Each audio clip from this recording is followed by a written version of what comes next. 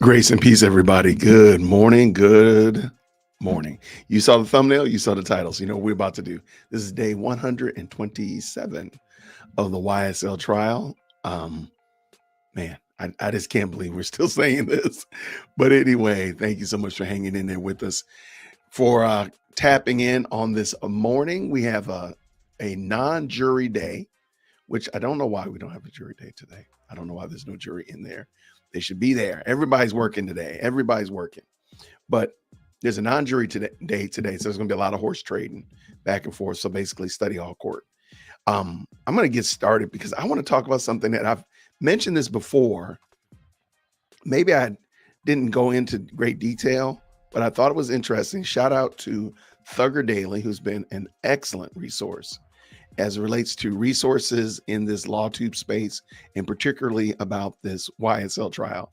Thugger Daily has been just coming in clutch, and shout out to Thugger Daily for this article that he posted, or rather the motion that he posted today. And let's look at it, because you probably have thought this as well. And this is, let me make that look a little different. I don't like the way that looks. Okay, let's back out. Let's back out, Jason. All right, let's start here. All right. Just so we can get started, get a little running start, if you will. I want to talk about this because a lot of people, I don't know, maybe I was the only one that's thought of it, and maybe I didn't say it out loud. Maybe that's what it is. Shout out to me for not saying something out loud. But I've been wondering, why is Rondarius Ryan in this trial at all? I mean, he's already, for lack of a better term, he's already thrown under the jail. He's got life in jail, life in prison. And the dude looks like he's every bit of like 12. He's a young guy. I mean, but why is he in this trial? And his attorney has filed a motion. So let's talk about it. Pull this back in, make it look a little better. All right, interesting motion this morning from Rondarius Ryan's, aka Lil Rod. He says that the state included him in the case as a strategic move solely to prejudice the other defendants, and the judge shouldn't allow them to show autopsy photos of a murder he's already been convicted of, which I didn't realize this young man is convicted for a murder. And I don't know where I don't have the whole motion. I gotta pull that up, but let me real quick. Let's just read this real quick. State of Georgia versus Rondarius Ryan Jr., the defendant. Motion in limine, number 2, regarding count 1, Act 79, comes now, Rondarius Ryan, by and through his counsel of record, and files this motion in limine regarding count 1, Act 79, in the above-styled case, to exclude autopsy photos of defendant Jamari Holmes on the basis of relevance, materially waste of time, and their probative value being outweighed by unfair prejudice to Ryan. Ryan appreciates that his role in the present case is a cause for the jury to be inflamed and unduly prejudiced against the other defendants because of his convicted role in the murder of Jamari Holmes. Nevertheless, the court should not sanction this strategic move of the state by allowing the graphic autopsy photos of Holmes. In support of this motion, Ryan shows this honorable court the following. Okay. And again, I couldn't find the full motion. So as soon as I get the full thing, we'll read the whole thing. But I thought that was super interesting because I've wondered since Ryan, and by the way, this is Rondarius Ryan. He's done a couple of hair changes since he's been in jail. But this is him. And he clearly is, and I knew this already, that he was in life in prison. So why is he here? Why is he being carted every day into the courtroom? Why is he there every day sitting there when he himself has already been convicted of life in prison? And I think it's fair to say that when you lump him together with everybody else, and again, the sorry job that the state is doing to make their case, it does kind of lend itself to, hey, this is extra weight that the state can now use, because they were going to use the autopsy photos. They mentioned that yesterday. And so these are not the autopsy photos for the infamous peanut or nut, but this is for somebody completely different, another person.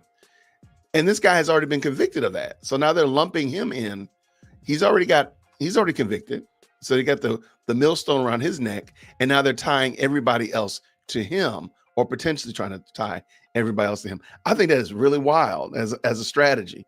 I'm not surprised. Let me just also caveat it like that. I'm not surprised by any means or measures, but I just think it's odd that they've tried to get away with that. And thankfully his attorney called him out about it. Let's see what else they I don't have the full motion. I will make sure I get it because it's not in the Thugger Daily jump drive that I have. Shout out to Thugger Daily. Let me make sure, just double check he didn't update it or something. No, I don't have the Thugger Daily jump drive. I don't have it in the jump drive. Please forgive me, but I'll make sure as soon as I do that y'all know about it. So shout out to everybody. Thank you so much for tuning in. Yes, Shauna, I am here at the house at Whitaker Park on today. Thank you so much for stopping by. I see you, Chicky Brewer. How are you? Thank you to the almost 112 of you all that have already tapped in this morning. We will be jumping into court in a moment. Let me just double check, make sure that's ready as well. I had the two screens open. I had the other screen open and did not open up my horse trading screen. Let's just tell the truth. That's all they're going to be doing is horse trading today. It is going to be horse trading. They're not going to be doing anything profound. Let's just tell the truth. Shame the devil. All right. All right. So we're ready. Fire in the hole. Pull this in.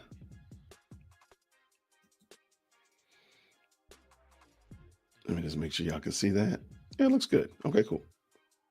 All right, back to it. Good morning to you, Gemini Rising. Good to see you. Grace and peace. Hey there, Lacey. Good to see you, friend. I see you there. Tina in the building. Good morning to you, love.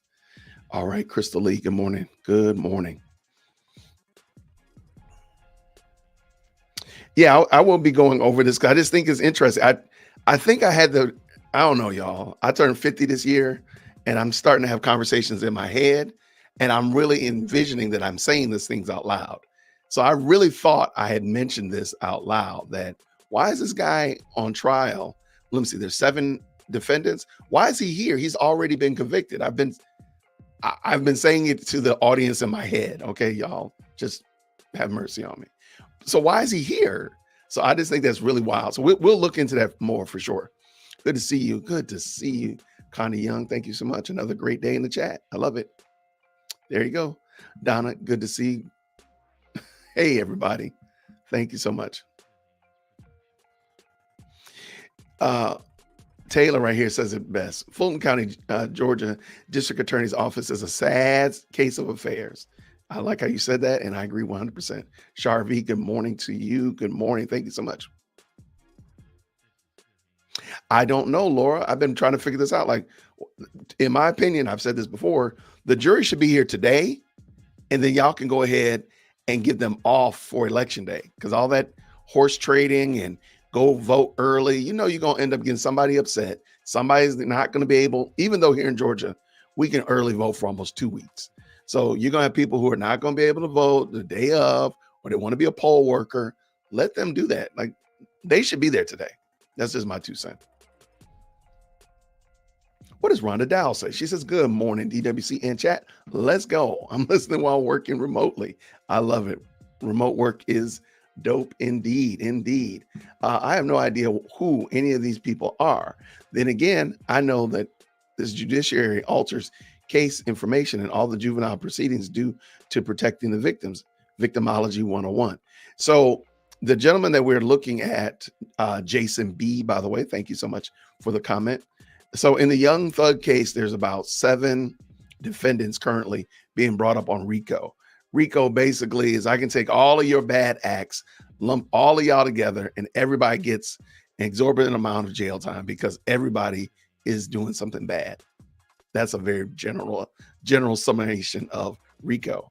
But one of the guys in this case, they're saying that YSL, Young Slime Life, Young Stoner Life, whatever you want to call it, is a gang, is a street gang, not just a record label, but a street gang. One of the members is a rapper, and I knew YSL related around him being a rapper and his rap label. But apparently it was a street gang. Let us continue. So now one of the gentlemen that's associated with YSL is this young man that I showed you earlier, Rondarius Ryan. And he's been convicted, tried and convicted for the deletion of somebody before. Now, because of that, you kind of wonder, well, why is he in this trial? Because he's in court every day. I saw him yesterday when I was at court. He's here. Why? And I've kind of been wondering that. And like I told you before, I think I was having this conversation in my head. I never actually said it out loud. But I'm like, why is he here? He's already under the jail. Like, just leave him in jail. And it hit me. And when Thugger Daily put this up there, I said, that's why. He's there because he is such a, again, remember, they're lumping everybody's bad deeds together. So if me and Jason B are hanging out, oh yeah, we're the gang of Jasons, right? So Jason B is a really bad dude, and Jason W is hanging out with Jason B. Well, then Jason W gets sullied by Jason B's bad deeds. And so therefore, you're going to drag me down with you. If you go to jail, they're going to be like, well, Jason W knew about him, so hey, he should go to jail too. That's how it's coming together. But we're going to find out more today, hopefully. I'm sure that motion is going to come up.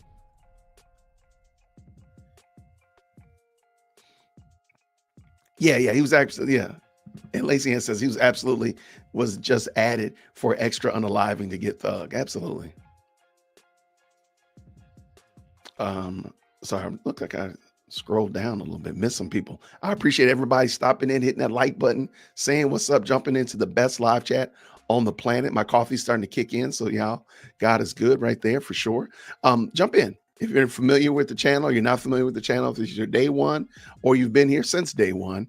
By the way, today is September 11th. And not only is it a day of solemn remembrance, but this day, 3 years ago, is the first day I put up a YouTube video. So we're going to be celebrating my 3 years today as well. So if you're new to the channel, my name is Jason. I live here in Atlanta, Georgia. I like to give social and political commentary from a Christian male perspective. And we've been looking at grinding through this YSL trial for the last however long. And I guess we'll probably be doing it for the foreseeable future as well. And so what we do every day, we just jump in here. We go to court together. I actually go to the courthouse sometimes as well. I was there yesterday. I'll probably be there later on this week, but we'll see, because I'm going out of town next week. So we got to see how we work that out. But I digress. So we do that, and we just get in the chat. We talk about these issues and such like that. We kind of watch it together, give our commentary and so on and so forth. When we have legal minds and such like that, we definitely invite them in to add some legal context to these things that we're learning right here. Because I, contrary to everybody's belief, I'm a pre-K law student. I know nothing, okay? Absolutely nothing. So we're all learning together. Turn on my theme song briefly, please. Is that the best live chat on the planet? Is that what you mean? Okay, real quick. We got time. So I say, and I tell people all the time, this is the best live chat on the planet. The very best. There are other live chats all over the interweb, all over YouTube, but this is the best live chat. And I have proof and I have evidence, and Gemini Rising has asked for it. And we give the people what they ask for here at DWC. Ladies and gentlemen, the best live chat on the planet. I wanna hold where my screaming, making highlights and people say hi. When I come into the room, I wanna be where the conversation is interesting. And I wanna have family there, like President, firstborn and chief executive, secondborn and a Grammy. She's cool. Yeah, I want a Grammy part for sure.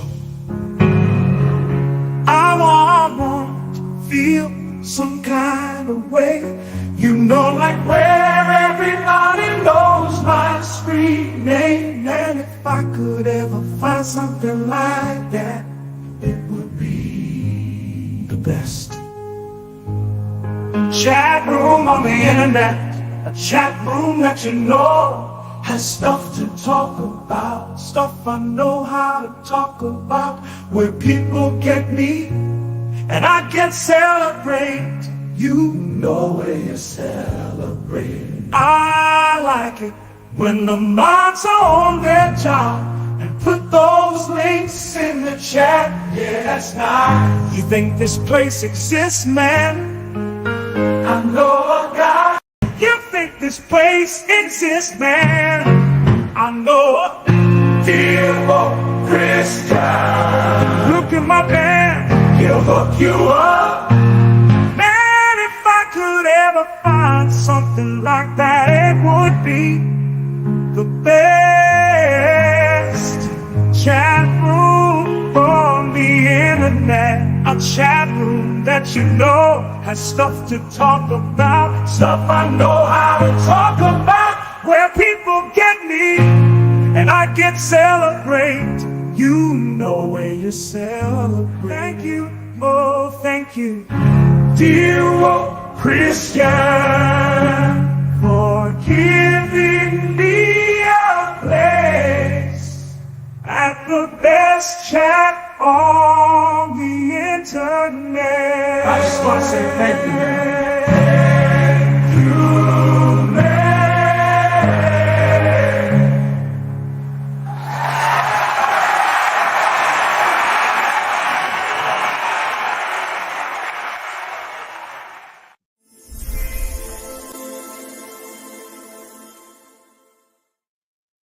I don't care what you say. I don't care what they say. This is the very best live chat on the planet, hands down. Shout out to We Watch YouTube as a moderator and supporter of the channel, made that video for us. And I'm sorry, hands down. Catch me outside if you have a problem with that. Hands down, that is the best video out there. Thank you so much for that. Thank you for reminding me of that. And also, Gemini, I will make sure I'll play that a little bit more often. I should put it up on the channel. For everybody that's jumping in, almost 200 of y'all that have already tapped in. We're waiting for trial to begin. Oh, not trial, sorry. We're waiting for court to get started. This is double check. Yeah, we're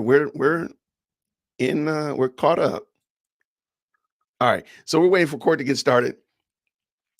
Today is a non-jury day, and I like to say that they're just horse trading. That is kind of going back, asking for things to be redacted, remove this, that. I want to include this, that, and the other, all that kind of good jazz. So that's what today is supposed to be about. We'll see how they do. Hopefully it will be eventful.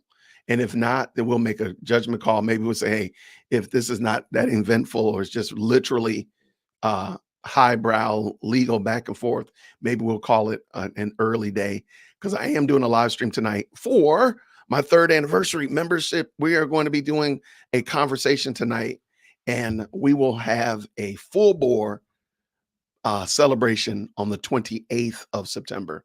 And reason being is I have a couple of sponsors for the channel that they wanted to contribute. So I want to give them time to get their wares and such to me. So I said, we'll just do that at the end of the month. So we'll do a big celebration at the end of the month. Tonight, I'm just doing a members only talk, kind of just hear what they thought, tell them a little bit more about the channel, so on and so forth. And I will be streaming that from Podium Studios tonight. That is it. Well, Meme Team, I'm glad you like that. I don't see We Watch YouTube in the chat yet, but been in the chat for a while. So we will, if the mods could drop We Watch YouTube's channel in there, everybody can see what We Watch YouTube does over there. I see you, President Not Perfect. Good to see you, sir. What does he say? He says, I think Siswit is going to show out today. Really? You think so? On what grounds? Now, I know for a fact the state last night said they're going to they're going to email to everybody some documents and some things to be considered. When she said it, I was like, there's no way that's going to get done. There's no way. Because Judge Whitaker, you know what? I kind of feel what you're saying. Judge Whitaker told them to do a lot of stuff before they come to court today. So that means it had to been done last night. I'm not putting my hope in that. I'm not going to put my hope in that at all. I am not going to do it. So we're going to see what happens. So we might, you know what, President Not Perfect? I'm going to give you that. I'm going to give you 70-30 on that one for sure. Yeah, man, a good way to start the day. Thank you so much for reminding me about that, Gemini. Good people already jumped into the chat. Make sure you say hey to everybody. Jump in there, hit that like button, and jump up in there. I'm glad you like. I kind of kicking myself. I'm like, why have I not been playing this more often? And look, I enjoy it. I find myself walking around the house singing it. I'm like, that's crazy that I haven't used that more often. But thank you so much. What's up with the hoodie today? What's up with the hoodie today? There's no good reason. There's no good reason except the fact that Dear Woke Christian absolutely unequivocally loves hoodies. I probably have better than 20 hoodies, and I have some favorites. And this is one of my favorite hoodies. I have no idea why, and I have no good reason why I have it on. None whatsoever. It's not super cold in my house, or there's not a good solitary reason. Maybe I have like a micro afro or something. Maybe I don't know. There's no good reason for it. What's going on, Cuzzo? Good to see you this morning. Grace and peace.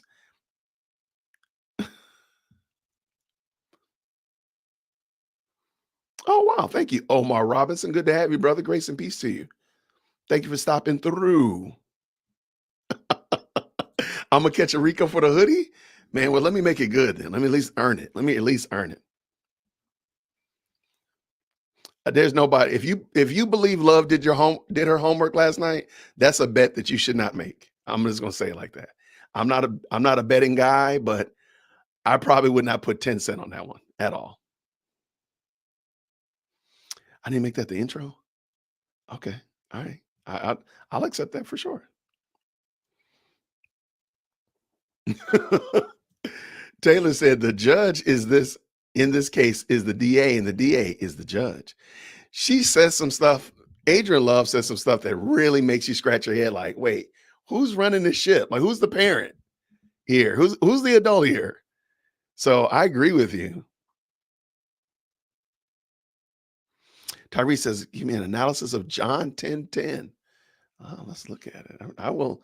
Can we do that today? Later on, though?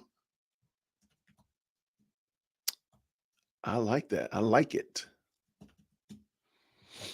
I am going to pull that up just real quick to look at it, make sure I have a working knowledge of it in my head. I will gladly talk about it, though.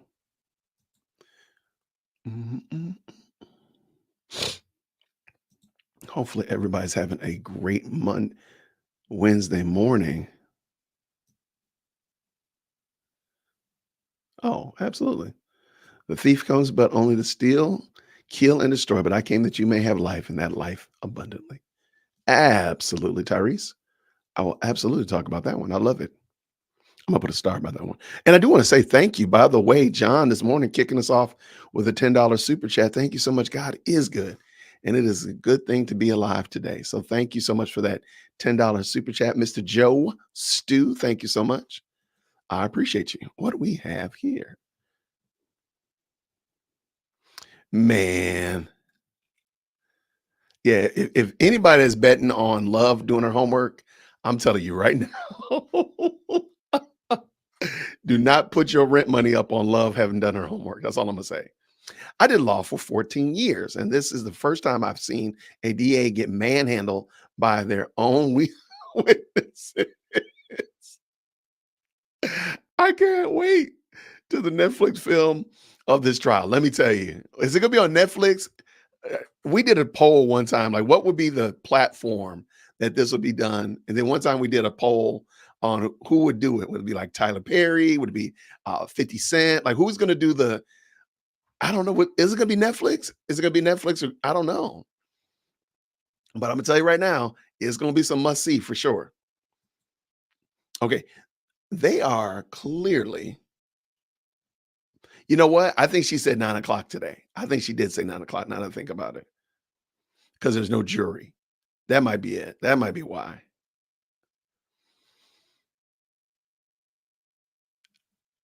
Oh, so we're going to do this. See, but I don't think there's going to be a lot of objections today because they're just horse trading. But there could be now. Don't get it twisted. It could be. I don't think they're going to have a lot of objections, but I did pull the video of her going on that objection spree. It is crazy. It is craziness. I should have put like a little timer a little ticker next to it because I'm petty like that. I should go back and redo it. But yeah, I think that would be fun too. There's a lot of wild stuff in this case for sure. Filipino girl, thank you so much. Hey, thank you so much, Mandy.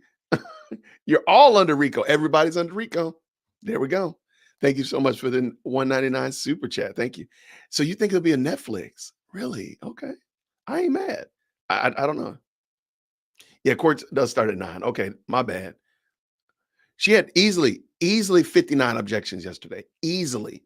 And some of them you can tell she was just doing it just to be like the last voice that says something or to perturb the person that was cross-examining.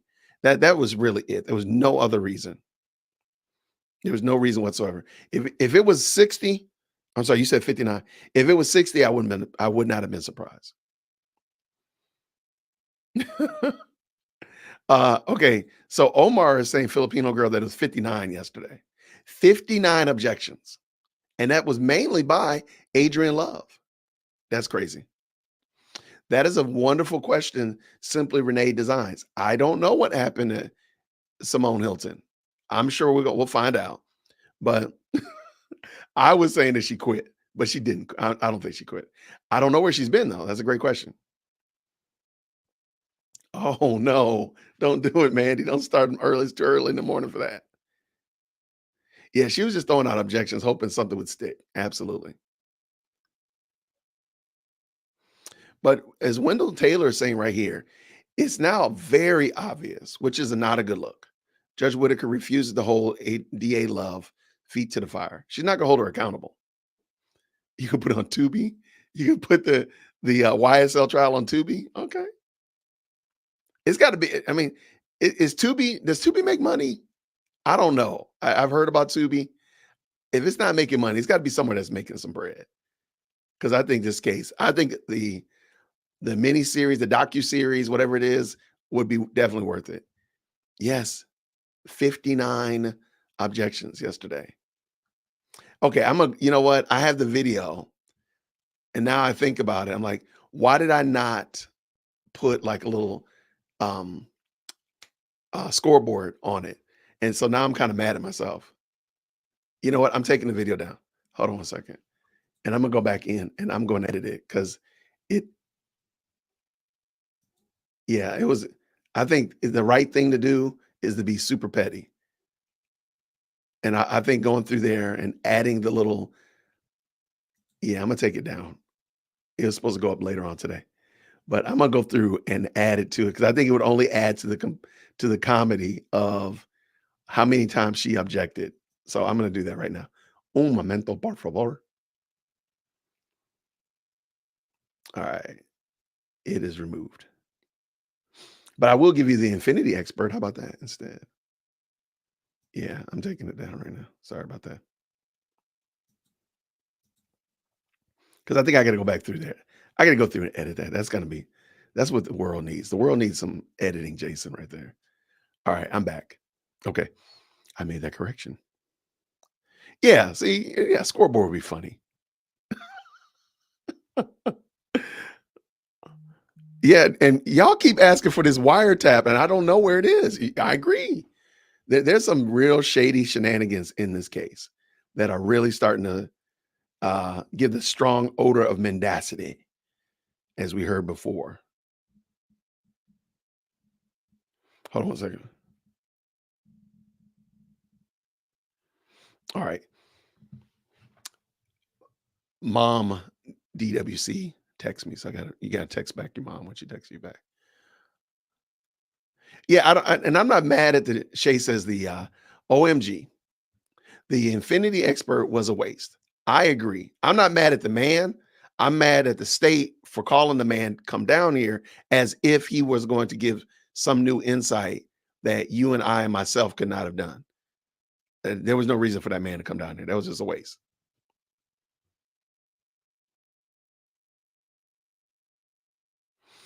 I don't know. That's a great question. I don't know. I'm not 100% certain that nuts and let me read the question real quick. CMT says, and what victim was Love speaking of? Copeland's family, what hasn't been in court since KC. I think you meant Thomas's family hasn't been there since Kenneth Copeland. I think that's what you mean. But if that be the case, so in the court, there's 5 rows, and they're just old school Baptist church pews, the same pews that you see the investigators and other attorneys sitting in behind ADA Love and their bench. So there's 5 of them. The very, very back one is public. That's where anybody from the public can sit there. That's what he said. The next one in front of them is all the family. The one in front of them is media row, where your boy sits now, right? And in front of that is any extra lawyers. So it's actually only 4 rows. Please give me 4. So I'm saying this because I've yet to see many people on that row in front of the public. So the public row is the back row. So you see everything in front of you because the thing right behind you is the wall. So you're looking out in front of everybody. I mean, at everybody. There's nobody ever there except a few. Yak Gotti's mom comes. But what I'm saying by this is they're always defendants. I haven't seen a victim's parent there yet. It's always been defendants. I've seen, again, Yak Gotti's family. I think we've seen Young Thug's sister, but this is just me. I've only been there 4 times. So I definitely, out of day 127, I've missed a few. So I'm not saying that I've seen everybody possible, but I don't know what victim she's referring to either. There have been some things said in court, and not trying to throw shade at people, but there's some things said in court that don't rhyme or comport with reality. And again, I'm not trying to be mean, but there've been some things said. I'm like, yeah, that doesn't actually happen like that, my friend. Not trying to be ugly, but I just digress. Let's go. Let's go. All right. All right. Oh yeah. Yeah. I haven't seen, as far as I know, I've not, and while I was there with Kenneth Copeland, I was there for 3 days of Kenneth Copeland's testimony, 3 days of Kenneth Copeland's there. I didn't see Donovan Thomas's family there, and nobody introduced them and said that was Donovan Thomas's family. Now, that doesn't mean anything. That doesn't mean I've seen everything, but I just haven't seen anything. I've seen them there myself.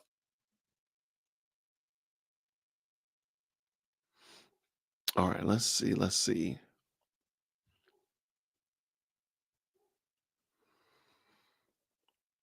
No, the pews are not padded. No, they are.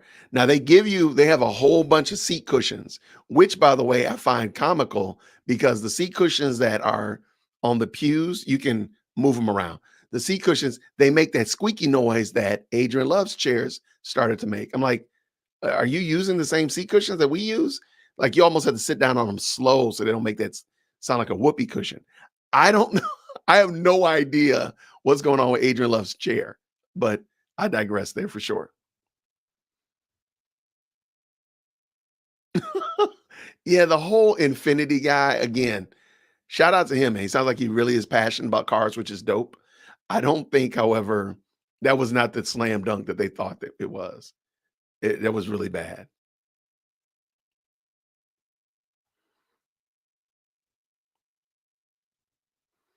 All right, I feel like I missed something. Good shout outs in the comment section. If I didn't shout you out, Jim, I thought.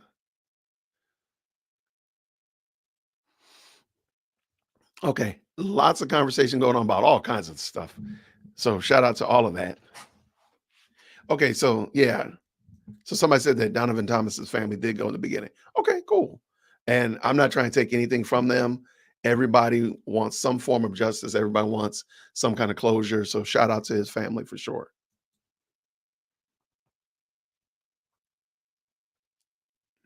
All right.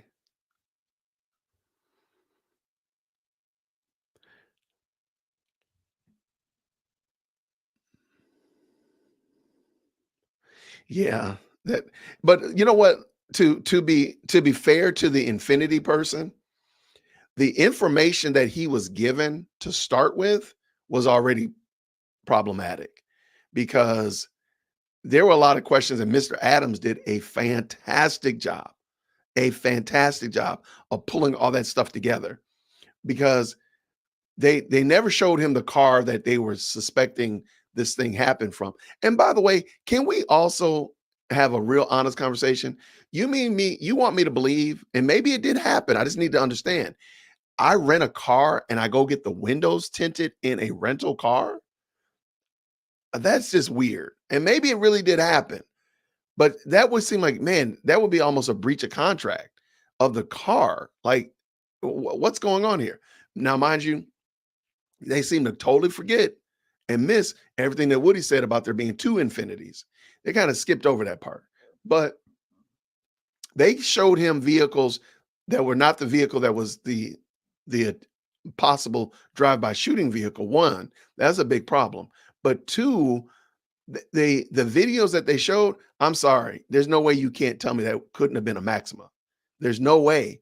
There's no way you can tell me that couldn't have been a Maxima, which is just a rebadged Infinity.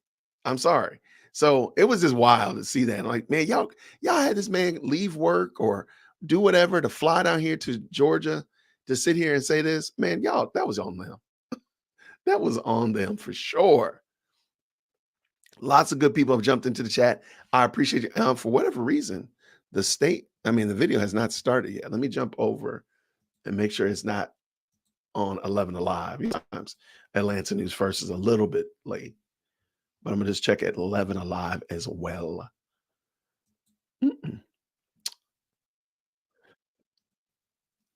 They got my tape on pause too. All right, they are waiting as well.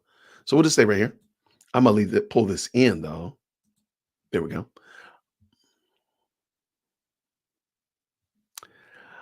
Yeah, okay. Maybe so. Maybe I've never considered taking window tint off. All my cars are tinted. So I'm always thinking of this is something that's going to be on my cars for forever or, the longevity or whatever. So I'm never thinking like for it to be easy to take off. I've never thought about that. Like, this seems weird to me. I'm sorry. Y'all think love working on her homework? Let me tell you right now. Do not hold your breath because you're going to pass all the way out. And we don't know where you live and we can't send EMT to rescue you. I do not believe love has done her homework. Matter of fact, can anybody tell me that they've done that Brady class that they're supposed to do? Anybody? Going once? Going twice? Some T-Mood tint.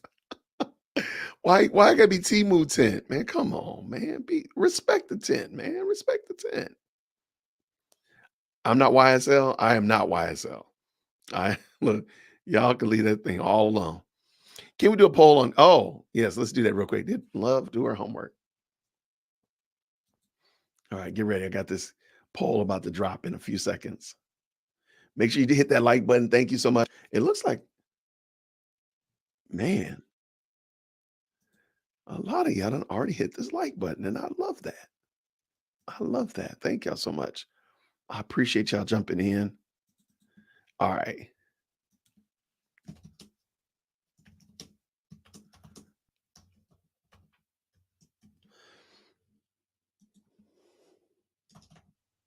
All right.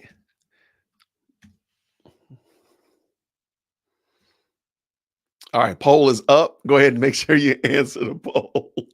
Do you think AD Love has done her homework? That's probably what they're waiting for. I feel comfortable. That's probably what they're stalling for. Thank you so much to the 350 of y'all that have already stopped in. What? Hawk said 50 bucks and she did it? Let me tell you, that 50 bucks is safe in your pocket. As much as I would gladly receive it, it's safe in your pocket, my guy. Yeah. Yeah, where was that Brady class? I want to know. I want to see them take that Brady class. That's what I want to see.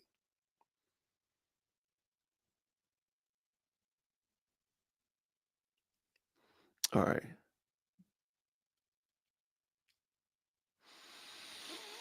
Okay, Jason, see if you can find my question about Little Rod earlier.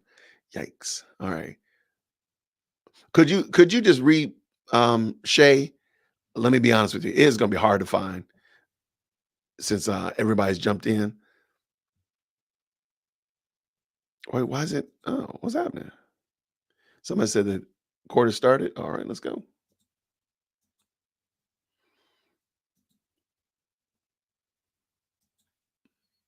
Dear workers, your cameras are on now. Still in the seal though.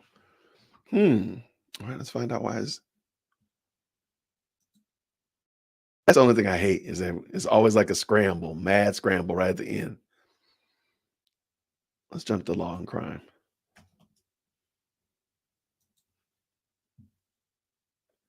Now, I will say law and crime is the most consistent at starting on time. All right, let's switch this over.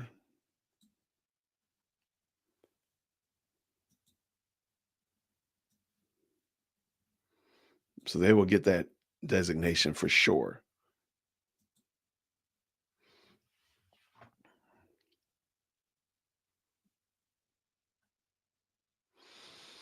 I've not. I've talked to. Okay, I see the question. I have talked to Little Rod. I did talk to his attorney, but not in that regard. But yeah, I will when I go back to court on Monday. I will for sure.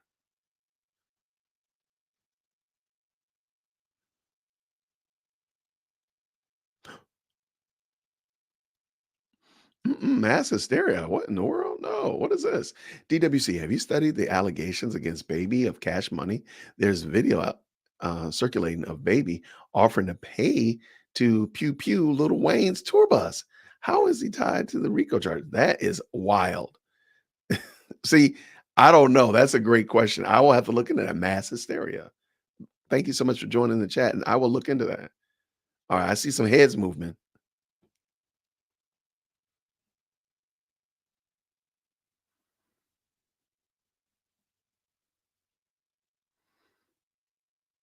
Oh, they done kick the wire out. Uh-oh, here we go. All right, let's see what we got.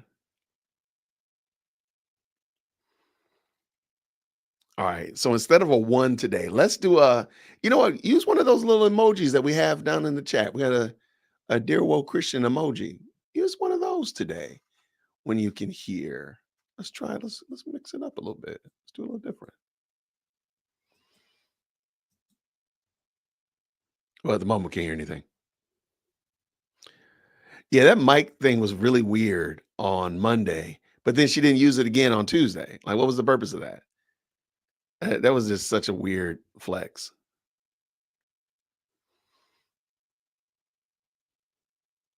Yeah, I think she'll probably yell today.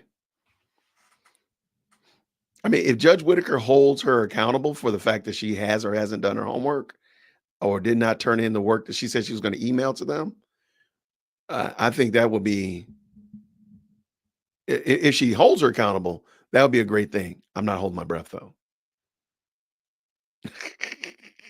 That chair squeak was so crazy. I have no idea what was wrong with the chair because it seems to be the same chair. But, in retrospect, this is one of the first times we've ever seen Adrian Love keep getting up, keep getting up. No, not really. It's got to be something with that chair. It's got to be because I can't think of any other good reason. And I'm just surprised they haven't just said, hey, let's go ahead and swap this chair out for somebody that's not going to be moving a lot. One of the defendants' chair. And just let them. I don't think it's WD-40. It's the seat cushion. It's the actual cushion itself. Oh, there we go. Cat showed on day 17, 18, 19, and Brown at the back table used to have it. Oh, he done switched up on her. Love was supposed to email to the court as well as to the defense several things that she was horse trading about. I don't really fully understand exactly what they were, but she was supposed to email them. I saw the clip this morning and she's like, I will email this to you tonight. Oh, she said, I'll email you tomorrow. And Judge Whitaker kind of was like this evening. So I don't think it's going to happen though. But what I do want to say is shout out to Joe. Joe said Love's chair is crying for help. I agree with you 100%. There's a silent cry. There's a silent cry. Absolutely. And thank you so much for who is that? Who is that? For the $10 super chat. I appreciate it. Thank you so much. Yeah, that was it's something with the chair. But hopefully they'll put it somewhere else or get another chair and get her another so less distraction. We got other things to to pick at her about, not the chair. The chair should not be hit.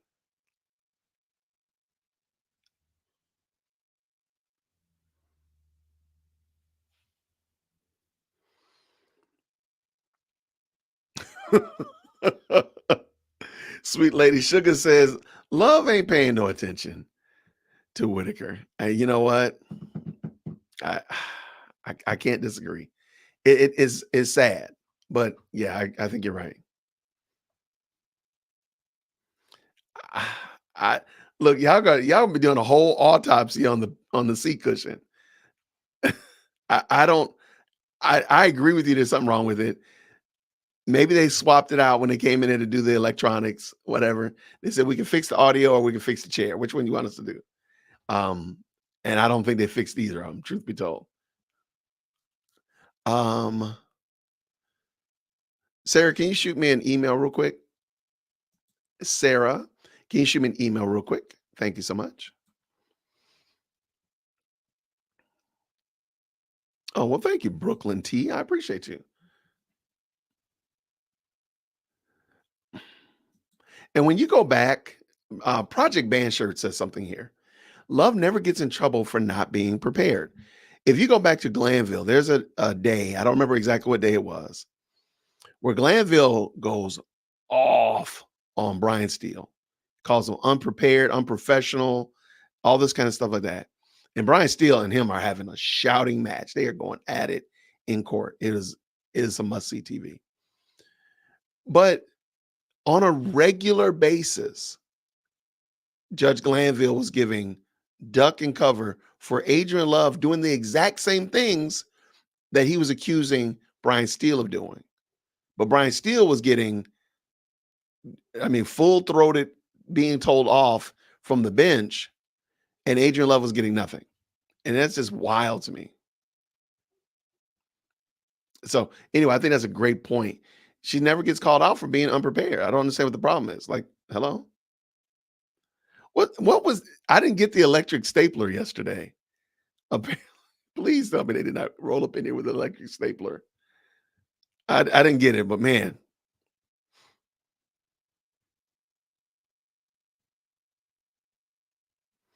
I don't know. You might be onto something, Simply Renee. Love has gotten comfortable again. She was sheepish with Wit in the beginning. Now she knows that she can act up again. I guess that's what we're watching. I think the prowling around with the microphone on Monday should have told us, like, at this moment, we knew something was wrong. Oh, they ain't no hate on Love. No. If that's what you think, Mr. Trotter, ain't nobody hating on her. We're just recognizing some inconsistencies and fire in the hole, ladies and gentlemen. Let's check it out. All right, y'all come on up. Drop a please. DWC in the chat when you can hear it. And Miss, up to the podium. One of you can come on up, and the other one can just sit in one of those seats right there till it's your turn. So you are Miss Borden? Yes. Okay. And you want to live stream, or what do you want to do? Oh, no. Yes, I wanted to do a live stream in pictures and take notes. Okay, well, you're certainly welcome to take notes. That is not a problem at all. In terms of live streaming, we've already got a lot of different cameras going, and so you are welcome to pull from either of the streams that's already occurring. All right? Oh, she got shut down. Okay. Your Honor, I would like to, if it's okay, I would like to submit some reference letters that I have from a civil rights attorney and also the news media channels that I've been working with over a decade. You If I certainly can. may, and it absolutely has nothing to do with who you are or who you represent or what you're going to say. It's just that we've already got so many pieces of equipment in here. It just becomes kind of a security matter and a distraction to the deputies and frankly to me to have to keep trying to keep track of that many more pieces of equipment and people handling them. Had you been the first person, I probably happily would have given you the right, but it's just you know, we've already kind of got everything set up. There are two different streams that you can pull from. So, yeah, I'm happy to take them. That's not the reason for the denial. It has nothing to do with who you are. And can I say something, please? Sure, absolutely. So my concern up under the Rule 2022, and I've been doing this over a decade as a civil rights leader Mhm. and also an awarded community advocate for our former mayor. So I am aware that there are other cameras, but with the case of this nature, I feel like the community deserves different angles and different perspectives. So while they do have a camera and while the camera is on, there's still different perspectives and angles. That footage goes through some other entities that I'm not a part of. Mhm. So even if I was to pull or jump on their train, that is separate from me as a civil rights leader and wanting to share with the community and making sure that it is a fair trial. Okay, so I don't know if you mean angle as in position that you would take in your reporting or angle as in camera angle. When I say angles, meaning that, for example, there's a camera on right now Right. that I'm looking at. So if I want to report something or show something and it's not from his angle, that means if I have to jump on what he's doing, I'm relying on his footage only. So you actually literally mean camera angle. Yes. Okay, Yes, which camera is angle. either gonna be Yes. on the witness, the judge, the state, or one of the defendants. Yes, but it's still the reliance of me depending on the footage. And I'm pretty sure the footage that they have, I know any other time I've worked with 2.5 and 1146, there's an approval process for that footage. And I will also be dependent on that sometimes as well. But if I'm able to stream myself, then I have more control of that footage. Okay, well, if you want to go back in the media room and film from there, you may do that. Okay. Okay. All right.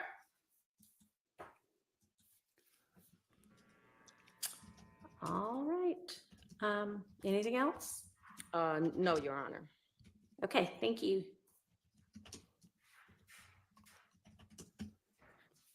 All right, and Ms. Hall.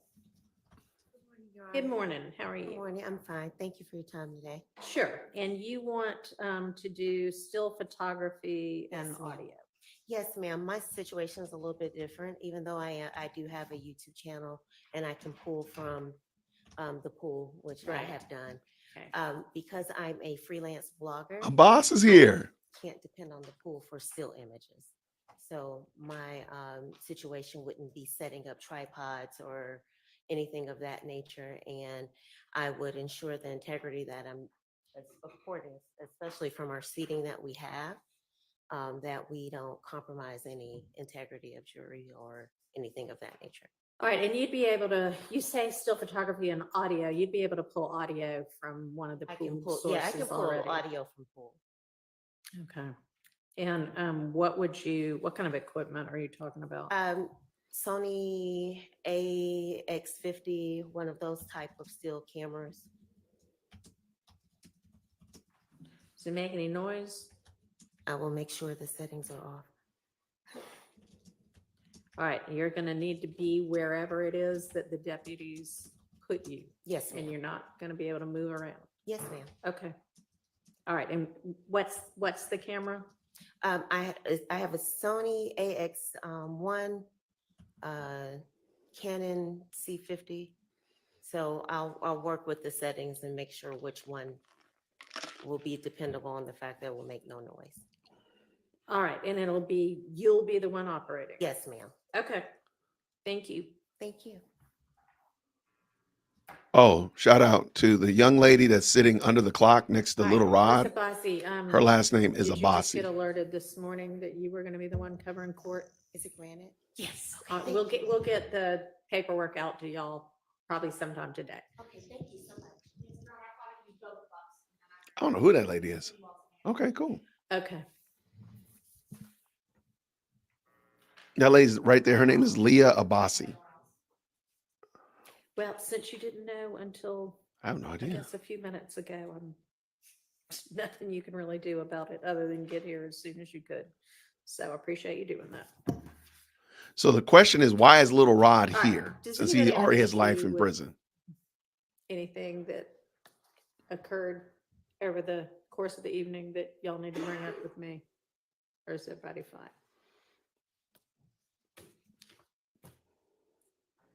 Yes, sir. Well, This is Mr. Short interesting. stood up first. Your Honor, we came in today. Oh, what happened?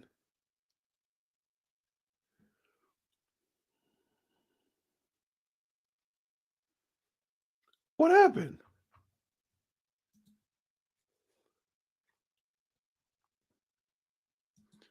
Okay, so just real quick, I have no idea what happened. So this looks like for whatever reason, they didn't want to share this with us. Little Rod is responsible for a particular person's unaliving, and yeah, he got the whole book thrown at him. So he's in life in prison. I mean, he looks every bit of like 18, probably less. I don't know. I don't know about the censorship, Joe. Is it letting us back? They back? I don't know about censorship.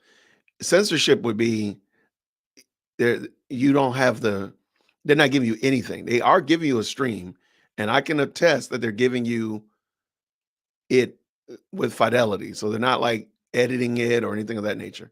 You're just not seeing everything in the whole entire room. But which isn't a bad thing.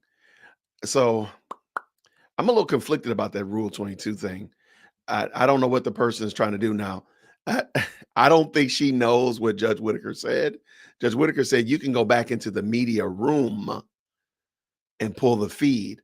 So there's a room way in the back of the court, in the courthouse, where all of the feeds from this courtroom go, and that's where like 11 Alive is set up, and Fox and Atlanta News First, all those are set up in there, and they all get the feed from this camera, and that's where they go from there. So if you've ever watched like Miss Sylvia, infamous Sylvia, she uses this stream as well as her own camera. So she actually has two streams, and she recently just started using her own camera as the main stream because then that way it's unique. I don't know what that young lady wants to accomplish, and that's interesting. So if I run into her again, maybe I'll talk to her and maybe interview her, maybe have her come on the channel. I've talked to her before. I just didn't know what she was trying to do, and yeah, I have no idea what's going on. But I do think it's interesting that Adrian Love is not there. How did they know it was going to be something bad though? Bama, I mean, they literally went. Shard stood up and then they just ixnayed the camera. So yeah, brother man is like 19 years old and he's in jail. I mean, we pulled this in earlier, and I'll just share this with y'all real quick. This is on Thugger Daily. Let me add this to the stream just so y'all can have it as well. Thugger Daily. Shout out to Thugger Daily. Has been an asset to this Lost Tube as well as understanding this case. So Thugger Daily, I'm sorry, Little Rod's attorney recently just filed a motion yesterday that he thinks it's prejudicial that Little Rod is being brought in every day, and he's already in jail. He's already got the book thrown at him. So there's nothing going to really change for him. So he's saying basically by having Little Rod there, it's dragging down, I'm using my own words, he's dragging down the other defendants because Little Rod is going down because he's under the jail, and that's going to drag Jeffrey and Yak Gotti and all these other guys, Huey and all them down because they're going to be tied and associated with Little Rod. So it's an interesting argument. He does look 12. Look, he does look 12, and that's sad because the young man really has put his whole life, just ruined his whole entire life. But so definitely praying for him. But I want to say shout out to Joe. Joe is just taking care of us today. Joe has now blessed 5 people with memberships to Dear Woke Christian. So, as we like to say, If you get one of those memberships, it just now it's probably populated on your chat saying you've got the membership, please say thank you to Joe and put his name in there. Say thank you, Joe, for that. Thank you so very much, Joe, for blessing you know what? You are the stream sponsor, by the way. We need to go and give you that designation, man. Thank you so very much for that. So yeah, definitely say thank you to him as I'm typing and trying to stay multitask. All right, let's do this. Joe, you're gonna be the stream sponsor today. Thank you so much.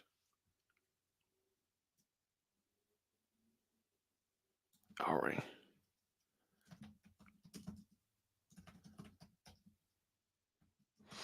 All right. And Joe, congratulations. Thank you so very much, man. Early in the morning, blessing the crew like that, Mr. Stu. Thank you so much, man. Thank y'all so much for shouting out Joe. Thank you, Joe, not only for blessing everybody like that, but thank you everybody for shouting him back. All that kind of good stuff. He's 19. He was 15 when they gave him life. That is wild. So wild. So, matter of fact, part of the horse trade was supposed to be that they were fighting about whether or not those autopsy photos from the person that Little Rod deleted, those shouldn't be brought in because it's not associated with anybody else in the trial. And since Little Rod has already been thrown in jail, why is he here? Which is the question. I think that's a good question. And I hate that it's gone almost 100 and something days, but nonetheless, it's probably the right thing to ask. So yeah, I have no idea what happened to our feed, man. They're disrespecting the feed here.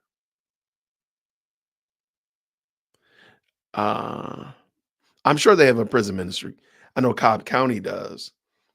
Not saying it because Cobb does, that Fulton does, but I'm pretty sure they do it. Pretty much all courthouses and jails and prisons has some way. Does he get parole? I don't think so. I think he's life in prison. I'm almost certain it was life in prison. Hey, what's going on, Spiker? Good to see you. Yeah, they're saying the overall majority is saying no.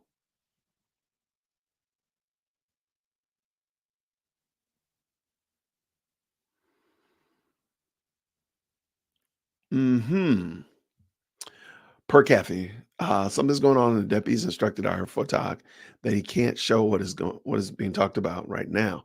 It has to do with why the defendants are in different seats today. Oh, okay.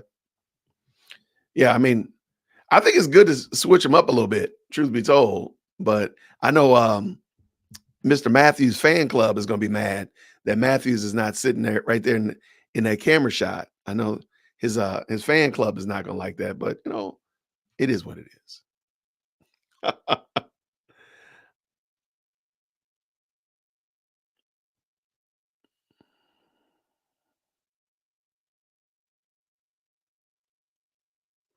All right, let's see.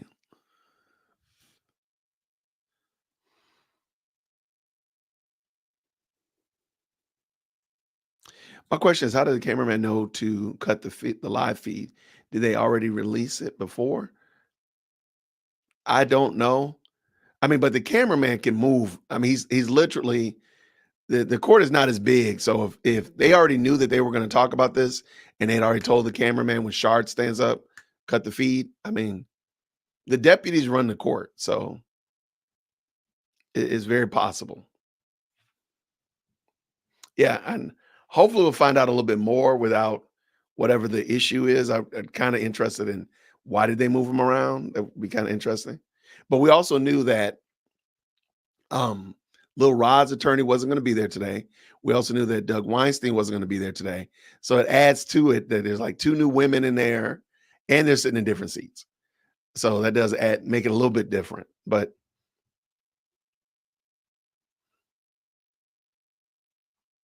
let's see.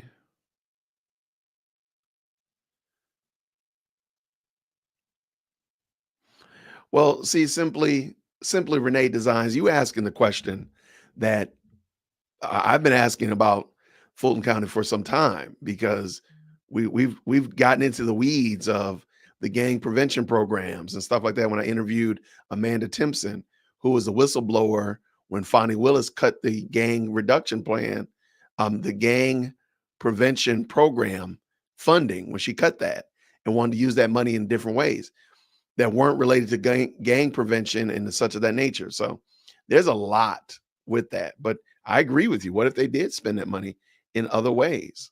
How about that?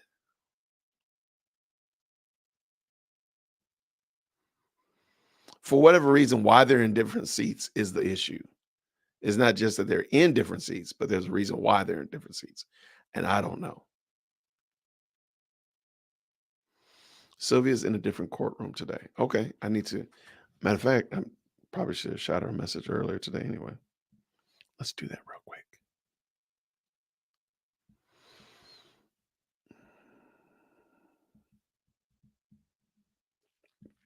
All right.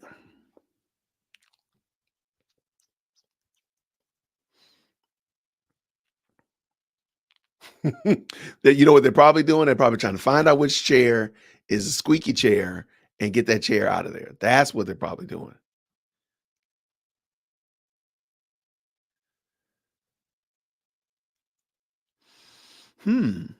Shout says if they question Little Rod, I don't think they were going to question him. I think they were just going to show the autopsy photos, I think. But that's a good point. He says if they question Little Rod, it can't be on camera since the crime happened while he was underage. That's a good point. I see some movement. All right. One in the chat if you can hear. When you can hear. To provide me with anything you found between yourself and any of the attorneys for co-defendants who have entered pleas? Judge, the court gave me until noon. Oh, okay. That's See, she didn't have her homework done. She told her last night. I would like, with permission of the court, to check with Ms. Winfrey's exhibits to see that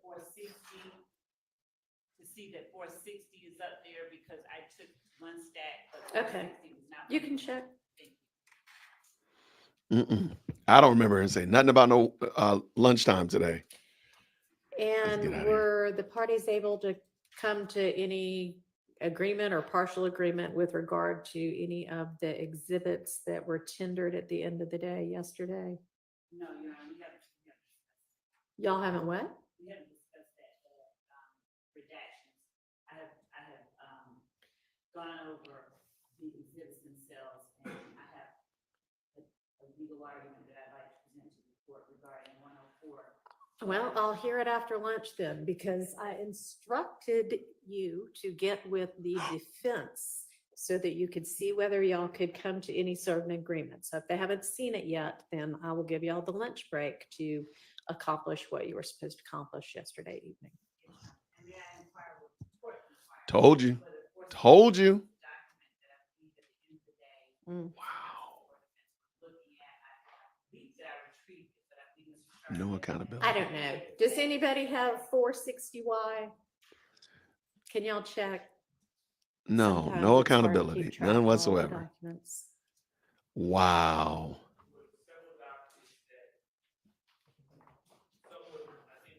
Mm.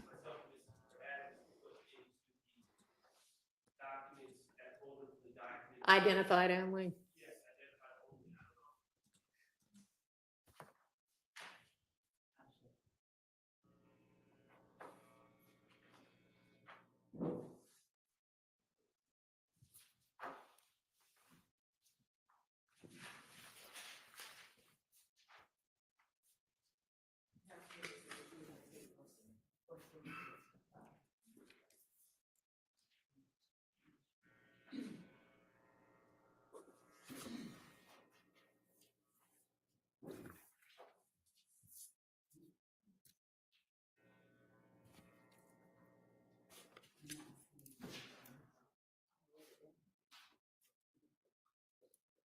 Yes. All right.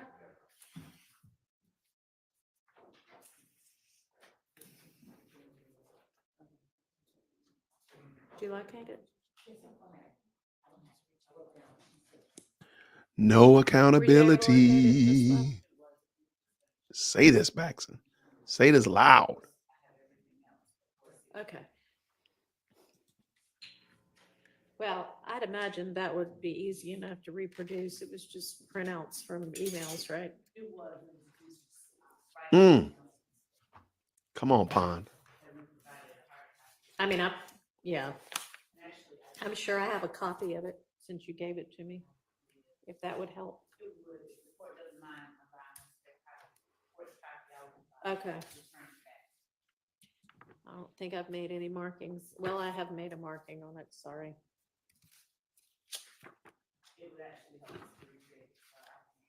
To just, yeah, look at it to recreate it, that's fine.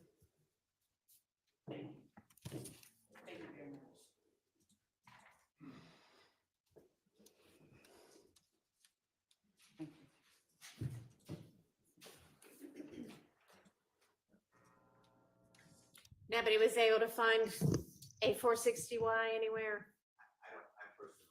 Okay. Has anybody checked up in that podium area? Okay. All right, well, it can be reproduced. It's not the end of the world if we can't find that particular one. All right, turning to the issues we need to decide. Ms. Abbasi, your co-counsel had filed a motion in limine regarding autopsy photos from the Holmes murder. Is the state ready Welcome, to Pam. Welcome. respond to that? Yes. All right. And Ms. Abbasi, do you want to make any argument? At this point, no, Judge, the motion is largely self. All right.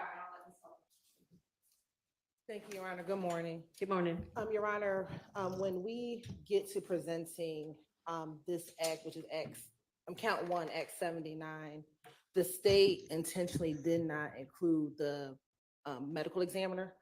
This is a case in which Mr. Ryan has been convicted of the murder of Jamari Holmes. And so it is only the state's intention to bring in 3 photos, and I have a copy of those 3 photos that I can show Ms. Abbasi through the lead detective in order to minimize that level of testimony. And so we do not plan to stipulate, but we've selected only 3 photos that we intend to All right, introduce. let's see what they are. And I can bring them up to the court for the purpose of this hearing.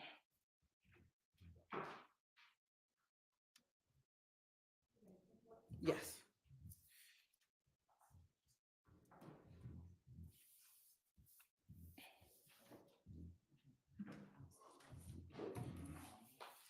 And for the purpose of this hearing, Your Honor, the state's going to label them states 1 RR, states 2 RR, and states 3 RR.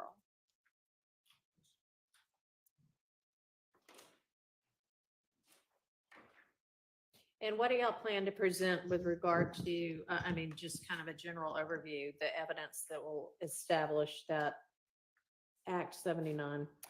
Generally, Your Honor, what occurred leading up to the homicide of Mr. Holmes, which was a luring of Mr. Holmes to an apartment complex that Mr. Ryan and Mr. Blaylock then, we believe, ambushed Mr. Holmes along with 2 other victims. They were in a vehicle. Mr. Holmes was shot, and then they fled.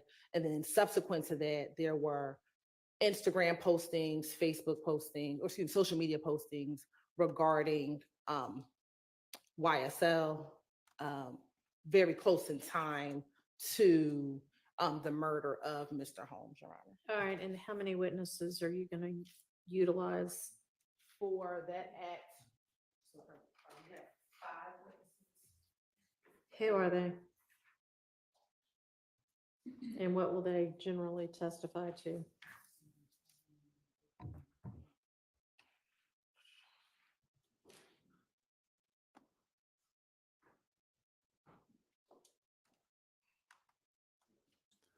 All right, new poll question has been dropped. New poll questions dropped. Reduction from the original list of witnesses. We did not intend to retry that murder. Well, that's good to hear.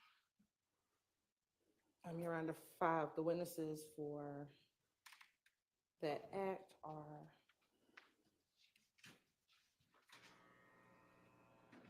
Ms. Sharon Latner's, Starry Holmes, who's the mother of Mr. Holmes, Mariah, An eyewitness? no, she is, just would be able to bring in his, in-life photo. Let's And figure it's out a talking different about way Mr. to do Holmes. that, especially given that this is not even the trial of that case. And speak about Mr. Holmes and who he was. Okay. I have a relevant suggestion on that. And that would be sustained. And to talk about his involvement, who he is as a, prior to this murder happening, he was a juvenile. I don't know if any of these other witnesses would be able to do that. Mariah Smith was someone, I believe he had just met recently, who helped set up the robbery that ultimately led to his death. Okay, all right, have you moved on to another witness now? Is Mariah Smith another witness or? Mariah Smith is another witness, Your Honor. So Mariah Smith would be able to say he was a juvenile, right? She doesn't, I don't believe she really knew Mr. Holmes. How old was he? substantially. He was 15 at the time of his death. Mhm. Um, And Yes. Miss Latner's backing up. She would, what, introduce a 911 call? Yes. And what's that gonna say? but it was the initial reporting of the shooting. So it was at the time, the time of the shooting. Just framing one the date. call? Yeah, I believe just one call. Your Honor. All right, there's a new Q&A now Okay. since I didn't like my poll. The witness says he'd like to speak, please still speak. No problem with that call coming in. Is that the call?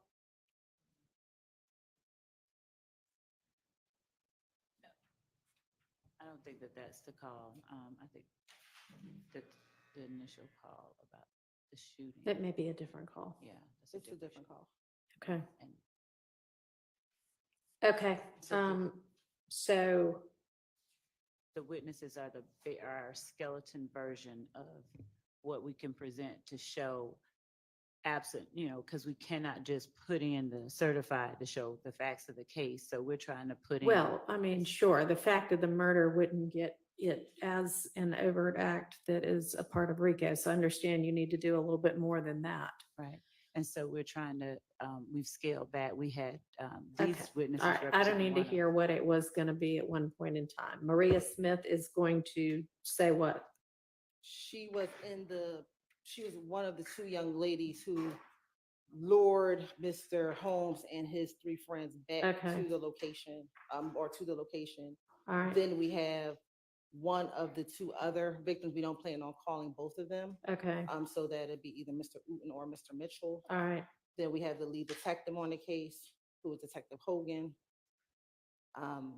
Then we have Mr. Mike Sprinkle, he further brought, did the He'll- additional evidence of some of the social Social media media. that came in later.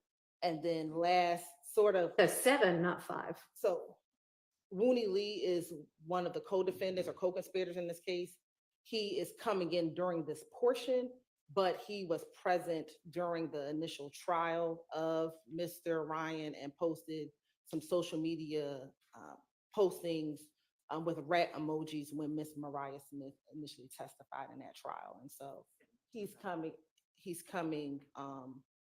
in that portion, but he's not actually a part of what will prove the actual act, but that's why he's included.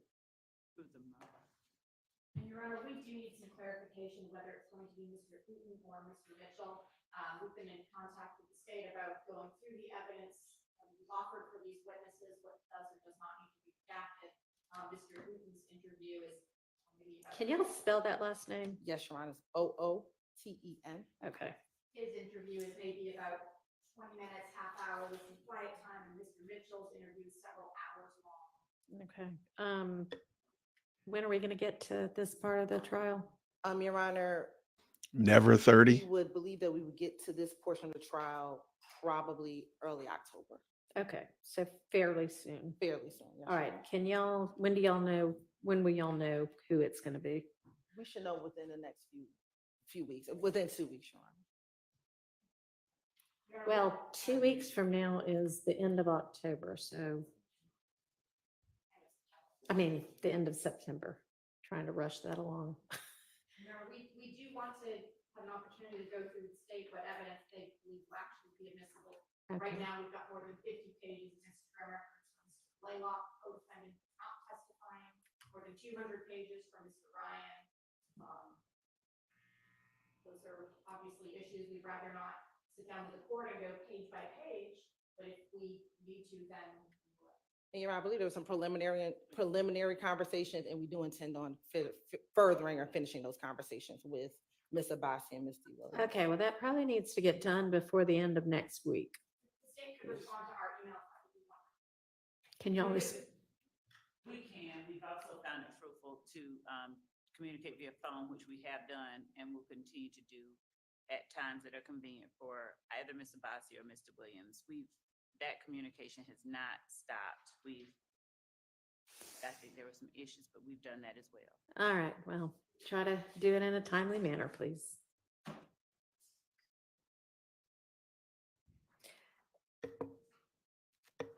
Okay, let me see the photos. And the photos would come in through the detective.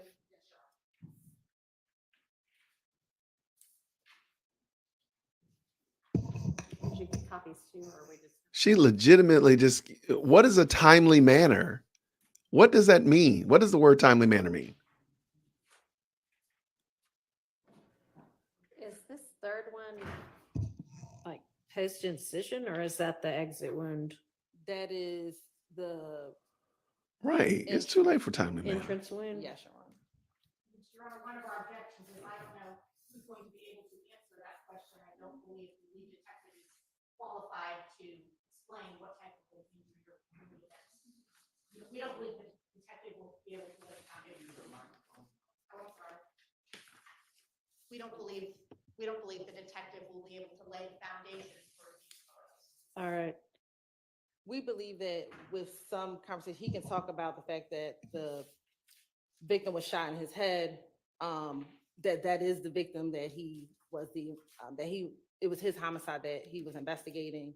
The picture, which I believe is 2RR, with just the area in which the Before it's shaved. before shaved, I believe that he could talk about where the bullet was, or that he was shot in the head.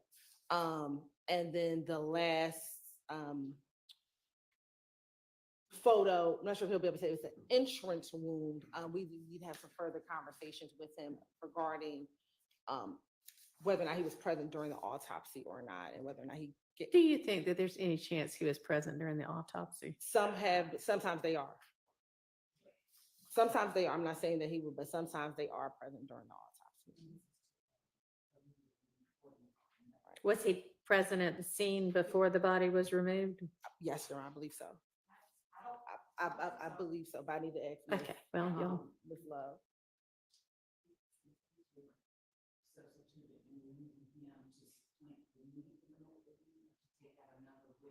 Do you know if he was present? Your Honor, I've got, based on the police report, the officer received his phone call at 6:07 requesting assistance to the homicide. The victim had already been taken to Brady in ambulance 571, was pronounced dead at Brady at 6:10. Okay, so. if he was Man, at the thank you so scene, much, he wouldn't have Aisha. seen the Thank you so victim at the much. scene, So that wouldn't be helpful with regard to these photos. And Your Honor, we were trying to avoid the ME, so if we can have some stipulations to that, or we can have the ME come in for All right, a purpose. why don't y'all get together? I'm gonna hand these back for now and come up, maybe you could come up with all sorts of stipulations. So we'll revisit that.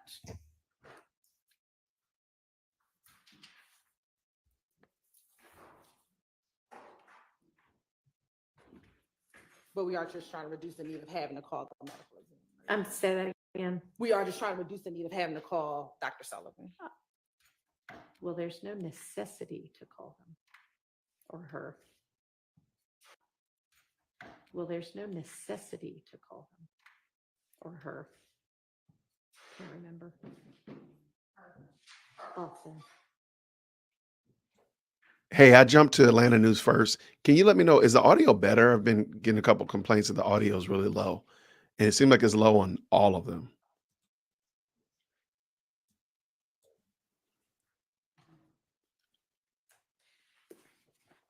Okay.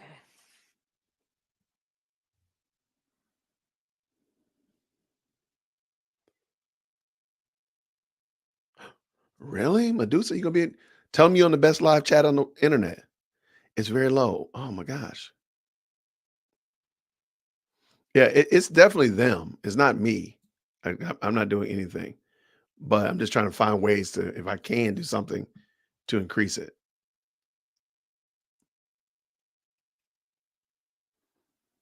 Like they've muted it right here.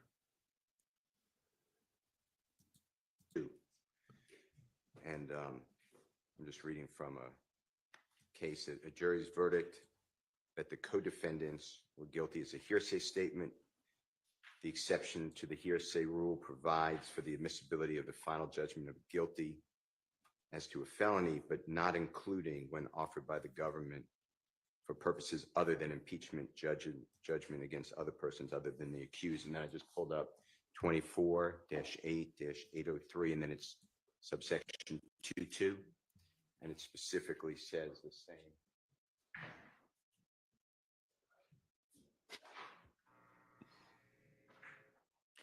What's with the state's plan with regard to that? I just want to put you on notice so we don't go into it. As to the conviction itself, Your Honor, I believe that it would not be improper, and I'll reread the case law on that. I don't believe that it would be improper to limit, as the court did earlier with the conviction itself of the witness. Actually, because it was not a statement that he made,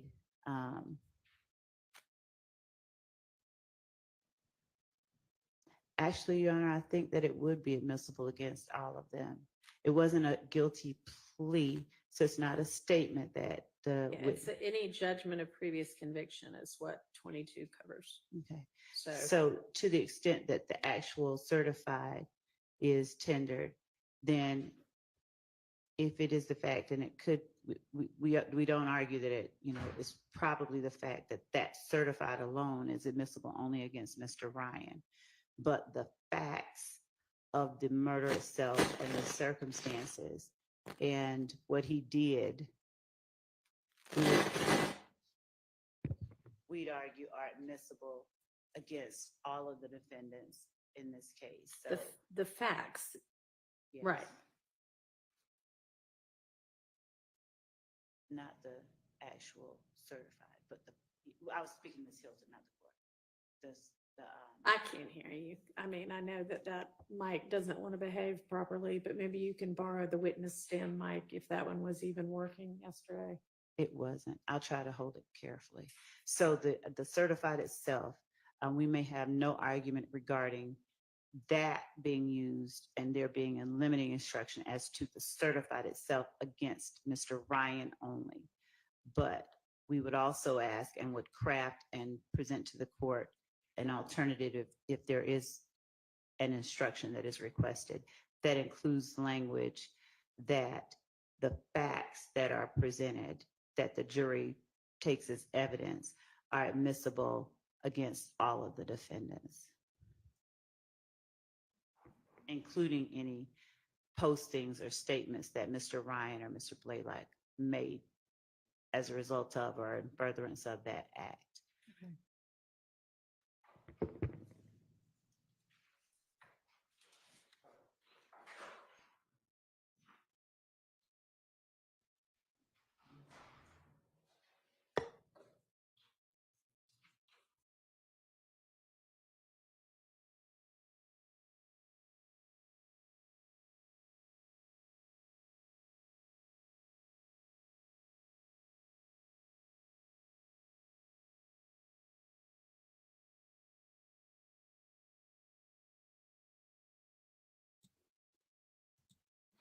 I have no idea who they're looking at behind their left shoulder.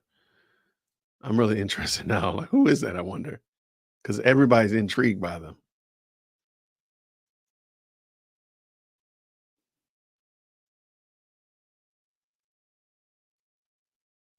Hmm.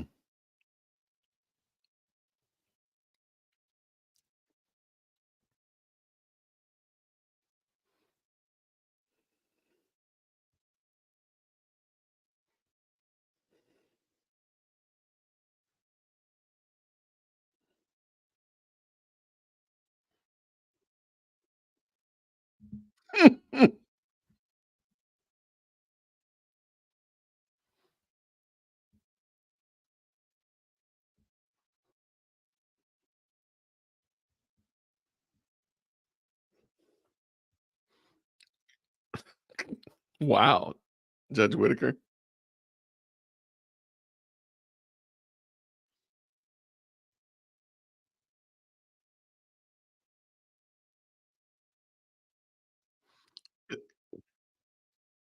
She will end up cutting the feed.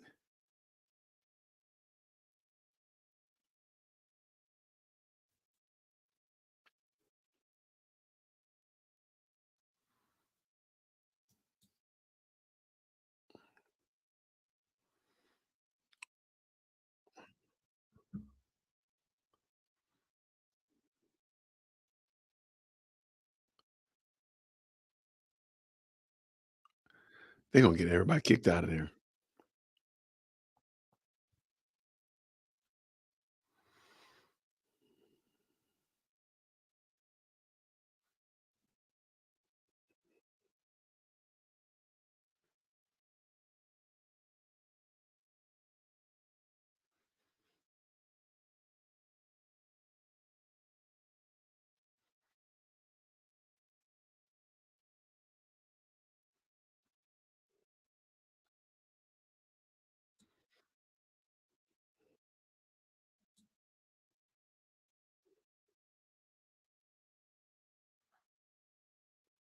Oh my gosh.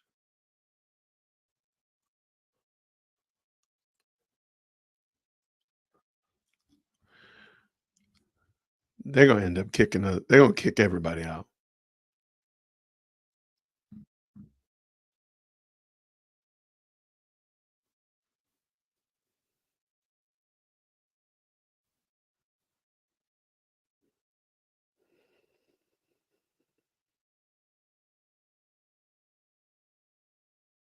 Okay, so somebody asked who is she looking at?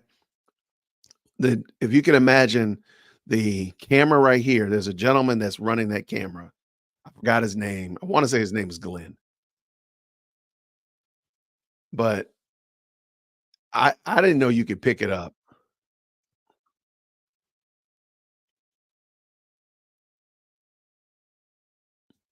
Okay, so, if I'm understanding correctly without being there, um, like, literally right over Adrian Love's shoulder is the cameraman.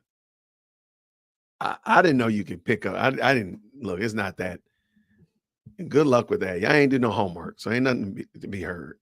But apparently, people are saying that they can hear what they're talking about, which I don't think is true, but I digress. So, that's who she's probably talking to. I forgot his name. I'm just calling him cameraman. I think she's talking to the cameraman, and that's probably what happened. But I doubt highly somebody could hear what they're talking about because they ain't talk that doesn't make sense, in my opinion. Yeah, far more problems that they have in there than we could hear them over scrambling and scraping. So, yeah, that's what I'm getting. I'm getting the one more thing, Imma close this whole thing down type of vibe.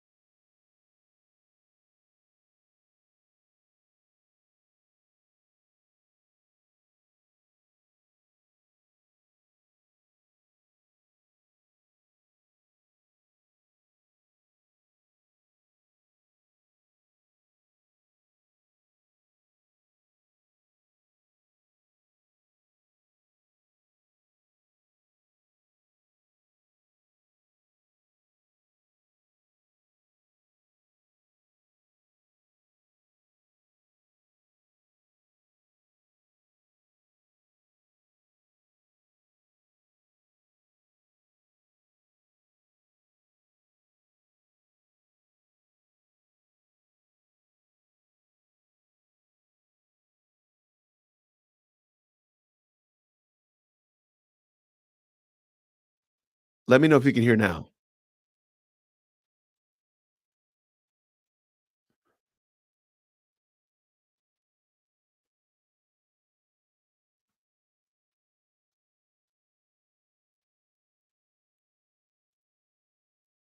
Wait, what do you mean?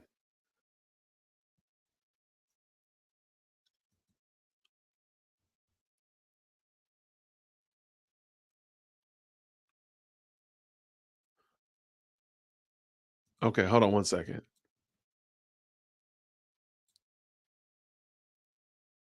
Interesting. Some reason or other, the audio is not coming through now. This is something else. I tell you, man. All right, let's bring this back in. All right, I apologize about that. So apparently the sound is now always something. It's always something on these live streams. I tell you, keep you good and humble. All right, let's try this one more time. Here we go. Everybody. Sound in. A trial now. Okay. All right, does that clarify? Well, it clarified that we do not have an agreement, and I'm diametrically opposed to what the state is saying. Couple things.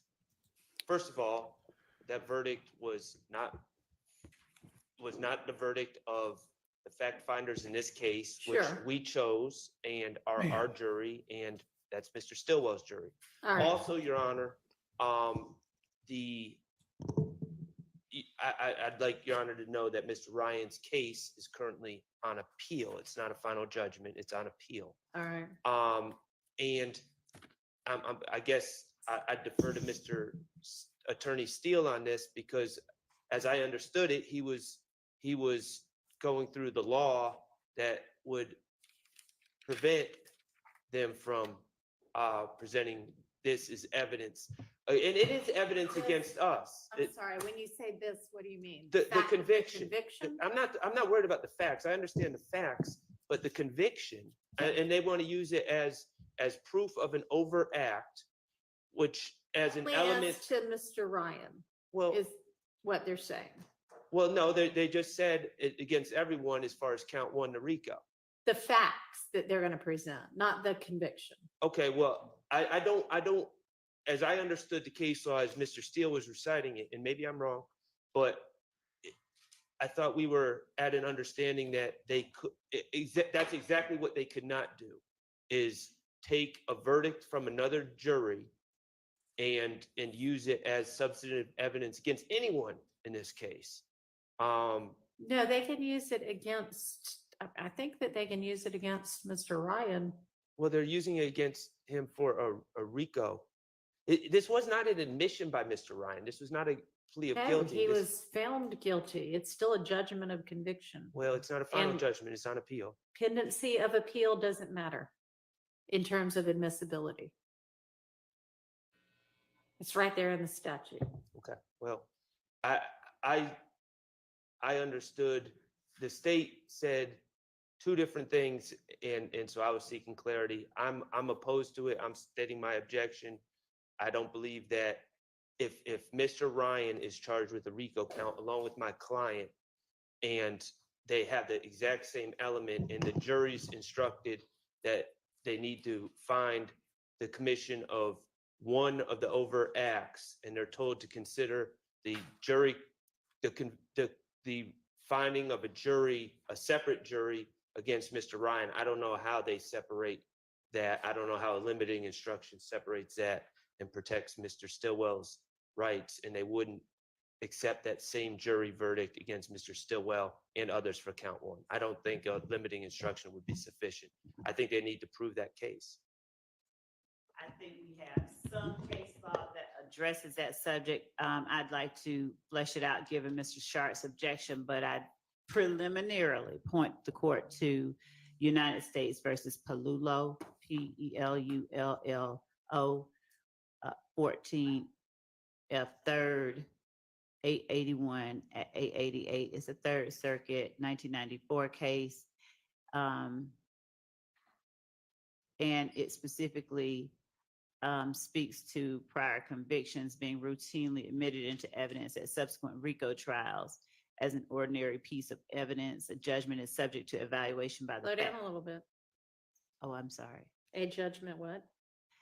As a judgment, I'm sorry, as an ordinary piece of evidence, a judgment is subject to evaluation by the fact finder who can accept or reject such evidence as it deems appropriate.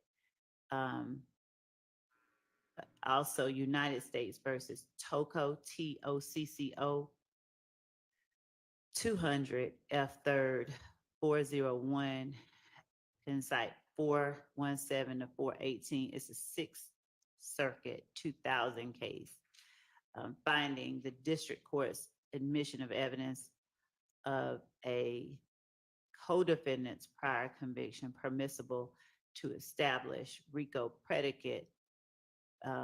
Here it says because the evidence was not used as collateral estoppel, but again, these are cases that I would need to flesh out. These are just preliminary cases for the court's consideration, given the argument that I'm hearing Mr. Sharp make right now, that we Okay. would point to as a starting point. All right. Well, we're gonna have to get that sorted out fairly quickly if we think that within the next 2 weeks, we're gonna get to this, Yes, yes. or so, 2 weeks or so. Okay.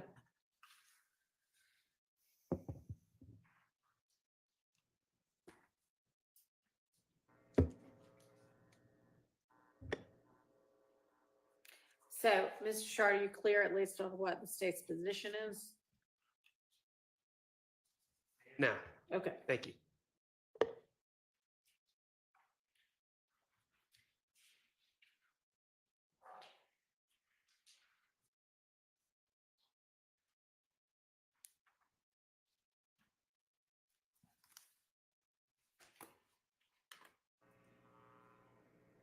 All right, we ready to turn to that Garlington wiretap?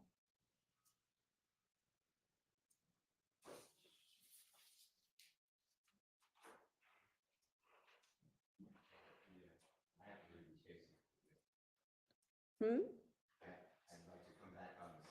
Oh, yeah, I'm not deciding that issue right now. We'll come back to that.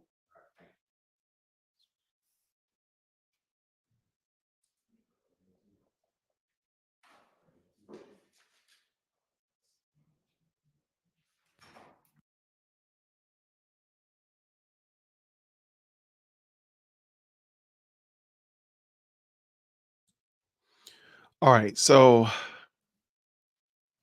notice again, Adrian Love did not do her homework. Who's on that Zoom call, I wonder? I agree. Like Tina, none of this has though that man's convictions has nothing to do, whether it's on appeal or not, has nothing to do with these other gentlemen.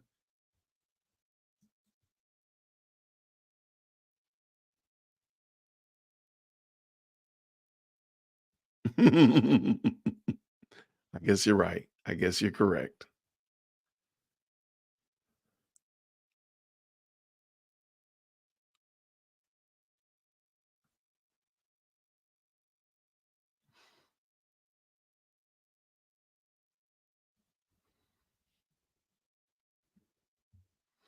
All right. So, Jason, you said it last night. She's got this back on track. It didn't last long because to me, it's going back off the track.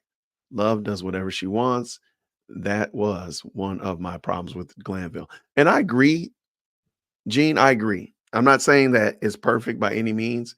And it is, again, courtroom management. It is, again, her ability to hold these people accountable because nothing is getting Sure. done when they're not. Nothing is getting done when she's not holding people accountable. So I agree with you. It could be run better, but Evidence before the Garlington wiretap evidence? my only Okay. pushback, I'll Then maybe we explain. need to set aside the Garlington wiretap and deal with the evidence that's gonna come in against Ryan. Okay. We'll wait till he gets back, but just trying to figure out which thing to turn to next. Okay, that's fine. Let's take a quick break for anybody that needs We to don't need no run to break. the restroom. Y'all ain't been working for an hour. It is what it is. Okay. Big screen, big screen. Okay. I said that she got it back on track, and I definitely look. I'm willing to be. I'm willing to be wrong about that. Why I said she got it back on track is because with Glanville, remember they were in almost a deadlock as it relates to the ex parte and what's going on with Woody. They had nothing happening, and even before then, they really didn't have anything moving.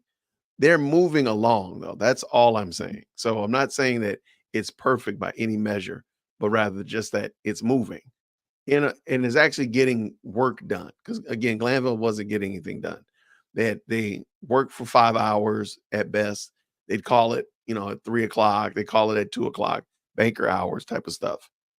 And so that's why I'm saying that. That's why I said rather that she got it back on track and is at least moving. Not saying it's perfect at all. All right, got a break. Yeah, she's on some OGT. Somebody told me yesterday it's called OGT, and they call it oral Glanville time.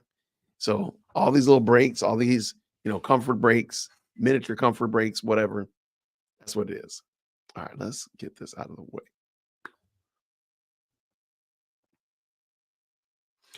Yeah, I had high hopes too, but I mean, let's just be honest. But we're all co-conspirators at this moment, so we're all co-conspirators right along with Lil Rod. Absolutely. All right. Yeah, they call it, or is it? Yeah, oral Glanville time, OGT. I said, what is that? And he told me that. I said, that's hilarious. He set the bar pretty low. He set the bar pretty low. So it was pretty easy for Judge Whitaker to rise above it. That's true.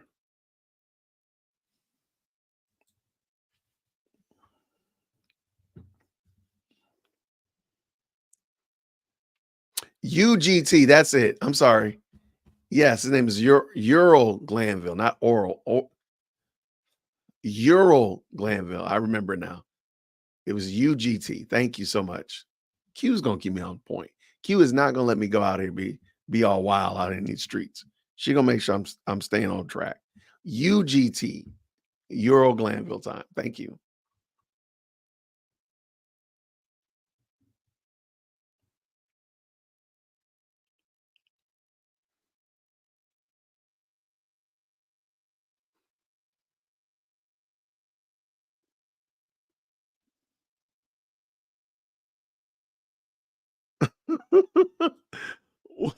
What is Nick saying? It's the fact that Love lying saying we can hear them. She needs to be worried about her next job. Now that is true. Yeah, I don't know who actually can hear her. Nobody can hear you. I'm sorry. I would love to see a text message from somebody texting Simone Hilton saying we can hear you. I would love for that. I would love to see that text message.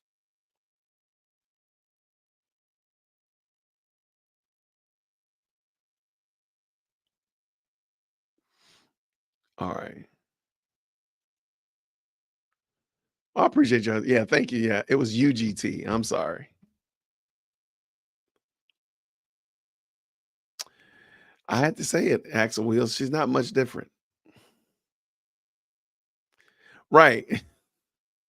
Wait. What is look, the mics barely work any other time. Now all of a sudden they can get your whispers. Okay. I thought the mics hadn't worked effectively in weeks. Apparently, allegedly, the mic on the camera is picking it up. Allegedly. Like whatever. I'm sorry. I gotta see. I want to see the text messages. I want to see the date and time stamps of when this happened.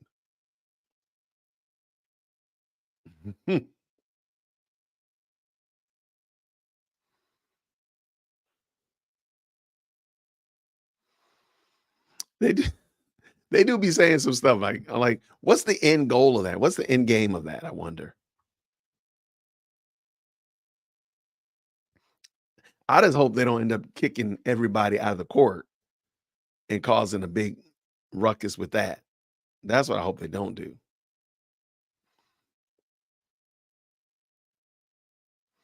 Now everybody can hear your chair. That's for sure, Tanya. Now that's true.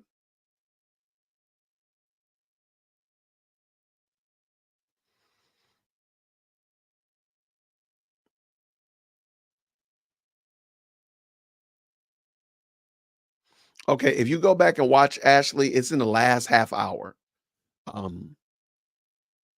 Doug Weinstein gets up and talks about why it's important to speed up the time, and he tells her to please read something.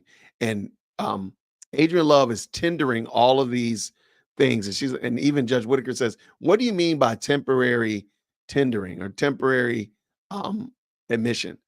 And so if you go, it's like the last 30, 45 minutes of yesterday.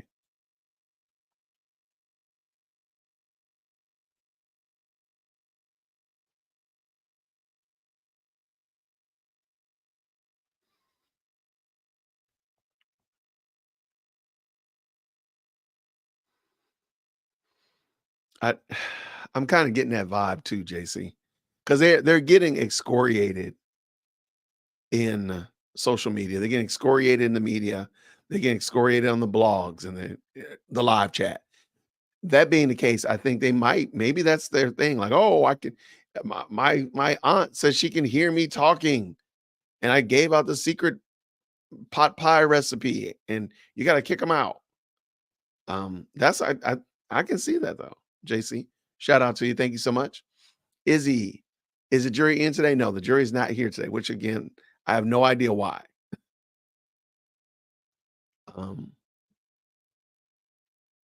Well, there's nothing to listen to. That's the thing. The problem is there's nothing to listen to, John C., because they don't be doing their homework. They don't be doing their work. Give it up. Give it up. There's no way you're going to make me believe that. None whatsoever.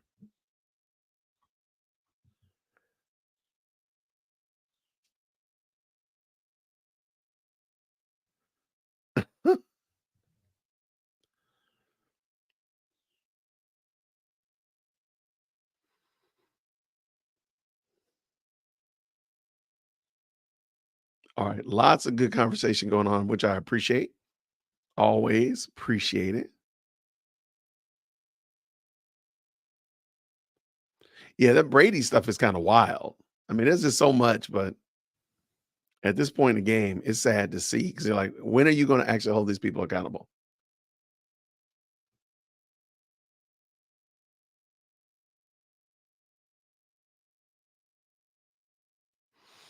Okay. All right. So, okay. So Nala said they may be talking about last week when the judge would call a break and the cameraman would still have the mic on, I guess. I got to go back. No, I would love to go back and check that out. That might be it. Maybe that's what you're talking about. Okay. I don't remember what it was, but okay. If that be the case, then maybe that would be it. But I still can't imagine it's, high yield, substantive conversation that they're having. But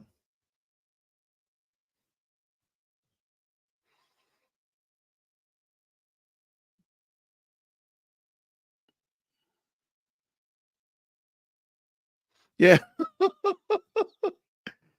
You know what? I need to pull that clip out because even Judge Whitaker, she sounds super confused. She's like, "What's a conditional admission? What do you mean by that?" Yeah, it was a "what you mean" moment. Absolutely. Shepherd's pie. Okay, shepherd's pie. I make a pretty mean shepherd's pie.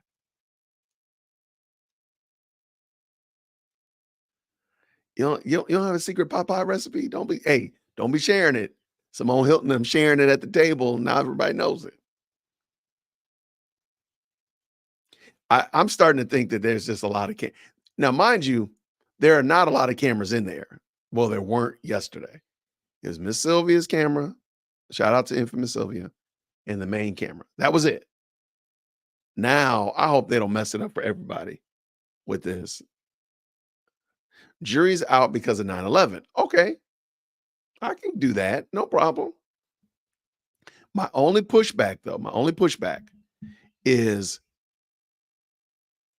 I think they should be out on election day too. It's just going to create more problems than it solves. So today, because today is 9/11, which, okay, I'll give you that.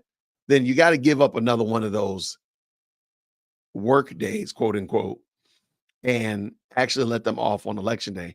And then you do away with that problem. Because that's all she's going to do is invite more problems. But I can dig that. Thank you so much.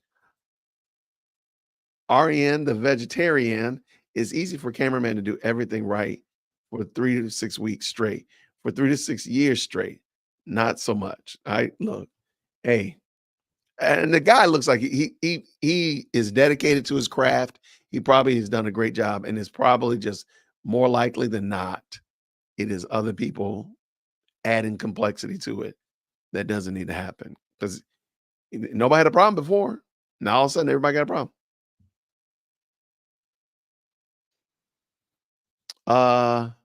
I got a pretty mean shepherd's pie recipe. Let me go find it.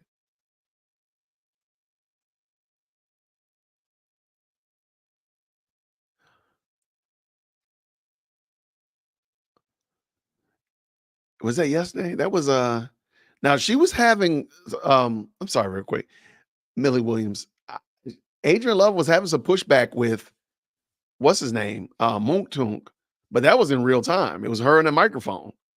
And she was getting real snippy with him. So yeah, she was talking about them greens. She's talking about them green recipe.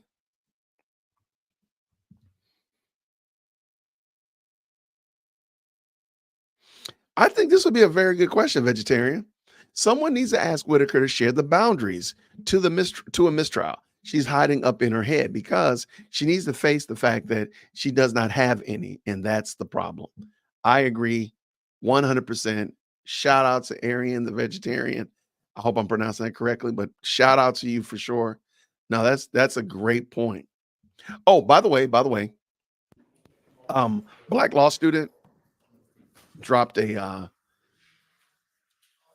letter to Judge Whitaker about this case, and they're starting an email campaign. If the moderators could drop the link in the chat, everybody can see the Twitter, formerly known as X, formerly known as Twitter, whatever it's called, page. And if you want to be a participant and help out with that, let me real quick.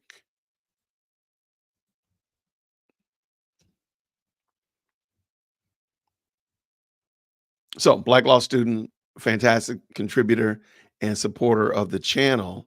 They wrote a letter, an open letter to Judge Whitaker about this trial, and they're doing a little letter writing campaign. If you want to participate in it, all the details and everything are right there. It's a very simple letter to print off, send off, and keep it moving. So, I just dropped it down in the chat somewhere. Hey, Rebecca, good to see you this morning. And I appreciate you so much for the very kind 199. We in New York here have to go to work today on 9/11. Really?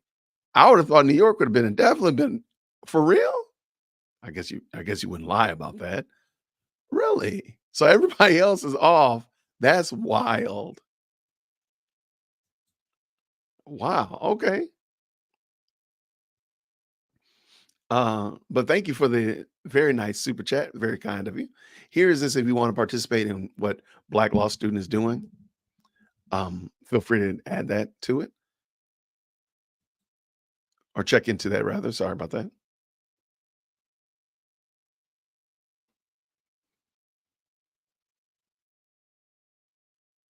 So when I got my Rule 22, I asked that I said, I'm not even trying to live stream.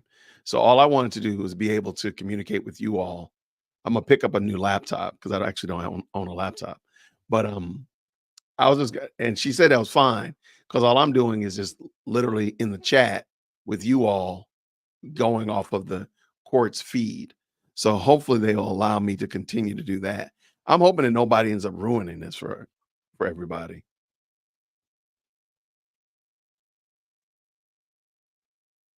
I appreciate you, Phil.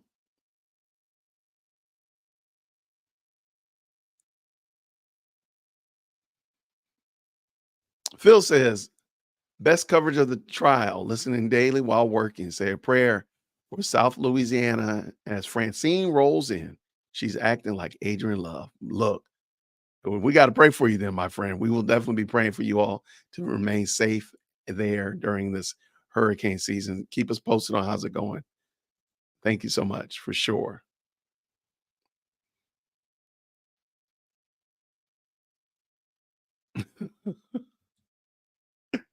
Love is complaining about the camera's mic to appear like she's conditionally working. See, I see what you did there.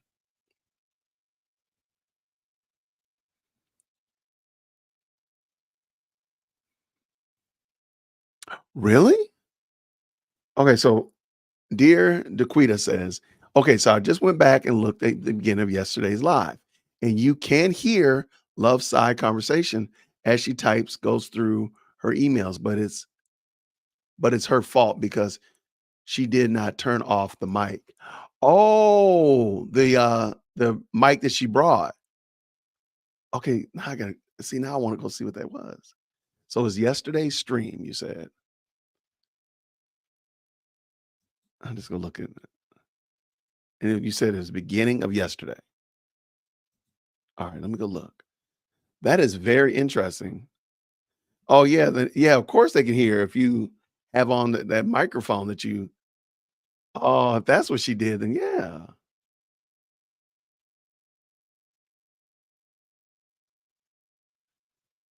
Good catch.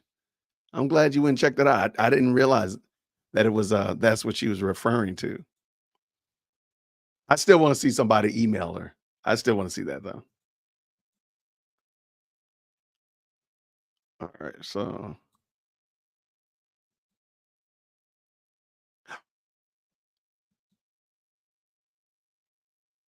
you're right. I can hear it. But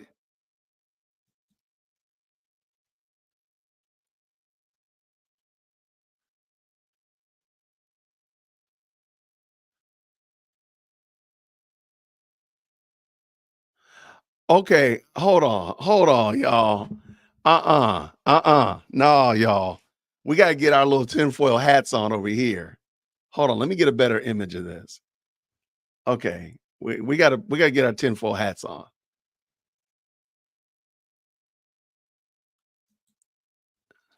Okay, y'all. All right, so I'm gonna pull this link in. This is yesterday's stream from my channel. You see Law and Crime right there. Miss Mandy was streaming while I was down at the court. Okay. All right. Here, I'm gonna back up just a little smidgen and make sure y'all can hear it. I want you to notice something that I want you to notice something. First of all, Simone Hilton is not here. Remember, Simone Hilton said she was getting text messages saying that they could hear her. She's not here. But I digress. Maybe it was another instance. Watch what Adrian Love does. So she's sitting next to, I think his last name is Brown, Mr. Brown. So she's working on her laptop and she's talking to Mr. Brown. Watch what she does. Big screen, Jason, big screen.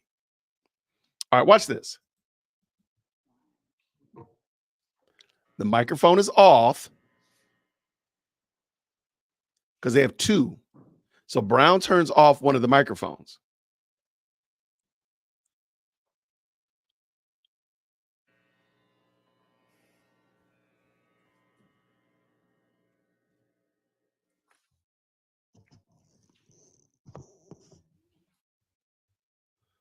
All right, so they're just working quietly. Everything's good. And watch what she does. What does she do? She turns on the microphone and pulls the. Saturday at some point at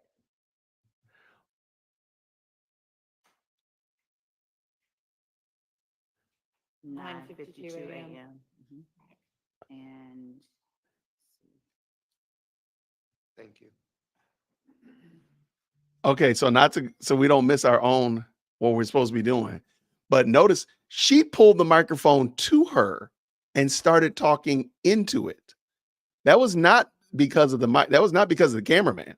That was because of her. She literally pulled the microphone to herself and started talking into it. Like that. That has nothing to do with the cameraman. That is her. I'm gonna find I appreciate it. I'm gonna post this, but I want to get the clean version without all of our little stuff on the bottom. but that has nothing to do with that's her. And let it finish. Let it finish, Jason.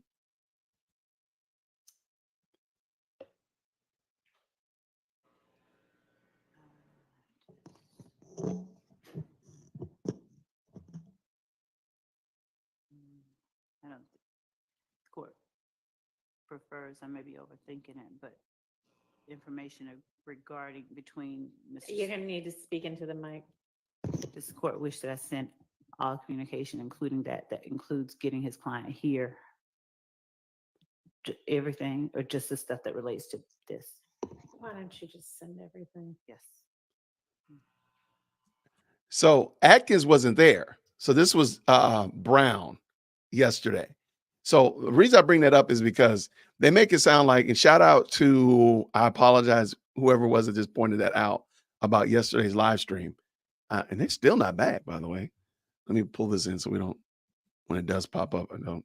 So, and that's interesting because they made it sound like, it's the cameraman. It wasn't the cameraman. She literally pulled the thing to her and started talking, whispering in it. Wild.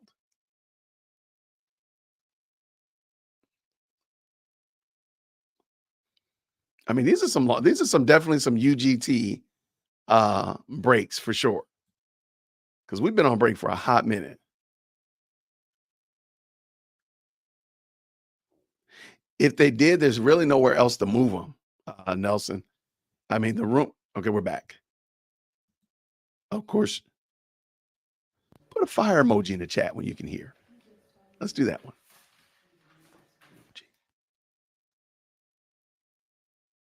Oh, thank you so much, dear Daquita. Thank you so much. Thank you, Q.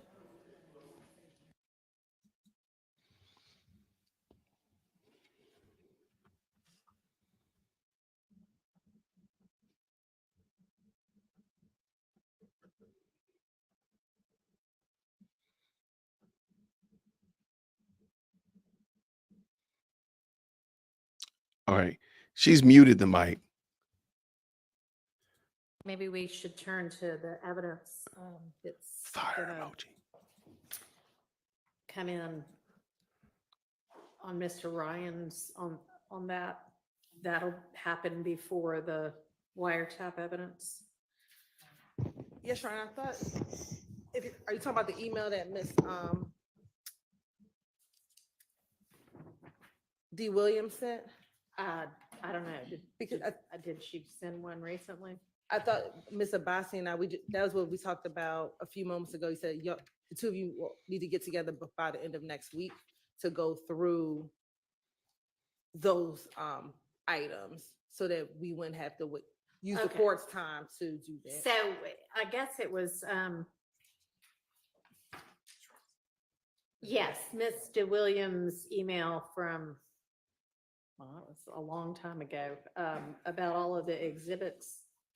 Yes, Your Honor, and Okay, I'll so get with y'all Ms. will get Abbasi together on that. yes, to discuss a time. Okay, and can you remind me, did the state decide that y'all can, I guess, concede that Mr. Ryan's statement to police is inadmissible or no? Yes, we can use it. Yeah. Okay, all right. I thought y'all had conceded that, but I hadn't written it down on this. So, Thank you, Nala. I appreciate you for the $10 super chat. Thank you so much. The squeaky chair. let me put that in the Simone got it. issues that have been dealt with folder.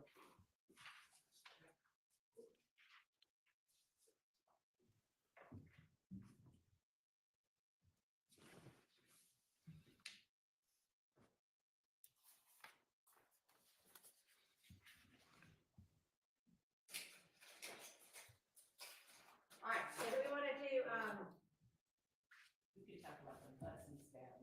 the what? One of the matters that were addressed in an email by Mr. Ryan's counsel was the Harold Bussey stabbing. I believe Mr. Abbasi or Mr. Williams moved in limine regarding excluding the evidence that Mr. Bussey was stabbed. Our argument about it being intrinsic, the court last said, or gave Ms. Abbasi an opportunity to give case law stating that things that were used after the fact, Mr. Bossy can correct me where I'm wrong, but acts that occurred after indictment could not be presented. And I think in her brief, she indicated that, I don't want to speak for her, but I think she indicated that she found no case law in support of that position. So we're prepared to argue Okay. that. I'll let her speak. Yeah, we submitted a brief and went through each of these possible admissible purposes. And as far as completing the story, something which happened after the indictment was called in there. However, something which after indictment certainly could be part and parcel of being inextricably intertwined in the same facts and circumstances, but that's not this case. So the brief does put out in there that the intrinsic facts the state is seeking to admit does not meet any of the criteria or exceptions, whatever you'd like to qualify it as, for those acts to be admitted. I don't know if the state was planning to respond. I did submit that separately. I don't know why Right, she's not and using I the mic. read it and I marked on it, and now all I need to do is find it. I need somebody to keep me organized. Does the state have a response? We do, and Did we'll- y'all file a response? No, we made an argument that essentially is the same one we're gonna make today, but based on what they've put forth, we'll respond specifically to the arguments that are asserted, put forth in Ms. Sabasi's brief. I think we presented case law, and I think that the court saw that case law.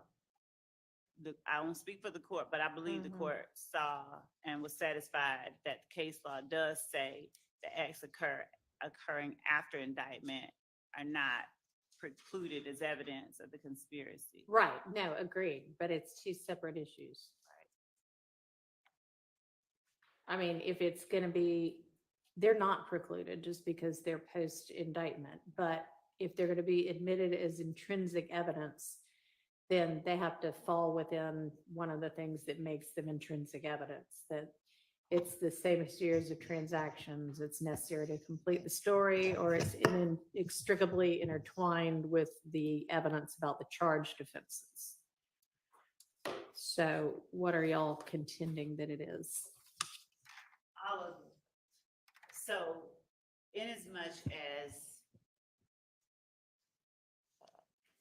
the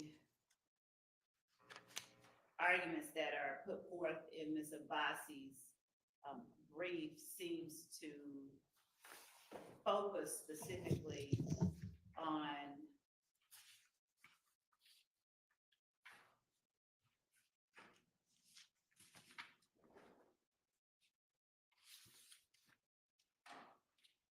You're quite right that I don't think there is a focus. I've never heard them state which theory they're proceeding under. Right, yeah, you're saying it's not any of them. Correct. I've never heard them state which of those three it specifically are. So, Your Honor, I'll just tell Ms. Abbasi in the court right now. It is intrinsic to count one. Additionally, the conspiracy that it also is a part of is the YSL gang itself and the conspiracy that the gang itself makes up. I think we already presented some of the facts of the case to the court regarding the in concert action by five YSL members and two others of stabbing one person in defense of Mr. Ryan. And I know that the court has already read the indictment that describes, as the state alleges, the conspiracy itself being preserving, protecting, and enhancing the reputation, power, et cetera, of the enterprise through acts that include assault and threats of violence. And of course, I'm not reading the entire indictment, but in this particular case, it falls squarely under a number of actions that are intended to sort of circle the wagons around YSL members, show that they will stand up for each other and that they will commit violence on persons who they perceive as threats to members of YSL. Mr. Ryan, after he was indicted, there were several, at least one YSL member that we have listed as an overt act who makes assertions about Mr. Ryan and his murder charge and subsequent, I think, conviction. And there are people who perform acts during the course of his trial, or at least one person that we believe were intended to intimidate a witness who was actually on the stand at the time. There are, by way of examples or analogies of other similar acts that are committed on behalf of YSL to show their solidarity. For instance, when Mr. Garlington is jumped, other members of YSL immediately jump in. We have evidence that when Mr. Copeland is jumped, at least one person in the courtroom now jumped, just jumped in just because. When it's one of them, they're going to come to their defense. The act itself. You better not jump in and protect your friend. After all of this argument, it'd be great under 404B. I'm waiting to hear which of the three categories it falls into. We're talking about two different issues here. Which of the three, and then 404. It is not 404B. It is intrinsic. It could be both. I mean, I guess it would be intrinsic, but I mean, y'all haven't offered it as 404B, right? And you don't intend to, even if I rule against you on the intrinsic. Well, if the court rules against this, it would be a different argument that we'd be prepared to make on a different day, because that's not something we were putting before the court Okay. today. All right. So the actions of Mr. Ryan and the other YSL members in concert in stabbing Mr. Bussey, when Ms. Abbasi asserts that they're not necessary to complete the story of the crime, this is our position, is that this conspiracy didn't stop at the jailhouse doors. It's ongoing. It's necessary that the jury sees that it is ongoing, to show to them the truth and the whole truth that we believe that our evidence reflects, to show them the extent to which YSL members go in order to preserve and protect not only their name, their own, but their reputation. Mr. Ryan, Mr. Blaylock, Mr. Eppinger, Mr. Myrick, and Mr. McMullen are seen in the photo that, I don't know that the court needs to see it, but if it does, we can present it on Zoom camera to show the concerted action on their part in stabbing Mr. Bussey. This particular screen grab of the video doesn't have 5 knives in the air like one of them does. This was just them all holding him down. And for the purposes of just this hearing right now, we'll just call it State's Exhibit 465, RR for Rondarius Ryan.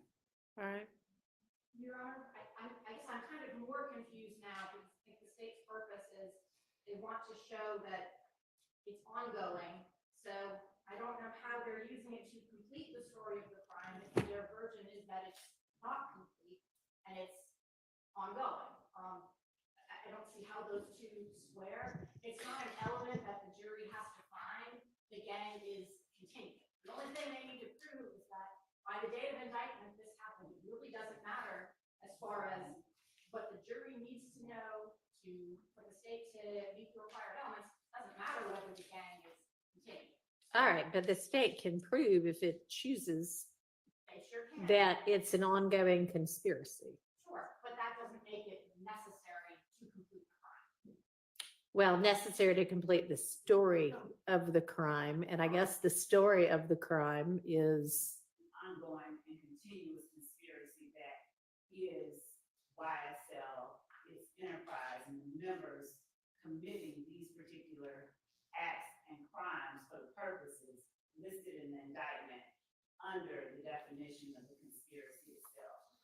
And this act is not something that is obviously relevant to the issue of whether or not the defendants are or are not guilty of count one in terms of what we're alleging that they conspired to do. It certainly would be an overact under the definition of overact of count one. So it would go to prove count one as to each of the defendants. It's therefore relevant, highly relevant as to that particular issue. It's presumptively, of course, the court is the gatekeeper, but under 402, because of its relevance, it's presumptively admissible.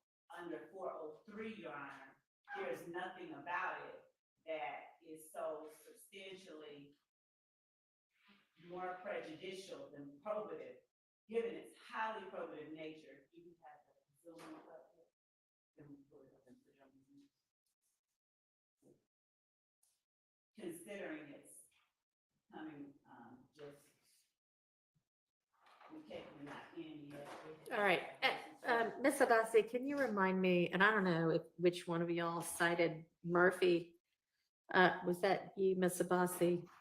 The part about integral and natural part of the witness's accounts of the circumstances surrounding the offenses, which factor did that go to?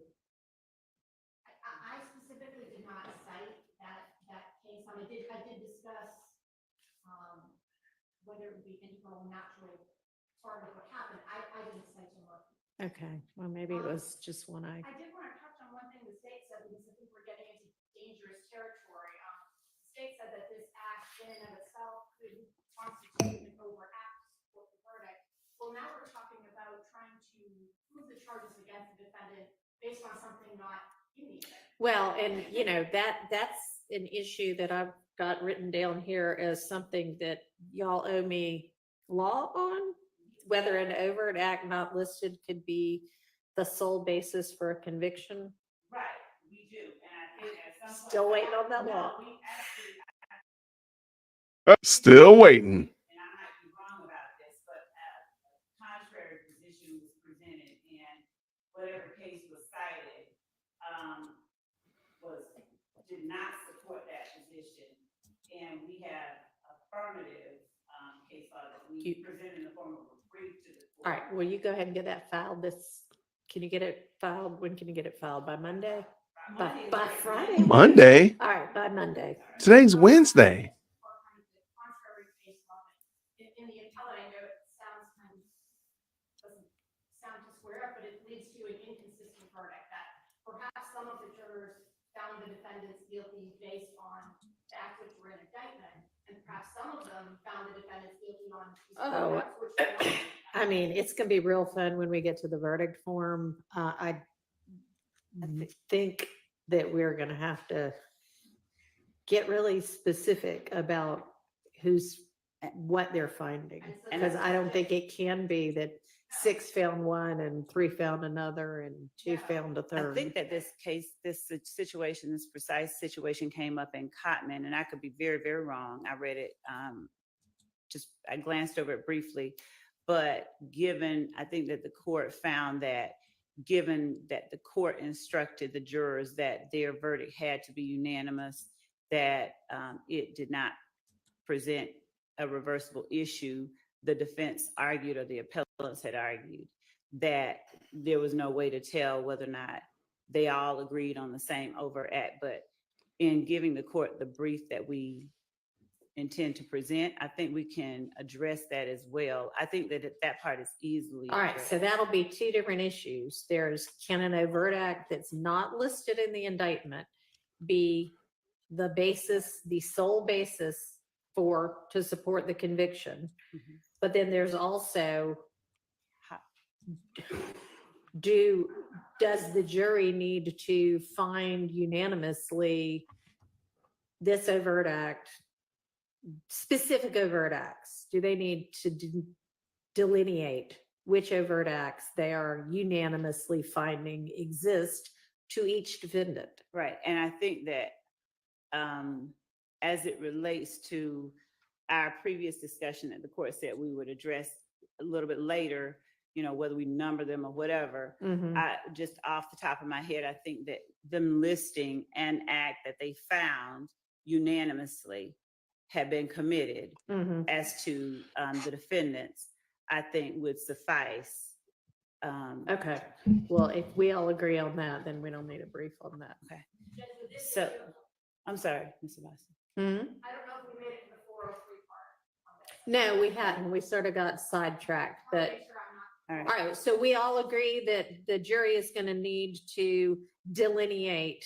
We unanimously find this overt act exists as to each defendant, right? I mean, we're going to break each defendant's counts out separately, and I think that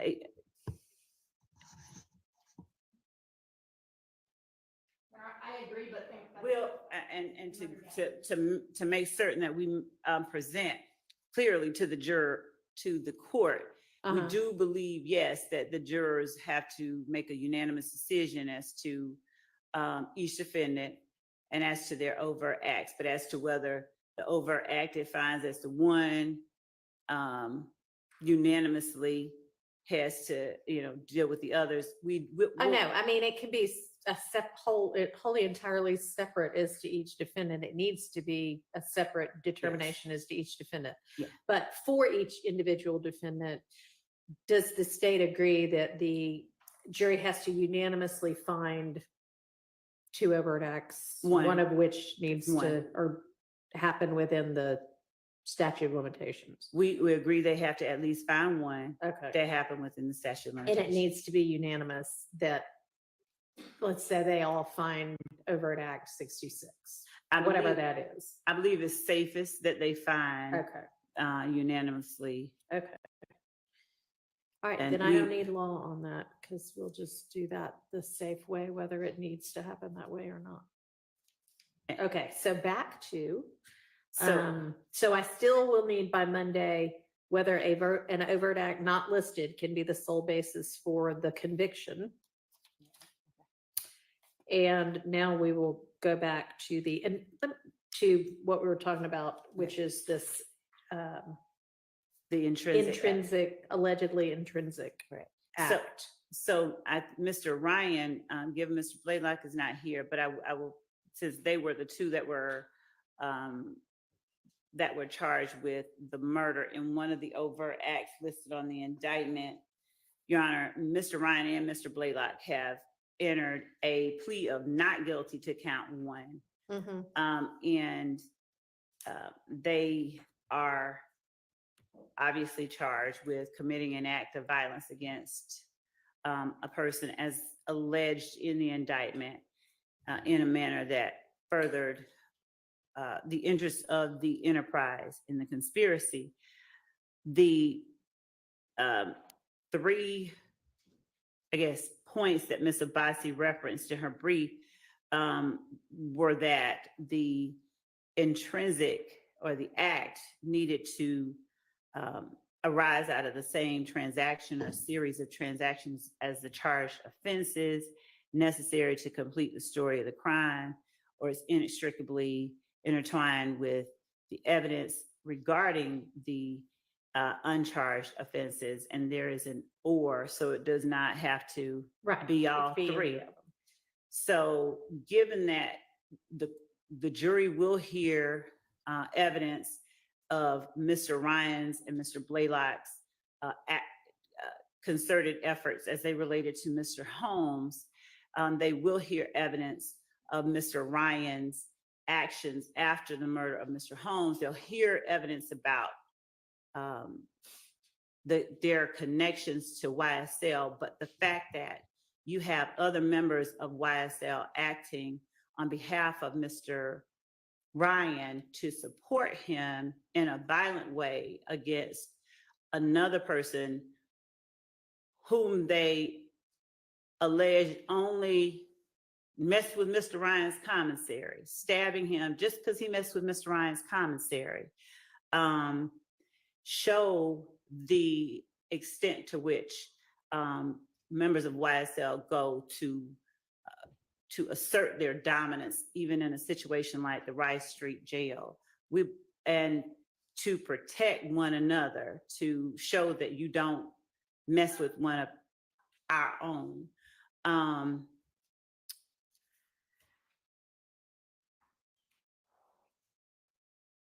The argument obviously can be made by anyone. Yeah, this is not really what it's all about.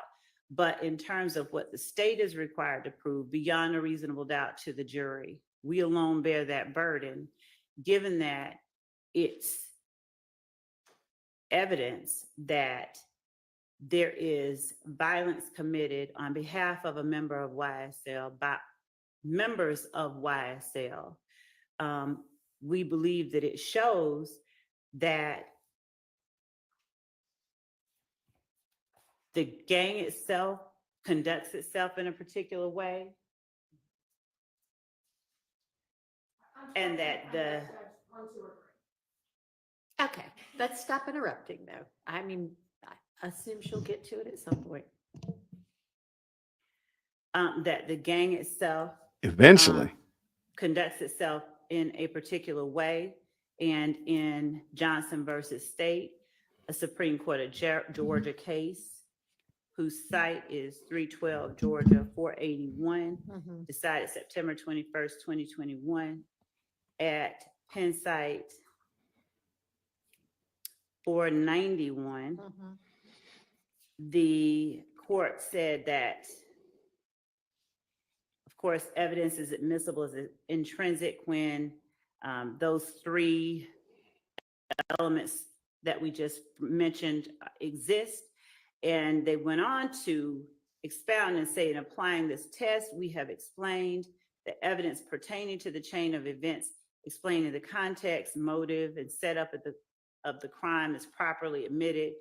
If it is linked in time and circumstances with the charged crime, the defendants, the YSL members, are all together. They are the ones that are included in or that participated in the stabbing of Mr. Bussey, are all housed together at the Rice Street jail.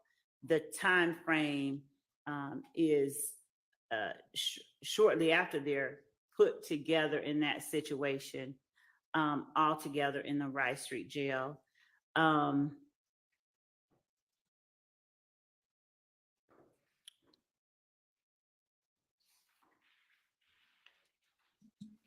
In this particular case, in Johnson, it has a set of circumstances that are not exactly the same as this, but we believe are analogous in many ways. In Johnson, of course, the appellant was charged with participating in criminal street gang activity, and the state's theory was that he was involved in the gambling house shootings with blood gang affiliate Porter and several unidentified assailants in another restaurant shooting. The evidence related, as the court found, to the Boulevard Place shootings added significant weight to that theory because the evidence was linked in time and circumstances with the charged crimes, and one victim was a member of a violent gang. We are not alleging that it is on all fours with our particular case, but to the extent that the Johnson court found it pertinent to say that the intrinsic act, or the act that the state alleged was intrinsic, added significant weight to the state's theory. For these reasons, we believe that that is analogous to our case as well, with 5 people, 7 total, acting in the same, overacting with an extreme amount of violence on behalf of one person, whose connection, we believe, with the 5 YSL members is just they are all YSL members and they are acting protectively towards him. We have, we believe that that incident adds significant weight to our theory of the willingness of YSL members to participate in that enterprise in a manner involving violence to protect the dominance and the members of the enterprise and the gang itself. So the court found that even though the state didn't charge appellant in connection with the shooting, evidence of the incident was relevant to disputed issues in this case. So as Mr. Ryan has entered a plea of not guilty to count 1, conspiring to violate the Racketeer Influence and Corrupt Organizations Act by participating in YSL through these acts or conspiring to participate in them, then evidence of the involvement of Mr. Blaylock, Mr. Ryan, Mr. Eppinger, Mr. McMullen, and Mr. Myrick, all of whom are also charged in this indictment with the conspiracy.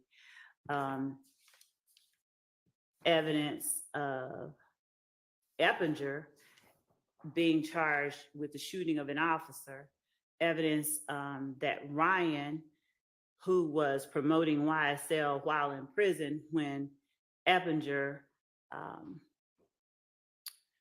got a bond for shooting at the police, that Blaylock is a co-defendant on the murder of Mr. Holmes, which is an overt act here, and that Demise McMullen is a named co-defendant on the 2015 murder in the same indictment, shows how intertwined these people, this type of action, and this gang itself is with one another. They're all inextricably intertwined with the evidence regarding the uncharged offense, which is the stabbing of Mr. Bussey. So we believe that it satisfies the requirement of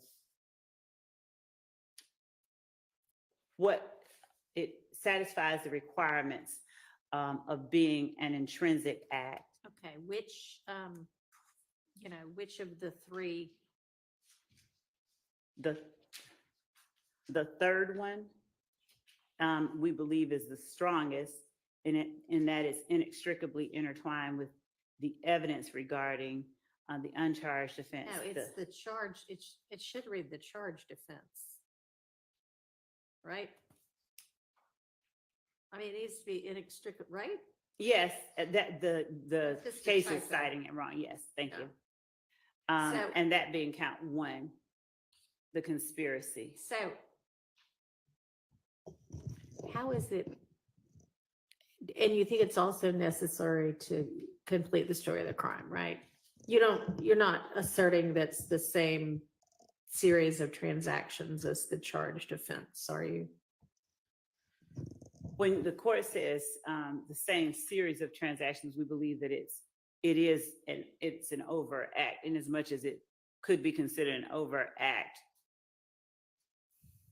to promote, to support the gang. So in as much as it is or can be considered an overt act for count 1, and that it is gang activity, which it is. All right, I'm not quite sure where I got this language, but I jotted down, and I think this is kind of the definition of inextricably, or an explanation of inextricably intertwined with the evidence regarding the charged offense, is that it is an integral and natural part of a witness's accounts of the circumstances surrounding the offenses in the indictment.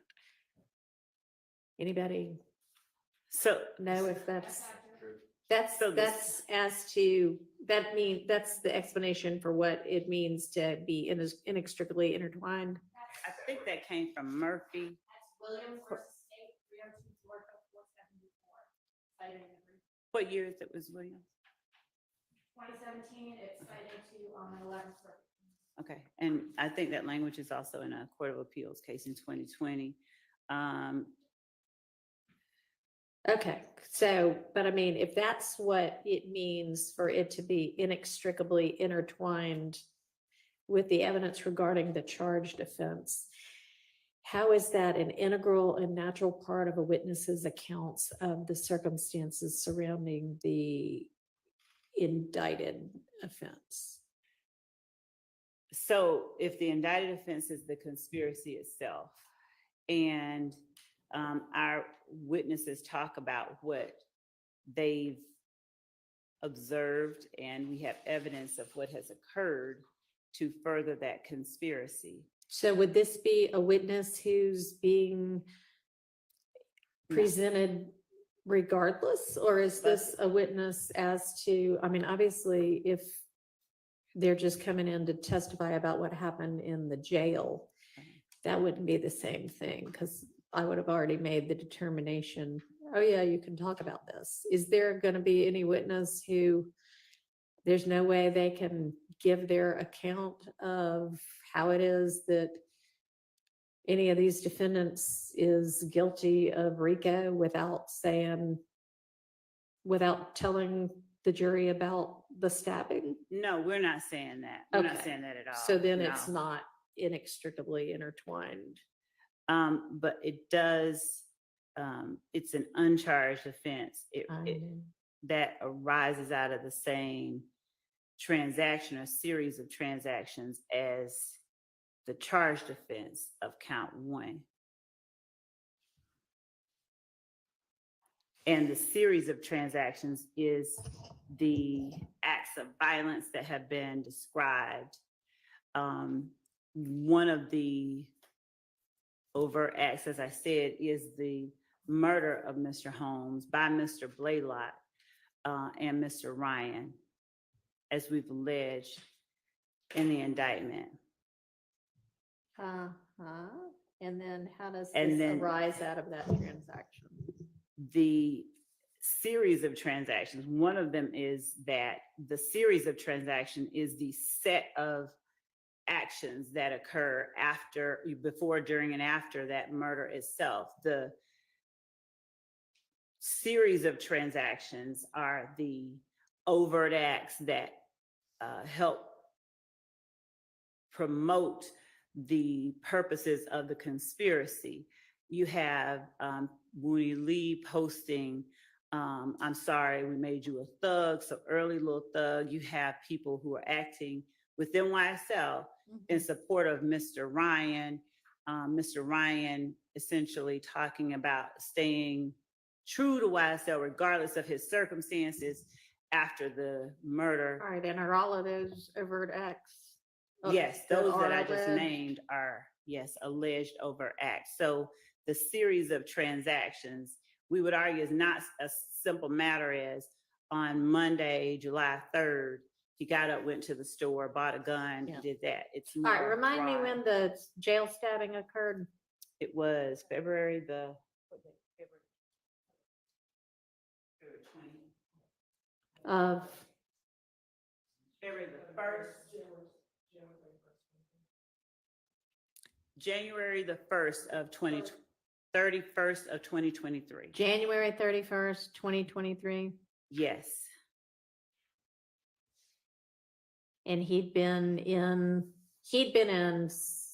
prison, I guess, since 2019. When did they all get moved to the jail? Mr. Ryan, I think, and Mr. Blaylock, those 5 co-defendants were, I'd have to look and see in Odyssey when they were transported, put together Roughly. in. Thank Okay, you. Approximately. okay, that's, I mean, approximate is fine.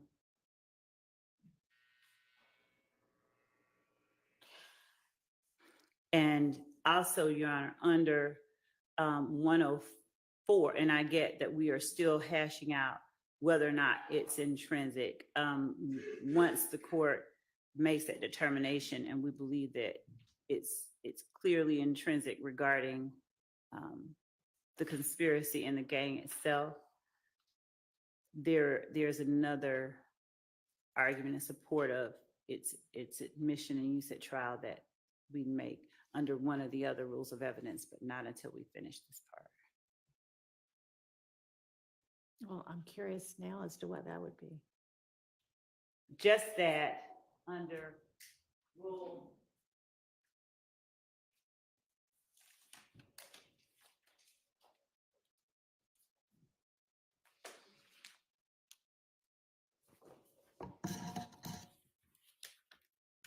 And I'm also curious about how the court will see or not see this position that I'm offering.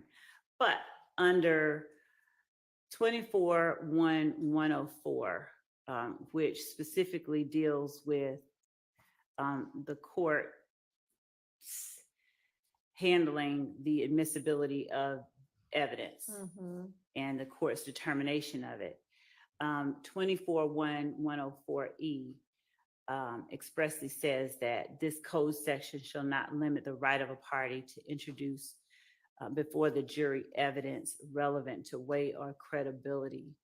And so to the extent that part of our evidence, and it doesn't, speak to the weight of the evidence of the murder, but we believe that it substantiates and it corroborates our assertion via the overt acts that we have listed, that there is this conspiracy and that there are efforts that are continually made by members of YSL to support and protect one another and to advance the dominance and notoriety of the gang through acts of violence and assault. All right, well, I do not think 104 has any bearing whatsoever on whether y'all can admit it before the jury. So, okay, see, I knew. Okay, so that takes care of that one. All right, do you have any, can you look, if you haven't yet, for any case law that deals with kind of a similar set of facts? Mr. Atkins is shaking his head, yes. Since he he can is- look for that. Oh, that is, we definitely can. I was just trying to make sure that I fully got what the court was saying. So in saying the same set of facts, is the court speaking that Similar set of specific facts. as to, somebody jumping somebody? Well, I mean, yeah, ideally, if you could get that, that would be great. But no, it doesn't have to be that specific, but something that deals with gangs and or RICO, because what I hear you saying, or what I think I understand you to be saying, is that part of why this is intrinsic is because it's necessary to give a full story of how YSL is this ongoing criminal enterprise that uses violence to protect their members. Right. Am I understanding you correctly? You are, and to assert its dominance. And in support of that, I also say that each of the members of YSL, Blaylock, Eppinger, McMullen, Ryan, and Fleetwood, had all, I believe all of them had been brought in from prison for YSL related offenses that they had been convicted of. Eppinger had been sentenced to prison off of a probation revocation for an armed robbery after he shot Officer Rogers. That was a YSL related incident. Mr. Fleetwood had been brought in from prison after shooting at Milton Howard, who at the time was driving YFN Lucci's vehicle with tinted windows. So the argument obviously could be made. He didn't know it was Mr. Howard. He knew it was an ops car.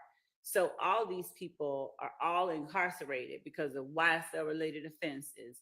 And then you put them all in the same little area and they are once more acting as one single bullet against somebody they believe is a threat. But I can and we will look for a case on all fours with this particular set of circumstances. Okay. Robert, should we say about 403 argument until the state? I mean, I honestly think the 403 argument is easier than whether this is intrinsic, but yeah, I'll go ahead and hear that because maybe that'll be dispositive of this issue. So would Mr. Bossy, should I let her go first and sit down and see the floor? Or does the court want to hear from the state? It's in the brief, so I'll let you begin. Well, I mean, They have the burden. I'll give you the. all you really say in the brief is it doesn't meet 403. You don't really say why. Well, it's that it has to survive the balancing. Okay, We're well, going that's pretty clear. to exclude what is a scan or cumulative code for. I think everything in here we're dealing with is scan and cumulative. There are, I don't want to get wrong, how many other acts in here the state can prove. These are not necessary. I'm sorry. Why is she not yelling at a bossy for not using a microphone? Oh, by the way, I don't think Thug is innocent either. The problem is I don't think the state can prove it. That's the problem. Degree of similarity and temporal remoteness. There are 191 overt acts. I think by the time the jury has heard all of those, they will have heard quite a bit of evidence regarding how gangs operate, examples of criminal street gang activity, all right? Quite a bit. I'm sure by November there will be more. Don't think there's any prosecutorial need to be coming up with these things additionally. There is plenty. Your Honor is able to exclude evidence which is cumulative, which is of course prejudicial, and a waste of time. I think that's where we're getting to in this circumstance. Clearly, there was enough evidence for the grand jury to return an indictment. Well, They heard this. that's a lot lower standard. It is, but if even that lower standard, it was met there, then I don't see how it suddenly become necessary here. Okay. Go ahead. Judge, I've heard, and everyone I believe has heard a lot about the notion of the evidence being cumulative, as if there is a certain amount of evidence the state who bears this very high burden. I'm sure we'll hear told over and over again in closing arguments that the state should be allowed to present to meet that very high burden. And I don't believe that cumulative evidence means proof of a different kind to show or to prove the same act. Just because the state has 150 ways to prove that the defendants conspired to violate the Georgia RICO statute, and the state, in an effort to ensure that each of its victims are adequately represented and that the jury hears sufficient evidence to allow it to convict each of the defendants, doesn't mean that the state should be constrained to putting up one piece of evidence, one picture showing somebody throwing up a gang sign. Can I ask you a question? How many of your overt acts, if any, are assaults or aggravated assaults that are designed to either protect alleged members of YSL or promote or continue the, I can't remember the word you said, but the dominance, assert the dominance of YSL? As it relates to Mr. Ryan, or just in general? In general, since the argument is this is done to protect members of YSL and To assert their dominance. assert the dominance of YSL. Okay.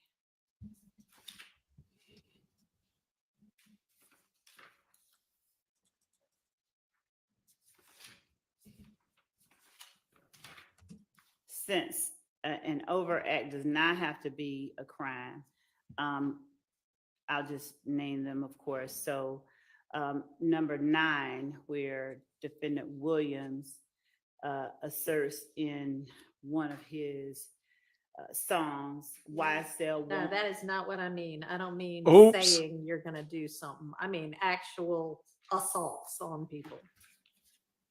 We have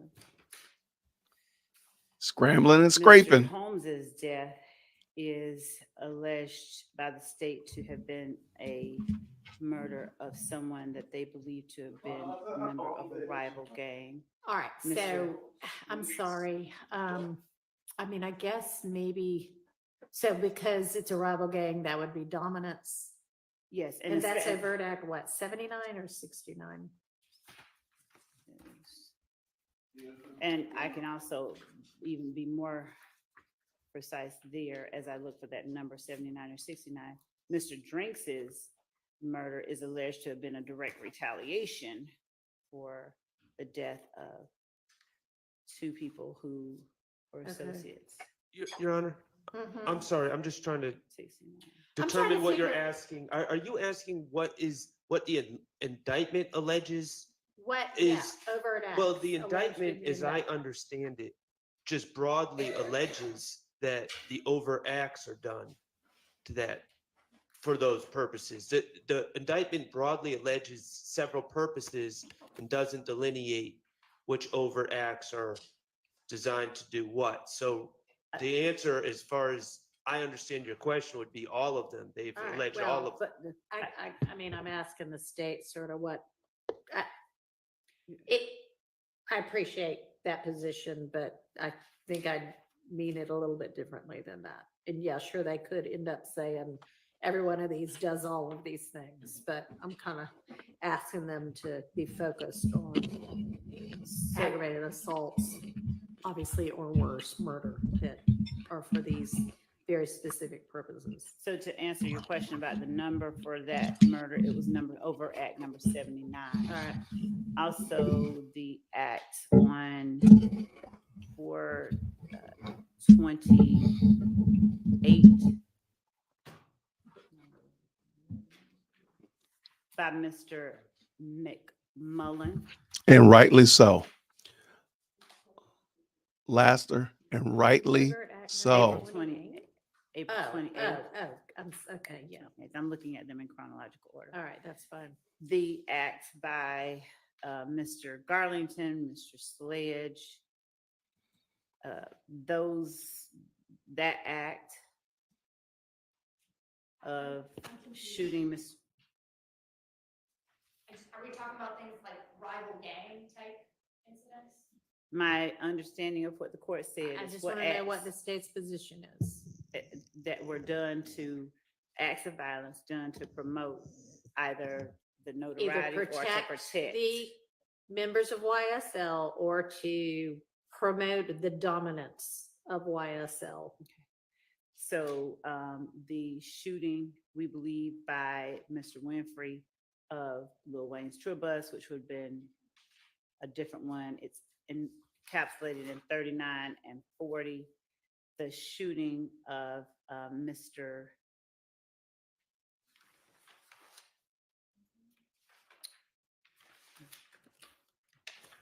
by Mr. Murphy.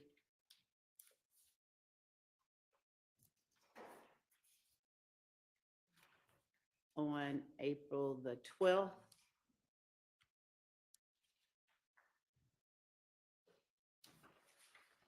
Do you Jackson have any other Montgomery. overt acts where members or alleged members of YSL are basically doing a beat down of anybody because somebody from YSL got threatened or attacked?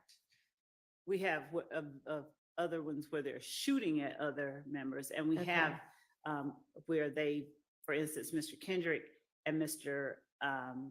Arnold go out and plan to shoot somebody because someone jumped on Mr. Arnold in a club. And that's an overt act? It is. It is. Okay. Where also I think we have. Yeah.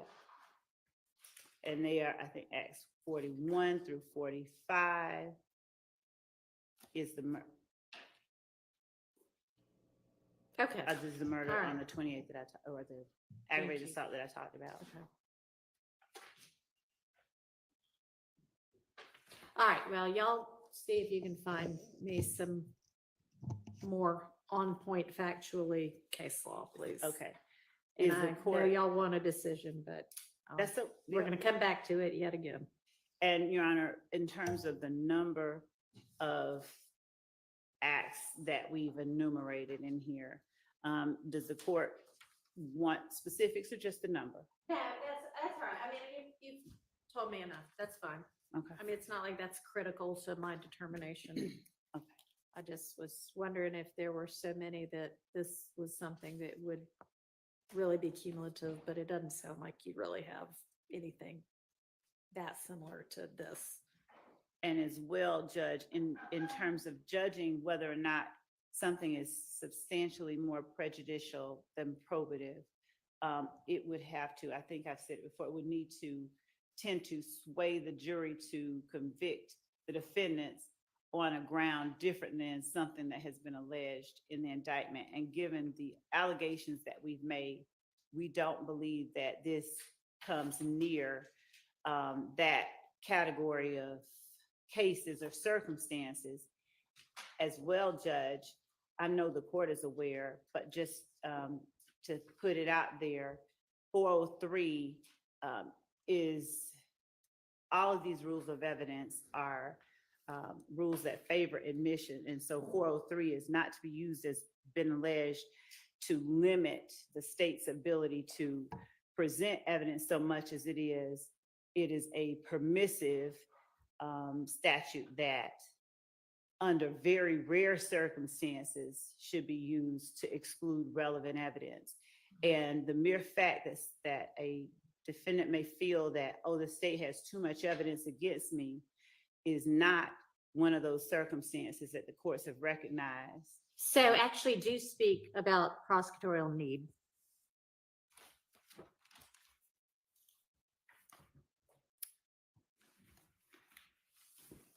To the extent that the argument throughout is that YSL is a gang, that everything that has been, that YSL is a music label, that everything anybody does is just their own independent act that has nothing to do with YSL from day one, from openings throughout up to even now. The assertion by every defendant is, and even the witnesses, I did it for myself, by myself. Every step of the way, the state is having to rebut that assertion that this is just me. I'm a criminal, but they aren't. Okay. So to the extent that there's no one here willing to stipulate that crimes are being committed by them and others with whom they've conspired to promote or on behalf of YSL, the state has a very strong need to present evidence of one, concerted efforts to commit the acts that we've alleged, to show the conspiracy between the defendants, and to show the purpose behind their concerted efforts. All right. Thank you.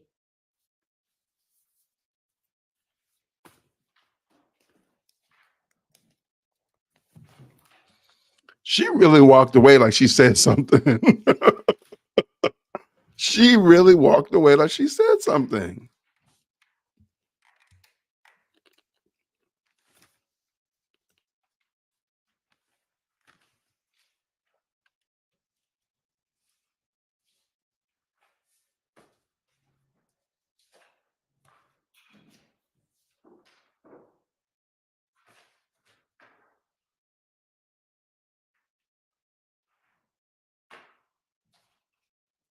Your Honor, I'm just looking Yes, here at some case law on prosecutorial need to see what I have to answer Your Honor's question in that respect. It's in 403 itself in case law, kind of more specific.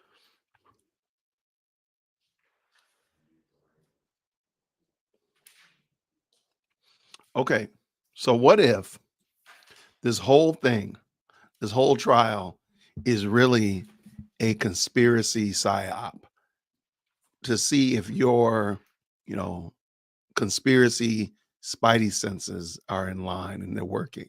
Maybe this is like a calibration of conspiracies just to get everybody on the same conspiracy train, if you will, because we can all see this, but we're all coming from different political stripes and different places around the world and all that kind of stuff. Maybe this is meant to like bring us all, zero us in on conspiracy, because that's That's one I can where think of at this the- point. The need is there's no other source for that information, or at least limited sources of that information.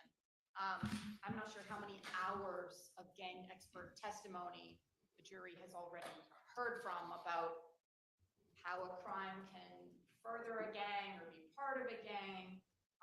I think the need to that point for, on this principle, that there is no need. They've heard about it in depth. They will continue to hear about it.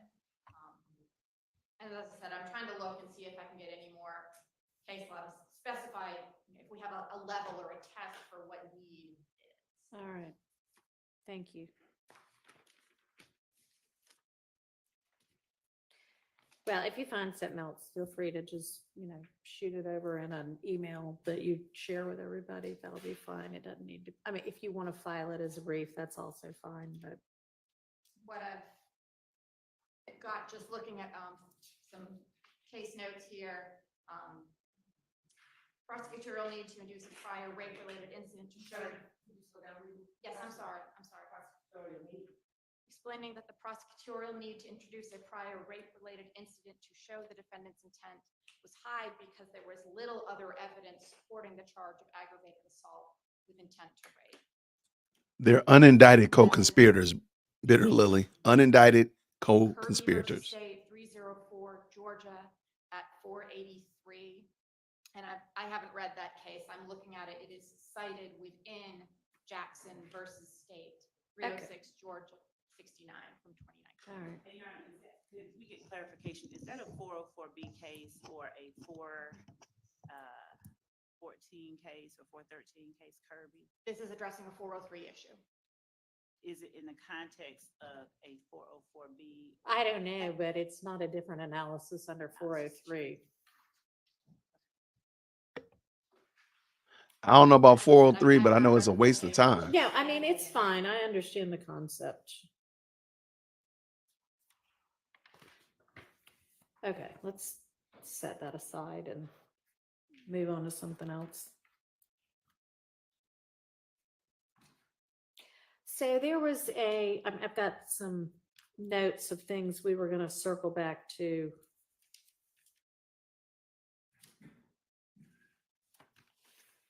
And one of them was a video of Where's the homework? Where is it? somebody smoking pot, What? wearing a chain, and it saying some things. BB maybe, and Eppinger, some about robbing Smith. What was that about? Yes, Your Honor, I believe that Mr. Shard, we were supposed to narrow It down was- what yeah. video we were going Okay. to admit. I sent that over a few weeks ago, which ones we intended to use.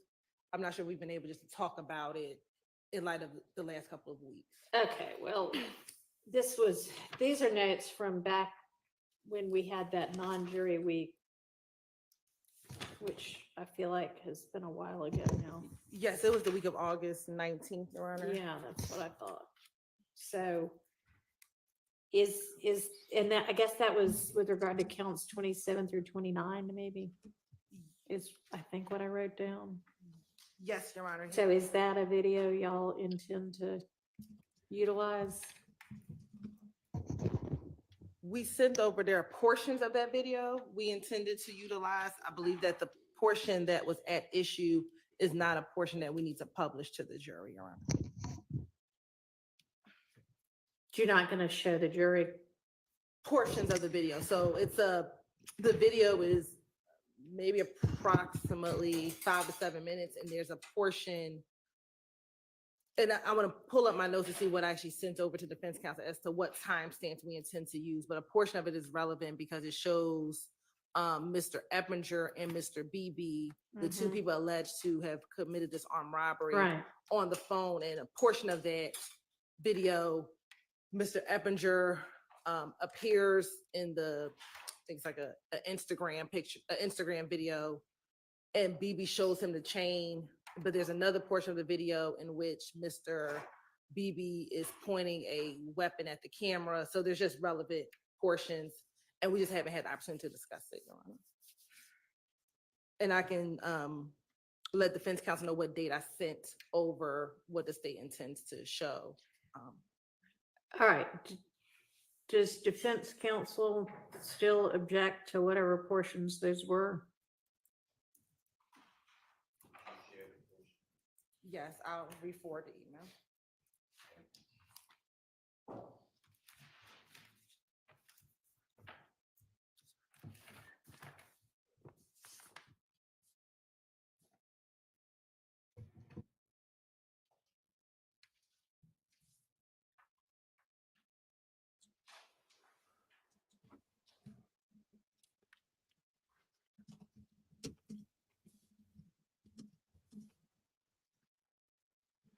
All right. So please understand, if these cats weren't doing stuff on social media, they would have nothing. This is crazy.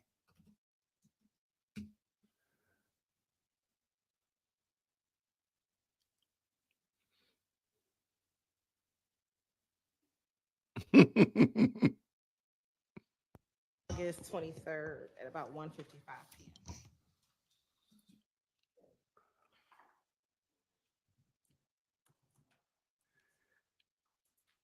Yeah.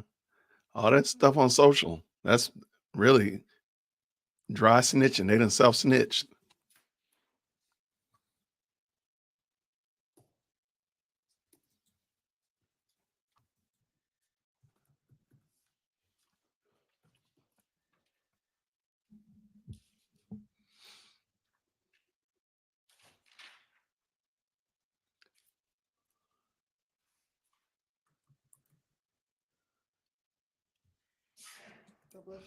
Bless you.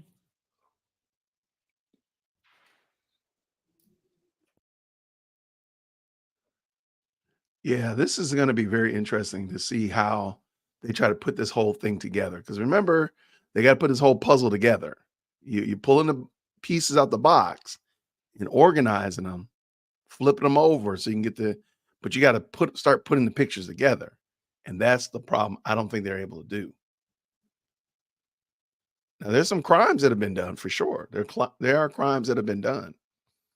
The problem is to make it this grand conspiracy Sent are is approximately problematic. 5 What's up, Shard? clips that probably total together about 6 minutes of actual viewing. Is that about right, Ms. Hill? Yes, sir. Okay, so in all honesty, we haven't had a group this is all acts involving someone that's not sitting here. And if we could have a couple minutes Okay. just to talk as a group to figure out Good man. what our stance is. on All right, this. and you know what? I may have y'all do that over the lunch hour. Uh,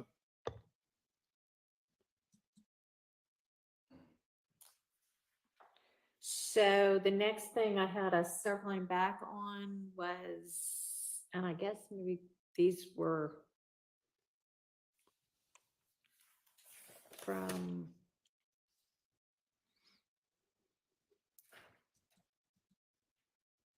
I don't know, we were going through maybe one of the sets of statements, because I've got like page 523, 513. Oh, these were the wiretaps, maybe. Big wiretap Nick. subpoenas. Yeah. Waters Road.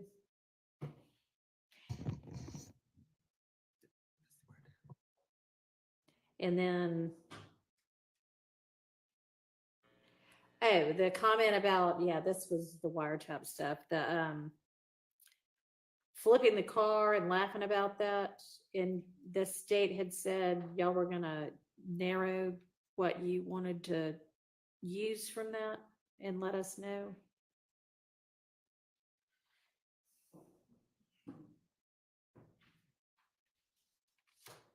Do you recall that?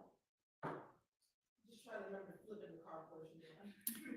I don't know. It was there were two reference numbers. One of them was 513, one of them was 523. It was on that chart that you gave us, I think.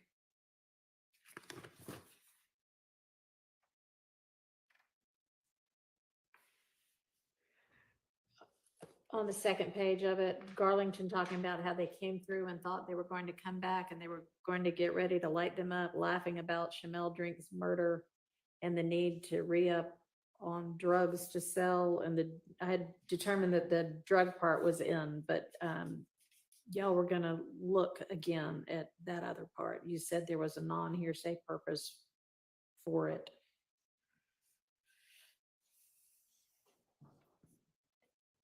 Did,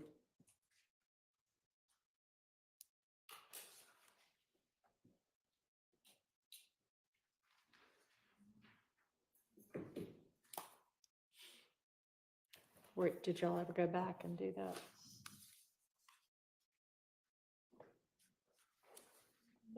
By lunch, we can. Okay. We'll be able to have an answer by lunchtime.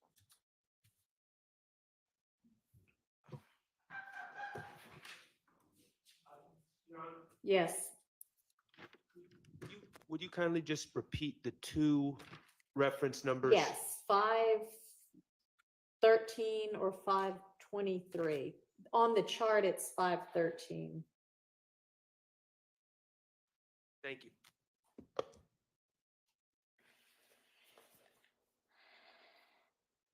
And then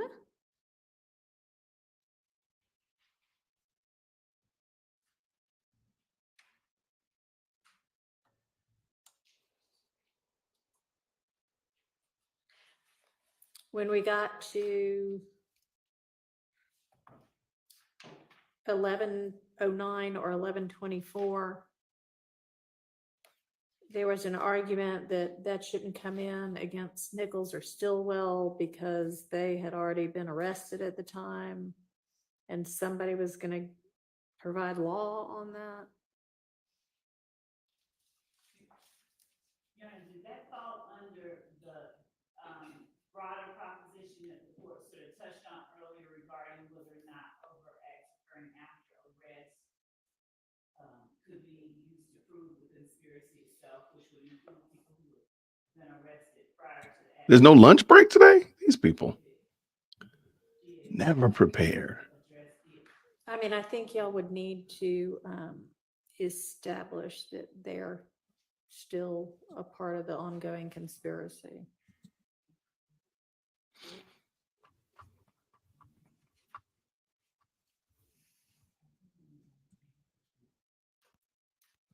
Thank you so much, Mandy. Thank you so much.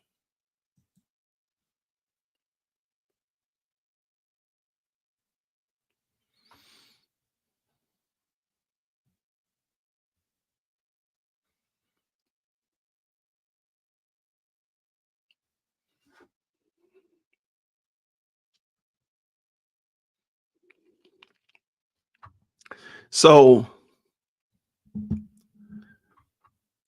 they have people that they're associating with YSL that are not convicted, that are not involved in this court hearing right now, but they're using their doing something criminal to convict the people that are in court right now. That's got to be the most bizarro world. That's got to be upside on his head. That's And crazy. did re-listen to the part that on the chart is 1974, and I think the other reference was 1999. And this was I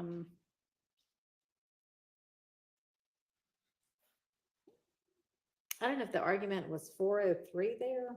Confusion, I think, was the argument. And upon re-listening, I don't find that to be a 403 issue. So that is admissible.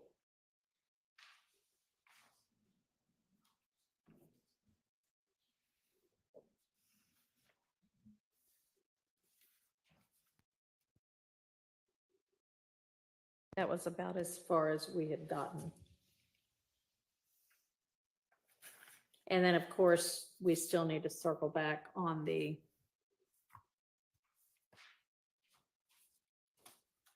that one that we got bogged down with the nested hearsay with Garlington talking to Funk, who talked to Quay. you talk to Rel. So why don't we break for lunch? Y'all got some tasks to do over the lunch break. Do you have the material for me to look at? Yeah, it's not noon yet. It's about 1:45 but. I just reached out to our other team members. Okay. To try and All right. Are you gonna email it or bring it as a hard copy or what's? I'll email it. That makes it quicker. Okay. All right. Please do that over the lunch break. Let's reconvene at 1:15. Yes, Your Honor, and I also put 460 on top of it. My copy of 460. We never did find. I found Okay, great. Thank you. Thanks.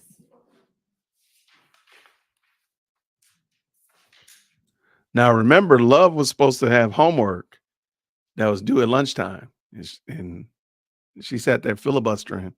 Was that like 30 minutes? She talked for like 30 minutes, man. What you think about that? What you think about that? Mandy, how are you? I am good. You know it ain't gonna be done. I It know, ain't right? We know. again. It ain't gonna be done Again. again. That's got to be the craziest thing, man. I mean, what's the whole purpose of holding somebody, even saying it? Like, what's the purpose of even saying it if now it's just become perfunctory that you're not going to do it? And she sit there and just made up stuff. Like, oh, yeah, I'll have it done. You said I could have it by lunchtime. No, that's not what she said. Amazing. All right. What time was lunch back? Did they say? I'm sorry. Oh, I missed it. She has a whole 15 somebody minutes. said 15 minutes. Is it only 15 minutes? No, it can't be. It can't be. I thought here, I'm making it. I'm gonna go with it 1:15. That's what I was thinking. Okay. Maybe that's what she meant. All right, let me add that to it. What you got on your plate today? What you got happening over there, Mandy? I'm just sending out emails, getting some work done. That's all. I love it. I love it. All right. Court is on lunch. Let me add this little banner to the bottom. There we go. Yeah, everybody heard 1:15 except me. Oh, you know, I need to add EST to it because somebody come back California time or something. Yeah, missed the whole show. They missed the whole show. That's it. We're wrapping up now. And it said EST in there, so let me capitalize though. All right. Which one look at today? That's up to you. All right, let's see. Fulton County Standard Time.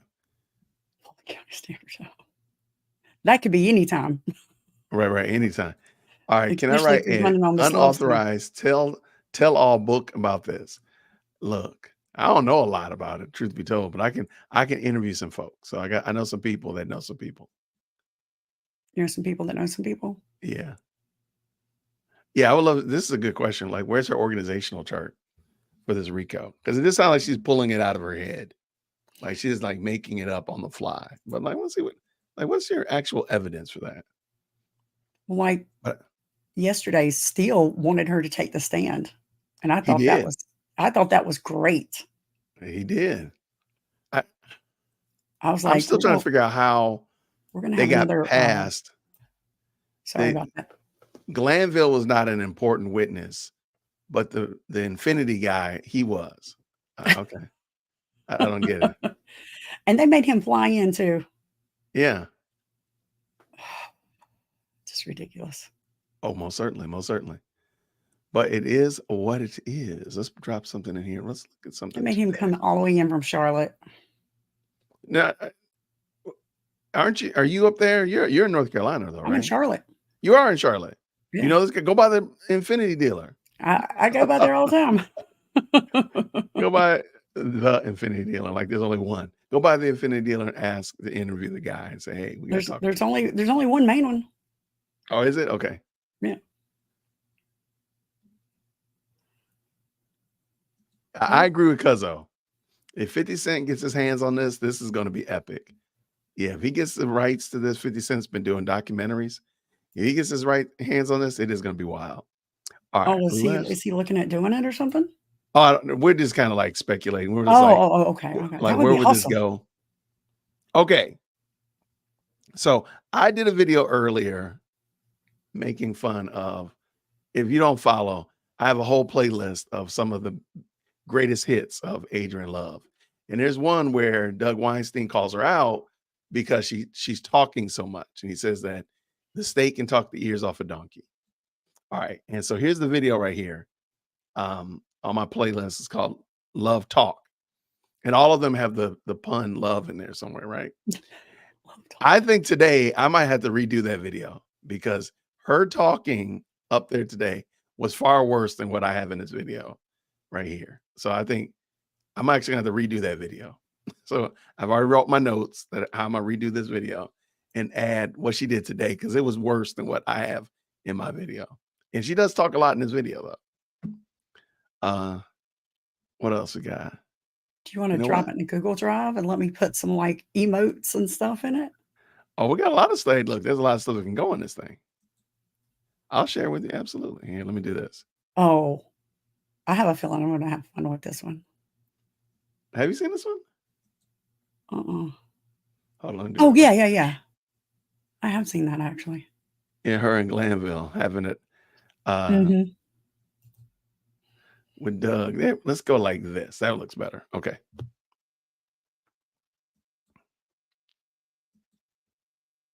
Interrupting the state earlier, but Your Honor, I apologize for interrupting the state earlier, but the state can talk the ears off a donkey.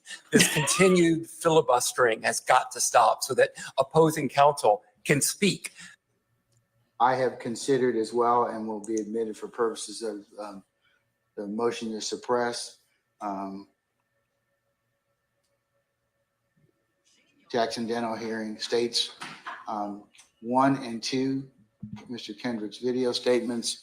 In particular, the court has viewed a portion of those particular statements relative to the periods of time at 2:16 p.m. continuing for approximately 3 minutes or thereabouts. Also from 2:56 p.m. continuing to about 2 or 3 minutes. And the court specifically has heard in the first video at 2:16 or thereabouts, near the end of that colloquy with the detectives, I need to talk to my lawyer. I don't want to talk no more. That one, there was a violation. Personally, I wouldn't have it. And at the second video,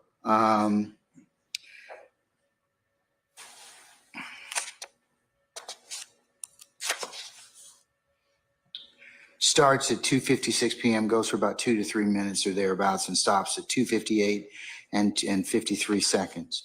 Your Honor, may I address the court? No, I want to make my ruling, okay? I haven't presented any evidence. We don't care. Let me tell you. I can take this on argument, and that's what I'm going to do.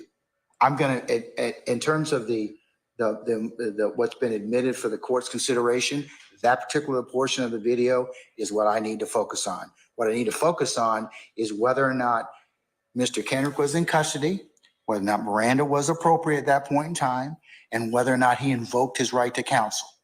And whether he reinitiated it. Yes. You have the officer to talk about that. I don't need that at this point in time. I really don't. What did he say? I'm of the opinion, also had a chance to take a look at Mr. Uhelski sent me as well, and I'm sure the other counsel got a copy of the United States versus Kendrick, both the district court order, which was a hearing in front of Judge Alan Baberman, the United States magistrate, and then Judge Mark Cohen, United States District Court judge. And then the appellate opinion was an opinion based on sentencing. Mr. Kendrick appealed the severity of his sentence. So I'm taking a look at the appellate order, at the trial court order from Judge Cohen, adopting Judge Baberman's findings. Right. And I make it very, during the course of page two, during the course of over 2 hours of the initial interview, defendant did not ask to speak to an attorney. At some point during the interview, Detective Joe Galpin who was investigating a separate homicide incident, entered the room. Defendant then indicated he wanted to talk with his attorney, and questioning stopped. So Judge Baberman, I can't tell whether or not he took into account what I heard on the video, which was, I need to talk to my lawyer. I don't want to talk no more. Emotional damage. That is equivocal to this court, me, Judge Glanville, that he invoked his or withdrew his consent at that point in time and did not wish to speak to law enforcement officers anymore. I understand the state's argument about parsing it out, asking for clarification, but I think that once he's, with the appellate, case law that I've looked at, in Paul Doe and others, he has invoked his right at that point in time, and it's this court's opinion that anything thereafter would be inadmissible. Your Honor, the court also found that he reinitiated. Let me explain to you why I don't care. And that was what. But that's their issue. That's not my issue. Your Honor, I'm not. Okay, and to your point earlier, Judge Cohen and Judge Baberman, I can't tell whether or not they listened to what I heard, but you're only as good as the information that you're given. Right. So it doesn't say on this particular order that that's what they relied upon. It just says he wished to talk, some point in time, he wanted to speak to his attorney. Now, I'm of the opinion, this court's of the opinion that questioning needs to stop. He's unequivocally revoked. And you can't pick and choose at this point in time whether or not it's to this particular crime or any other assertion. So that's why I'm going to suppress it. Boy, ain't no way, boy. And Your Honor, Your Honor, with respect to the statements that were made after that time, we do have, as I stated, Investigator Thorpe to tell the court on the record, present under oath. We do not care. That it was not Detective Thorpe. It was the defendant that reinitiated the conversation with Detective Thorpe. Our representations to the court are not evidence. And since the state has the burden of proof. Okay, but I've seen the video at this point in time. The video does not encompass when the defendant actually reinitiated contact. But the problem is he invokes, and then we don't know what goes on in the 45 minutes, but we come back afterwards, and at that point in time, you don't get to eat your cake, have your cake and eat it too. It's once he invokes, that's it. It's over. Your Honor, they should not be bringing him back at that point in time and asking, well, let me just clarify a little bit about whether or not these statements were made to these set of detectives or to Galpin. It wasn't there in the room that I'm talking about, Your Honor. I'm talking about in the first, the defendant asked for a smoke. So they took him out for a smoke. When they took him out for a smoke, the defendant reinitiated the conversation as they went outside. That is what they found in the district court, but the court doesn't owe that deference. That is why we have, as the burden of proof, holding the burden of proof, that is the reason we have Detective Thorpe here to testify. I don't need his, I'll consider it, but it's this court's opinion that once he invokes, you don't get another bite at the apple by taking him outside, softening him up, giving him a cigarette, some bonbons or whatever, and then letting him go ahead and then saying, oh, well, let me just clarify with you a little bit. That's not how this scenario worked. I think that you all are just annoyed more so that your detective did something that he probably regrets now. What did he say?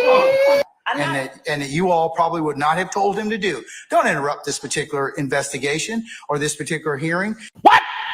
Because what you did is you just now created a wrinkle that now I got to deal with, or whether or not the defendant has invoked his right to counsel. He has. And Your Honor, I'm not annoyed, Your Honor. I just have, with the burden of proof, we have a person who can speak to the issue rather than having us, sort of speculate as to what happened, because it's not, as the court at this time has indicated that it sees, which is that we softened him up with things. That's my ruling. And prepare an order suitable on my directives. Yes, Your Honor. Thank you. Mr. Your Honor, we have not presented any evidence regarding what happened in the Sally Port. Would the court permit the state to present evidence of what happened when they went upon the defendant's request to get a cigarette? Ms. Love, I'm of the opinion it's not going to change my mind at this point in time in terms of, because he's invoked Anything after that would be improper. It really would be, because I mean, it'd be one thing if he said, well, maybe should I get a lawyer? Maybe should I do whatever this, or, kind of make vacillate. But he's pretty significant in the sense of, I need to talk to my lawyer. I don't want to talk to no one. And Your Honor, our case law shows that even when that happens, when the defendant reinitiates the conversation and communication, that the court has found that those statements made after the defendant reinitiates conversation, as unequivocal as his initial assertion was, when the defendant reinitiates the conversation, the statements that he makes are not to be suppressed. And in this case, the defendant reinitiated the conversation, not the officers. What? Bro, what are you talking about, man? And Your Honor, we've provided to the court, and we have proof. We have actual testimony, given that we do have the burden of proof.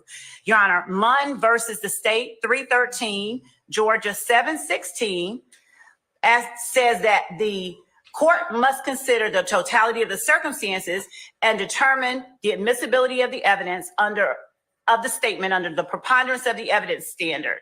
And Your Honor, given the fact that we have a witness here to testify, the court doesn't have to take my word for it or Mr. Weinstein's word for it. We have the person who was there. The court gets to gauge Detective Thorpe's credibility, and the court then has substantive information and evidence upon which to base a ruling under the actual totality of the circumstances. Right now, we have a clip. When I asked Mr. Weinstein to play for the court the portion to which he objected, that wasn't the state conceding that we weren't going to put up evidence, Your Honor. I was trying for the sake of brevity to have him point out the part that he objected to, but then that left us without the ability to present anything.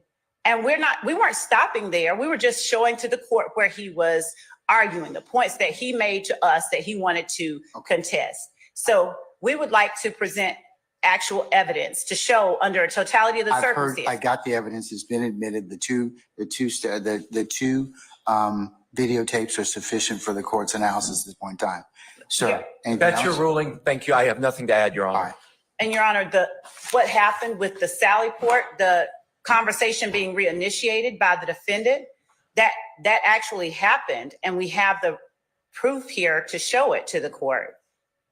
Well, based upon what you've argued so far, and that in this particular circumstance,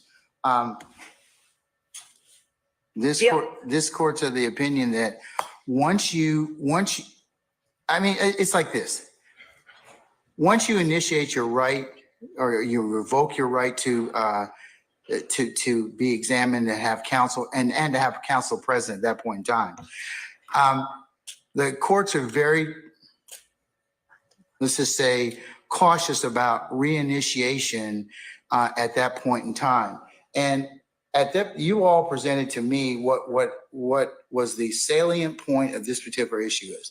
So if I believe at this point in time that he's invoked unequivocally his right to counsel at this point in time, the questioning is supposed to stop. You're not supposed to go out and get cigarettes and do everything else. It's supposed to stop. I mean, that's this court's opinion. So, and that's my ruling. And Your Honor, the thing is that, Your Honor, we did not. You're arguing with me now, Ms. Love. So can we stop at this point in time?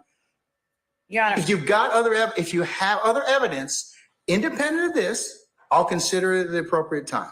And we do, and that is what I was asking. So if the court will permit me to actually introduce the evidence that we have, as the court in State versus Paldo 309 Georgia 130, where it says a suspect who asks for a lawyer at any time during a custodial interrogation may not be subjected to further questioning until the suspect reinitiates the conversation.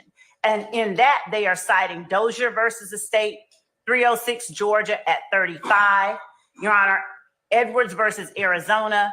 And Your Honor, this is a 2020 Georgia Supreme Court case where it specifically says that a suspect who asks for a lawyer at any time during a custodial interrogation may not be subjected to further questioning, as the court has said, by law enforcement until an attorney has been made available or until the suspect reinitiates the conversation. They Your hold those Honor, two at things, some Your point, Honor, I'm Your sorry, Honor, I'm talking, Your and Honor, I at don't know some why I point, am being interrupted. your I will rulings not need stop. to be Your final. Honor.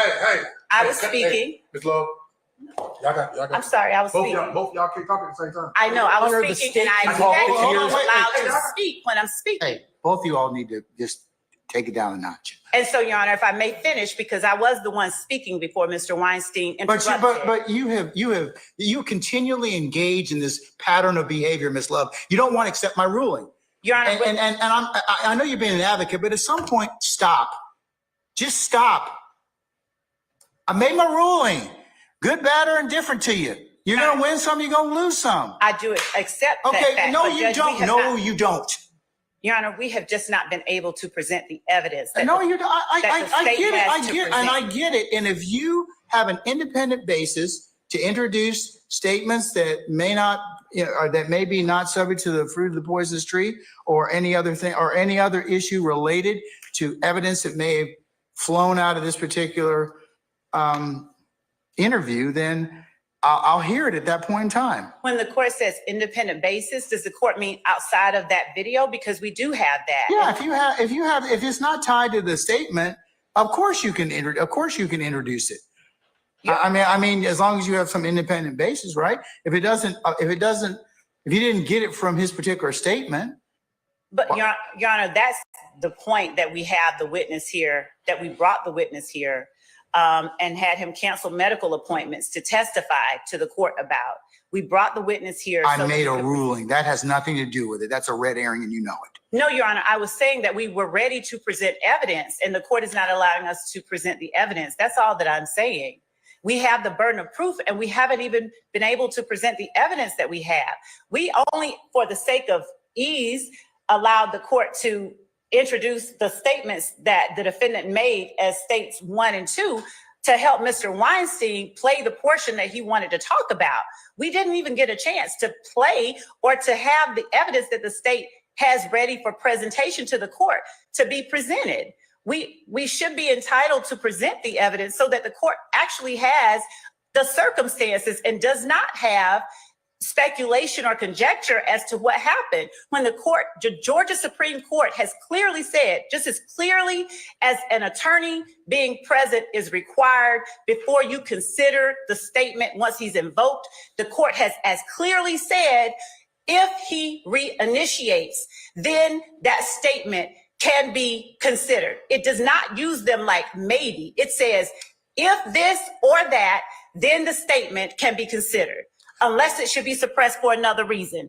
And that case, Paldo, is as recent as 4 years ago. And I'm not just doing this for the sake of engaging in a pattern of behavior, Your Honor.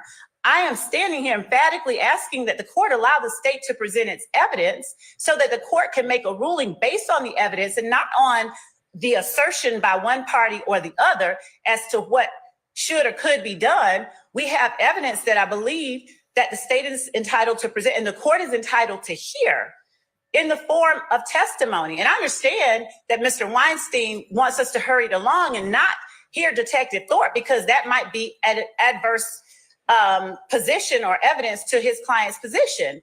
But we are simply asking that the court allow us the opportunity to present the evidence and to not hold it against the state that I am asking this, that the court allow us to present evidence that this statement was made voluntarily, and that the fact that he ceased it but then reinitiated it is something that the court should consider. And Your Honor, I don't like drawing the court's ire. It's, quite disturbing, but I cannot in good faith not present evidence when we have a whole burden of proof to show the court that it was made freely and voluntarily. And when the evidence that we have is sitting right outside the courtroom. And the court's whole purpose for having these hearings is to determine the truth and to decide what is fair. And without hearing from Detective Thorpe, I don't know how the court can discern what the truth of the matter is, hearing only a portion of a recording and not hearing from the people who were actually standing there talking to and listening to the defendant. Unless without hearing Detective Thorpe, the court is making a credibility judgment before even hearing what he has to say. May I please speak? Please, may I please speak? Okay. And Your Honor, Yeah. I was asking that the court, Are you finished, madam? I was not, Your Honor. I was Your really Honor, not. Hold up. You got 30 more seconds. Wrap it up. And Your Honor, I'd ask again the court for the opportunities for the state to be able to present evidence so that the state can meet its burden and not have the court make any kind of ruling based on really partial pieces when the court does not have a totality of the circumstances as a part of the record for the court to consider. So I would ask the court in earnest to allow us to at least present the testimony of Detective Thorpe, if not today. I don't mind doing it. I said in my email to the court and to counsel that we can do this closer in time because he does have or did have that appointment closer in time to when this matter will be right. But Your Honor, I implore the court to allow us to actually present the evidence that we have to present. I appreciate Your Honor giving me the moment to speak. Thank you. Your Honor, I apologize for interrupting the state earlier, but the state can talk the ears off a donkey. This continued filibustering has got to stop so that opposing counsel can speak. Your rulings at some point have got to be final, Your Honor. Whether you hear from Detective Thorpe or not is irrelevant. He requested his lawyer. He invoked his right to not speak anymore. And I don't care what schmoozing Detective Thorpe did out at the Sally Port, taking my client off camera.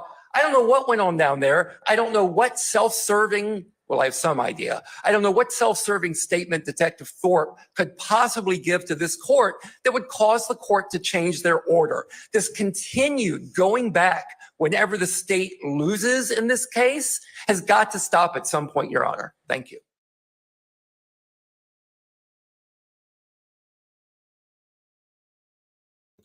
Sorry about that.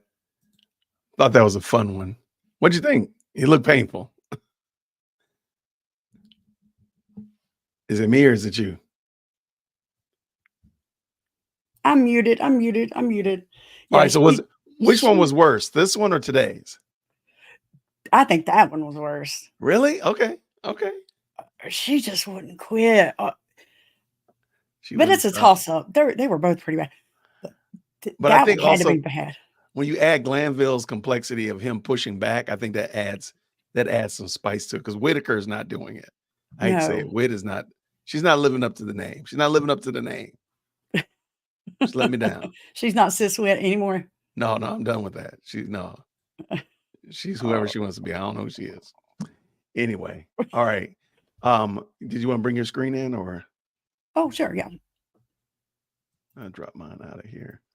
I don't know what's with the audio. I don't know what they're doing over there. I'm trying to keep it.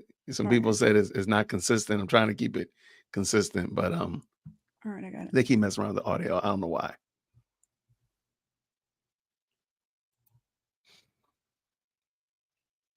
But you gotta and she said I'm sorry, they said 1:15, so you got about an hour. Okay. Well, friend, thank you so much. I will see you all shortly. I got Appreciate some best you. moments I was going to show. Is that all right? Say again. I got some best moments I was going to show until then. Yeah, absolutely. Okay. Best I moment. want to see some best moments. Oh, and I'm going to show that short too. Do it. Catch you in a minute. All right. Hey, I found a short, y'all. I wanted to show it to you. Look at this. This is ridiculous. Check this out. Look at this. Watch this. It is that you wipe your nose when you said that's the symbol that you use. I prefer not to wipe my nose. My nose not itching right now. Do you only wipe your nose when it's itching? When it's running too. Is the only time that you wipe your nose when it's running or itching? No. Would you please then tell the jury when the other times are that you wipe your nose?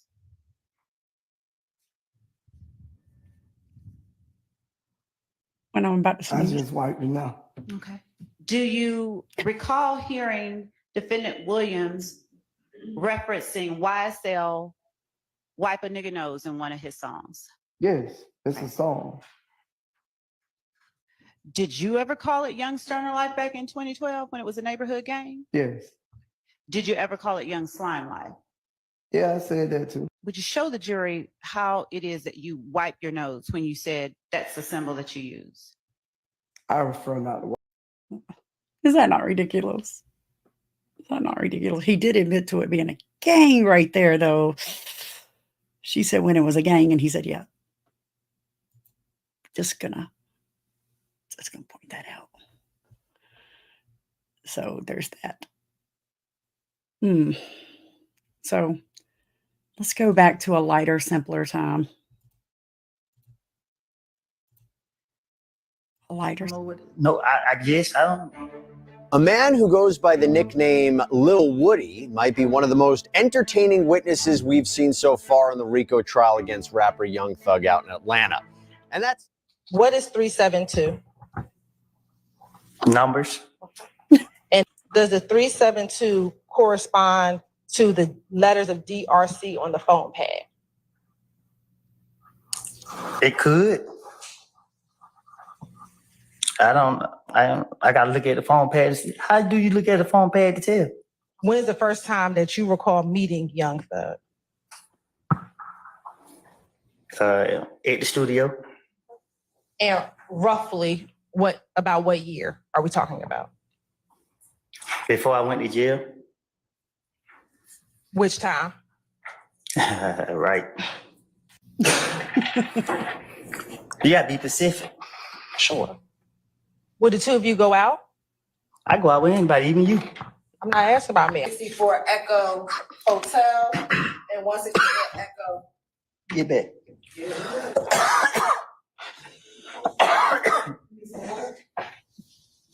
Like, you ain't gotta tell me twice. All right, wasn't that? If he said I said it, I said it. And is that true or that not true that you left her home around 5 o'clock? If you notice something about me, I don't keep up with the time or the days. I just go with the flow. Is it your desire to release your counsel at this point in time? She's fired? Okay. How old are you? She fired. Grown. Okay, what does grown mean? I'm an adult. Okay. And when you say you're an adult, what number in years are you?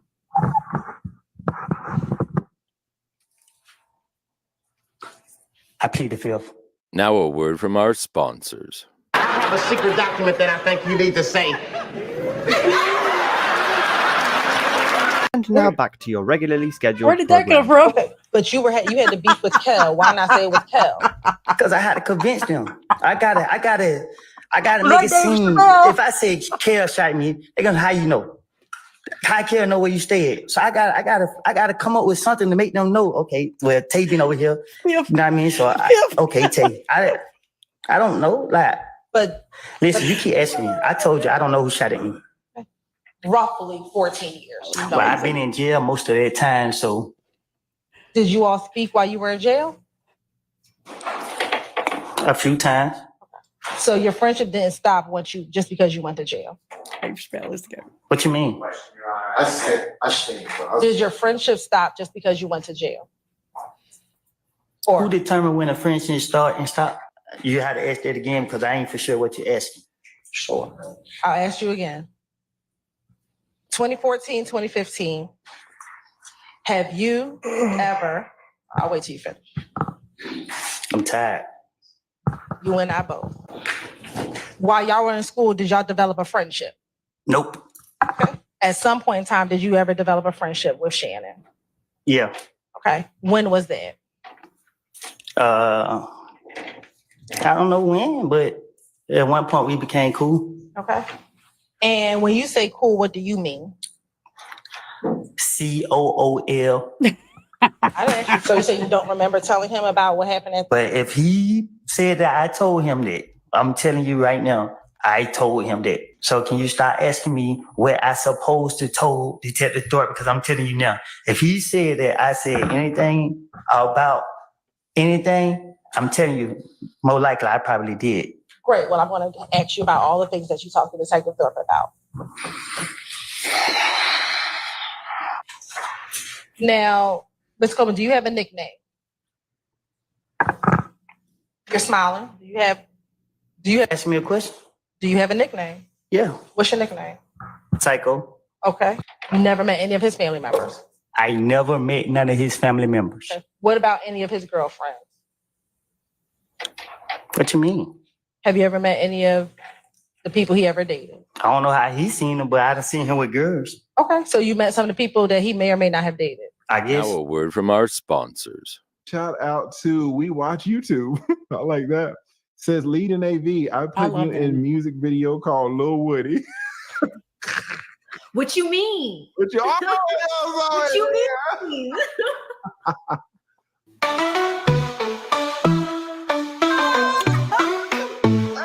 What you mean? I guess I don't recall. It's how you recall. What you mean? Yes, I They're playing We Watch YouTube video. Little Woody. Shout out to We Watch YouTube. They're playing your. I didn't even know. Oh my gosh, Molly Mom is playing your video. Oh, We Watch YouTube. Are you in the chat?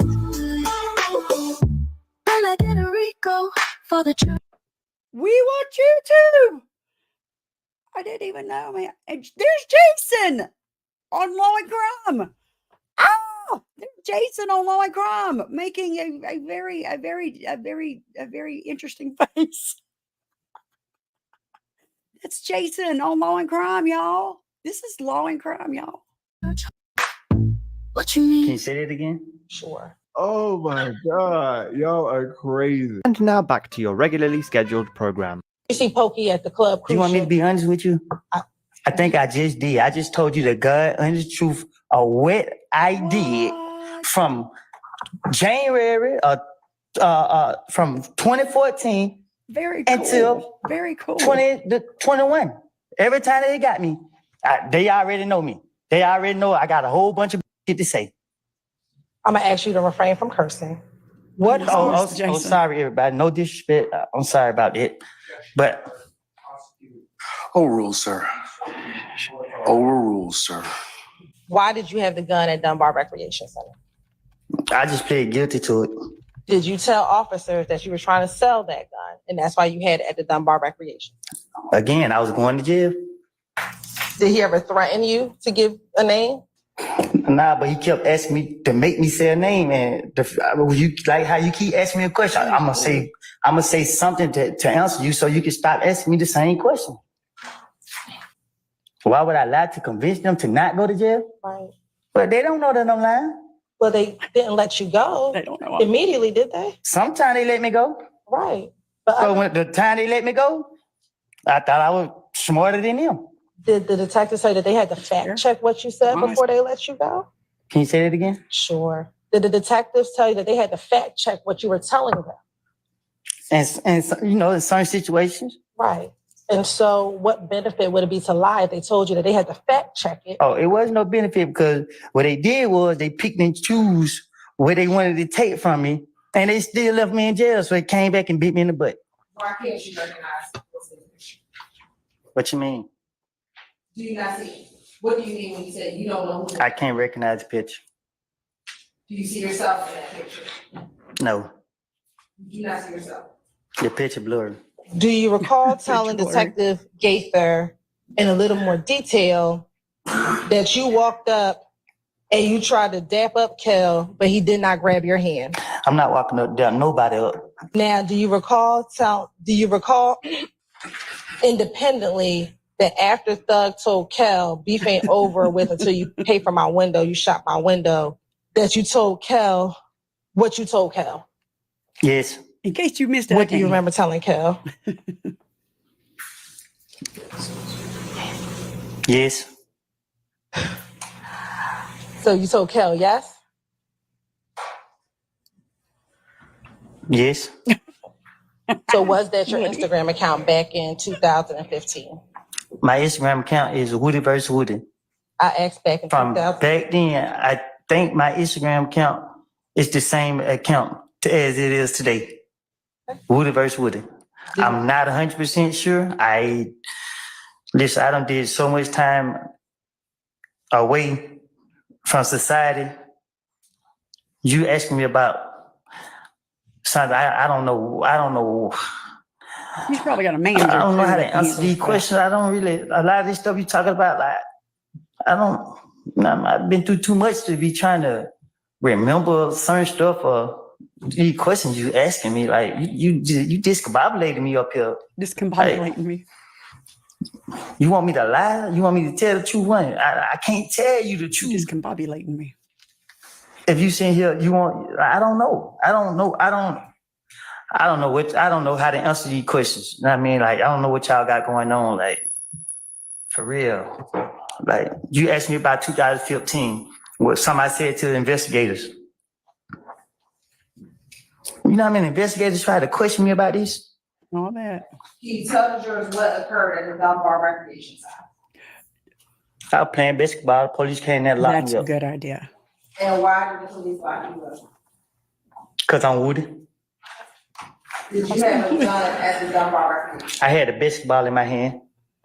You said you consider yourself 372. What was 372? It ain't for you to know. I'm going to ask you again, Mr. Copeland. What was 372? 372. Was that a game? What do you define as a game? Mr. Copeland, I'm asking a question. I can't answer your question if I don't know what you're talking about. Were you? You know, that's a good question. Was it you in a group of? What do you guys consider a gang? Like, give me your definition in the chat. What is your definition of a gang? What's your definition of a gang? Just real quick. Let's see what the Googles says.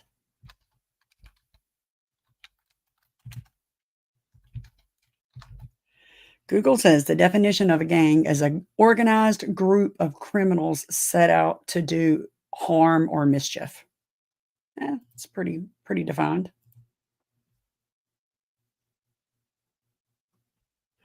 Thanks to this case, I don't know anymore. That's a good point.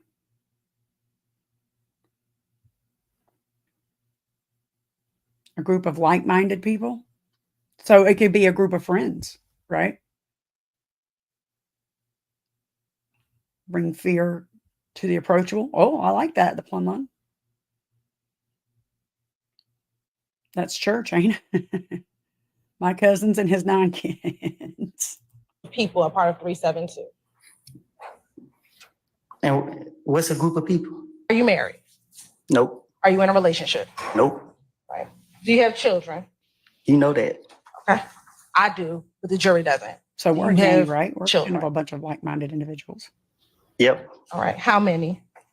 More than one. All right. Do you have more than 3? I might. Ain't no telling. Okay. That's fair. Do you have 2 that you know of? Yeah. All right. And how old are your 2 children? The same age. What's that? I don't know. Y'all been having me in jail so long. I can't recall. Okay. Oh. Were you in jail on Friday? Prior to? Yeah, I was in jail Friday. Were you in jail on Thursday?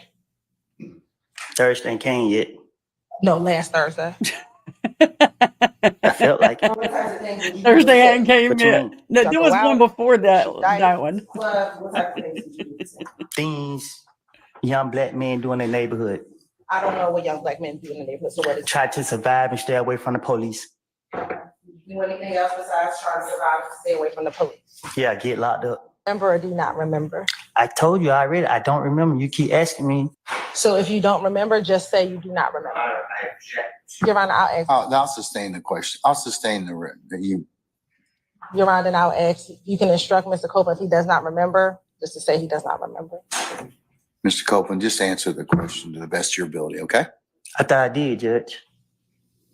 I told her I don't remember no conversation I had with. She trying to cross me up. She trying to say this and that when I don't told her I don't tell the police anything they wanted to hear for them to, and she keep asking me over and over. You're gonna have to answer the question, sir, okay? About how old were you all when you took this picture? I don't know. Do you have hair on your head when you take this picture? What you When you trying? took the picture?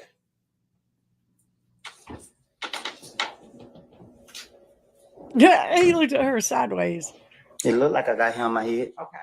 How long ago have you been bald?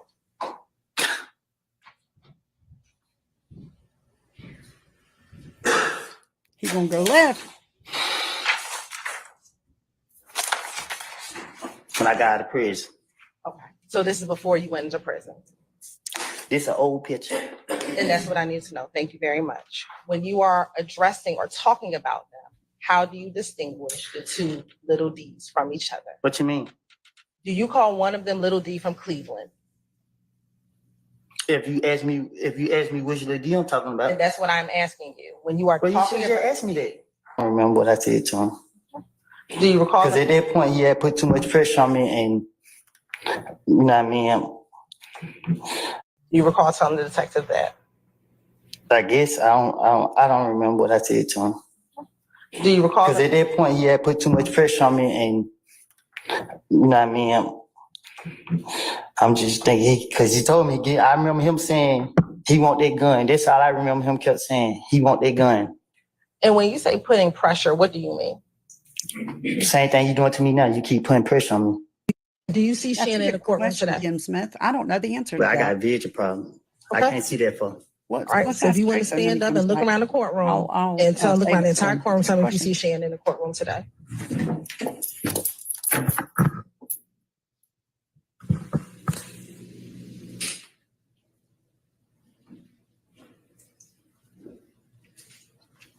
He a whole mess. Do you need to sit down? Nah, I can right here. They ain't had nothing to drink. Do you want some water? You gonna give me a drink? I'll get some water. I don't drink water. Well, I don't have nothing else for you, but I will put some water up there for you. Who am I looking for? Shannon. You about fell.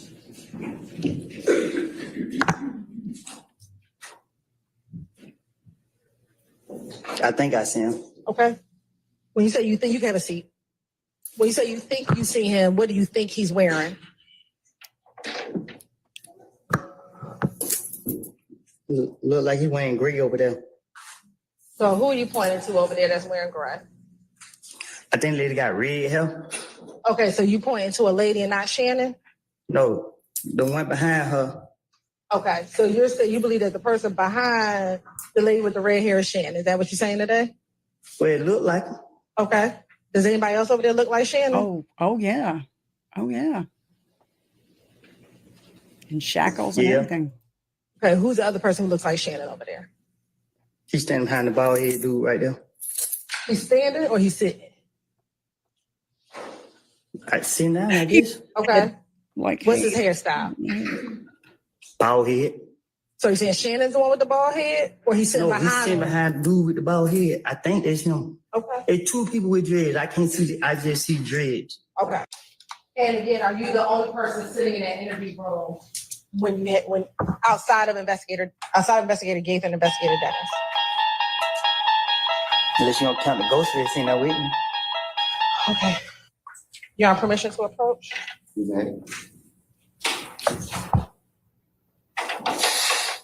Hey, Judge.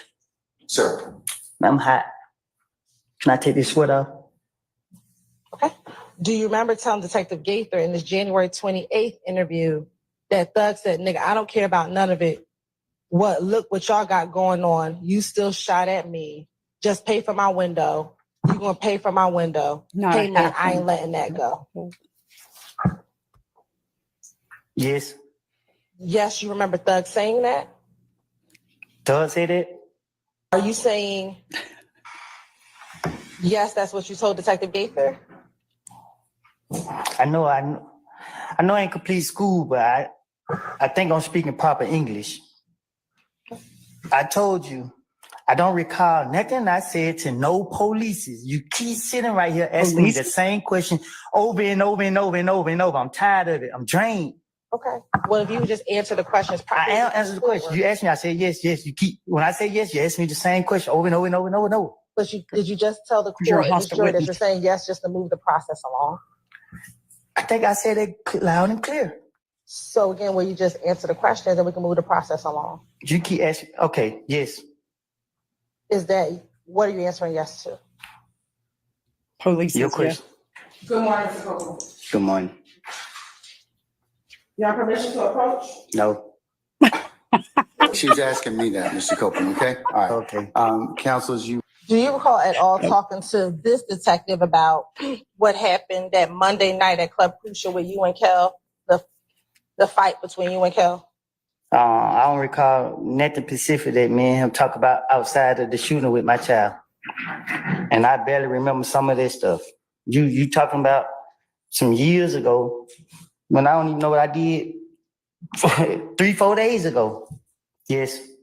Yes, you remember telling Detective Gaither that? I don't remember what I done told the police. Let me ask you this. Are you just saying yes now to speed up your questioning?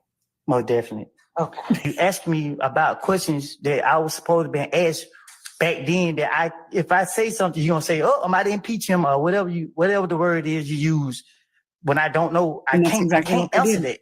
Do you recall telling your girlfriend when it was just the two of you, I did when he jumped out the car? I know exactly who I saw. I don't, at that point, it was so much pressure on me. Yeah, I'm a daughter crying, trying to take her to the hospital. Somebody pull up on me soon. I'm trying to figure out what made me have the gun to go to the hospital. It's all type of stuff going through my mind. I don't know. Too much going on. Yeah, I can't because she keep asking me these questions and. Mr. Copeland, just take a breath, okay? We do need to take down your testimony, so you do need to speak a little slower, all right? Okay? All right. There was some investigator right there talking to me, but when he looked and seen who I was, he called somebody, then they went jumping out the sky, coming out the bushes, every which way. They questioned me right there. I don't know who it was they questioned me. Earlier, I asked you about whether you were concerned about being labeled a snitch. Do you recall telling Detective Copeland? Detective who? I mean, excuse me, Detective Copeland. Detective Curry. Now I'm a detective. Correct. Do you recall telling Detective Gaither and Detective Dennis that she was present at the pool party that occurred prior to the shooting on the highway? I don't know, I guess. Do you remember? Do you not remember? I'm tired. What I'm trying to tell you is our conversation was about something that I said in the past. I understand. I'm asking you. I asked that Mr. Copeland be allowed to finish his. Okay, all right. I thought you was that. Mr. Copeland, you need to finish your answers? No, I need a break, Your Honor. Say again? I need a break. I was asleep.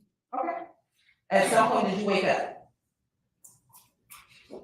I had to. I'm here. COOL. I didn't ask you to spell it. I asked you what you mean. These questions you asking me, like you discombobulated me up here. Shout out to We Watch YouTube. I like that. Says leading a. Oh, it's like repeating. Okay. So I thought y'all might like this. This was the bond hearing for Gunna. It's really short, but it looks really good. Oh. Wait 1 second. It started as soon as I clicked it. So this is the bond hearing for Gunna. It's short, sweet, and to the point apparently, but let's check this out. Apparently it gets kind of wild, so just a warning, it gets kind of wild. No, we don't usually watch wild stuff, but apparently this gets on the wild side. Here we go. I just gotta do what I gotta do. All right, Mr. Sato, anything, sir? No, Your Honor, thank you. Okay, all right. Here's where the court's kind I just looked, it was Jason. Where I think all of you were kind of stuck. It was Jason. Between. There is the standard for bond, which is a preponderance of the evidence. And then there is, and that proffers are authorized by our state Supreme Court for bond. They are not offered or not authorized unless otherwise agreed to for trial. And strict burden or strict proof is required for that particular proffer as a result to a issue of proof at trial. So we're stuck in between the two the two burdens in this case. We also acknowledge the fact that, the defendants are presumed to be innocent, and this particular system authorizes the court to consider bond based on statute as well as case law. And, and I have done so in this particular case and will continue to do so. The other challenge that our imperfect system kind of just, hasn't figured out a way to kind of deal with other than reconsidering the issue of bond and changing circumstances of bond is acknowledged for proof that may or may not come at trial, but the state bears that burden at this point in time. And it's not a perfect system in the sense that we won't know until that time whether or not many of these statements that have been proffered by the state I'll look that up. Come to pass or come to fruition. That's no consultation or consolation for your client, Mr. Samuel and Mr. Sadow. And but unfortunately, that's the best that the system can offer at this point in time, given the status of the case law and the like. The only thing I can potentially do is, like I said, I will try the case as expeditiously as possible. But at this point in time, I don't find any change in circumstances that would allow me to or move me from changing my decision as to bond. And if anybody's in the gallery and you can't otherwise control yourself or otherwise you want to make any appropriate comments, then you can leave at this point in time. No harm will come or nothing else will occur. But if you remain in this courtroom and make any outbursts, I'll have you arrested.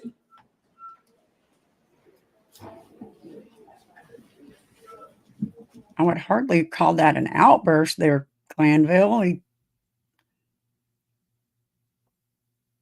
I mean, we've heard outbursts in your courtroom. I don't think I would call that one. I mean, really?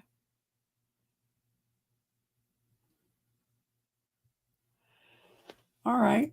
And I found an interview with Steele before or mid-trial. I thought y'all might want to see that, but I think I accidentally closed it because I am talented like that.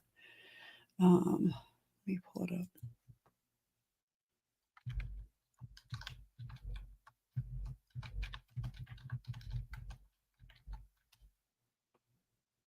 Yeah, there it is. Okay. It was on 11 Alive. Here we go. I haven't seen this actually. Looks pretty good.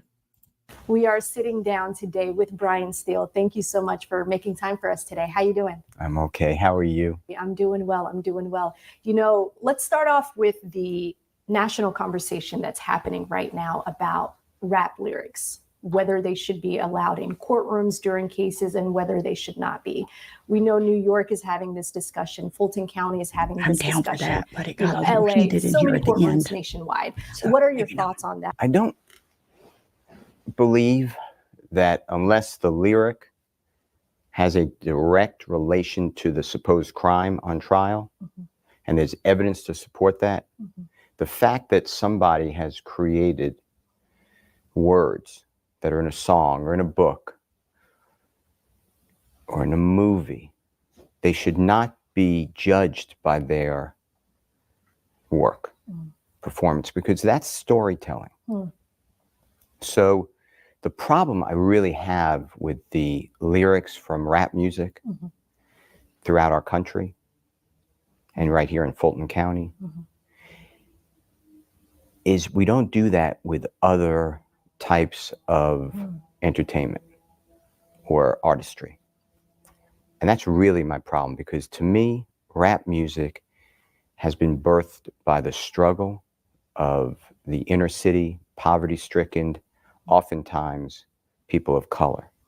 And why are we targeting that group rather than a writer who talks about a killing or drug dealing?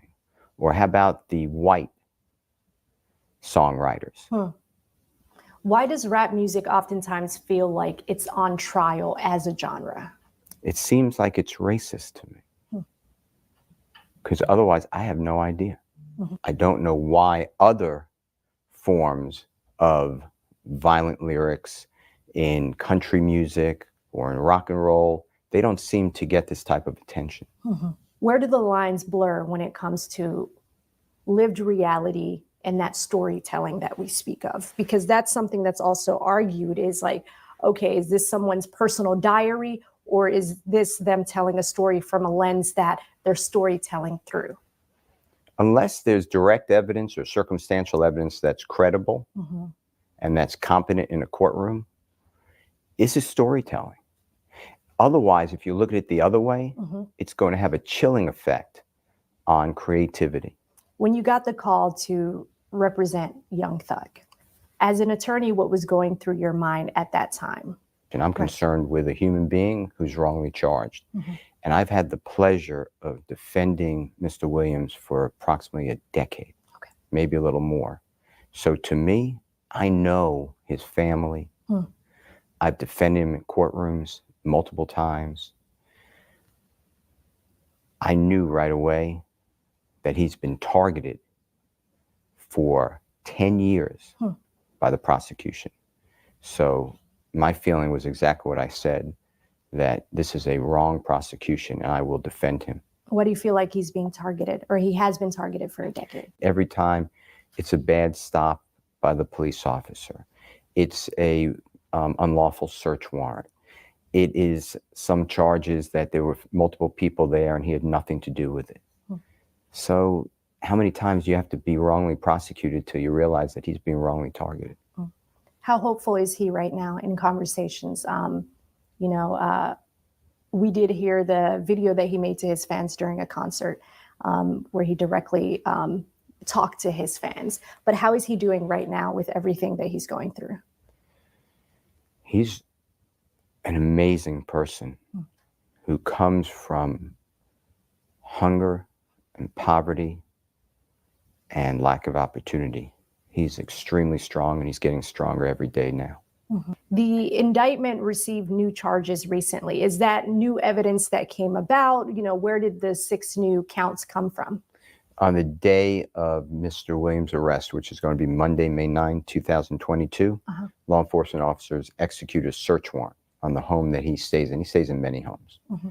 And in that home, allegedly, there was marijuana found, codeine found, and guns. One gun, a supposed machine gun. That's the allegations.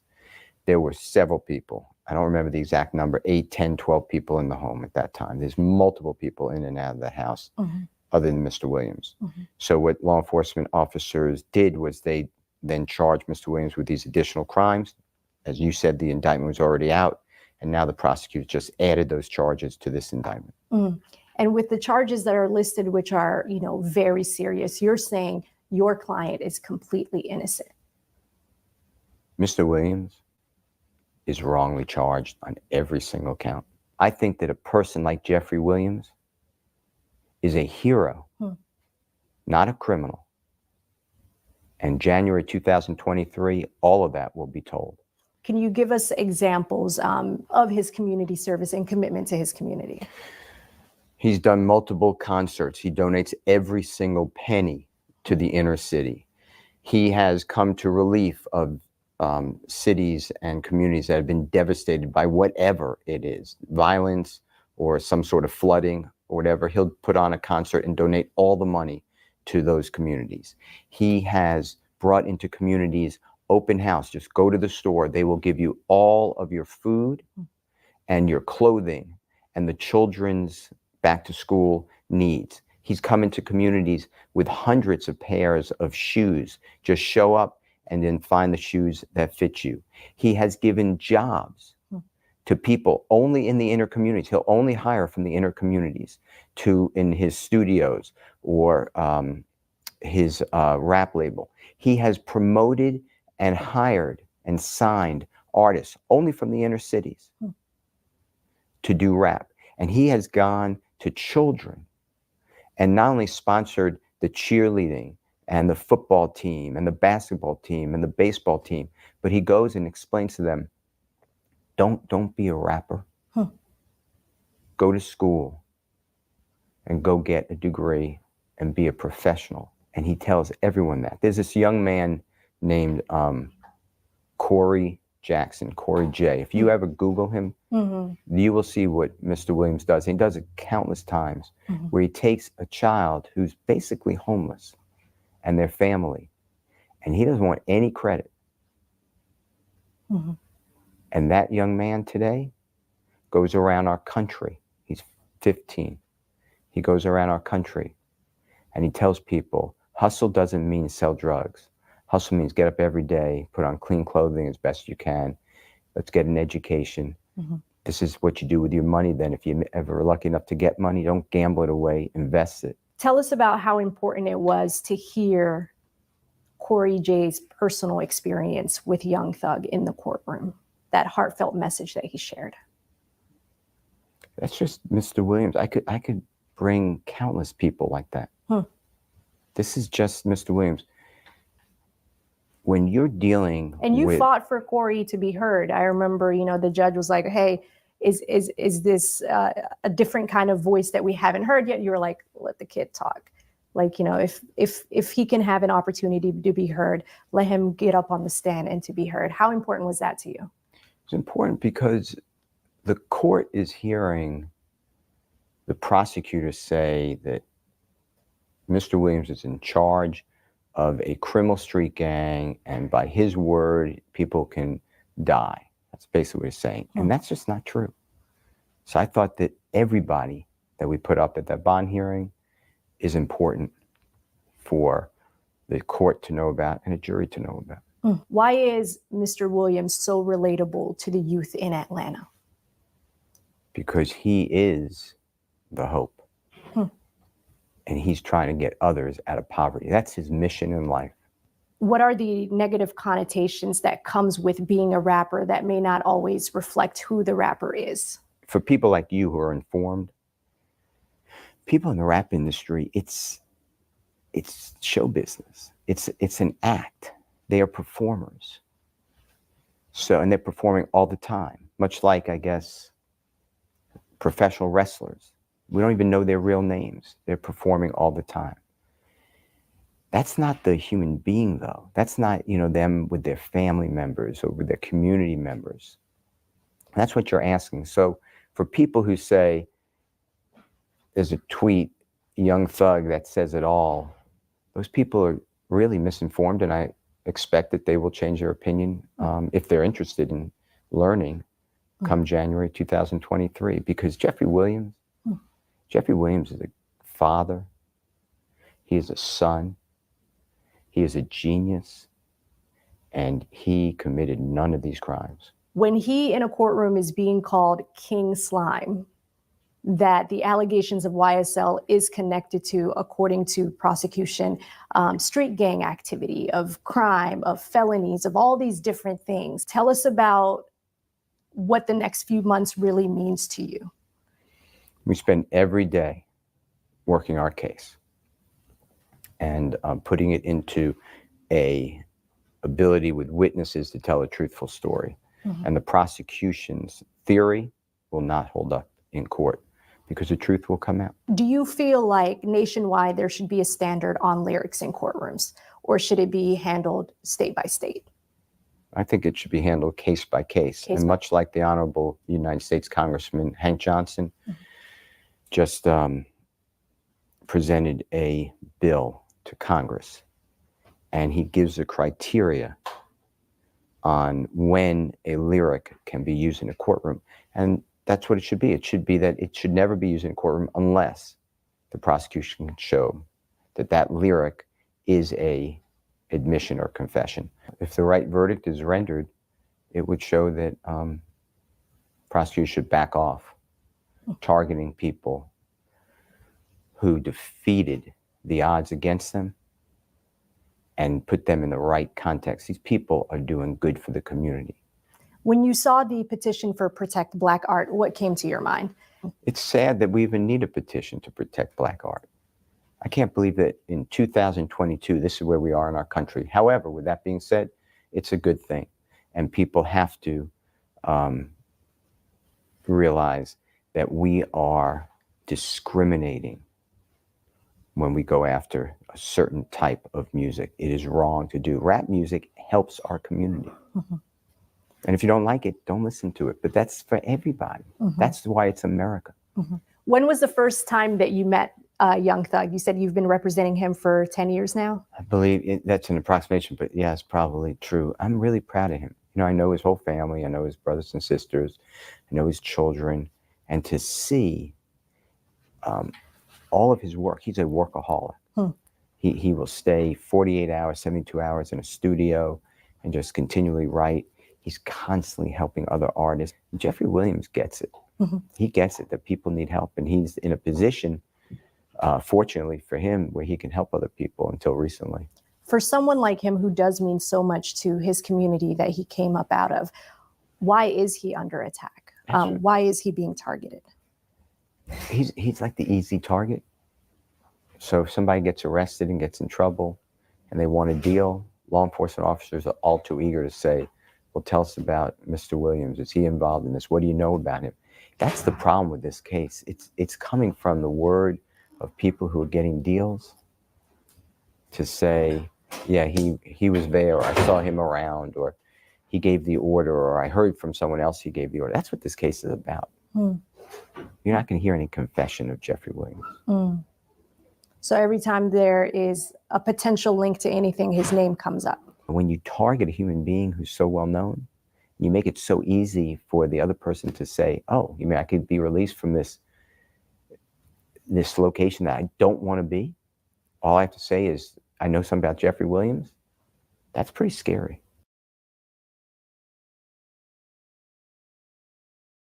We'll call. Thank you so much. Mr. Corey Jackson. What's Mr. Jackson going to testify to? Your Honor, he is a young man. How many witnesses do you have, Mr. Steele?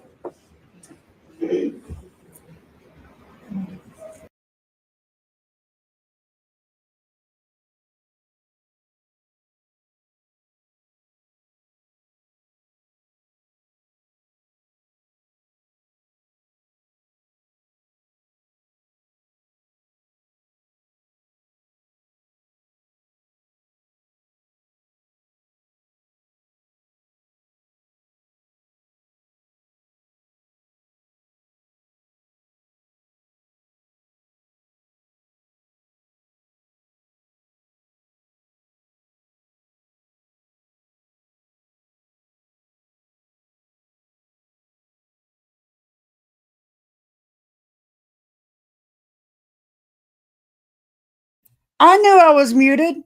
I was reading Ray's comment. I'm a brown-skinned Texan living in North Carolina for over 30 years, and my kids are half. And I said, I'm with you there, Ray. Their mother has seen what I deal with. And then she asked why I wasn't angry, because I'm part of a machine.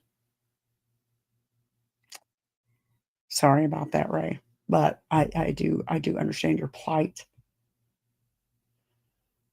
Sorry. It's worse for you, though, if I can just say. It's worse for you. I understand it on behalf of my son, though. Who watched the debate? Who watched the debate? Jason showed it on the stream last night. Ooh, do I hear rumblings in the courtroom?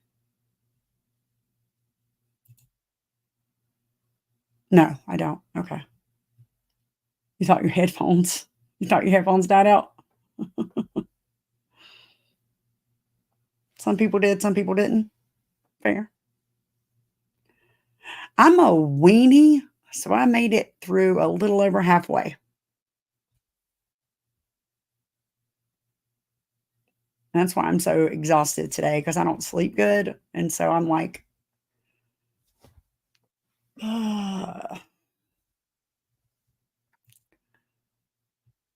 some of you are here, or yeah, some of you are here. And thank you guys for hanging out.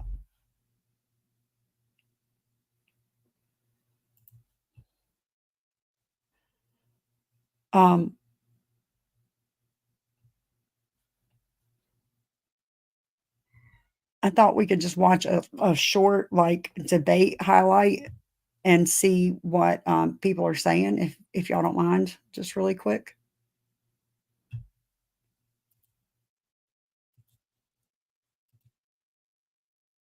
Coming from someone who has been prosecuted for national security crimes, economic crimes, election interference, has been found liable for sexual assault, and his next big court appearance is in November at his own criminal sentencing.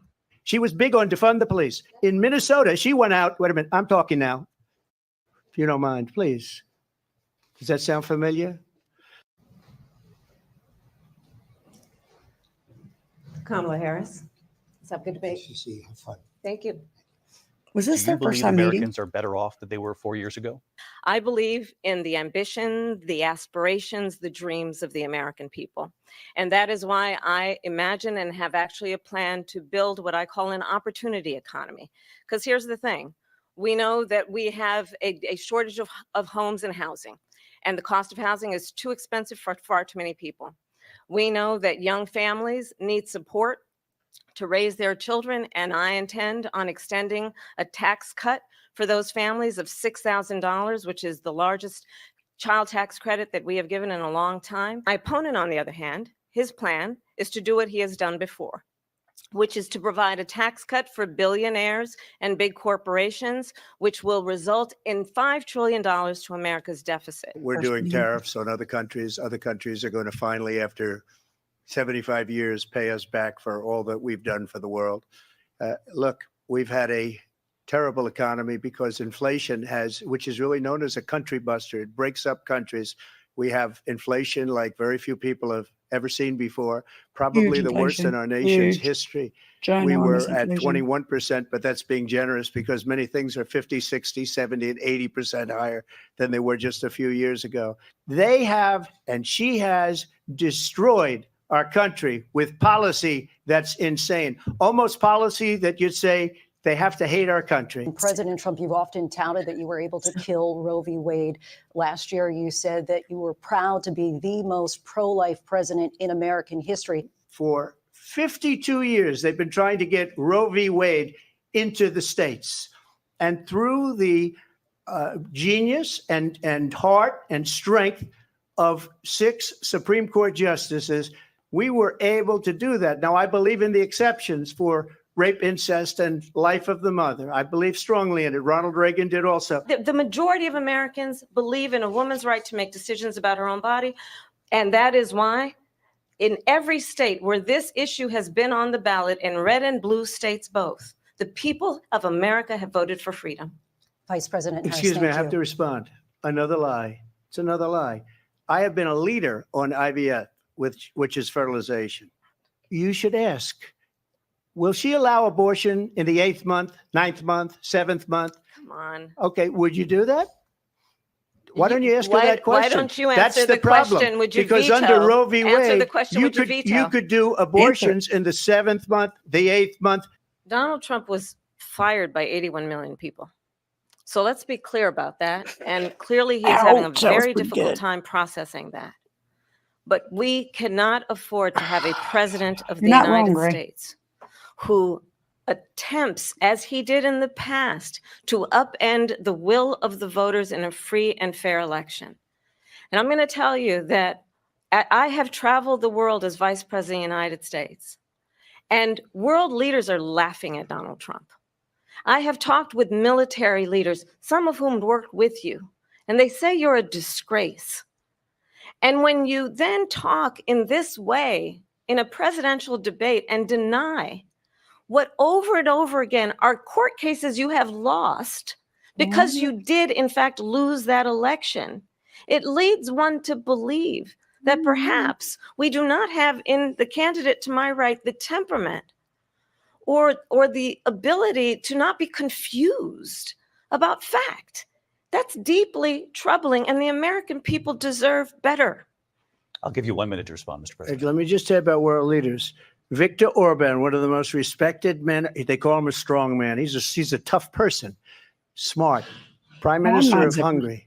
They said, why is the whole world blowing up? 3 years ago, it wasn't. Why is it blowing up? He said, because you need Trump back as president. We're playing with World War III, and we have a president that we don't even know if where is our president? We don't even know if he's a president. And just to clarify here. But Trump, to be fair, that's because most world leaders keep their presidents or whatever they call them longer than 4 years. So I want to get your thoughts on support for Ukraine in this moment, but also as commander-in-chief, if elected, how would you deal with Vladimir Putin? And would it be any different from what we're seeing from President Biden? Well, first of all, it's important to remind the former president, you're not running against Joe Biden, you're running against me. I believe the reason that Donald Trump says that this war would be over within 24 hours is because he would just give it up. Someone who cares about you and is not putting themselves first. I intend to be a president for all Americans and focus on what we can do over the next 10 and 20 years to build back up our country by investing right now in you, the American people. So she just started by saying she's going to do this, she's going to do that, she's going to do all these wonderful things. Why hasn't she done it? She's been there for 3.5 years. They've had 3.5 years to fix the border. They've had 3.5 years to create jobs and all the things we talked about. Why hasn't she done it? Then he's going to talk about immigration a lot tonight, even when it's not the subject that is being raised. And I'm going to actually do something really unusual, and I'm going to invite you to attend one of Donald Trump's rallies, because it's a really interesting thing to watch. And what you will also notice is that people start leaving his rallies early out of exhaustion and boredom. And I will tell you, the one thing you will not hear him talk about is you. She said people start leaving. People don't go to her rallies. There's no reason to go. And the people that do go, she's bussing them in and paying them to be there and then showing them in a different light.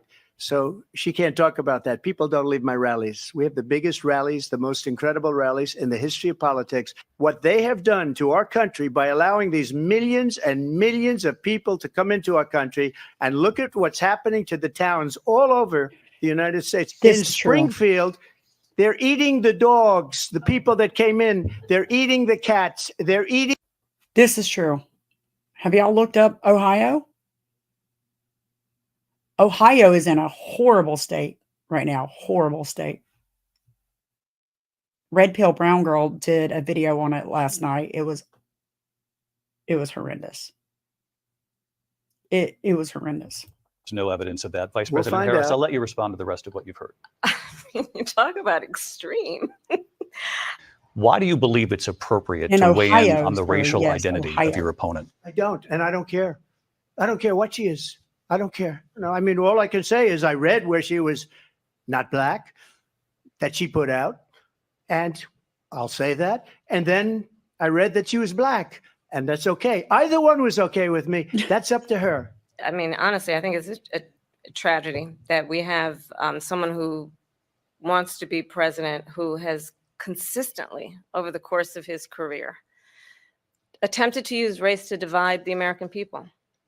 You know, I do believe that the vast majority of us know that we have so much more in common than what separates us, and we don't want this kind of approach that is just constantly trying to divide us, and especially by race. Millions of people let in, and all over the world, crime is down all over the world except here. Crime here is up and through the roof. Well, I think this is so rich coming from someone who has been prosecuted for national security crimes, economic crimes, election interference, has been found liable for sexual assault, and his next big court appearance is in November at his own criminal sentencing.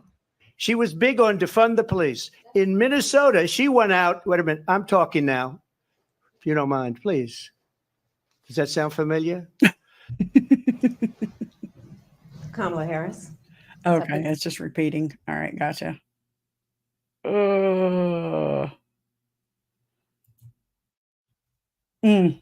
that's all I got. But court starts back in like 3 minutes. You live in Ohio? I'm not sure what city. I think it's Springfield, Ohio. Have you heard of a Springfield, Ohio there, Hawk?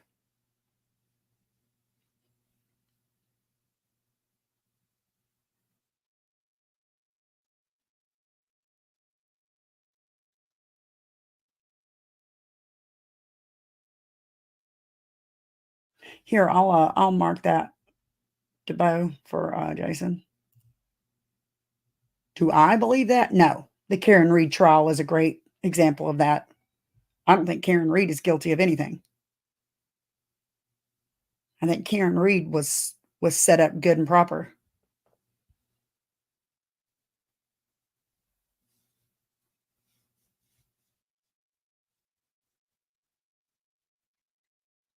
If any of you follow the Karen Reed trial, you can let me know your opinion on that, but that's what I think. And then they voted, and all of the jurors voted to acquit her on the murder charges, but not the drunk driving charge. And the judge called for a mistrial because they couldn't come to an agreement on the drunk driving charge. Karen Reed, not guilty. Thank you. Izzy, I agree with you there. Counts 1 and 3. Yep. Yep. Yep. I followed that from the moment she was arrested. I was like, something does not smell right here.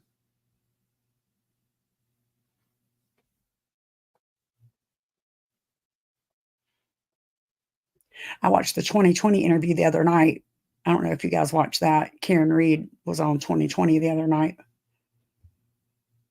And it was pretty good. And so was her lawyers.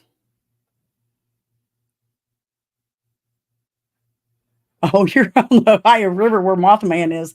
Oh, that's pretty great, Hawk.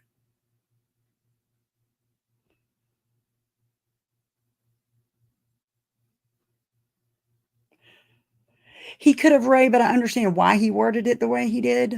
I think he was trying to do a scare tactic, which if it's that bad,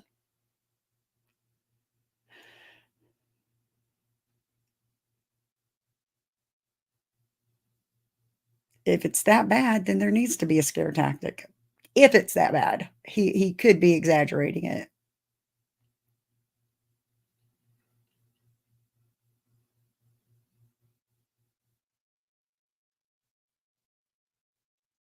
The evidence is bad. The witnesses were bad. No way beyond a reasonable doubt.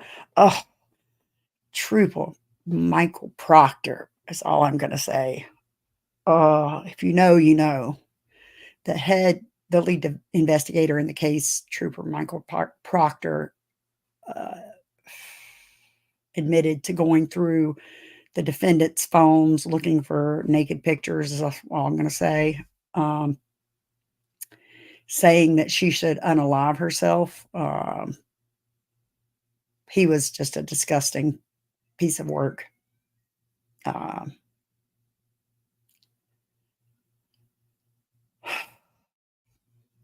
Thank goodness he lost his job. He's not in jail, so it wasn't bad enough. But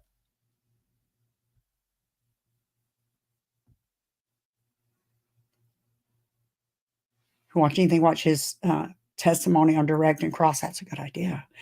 I would have had I known that the court wouldn't be back yet, but it's not back yet.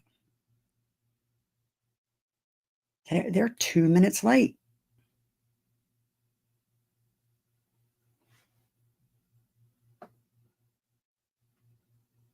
Really, Bora Bora? For a program that brought influx of Haitian immigrants into Springfield? Seriously?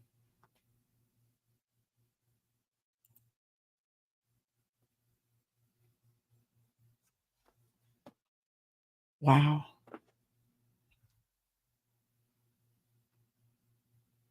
So I think the jury mostly has their mind made up or just fed up with Miss Love. That one's a hard one. I'll mark it for Jason. It's hard to know when you can't get a word or a read on anybody. I'm fed up with Miss Love. Does that help? Frankie Beverly, really?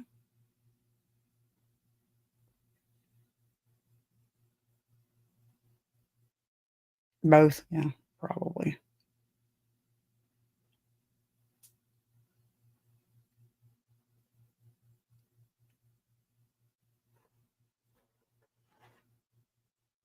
A city of about 59,000 was suddenly flooded with 15,000 Haitian migrants.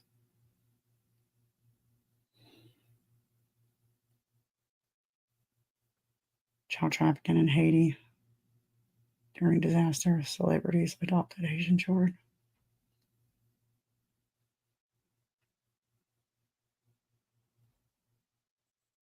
Gene, that's a good point.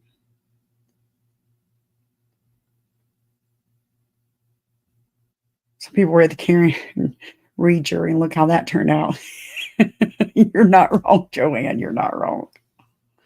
You're not wrong about that. I think a lot of them were kind of put off by the McAlberts, if you will. And they came and stared at them with their arms folded like, how are you going to vote?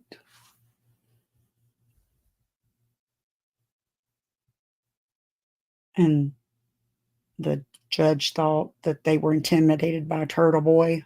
Again, if you know, you know. But really, they weren't. They were intimidated by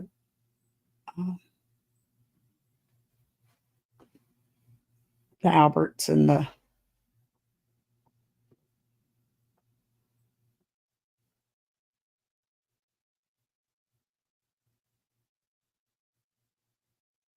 export love to Springfield. Stop it.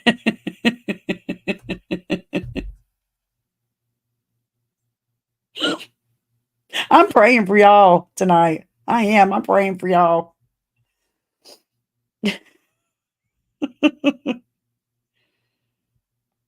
I am praying for y'all.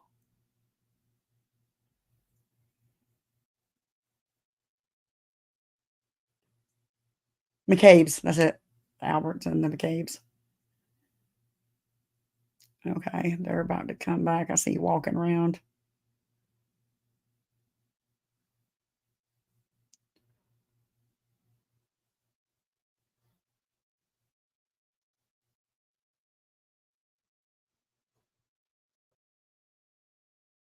Jen McCabe was another mess. She was a wreck.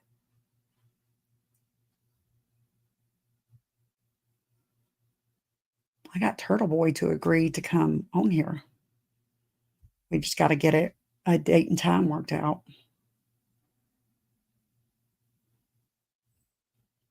I think that would be pretty cool. That and he's got to watch his mouth. I've been told. I said, you got to watch your mouth. You can't be talking any old kind of way. That is a cat and a dog. That dog looks a lot like my dog. And I have a cat and a dog. So yeah, that's a cat and a dog.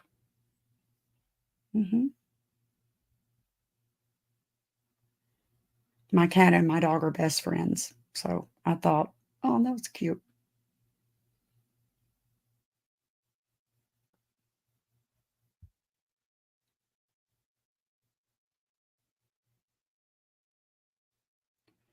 My dog's name is Doug, like from the movie Up. And my cat's name is Larry. Because, I don't know, I'm weird.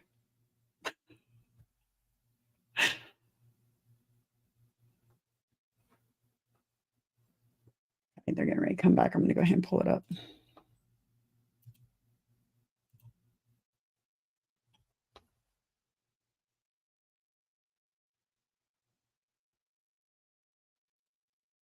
Yep, Doug the dog. He's asleep in the gaming chair beside me.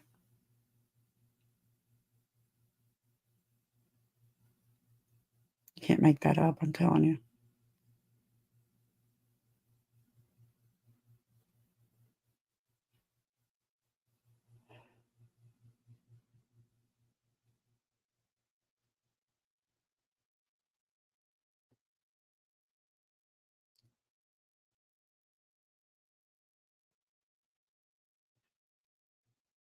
Q, unless well, I'm not going to say that.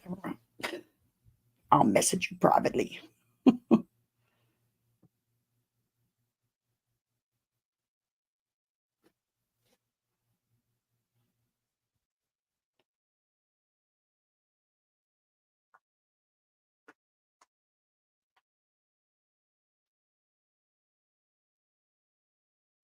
But me too. Yeah, I'm down with it.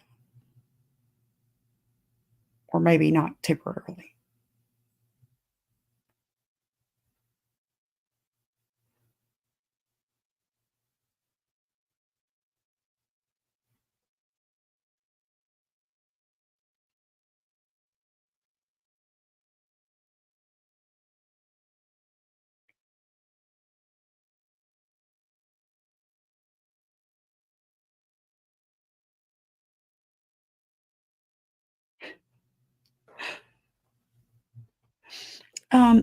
They were talking about why people were switched around this morning, and they cut the mics off. So I don't know. I don't know why people are switching. Again when you leave, which Okay, here maybe we go. it's just going to be an issue at breaks. I don't know, but I don't know. Just I guess Here we go, try guys. to turn it on and turn it off as you arrive and leave the podium area. All right, Miss Love, I appreciate you sending electronically the communications between the state and the various attorneys whose clients have pled. However, I think for me, it's just going to be easier if you can print them out and give me a hard copy, and I'll give you until, if you can just have those to me by Monday morning, that'll be fine. But I just think it's just going to be easier for me that way. And just, and I didn't go through all of them. I started going through them, but make sure that if there were a couple of emails that, and it was like well into the string. So I'm sure if I got to the original email, the attachment would be there, but just make sure I've got the relevant attachment too. Okay, so I'll just deal with all of that after you give it to me in hard copy form on Monday. All right. Did y'all get an opportunity to try to come to any sort of an agreement, if there is any, on those items 451Y through, I think it was 455 or so, and then 460Y? Your Honor, it was not an intentional disobeying of the court's instruction. What I was doing was the state's position is slightly different than it was with an argument for why. Okay. And whenever the court allows, I'll address it. If he wants me to start now, I'll just start All now. right, so did you give a redacted copy to the defense, or you just think it's whatever your new position is might change everything? It will change everything. And right. and I did also, the thing that I'd asked Ms. Winfrey for that she so kindly provided was what exactly the objections were to the exhibit so that I could address them in turn. What I recall specifically, I believe that it was Mr. Stillwell who made the initial objection that— Hang on a second. Can y'all try to be a little more quiet over there so I can hear? I don't know who it is, but oh, that actually reminds me too, before we get into that, just a reminder to everybody that there's not supposed to be any eating in court, and that the defendants are not supposed to be on laptops. Okay, that has not changed since I took over this case. All right, go ahead. My recollection is that Mr. Stillwell's attorney is the one, Mr. Sharp, who originally specified a portion of one of the exhibits that he felt should not be allowed or presented to the jury because it contained information he thought was overly prejudicial. If I'm not speaking correctly, I'm certain he'll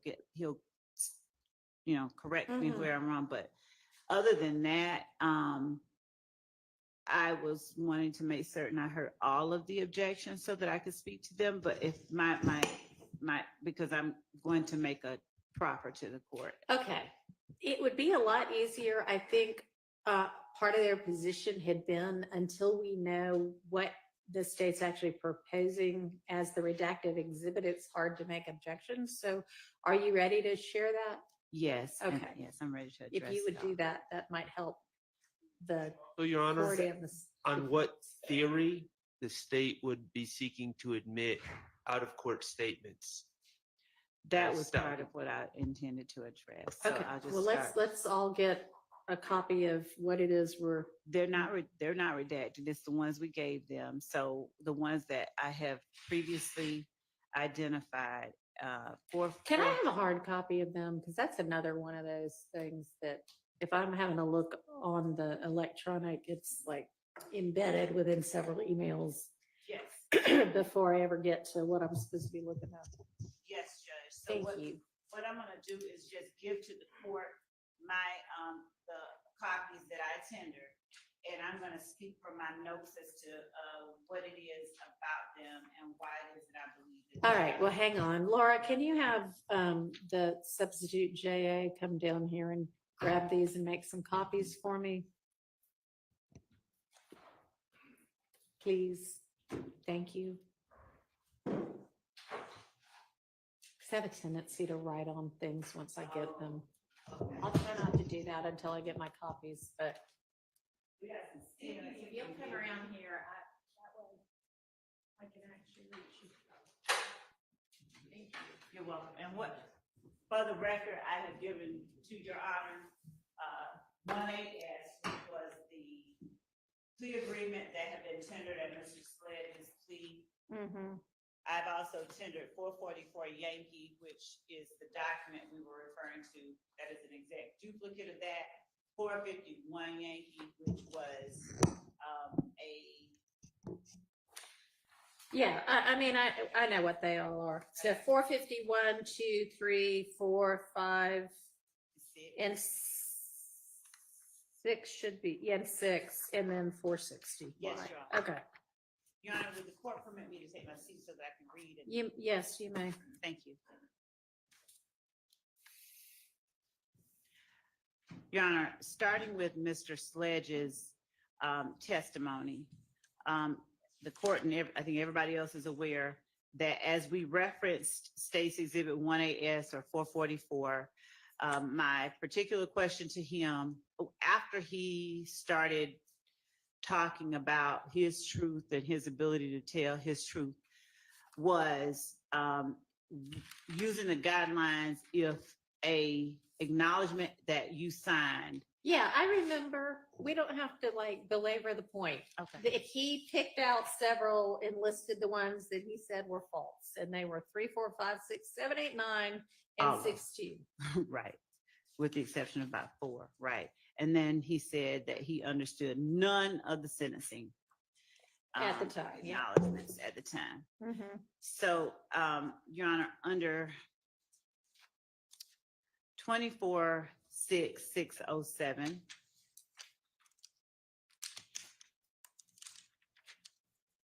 OCGA 24-6-607, Your Honor. Impeachment by contradiction.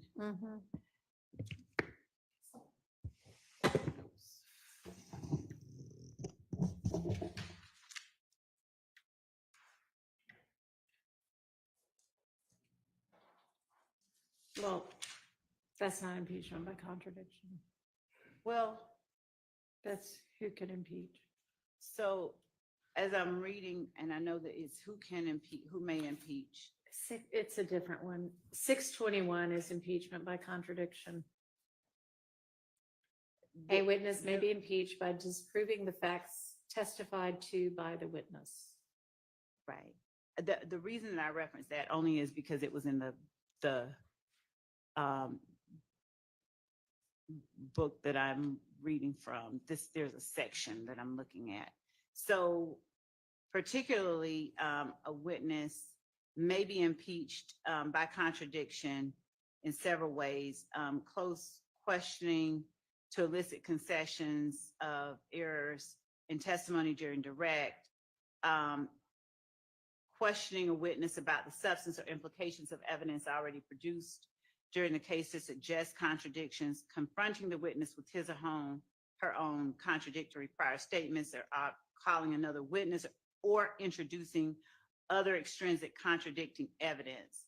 Generally speaking, the admission of extrinsic evidence for contradiction impeachment is restricted to non-collateral matters, so that evidence that impeaches by contradiction and is not collateral can be both substantively admissible as well as admissible for its impeachment value. And that is coming from Baylor, B-E-H-L-E-R, versus Hanlon, H-A-N-L-O-N, 199 FRD 553. And then the parenthetical is surveying numerous commentaries.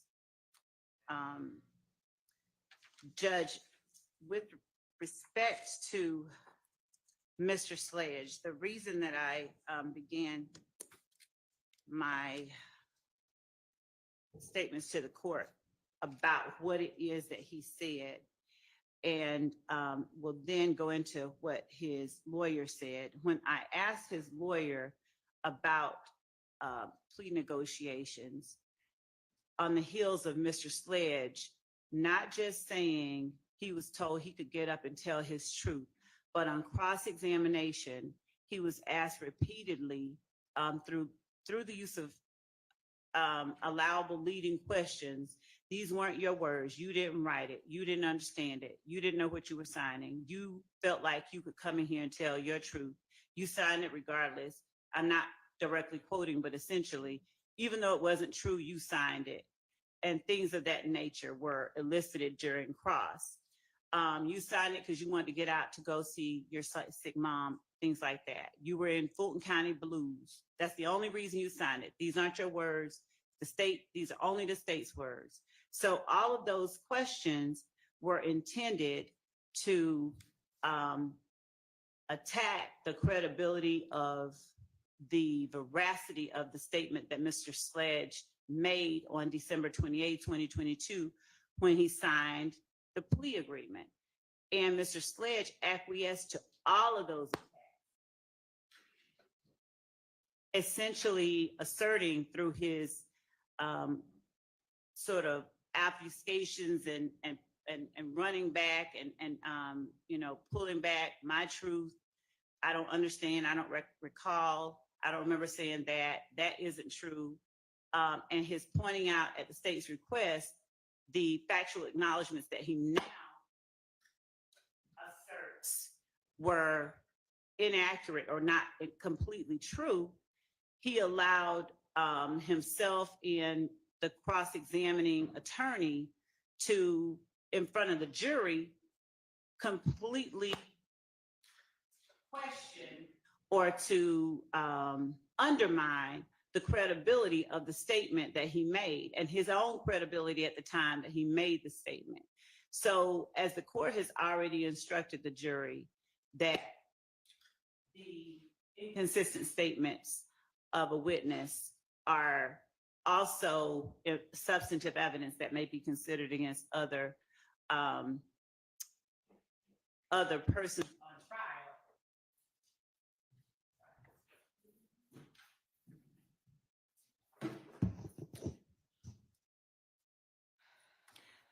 Can the court hear me okay? Yeah. All right. So as the court has already instructed the jury that it can now consider that statement as substantive evidence, what we've seen is an attempt by the defense to destroy the jury's faith in the credibility or veracity of that statement made by Mr. Sledge on December 28, 2022. So when questions were posed to his attorney regarding Mr. Sledge's understanding of those acknowledgments and sentencing agreements, on the one hand, after he made clear that though he's a friend of both sides, he's a defense attorney through and through, Mr. Wright, though he did clear it up, he seemed to, his answers on cross-examination, there were some things that were not true. There were some things we didn't agree to. He was kind of vague with it, and it took belaboring point by point for him to even acknowledge, hey, number 3, number 8. These are only Everybody two see anybody it? issue with. Is it loading? So at this point, Your Honor, I believe that the iterations that were presented to Mr. I Wright think you just need and to refresh to him. his client, per his words, are important because it is further evidence that corroborates Mr. Sledge's understanding of and his understanding of the final plea agreement, that is 1AS and 444Y, and his ability to effectively engage in and have an active hand in that final document that he signed on December 28, 2022. Oh, It okay. points not I got only- ya. It demonstrates not only the inconsistencies of Mr. Sledge's testimony, but his outright perjury regarding his purported lack of ability to have any say in what that final document asserted that he signed. It is illustrative of the fact that he actually did have the ability to tell the state what he felt wasn't true and what parts he wanted changed. And I think that our position is that it is relevant in showing or allowing the jury to judge the credibility of statements Mr. Sledge has made on the stand versus the credibility of the statement that he made on December 28, 2022. The statute that I cited earlier,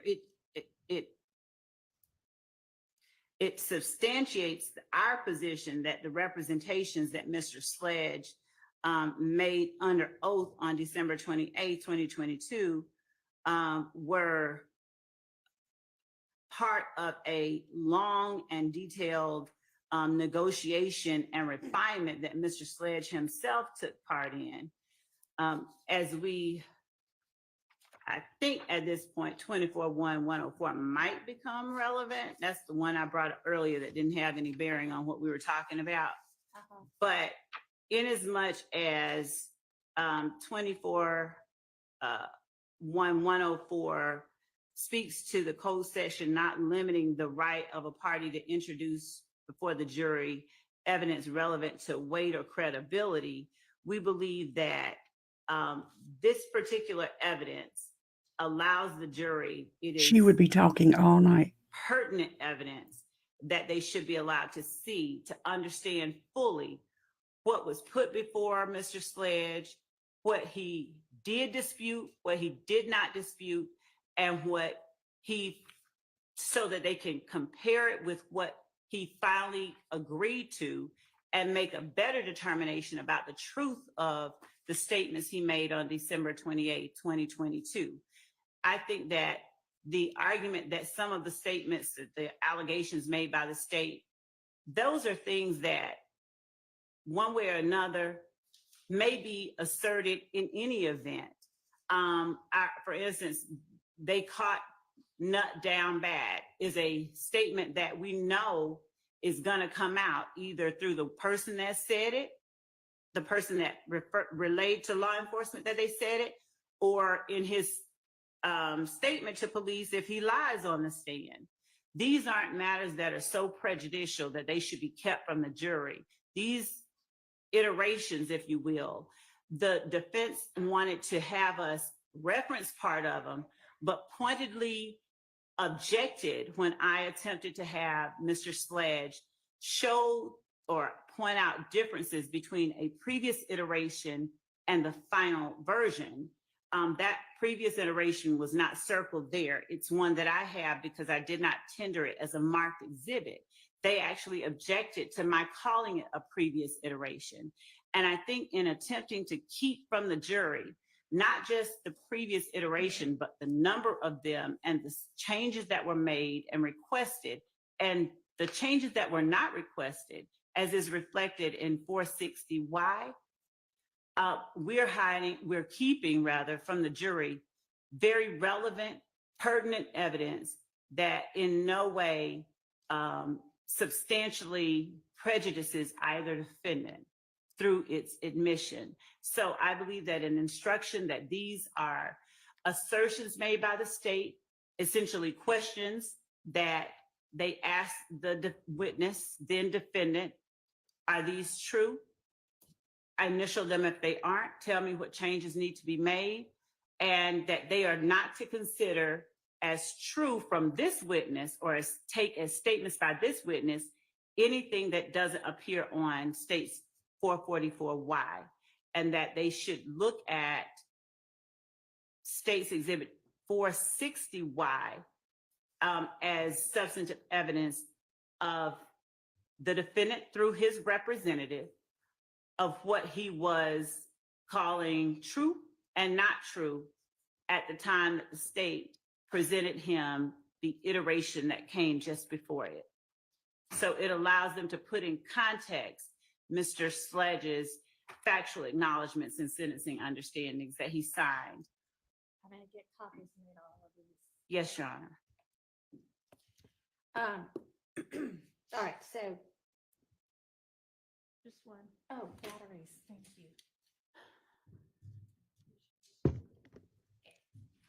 All right, I've got some batteries.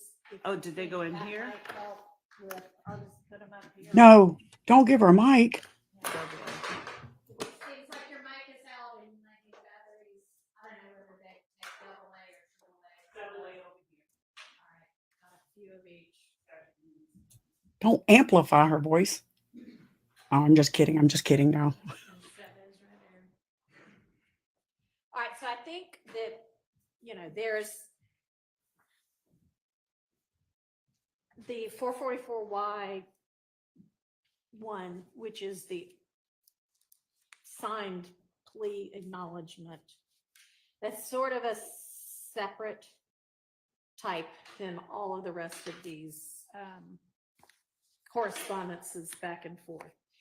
And are you at this point saying, just so I understand, that like as to 460Y, you don't even intend to redact it at all? No. All right, help me understand what you're saying. As to 460Y, I wanted to redact everything except the one email that Mr. Wright sent. I want to take out everything else before. I even think I included twice in that 460Y, the same email. So I would like to redact out all of that except the email from Mr. Wright to me on December 27th at 8:43 or thereabout at night, wherein he is making statements for his client. So they are statements of his client that number one is okay, number two is okay. And I say that under, I would call it an adoptive admission, but he is Well, an agent. It's an agent. Right. Yeah. So he is stating, his client is stating, number one is okay. And in order to know what number one is, the jury needs to see what number one was that I sent to them, which would be the exhibit directly preceding, which I believe is 452. If I'm wrong, I'll make that correction. But the jury should see 452, wherein Mr. Sledge says that's okay. They should see whatever he wrote about 450, about number two. Let me ask you something. I mean, is he really a party opponent anymore? He was. But is he now? Because admitting it in this trial now, is that an admission by a party opponent? Oh, you mean in terms of the? You're saying, this is a statement by Mr. Sledge's agent, which it is, but would that get admitted under the admissions by a party opponent exception to hearsay? I wasn't admitting it under that. So I was just saying that they are statements of Mr. Sledge. okay, all right, but under what exception do they come in? They are Mr. Sledge's statements. He is a witness who was on the stand, who was subject to cross-examination. So in as much as they are inconsistent and contradictory to the testimony that he gave. Okay. So I can see 444Y coming in as a prior inconsistent statement because he definitely testified inconsistently once he was on the stand to what he said in that document, which admitted as factually true all of those things that he initialed. Right. So that's a separate item, and I'll hear argument on let's deal with that one. 444Y. Is it my turn? Okay, so don't talk about the rest of them until we get past. Not yet, because I think this is kind of separate than the rest of them. Okay. Because it's a different type of document. So do you want to say anything else about that? You saying it's a prior inconsistent statement and it's impeaches him by contradiction. Yes, and it corroborates the state's position and. Well, I know why you want it. Corroborate the state's position is That- not a hearsay exception. Right, I understand that. Yeah, so why does that not come in as a prior inconsistent statement? Your Honor, first, I just have to address one thing. Okay. And I'm sorry, I'm not trying to be a whiner. This is exhausting because every time we are on the same page and Your Honor seems to direct us, things somehow get relitigated. We were up at the bench and we all looked at 444 No, 444 is a different one, but yes, 451 through 6 and 460. Are we talking about the emails right now?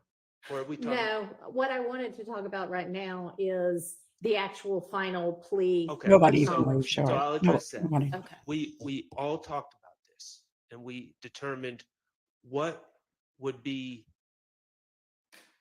admissible as prior inconsistent statements. And the state was allowed to read and confront, and he acknowledged that he signed. So he never said he didn't sign those things. He explained it. But those factual acknowledgments on the 1AS, which I think is 444Y, were read into the record and fully litigated. And we not only heard from Mr. Sledge, but then we heard from Mr. Sledge's attorney for a day. And the whole process of how everything happened was covered ad nauseum. I think the jury gets it. And there's nothing that I would understand to be gained by admitting the paper copy of what was testified to and discussed over a week with, this gentleman and his lawyer on the stand, however many days it was, that hasn't already been covered. Additionally, Your Honor, of course, my stance would be, if it were to be admitted, it would not go back to the jury because it would be continuing witness. It would be, signed statements, written statements, and the idea that somehow, well, that deals more with the prior versions, but Yeah, let's not get to that. yeah, I won't get to that yet, but we've discussed this, and now we're back to arguing about it again. I don't actually know that we discussed 444Y 1AS. Well, the state sought to admit it at one point, is my recollection, and you instructed the state to ask about the ones he was denying, and they confronted him, and they said, this is what you're denying, factual acknowledgement. I'm using an example. 3, and then it was read, and then it was discussed, and then we went from one to the other to the other. The state was certainly not rushed in their examination of Mr. Sledge. So all this has been covered. There's no need to admit the document into evidence at this time. And it's cumulative, but also it should never go back to the jury to begin with. So I don't even know what purpose it would serve at this point. Well, we can deal with that later, what goes and what doesn't go and what's subject to a continuing witness objection. But it's definitely a prior inconsistent statement. Y'all were given an opportunity to cross him on it. He was given an opportunity to explain it. It can come in as extrinsic evidence. Well, okay. It's pretty clear law. I think. Well, the other thing is, I don't know if he denied, the other thing is he didn't deny adopting it. He said, and he gave an explanation. I know. Right, but I don't believe that lays the foundation for a prior inconsistent statement. Him saying, "Oh, I did sign this, and this is why I signed it." Okay. And then, so. Well, the statements on the document say every bit of this is true, and I acknowledge every bit of this. And he testified inconsistently to that with regard to the majority of it. He did, but he never said at the time he didn't acknowledge it to be true. I think he did. Okay, so to me, I don't know if the entirety of it or just the parts that he denies are admissible, but does it really matter? It If, does. 1, 2, and 14 through 15 come in? I'd have to really look at it, and this is, the state has not given us a proposed redaction, but Why, do you propose to redact that at all? No, and just as a point of clarification, on the first day of direct examination, he specifically said that one was not true. He said that. On the second day, he came back and said yes, but the first day he said no. It's interesting that Ms. Love says that, because when she actually was examining him, she misspoke and said that he adopted number 1. So now she's saying he denied it. Yes, I believe that if we're going to admit them, if the state's not willing to redact it, then it should not come in.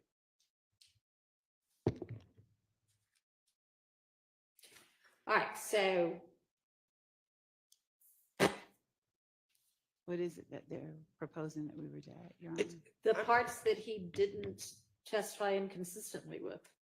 So I believe that the document as a whole serves to rebut it's a contradiction. The document as a whole is a contradiction, impeachment by contradiction. It serves the other, the 3 things that he said he admitted, 10, 11, and 12. 5, 10, 11, 12, 14, and 15. Provide context to the types of admissions that he was willing to make. It provides context. All right, well, didn't they watch a video of you reading out just the parts that he said were inconsistent? Yes, just the parts that he said were inconsistent. And I believe that the document as a whole is evidence, powerful evidence of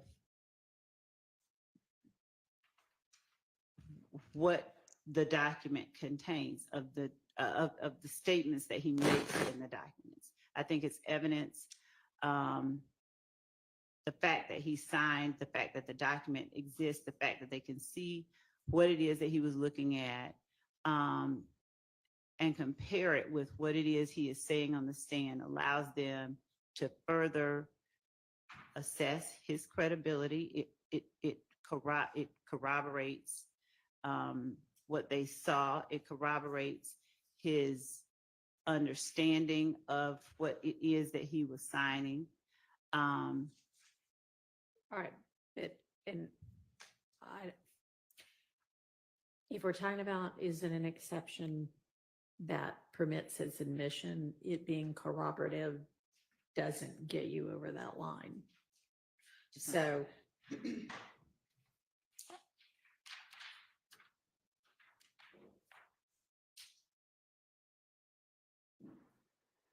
yes, sir.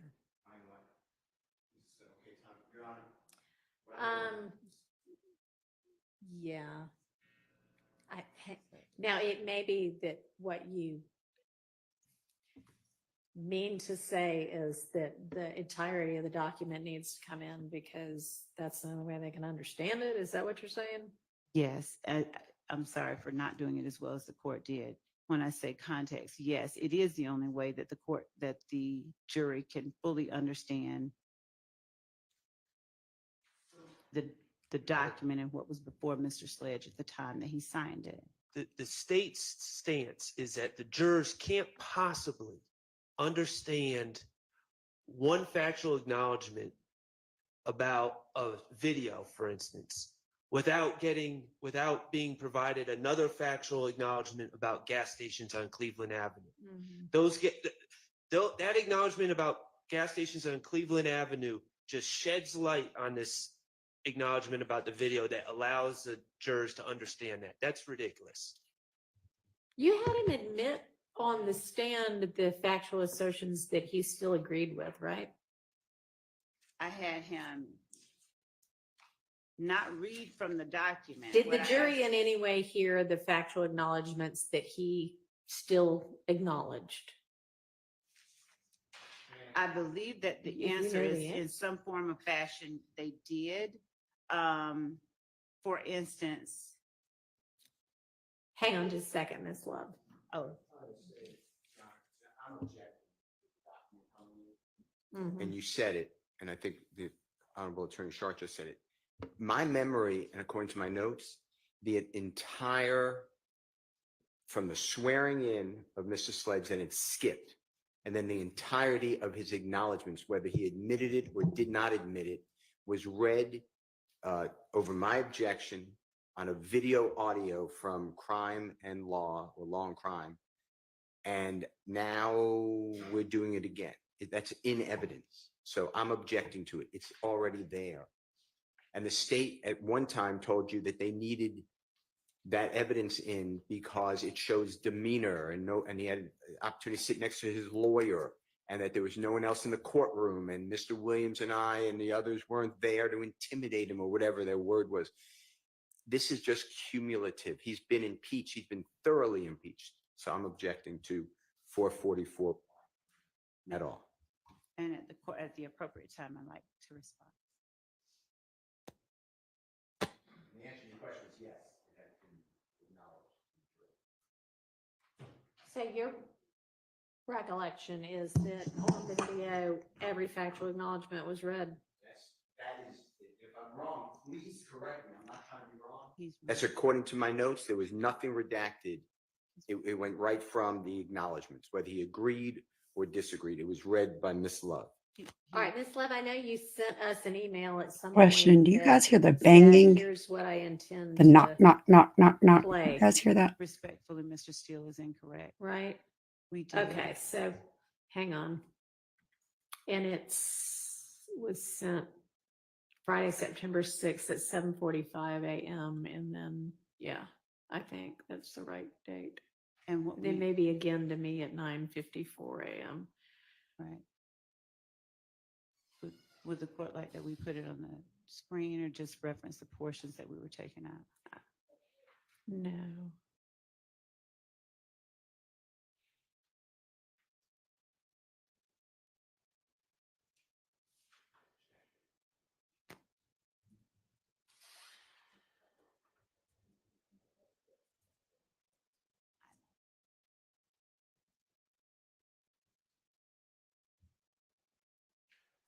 Oh, yeah, no, you didn't play the ones that he said were true.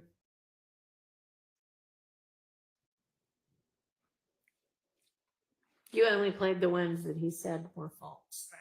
And yes, Your Honor. Okay.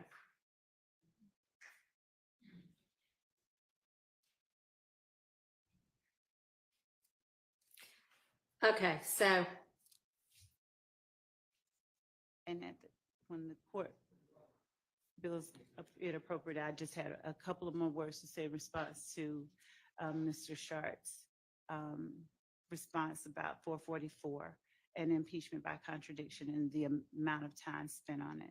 all right, I'm not concerned with the amount of time spent on it. Okay. then not that, but- So the ones that are prior inconsistent statements are the ones that he said were false.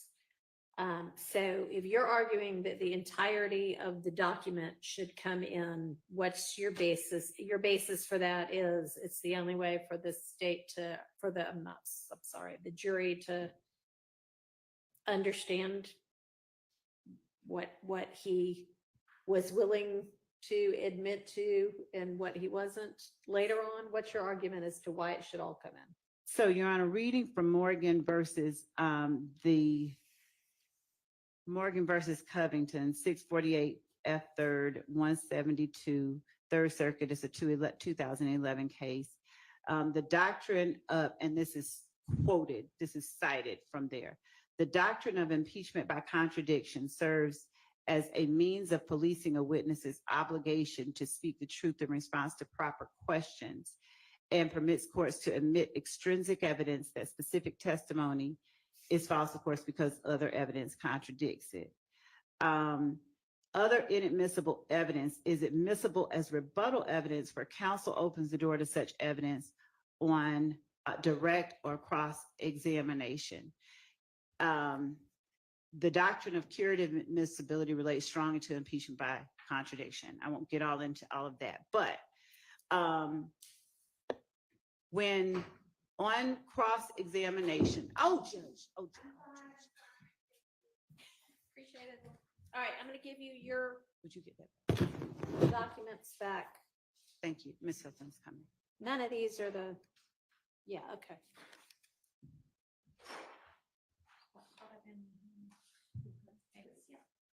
Thank you. Sorry to interrupt.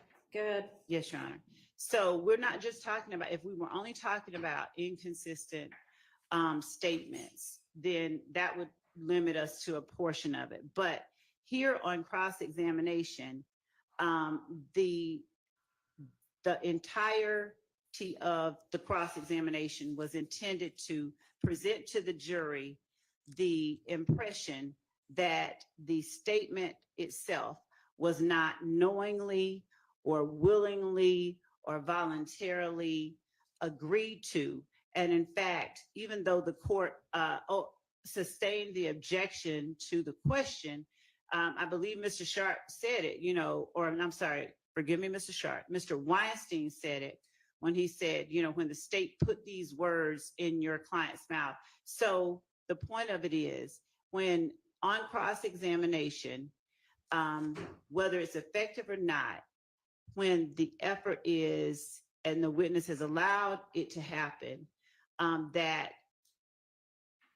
an entire statement is essentially sort of undermined. You say you didn't understand it, you lied because your mother was not well and you wanted to get out of jail. The validity of the statement itself is now, it's impeached. It's almost like you're impeaching the statement itself. You're saying that the statement isn't valid. And so in as much as the statement as a whole does allow the jury to understand, it does place the few admissions he makes in context. We'd ask that it be admitted as not just a prior inconsistent statement, but as impeachment by contradiction. Your Honor, there's no contradiction. He said that the state presented me a form that they wrote on their letterhead and asked me to initial it, and I did. And that's exactly what the form is. It's a form that they wrote on their letterhead that they asked him to initial, and he did. So there's no contradiction. The document doesn't contradict anything he testified to. Now, there needs to be a hearsay exception. And the reality is, if they're arguing that things are prior inconsistent statements, they've already been played in the video and we've already heard it. And if they're arguing things aren't inconsistent, then they shouldn't be played. There's no reason for the hearsay to come in. So even if I granted to them that it's a prior inconsistent statement, we've just established that we played a video with all of that being read, the jury's watched it, and that was covered. So at this point, that form for any hearsay exception that it would fall under, that's already been covered by the video.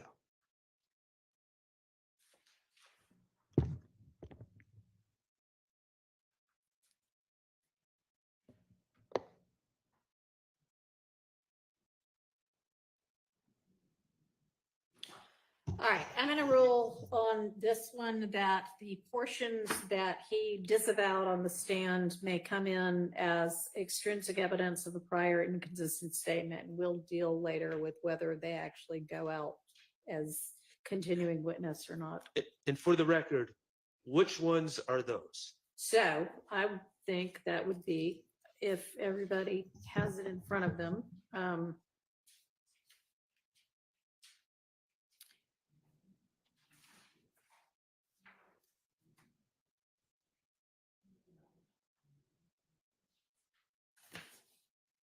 my understanding is he disavowed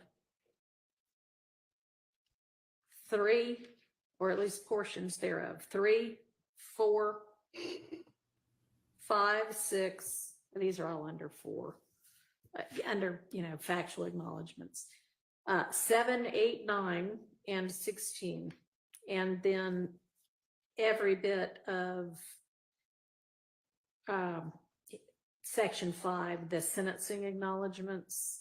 He said he didn't understand any of them, even though he initialed saying, I understand fully each of them, as well as the paragraph underneath that. He also acknowledged on day 1 of my direct, number 1, I wrote it, though he changed that. Well, if he changed it, then it was no longer inconsistent. I mean, I didn't, when you were like, all right, here it is in front of you, tell me which ones there you have any type of problem with. He did not say number 1. So he done, I made my ruling. All right, so that's that one. That is, and I don't know whether you're going to tender 444Y. That would make more sense. You've established that it's the same as 1AS. I did. Okay. When I'm listening.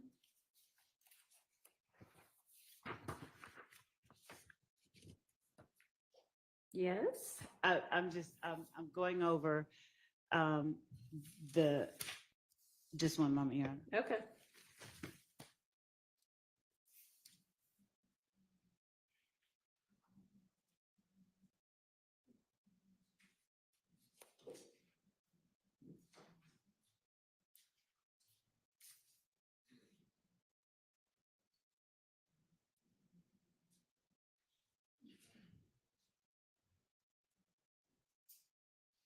Yes, Your Honor, that is, we understand the court's ruling with respect to 444Y. All right.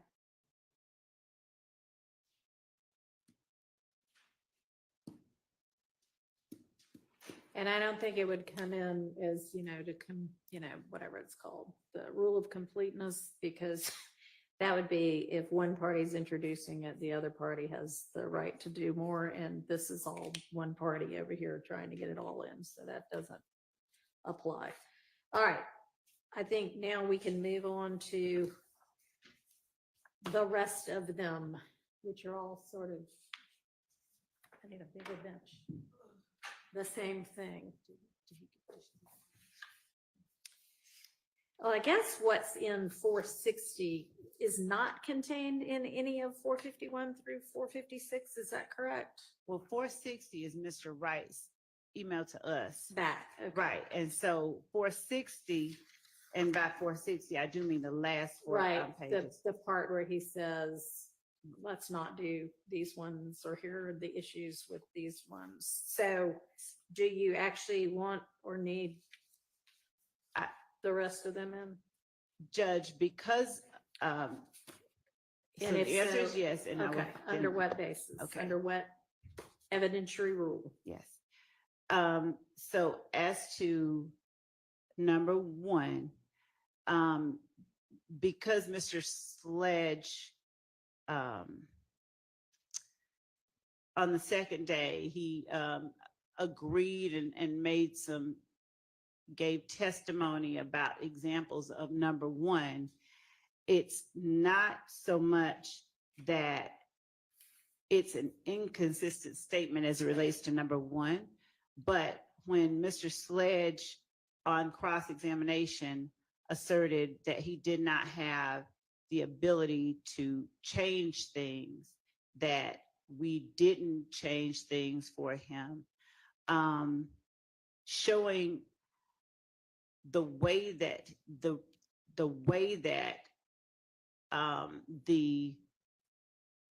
recommended changes were presented to the state.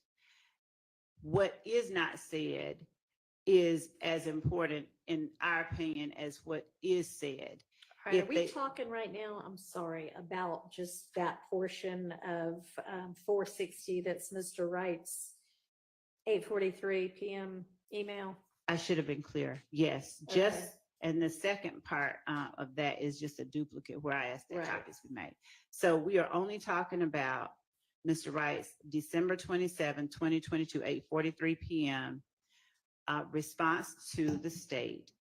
Subject line is Sledge agreement updated. And with Mr. Wright on the stand, I clarified what exhibit came in before that he was responding to, which was 452. Okay. And then what exhibit came after that, which I believe was 453, but I'll check my notes to ensure that that's the case. So in as much as number one, he's saying, okay, there's no caveat, there's no, oh, hey, we need this. Okay. So number two, obviously, Mr.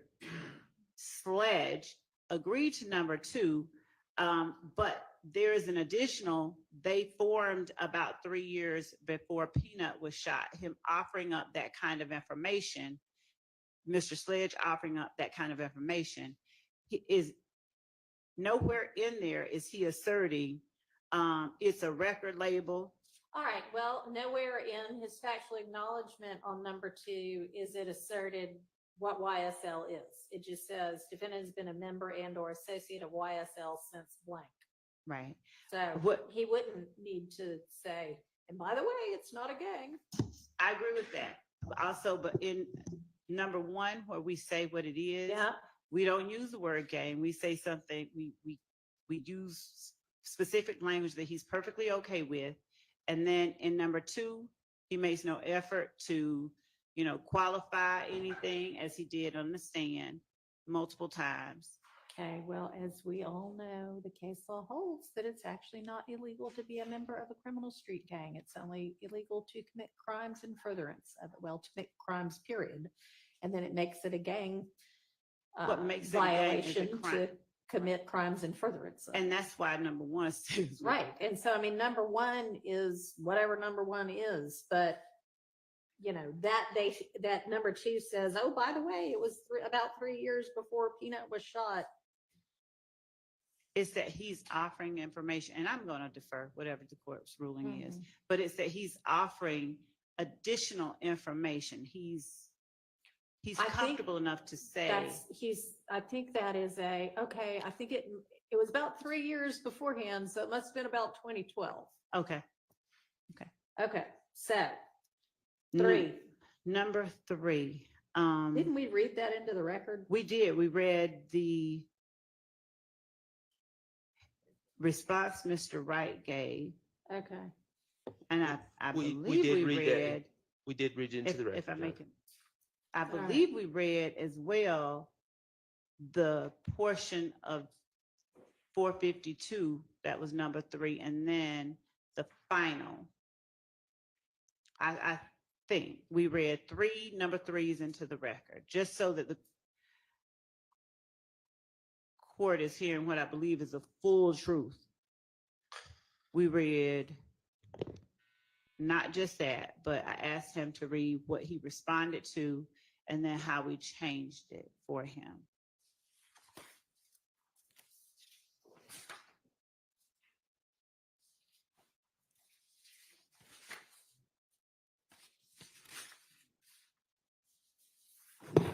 We read at least the final version of number 3. We many, did. many times. Okay. So number 4, back on the email by Mr. Wright. Okay. We never read that in, right?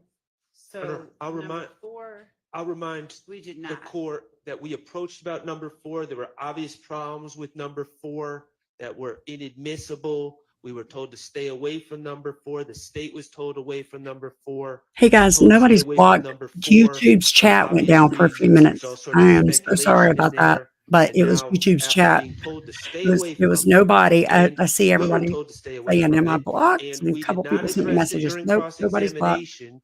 Now, after You're witnesses all have just on testified, Rico. the state's seeking to admit a document that has number 4 in it. And it's just, I mean, I don't know what we're doing. Okay. Your Honor, Number Yeah. 5 is not even relevant, right? Your Honor, if I may just circle back briefly, as it relates to number 4, there was an objection to it. We followed the court's instruction. We did not ask him about it. And when the issue that I have with number 4 not being addressed here is more importantly, I don't know how an assertion that the witness did not adopt is prejudicial when he is not, he denies it and we change it and we take it out, that he was planning, he had personal knowledge that they were planning. That is powerful because it is a material fact that He doesn't denies. have personal knowledge That's that they ex- were planning it.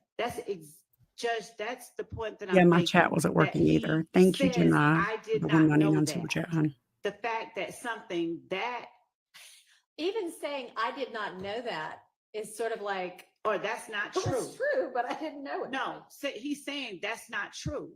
He is No, saying he's that- not. He's saying, I don't know. I think maybe XYZ. That is not coming in. That needs to be kept out under 403 if nothing else. And that's really the only thing you wanted in, right? So I didn't hear you. is that really the only thing from this that you wanted in? When you say this, you mean From this being this part, the 8:43 PM email from Mr. Wright that is Oh. included within 460Y. I didn't even the language of what he says, I didn't even need to have that in. I mean, I understand why that would be considered, and I understand the court's position there, why it would look like something was pre-planned. The reason that I was asking or seeking to have the assertion in is just to show that he says no to it. We could take out all of number 4 under Mr. Wright's email and just say, no, I don't, just, he denied it. Well, we can't make it say something. it No, doesn't not say, put the so word no. why are you He doing that? said, Mr. Wright said on the stand Okay. that is something that we did not agree to and we took out. And that's exactly the point. Mr. Exactly. Wright said all right. this stuff on the stand. We're not going to be admitting 460Y.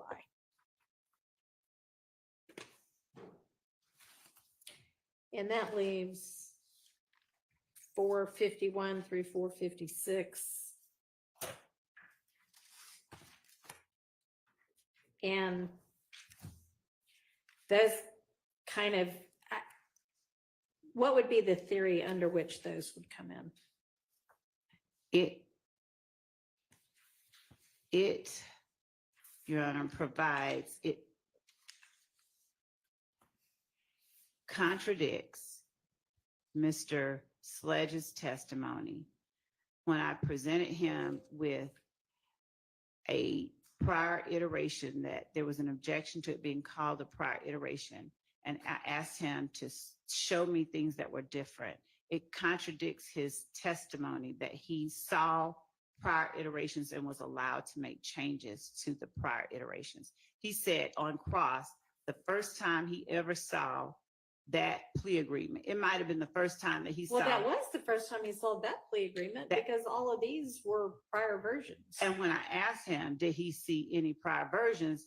My recollection is that he denied. I don't remember that. I think he said the back and forth between us and the state was up to my lawyer. I left that to my lawyer. And Mr. Wright clearly testified that he took a version to speak to Mr. Sledge the night before. And you know, I look back at.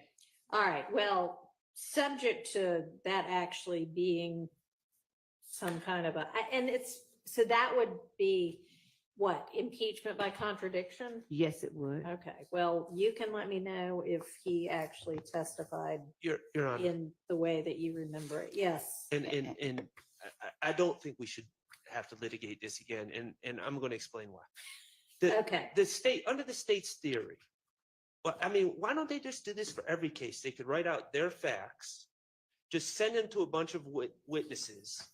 Witness doesn't need to initial them at all, and then they take the stand, and then we just start bringing in all copies of documents that they wrote and sent to witnesses that witnesses looked at. I mean, it's false facts here. It's facts that haven't been adopted on these documents.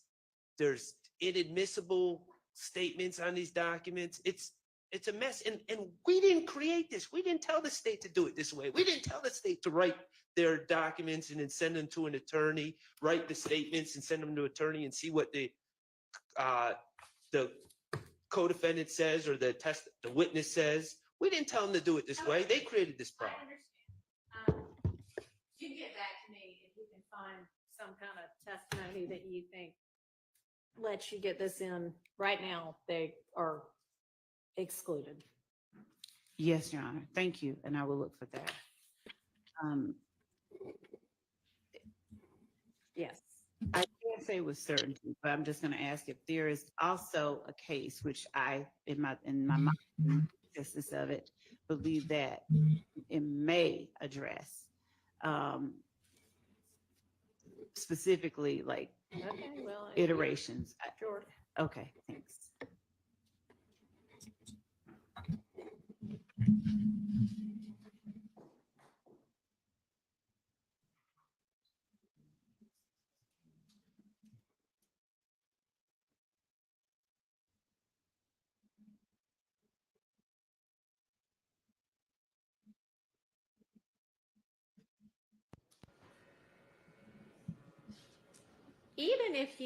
Even if Mr. Sledge did say there were never any other versions, and which I don't think he said, you've disproved that by presenting the testimony of Mr. Wright. So I think given the number of 403 concerns there are with 451 through 456, I'm going to just stand on my ruling excluding them. Your Honor, with respect to the 403 concerns that were raised, given that 403 addresses matters that are substantially more prejudicial than probative, and given the extent of the cross-examination and the efforts to undermine the willingness or knowingness of Mr.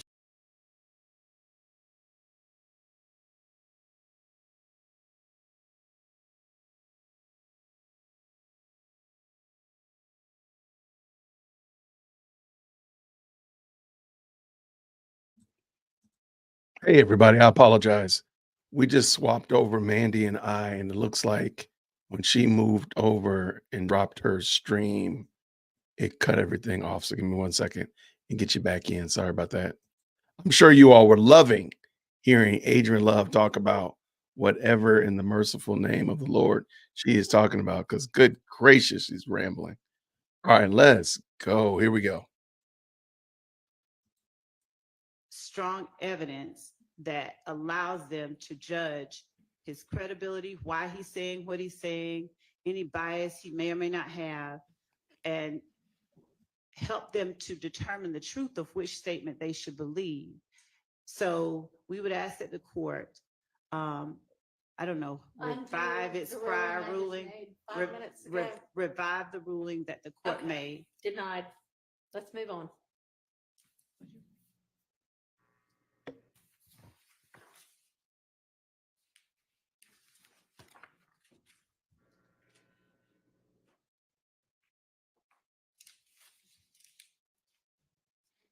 I don't know. Judge Whitaker's throwing some bows today. She's not throwing many, but she's throwing some. Denied. Now move on. Yes. All right, what were y'all tasked with over the lunch period? Your Honor, we reviewed the proposed segments of those videos that showed Mr. Beebe and Mr. Eppinger referring to and they weren't referring to it, but it's clearly involving the armed robbery that they're charged with that's listed as an overt act. I can say on behalf of myself and Mr. Steele, we have objections. I think Mr. Steele was going to articulate them All right. to those segments. Okay, I think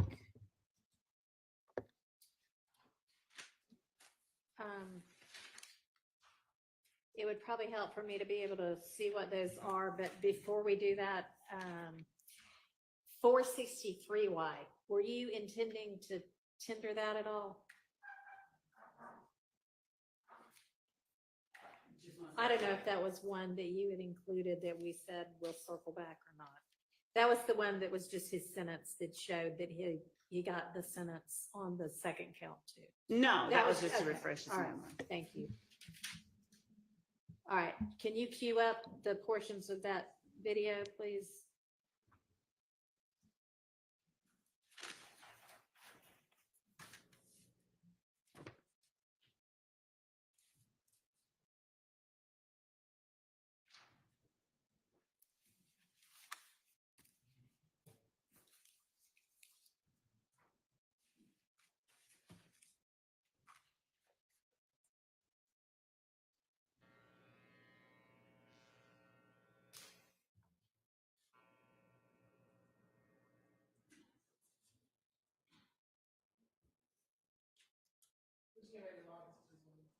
Hmm.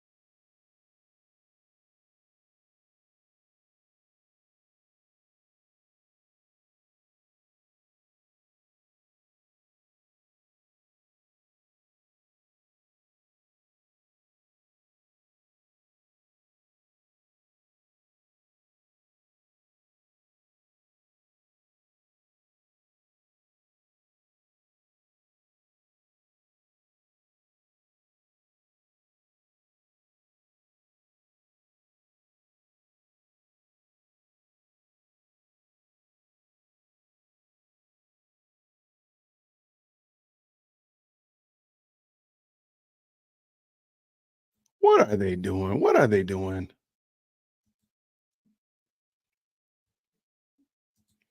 Tough love. I like it. I like it.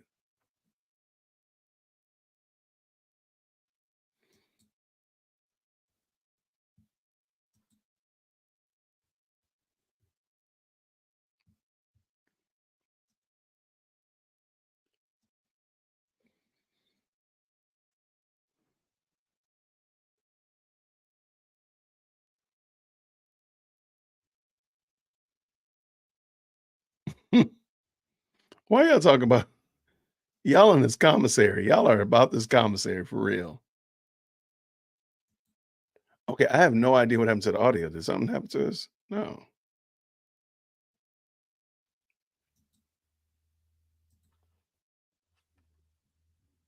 Hmm.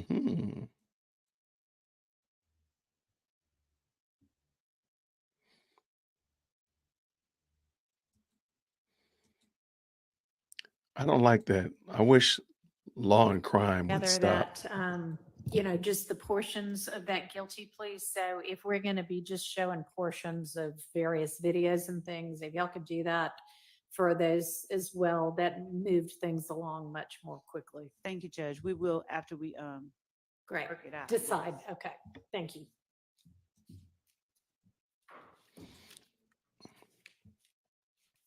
I know some people wanted the closed captions. So I jumped back over to Law and Crime because they have the closed caption on theirs.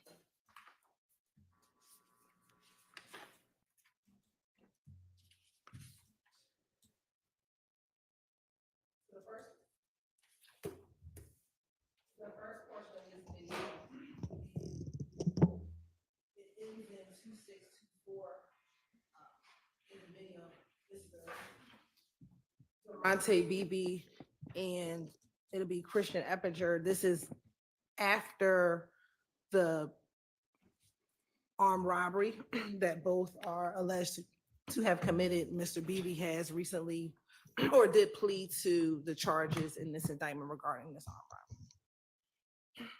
All right. So I'm sorry, timing wise, this is shortly after the robbery or shortly after? Shortly after the robbery. Okay. And we're going to begin the first portion at 1:12.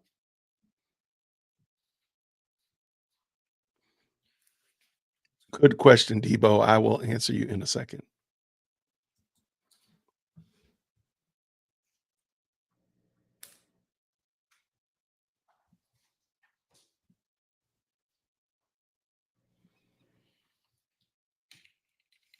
Or maybe I won't.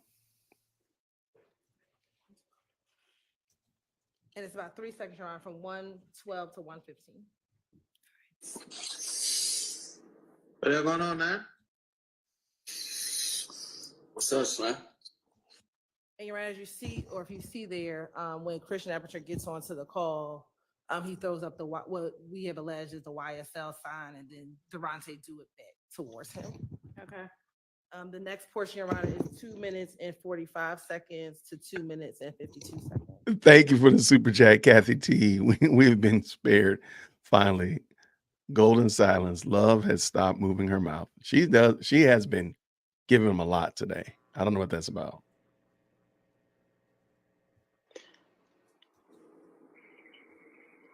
Anybody I'm out there. All right, slap me. Can you get rid of that box by chance? Yes. I don't know why that does that, but. And so, Your Honor, if I need to play back, I will, but when they're ending the call, they both say slat, which is a terminology that we are alleging that YSL members Right. use. And then the last portion is 356, 408.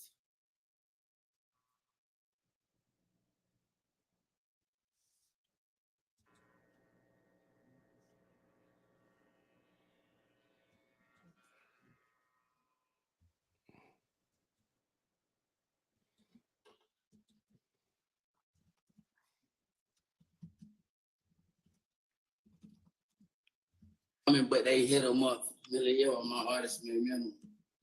Look at me, I done built me a business up. And it ends there. Just a few things. The clothing that he is wearing, Your Honor, I believe this is OTF on the slime clothing that he is wearing. This is also his public page. And so immediately after this call, he then points a gun at and towards the camera, again, going towards the state's theory that members of YSL operate with violence and using guns to show their threat, their notoriety, and given everything that has happened in the video, those relevant portions. those are, for this video, the three portions. Ms. Hilton, excuse me. Can Um, you hear? I didn't quite follow the first thing she said. Something about what was on the clothing. We believe that this is clothing that we've seen on other YSL members. It's either OTS or on the OTS on the slime clothing.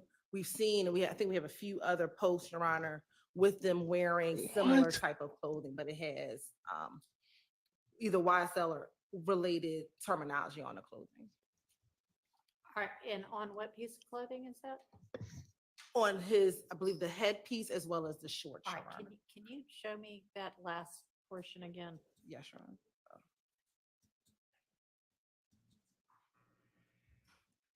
And I started a little. So on the headpiece and the shorts. They ain't got no involvement, but they hit them up. Really, on my artist minimum. Where? Look at me, I done built me a business up.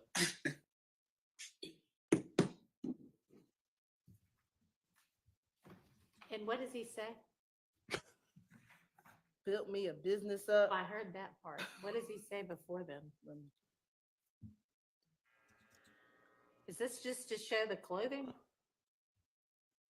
No, the clothing and the pointing of the gun. And pointing at the gun and saying, They hit them up. Really, on my artist minimum. Look at me, I done built me a business up.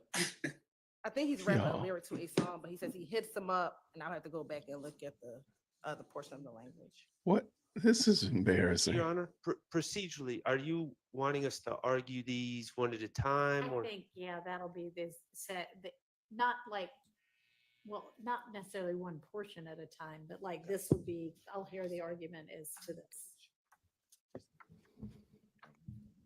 So I guess there's the beginning where they're throwing signs, the end where they're signing off with the language, and then the middle, the end of their call, and then the end of his post where he is wearing particular clothing, pointing a gun and saying something indiscernible other than that he's going to build a business up. But This is maybe he doesn't embarrassing. let me know what he's saying.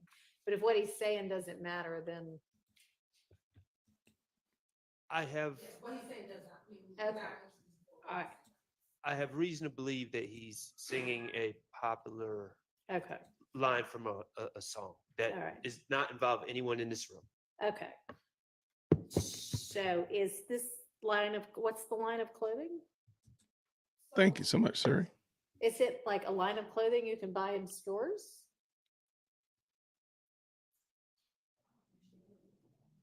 I don't know if you can buy it in stores. We believe that there's one member of YSL, Miles Farley, who is purportedly a clothing designer. He creates Okay. some of the So- clothing. That is I don't know if this is that, That's but not his clothing line. Oops. but the clothing says, and I gracious. have another picture, because I believe this is from all the same line. Okay, but I mean, if this is something he's wearing and you want it in to show that he is a gang member. And the clothing says, and I want to back up, we believe it says slat on the clothing, on the shorts. And I'm looking at another act that we have, Act 143, with him and Christian Eppinger, and Christian Eppinger wearing a jacket similar to the pants and the hat set that he's wearing in this particular video. And when is this from? This video is around October of after October 10th of 2021. The armed robbery takes place in October of 2021.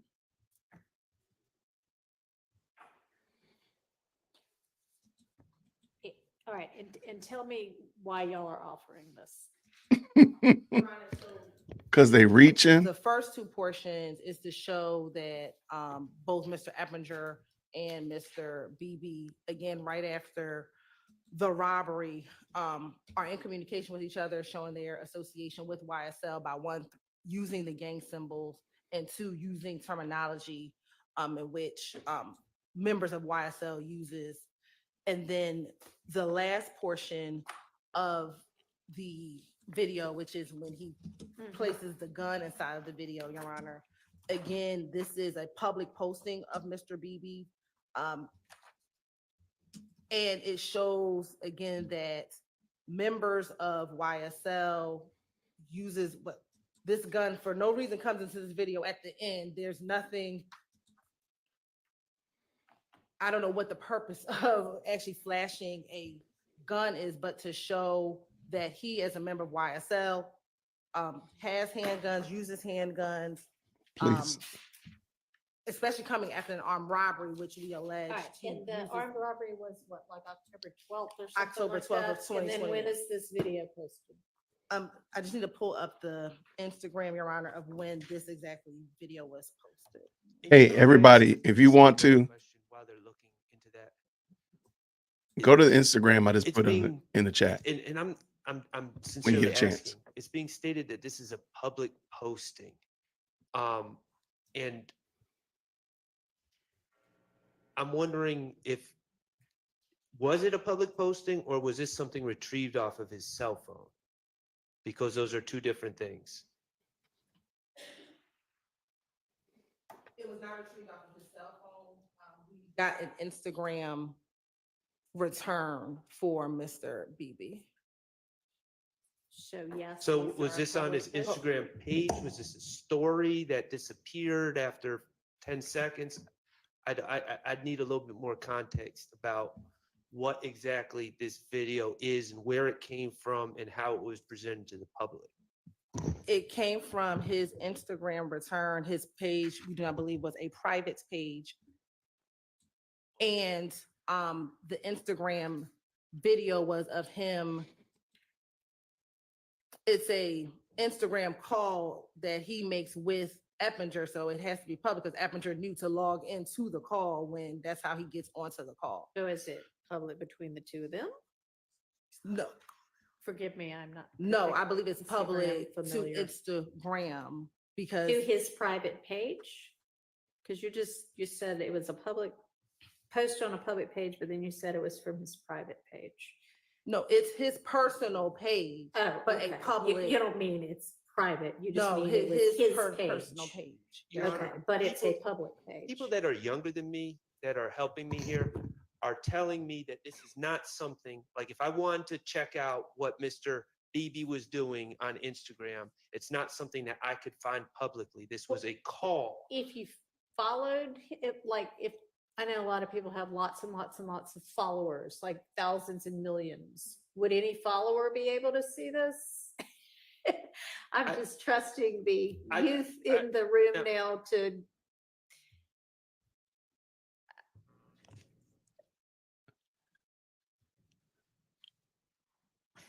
I can Google it. Okay, this is craziness. Hey, real quick, I just found a Slack clothing line. This would totally ruin All the right, whole let's argument. assume for now that it's a public page and we can circle back My on that. understanding And I is dropped it in the once chat. The call, and this is my confusion why I'm asking the state. Okay, I'm using call, but What's it's not the- technically a call. Okay, but once the interaction is done, it is not saved. This is what my understanding is. It's not saved on his page. So I would not be able to say, hey, for instance, if I said, Could you watch it while it's going on if it's being posted to the page? if you were, I think it depends if you were invited. If you're a follower. I mean, Yes, so. whomever.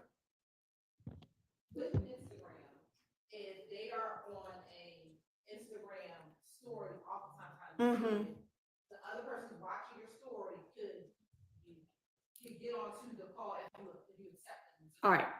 Can they watch it regardless? Yes, can they, who does that? I don't know. Somebody other than the two people communicating Other people can watch. can watch it. Are you saying can watch it if they're given permission to watch it, or are you saying they can just watch it? 'Cause our If they're understanding- followers or if it's a public post. They can watch, I can log on, I was friends with, not a friend, if he has a public page and he's in his Instagram story, he's talking to someone, I can log in and watch. And then there's clearly something he does even after the communication is over that he's showing in the post. Right, and he can, and then the other person, Mr. Evans, come out of the call. All right, and is it, Does it disappear or does it stay up I until you believe take it down? disappears. I believe it disappears. Okay, so it's up for 24 hours. And do we know whether this is an Instagram story? Okay, well, we'll assume for now that it's a public Instagram story that's up for 24 hours. And I'll add one other thing, and I can't say this with certainty. On one of these calls, or whatever they're called, one of these interactions between him and Eppinger, it was determined that no one was in the room. So I don't think that there's the room meaning watching. So The virtual I room. don't believe that. Well, I'm not sure that matters if you're well, posting it to be consumed publicly, if there is somebody watching.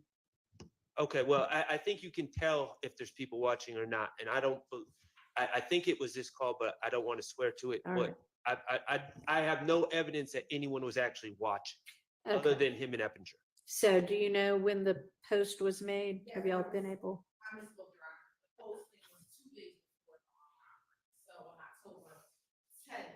When the posting, according to the Instagram video, was Okay. taken. All right, but close in time. So it was close. So it was 2 days before showing All right. these two individuals. Okay, I think that the first two portions are relevant and not excludable under 403. The third one, unless you can get me a whole lot more to explain why that clothing makes any difference at all. The fact that he's holding a gun when nobody can, when all he's doing is singing, doesn't show anything.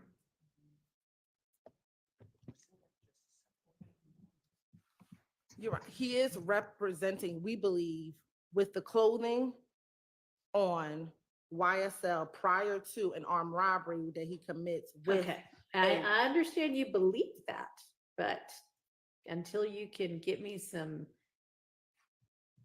basis to believe that.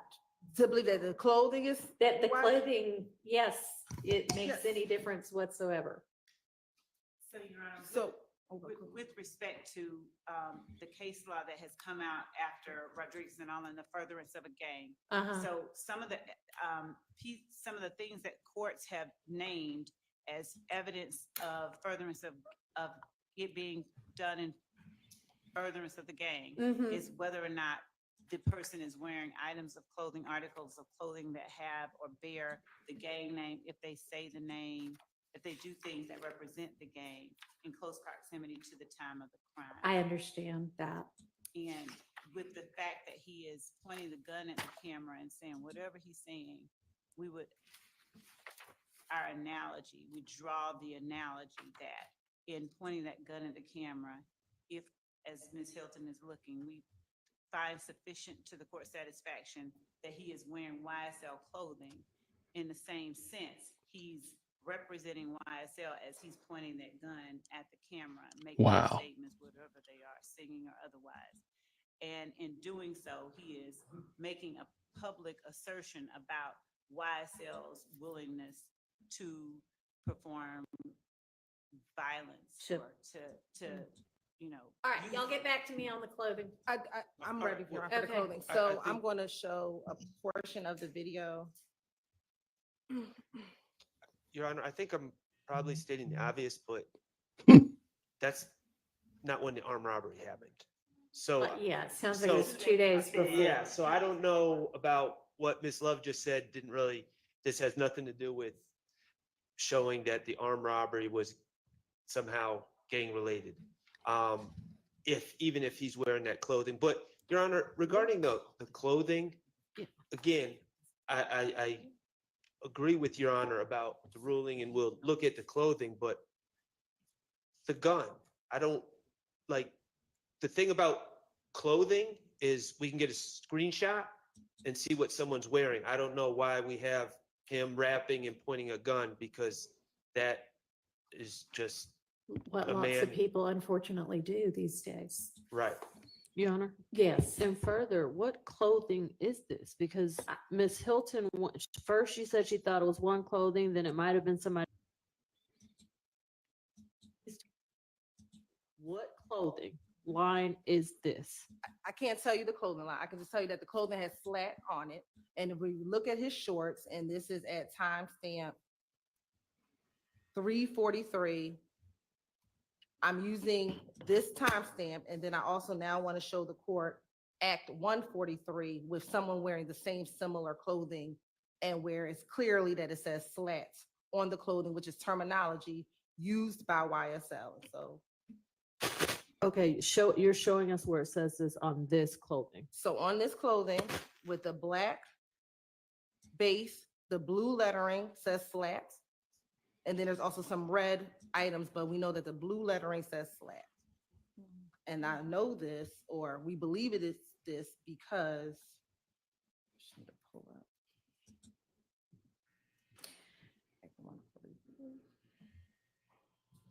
Yeah, that's gonna be a reach. That's gonna be a reach for me, dog. That's embarrassing.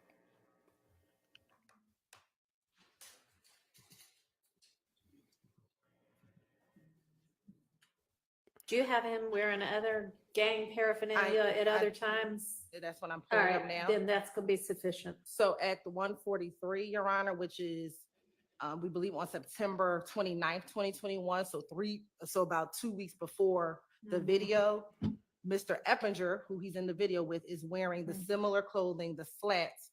He just has the jacket version on. Okay. And then BB is wearing the OTS, which says only the slimes. I don't know who created it, but it's slime clothing or slat or YSL affiliated clothing, Your Honor. Okay, I see it. Let me find it.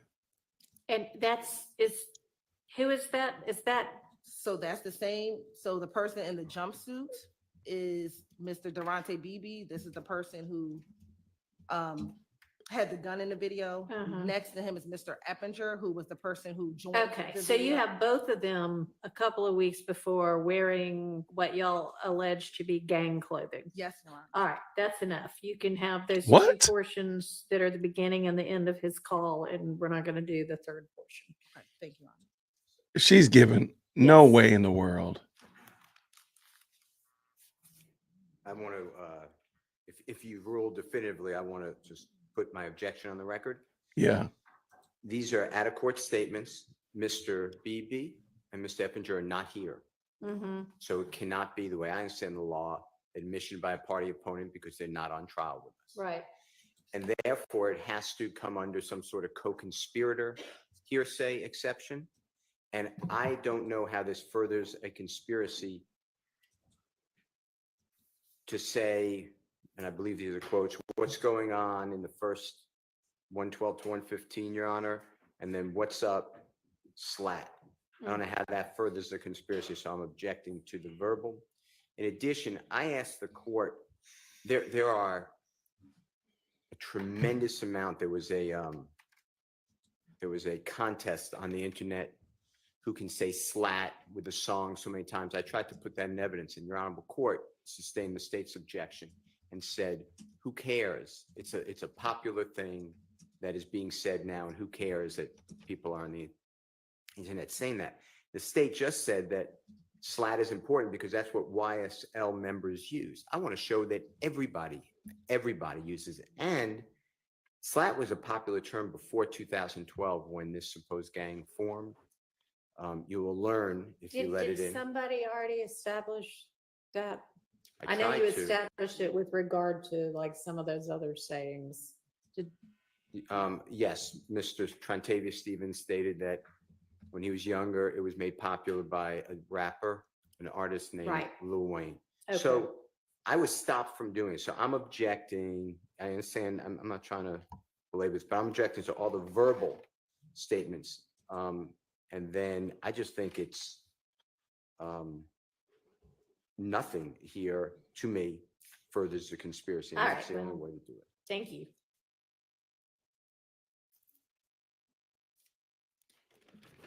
All right, so that's that issue.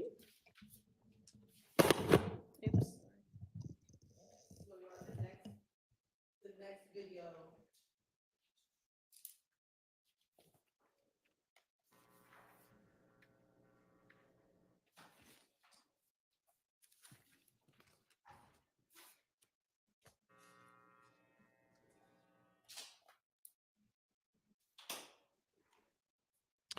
Okay. So I just text 3396. someone there in the court about the Slack clothing line. And I'm going to find the date, Your Honor. This is after the robbery. And we'll play from 10 seconds to 2 minutes and 52 seconds. Do you know how far after the robbery? That's the date we're looking up now. Yes, sir.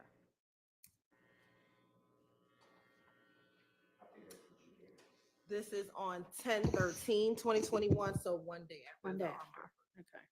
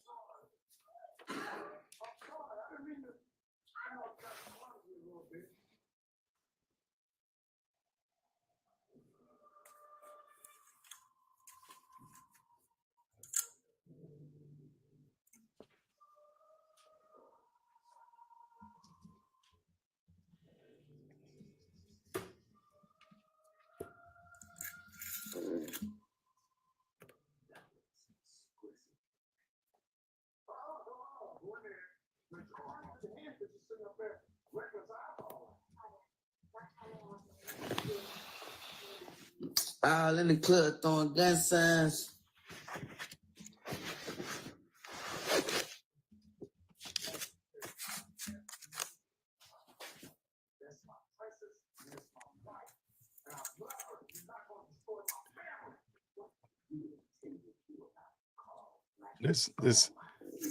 The fact that Hilton is positioning this with a straight face is really commendable.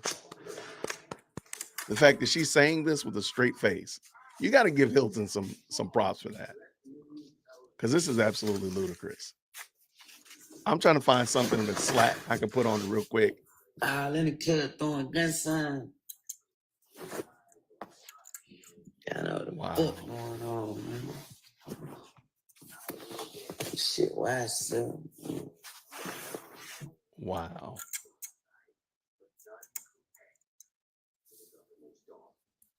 Not a thing, Big Lou, not a thing. Few things, although he's in the bed saying he's in the club throwing gang signs, he threw up the YSL sign in this video. He threw up, we believe to be the little B blood sign in the video. More importantly, I freeze frame on the chain. This is the chain that was stolen from the victim 2 days prior to, or a day, excuse me, prior to the this video being posted. He's also wearing, you can see his headpiece or the hat or the mask that he has on his head is also another mask that says "Keep America Slime Again," and then he says "This shit YSL" at the end. So, okay, for those reasons, we believe that is relevant. Anybody want to argue against that? At this point, you're just letting everything in. There's no reason to argue it. You let them get away with Just everything. like the first one, I'm not conceding that this is for publication for the public, and I haven't heard how the state is going to lay that type of evidence before the court. And I don't have that evidence, so I can't tell you that it was for publication. I So can't it's a tell you it was live- private. Okay, we'll circle back on that. Okay. I don't know how the state's going to prove that that This is is the chain that was stolen from Mr. Smith. I bet it looks like a pretty distinctive chain. Are you going to have Trap somebody commander. to Yes, Your- identify that as the proceeds of the robbery? The victim goes by the rap name Trap Commander, and that's what is said on the chain that is stolen. And we intend to call that individual. Okay. And then I don't believe that this, depending upon if it's public or not, I don't believe that this furthers a conspiracy, which it has to, the way I understand it, for his verbal statements. All right. Can you respond to that? Yes, Your Honor. So in looking at the Instagram return, we know that this video is from the archived live videos. Okay. Instagram does not disclose, at least on our immediate review, whether it's a public page, but we know it's a live video. I imagine he is broadcasting it out to someone because it's a live video. He's not broadcasting it to himself. And so a live video is what we discussed earlier. He gets on Instagram and anyone who is following him can literally open up his icon and see that he's doing a live video. And if you haven't yet, are you going to present somebody to explain to those of us who are not 20 Yes. that all of this is true? Yes, Your Honor. We will Okay. have someone explain Instagram for Instagram. And because he is This is posting embarrassing. a day after the armed robbery, the boldness of stealing the person's chain and with YSL paraphernalia on and saying YSL. For those reasons, we do believe it's in furtherance of the ultimate YSL enterprise conspiracy. All right. I'm going to rule that admissible. Wow. Yes, when I rule it admissible, I have done the 403 analysis and found that it is not excludable under 403. Nothing in there is substantially more prejudicial than probative. Just amazing.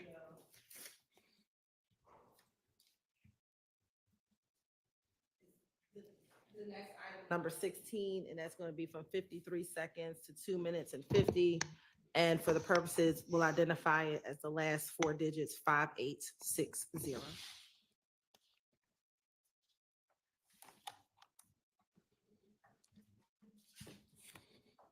This is And also this is Instagram. It's also an Instagram video, live feed. a live feed as well. And this is on October 14th, 2021. Okay, so 2 days afterwards. Yes. Okay. 52 seconds.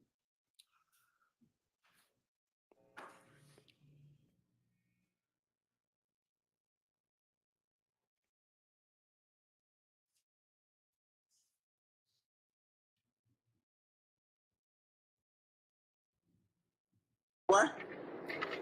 What they do? You don't hold a line. Oh, lock Slate face up. They locked Slate face up. They did.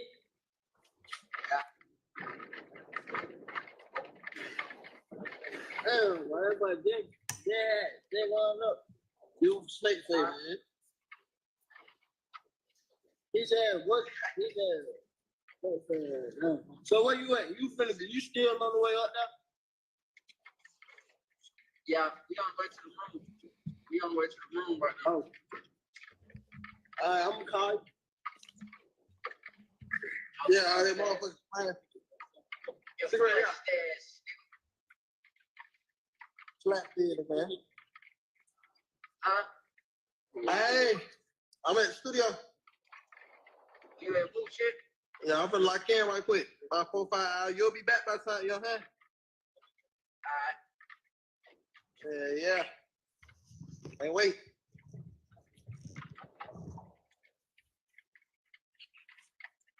Oh, yeah, slap bit, no rat bit. Okay. Hey, real quick. So I did send a text message to somebody in the court. how are they spelling slat how's the state spelling slat? Because I see it two different ways. I see SLAT and SLATT. Both ways are just clothing lines.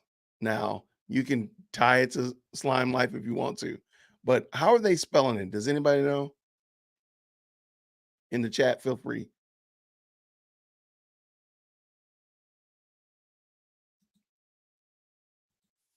Mr. Beebe is on his way somewhere, and Mr. Eppinger joins the call again or joins the video again. You hear him say, as he's holding up the chain that they just stole a day before, says slap business, and then later again they say slap business, no rat business, Your Honor, and believe that testimony will come out during this portion that Darius Smith had went to the police, after he had gotten robbed. I believe there is some information that he was being threatened after he went to the police. Okay. After he went to the police, Your Honor. Furthermore, also in this video, you see another co-conspirator, Miles Farley. When they pan the camera to the individual who's in the front, he appears to be sleeping.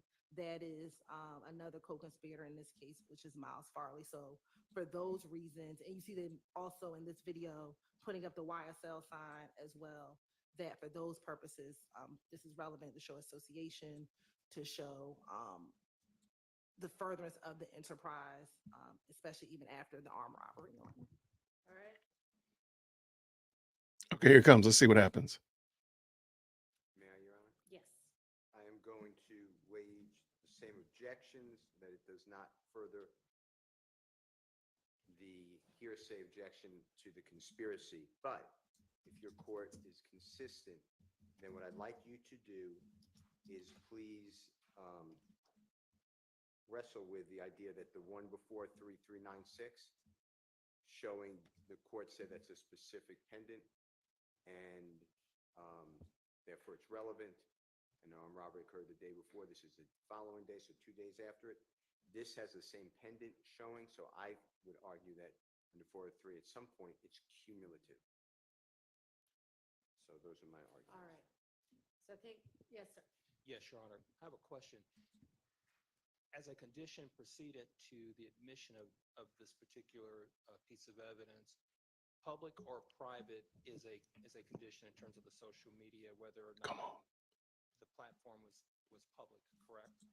Is that what I'm understanding? It's a question. So you said this was another live feed? Yes, this is also for archived live videos. So if they are downloading that information or those documents from a live feed, how do they know at the time that it was public? That's what I'm trying to understand. I want to make Well, sure. and honestly, you may need to have somebody come give a proffer on all of that. I mean, I hear you saying your understanding is that it would only be archived if it was the live feed, and that live feeds stay up for 24 hours. And I think that anybody who wanted to log onto that page could see it, or at least anybody who was a follower could see it. Definitely anyone who's a follower could see Okay. it. And I think that's the distinction. Anyone who's a follower of the person could see it. Whether or not someone who's not a follower could see it would determine whether or not it was a public or private. I don't know if that, to me, that goes to weight, not admissibility of the evidence coming in, whether or not it was a private or public page. But what we know is a live video, other individuals can see that, whoever may follow him, or if it's a public page, people who don't follow him can see it. But other people besides himself could view the video. So, I mean, this one it's a communication between and amongst several co-defendants and alleged co-conspirators. Given all that she set forth as the different things that were significant, I don't think it's just cumulative of him himself sitting there with the chain. This is him talking to his His co-defendant, co-perpetrator co-conspirator, yes. of the robbery and talking about slat business and rat business. So it's not simply cumulative, it adds a whole lot more. And honestly, like whether this one is Right. public or not, Okay. it's them talking in furtherance of the conspiracy. So for this particular one, it wouldn't be significant to the ruling, whether it's public. For that first one, it seemed to be, I mean, for one thing that she was saying, that was one of the reasons why, but yeah, not really for this one. And for the court, I'm being told that whenever the court does consider public or private in terms of whether or not it's a condition precedent, that there should be some comments or icons demonstrating how many viewers are present, common.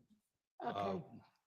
So I don't think how many viewers actually see it is significant to the fact that you might be putting it out there to be seen. Or you're putting it out there where it could be seen. And comments and viewers count are key, you know, to determine or in allowing.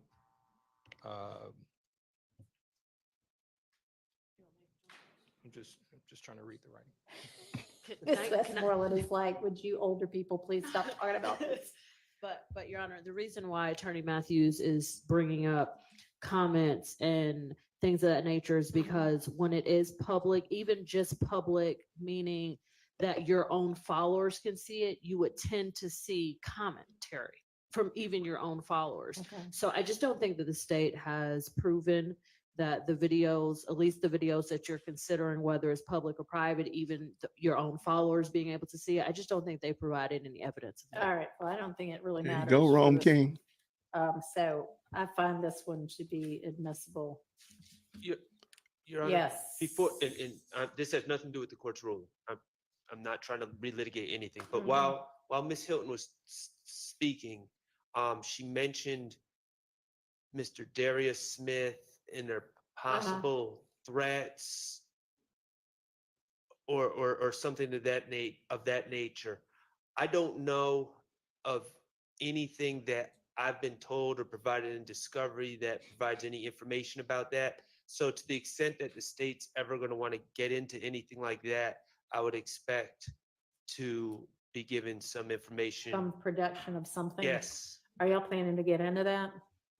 I believe it's already, and we'll double check. I believe it's something that's already in discovery that after this, whether it was his interview, whether it was Mr. Smith's interview, that he talked about receiving threats because he went to the police. And so I'll All find right, we'll just specifically. and make get it sure from you. that they've got that. Okay, so there's no video of any threats or No, anything like that? no. Okay. Okay, it's just that he says during the course of his interview with police when he was reporting the crime. Yes. Okay, and y'all are familiar with that? I'd have to check too. Okay, I that's just didn't fine. remember seeing any Okay. videos or. Yes. I know you just said that the last one, which is 5860, has more, so it's not cumulative of the Mhm. previous one, 3396, but wouldn't 3396 then Then be? be cumulative. Yeah, that's what I was arguing earlier, because you said that it's coming in because it's showing the unique trap commanders, what I believe it says on the pendant. I think it says trap Yeah, commander. no, I just thought that when you, that comment was when you said, how do we know it's his necklace? I was Sure. saying that looks like a pretty unique necklace. But wouldn't, I mean, at some point, is it I know it's short, but isn't it cumulative of the next day? You know, that is much more to me, him really kind of flaunting the necklace that had just been stolen a day before, flashing money, throwing gang signs, saying, if he said, I heard him say this shit YSL. I think that is somewhat different than what we see in that 5860 video. Your Honor, after all of the The specific- videos, okay. Yes, after all of that, I just wanted to make a general, ask the court's instruction on a general matter about Okay. cumulative nature, but I'll let the court go through all of this. I just didn't want to. Well, what do you want to know? Generally, what I'm hearing is that whenever a video, a picture of something is shown that's slightly similar in nature to something else, there's been the cumulative of the 403 objection. And the court knows, and everyone does, that there are 65 counts in this indictment and 8 defendants currently on trial. And to the extent that some of the evidence in the court has been essentially ruling along these lines, but I just want to say that to the extent that there are efforts by the state to put in multiple showings of a defendant doing, or other defendants or co-conspirators doing things that may appear similar on different times or at different days, this is meant to rebut this continued assertion by counsels for 8 defendants on trial that this is a record label and nothing more. So I just wanted to put out there regarding the cumulative and the 403 objection that we constantly get when there's some similar, and the court's ruled the way, I believe that is proper, but I did want to respond to that objection that is constantly being made. Thank you, Judge. Well, to me, cumulative isn't whether there's some reason to put it in to rebut something or not. It's just, do 7 or 8 different pieces of evidence show the same thing? Then after like probably 2 or 3, 4 through 8 become cumulative. So you're not necessarily limited to, oh, I can only show this one way with one piece of evidence, but you don't need to show the same thing 8 different ways. Well, Your Honor. Yes. Ms. Love's argument may remain the same, but it's not 8 defendants, it's 6. It's okay. You're right.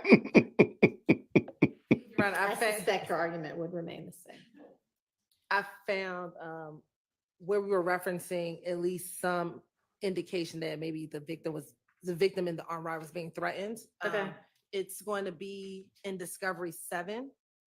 And within Discovery 7, the last police report, it's the first paragraph from May 18, 2022. And then the actual text messages that is referenced in that particular portion of the police report is also found in that same folder, in the digital evidence folder. Okay.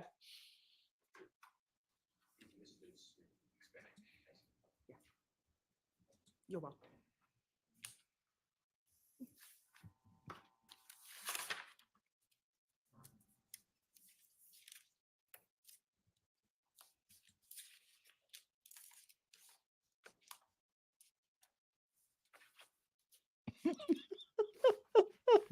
Rome King.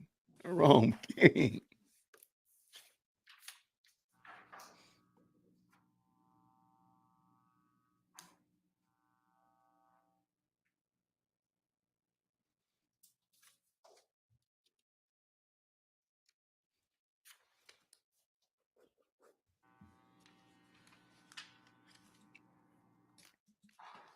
All right, when do you think we all can circle back on the evidence that y'all were going to get together on with regard to Mr. Ryan?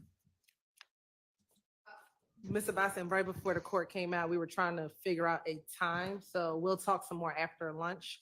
After lunch, at the end of the day, just to try to solidify a time within the next couple of I'm days. just not sure we're going to have a non-jury day before y'all might get to that. I mean, we might, but. Okay. So I have some notations on, if we go back to, I guess it must have been on this wiretap, because that's what we've been going through. Your Honor, you did ask the state to look at least, before we get to Mr. Harvey's motion, you had notes on 2 of the recordings. Okay. I believe it was what was identified as 513. Yes. And /523, Right. and then 1109 and 1124. I'll start with the easier one, Your Honor. 1109, 1124, the state does not intend to use. That does make that easy. And then I'm not sure if the court just wanted for 513 to 523, the relevant portions of that call.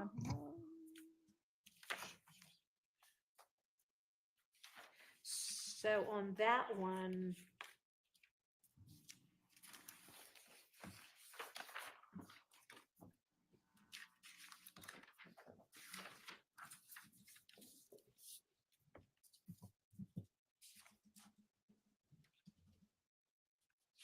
Man, I want them to go to break so bad.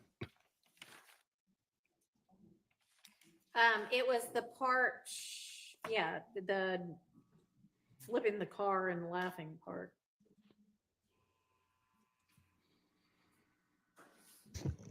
So when I listen to a trial, I don't know if I hear flipping the car, but there is some conversation that starts at about 35 seconds into the call, in which, to set the stage, this call is at about 9:45 p.m. on March 16th. And so this is about 9. The home or the house at 2830 Waters Road just got shot up earlier, late the night before, earlier in that day. And Mr. Garlington is speaking to someone that we believe to be the Waskin Wright, who is a member of 30 Deep. And when they're on the call, they first talk about different types of weed. Yeah, I said that part then. And after that, Demekion begins to tell Dewaskin about the drive-by shooting. And he tells them that 12 had us, they shot up Big Nick's spot, which is the home where they are. And we thought that they were going to come back through, meaning that they thought that the ops were going to come back through, that they sprayed through the house, that they were all in the living room, and they're surprised that no one got hit. And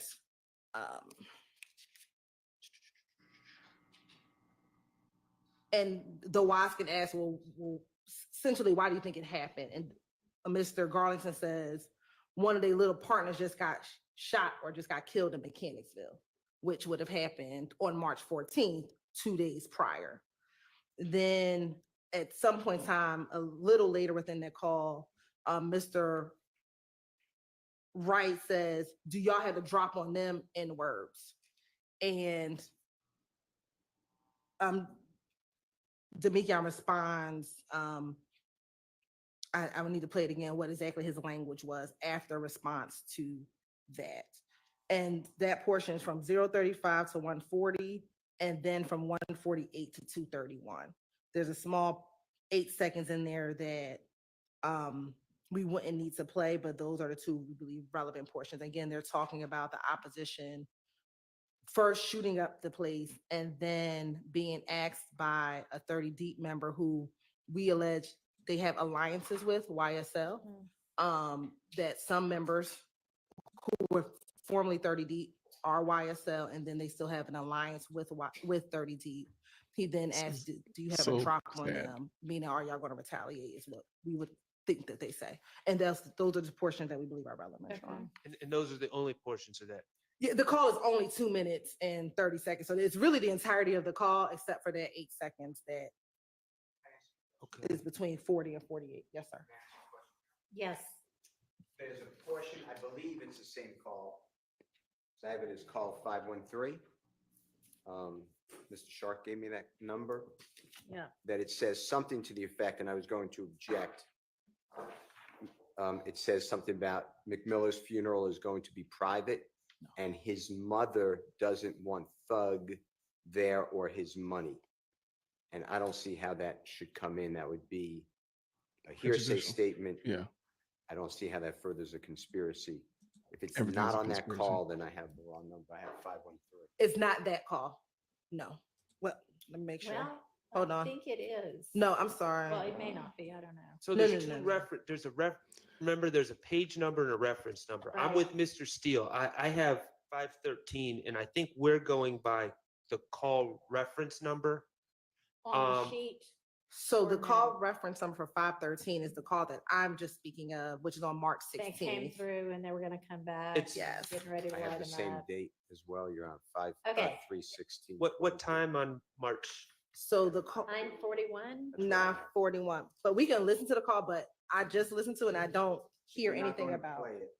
If it's not an issue, there's nothing to discuss, but if it is an issue, I wanted to raise.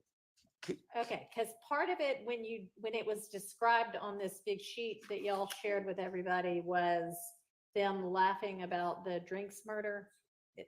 Right. And I have that happening at 4 minutes and 20 seconds into the call. So, and I'm not saying Ms. Hilton's wrong. Maybe this call isn't that long, but the parts that you wish to play, can we just play it? Yeah. Because there's a lot of confusion. Okay, because then I guess the part about the drugs comes after all of this. Okay, all right. Because I definitely wrote down that there was something about, y'all said there was a non-hearsay purpose and you wanted to show something about flipping the car and laughing, but if y'all aren't gonna get into that anymore, then that's fine.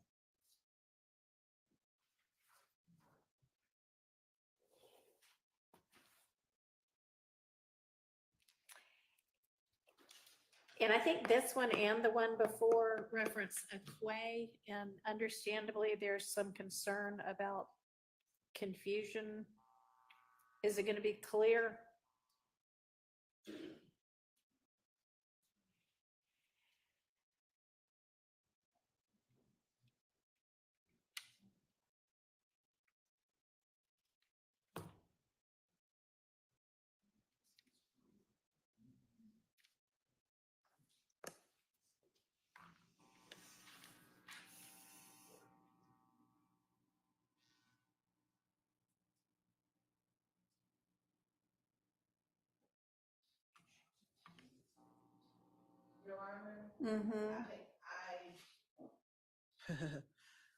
And I'll apologize. I must have listened to 512, which is the 2 minute and 40-second call, because they talk about drugs in that call as well. But it looks like I was supposed to look at the call under. The one at 9:41 PM. Yeah, of course, indulgence for one moment. Let me just- No, that's the 502 is also 512, and that's talking about Big Nick's. And that one also says something about not having to drop on people. But we ruled that one, or I ruled that one could come in. But there was a concern about whether we need a 105 with regard to quay or qua, which I'm happy to consider. On call at lunch, I listened to the 2 minutes and 40-second call, which is the call right above it. If we could have the one that says 502. Yes, Your Honor, at 6:49. If I could have a brief moment, I can listen to the correct call, Your Honor. So that I Well, we- apologize. Okay. Talk about the same thing twice.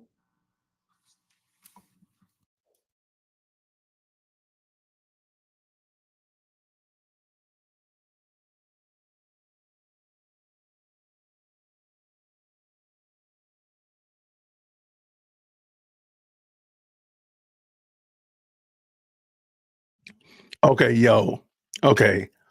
The DA's office is the prosperity gospel, and they are faking it. They are naming it and claiming it and sustaining it. That's it. Fake it until you break it. Fake it until you can convict them. This is embarrassing, y'all. Because please keep in mind, somebody brought this up. Only Again, other one we this had is an talked old about, but not case. maybe So they're the literally same still was the looking for nested evidence hearsay one. and brought the case 123 days in. 27. Crazy. Do we need a quick break? Why don't we all take a quick break? 10 minutes. Okay, so basically that means the rest of the day. So that's some UGT in the building. Everybody type UGT, Euro Glanville time.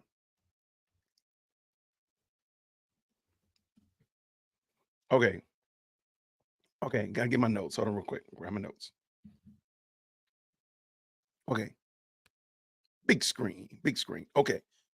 Yo, real quick. This is embarrassing. While they were doing the whole thing with the slat, I found two different clothing lines. One of them is based, two of them are based here in Atlanta, and there's several all around the world using the slat motif. There's the slime life all time, and we've heard that. But then there's, was it So Lonely at the Top? That was another clothing line. And I've been sending this stuff to Doug Weinstein and Shard and Steele in Twitter.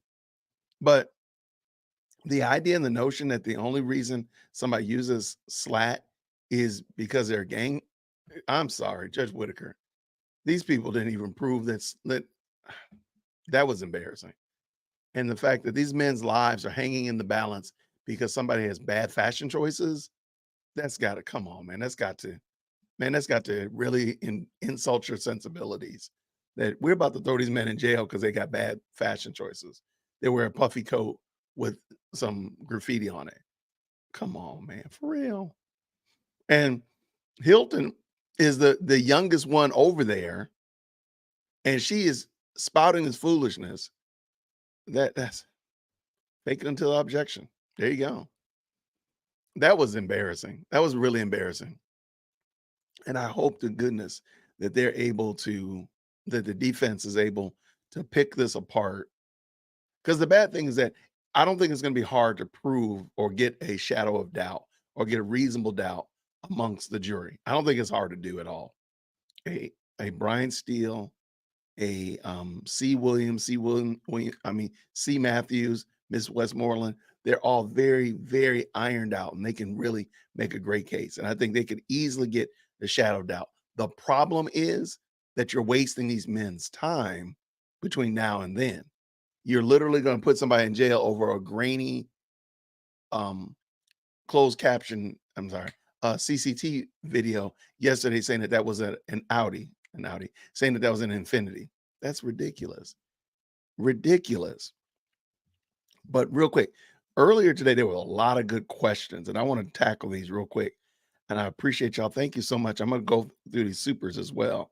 I want to say thank you so much to Kathy T for the wonderful, very gracious, very supportive $10 super chat. She says, we have been spared. Finally, golden silence.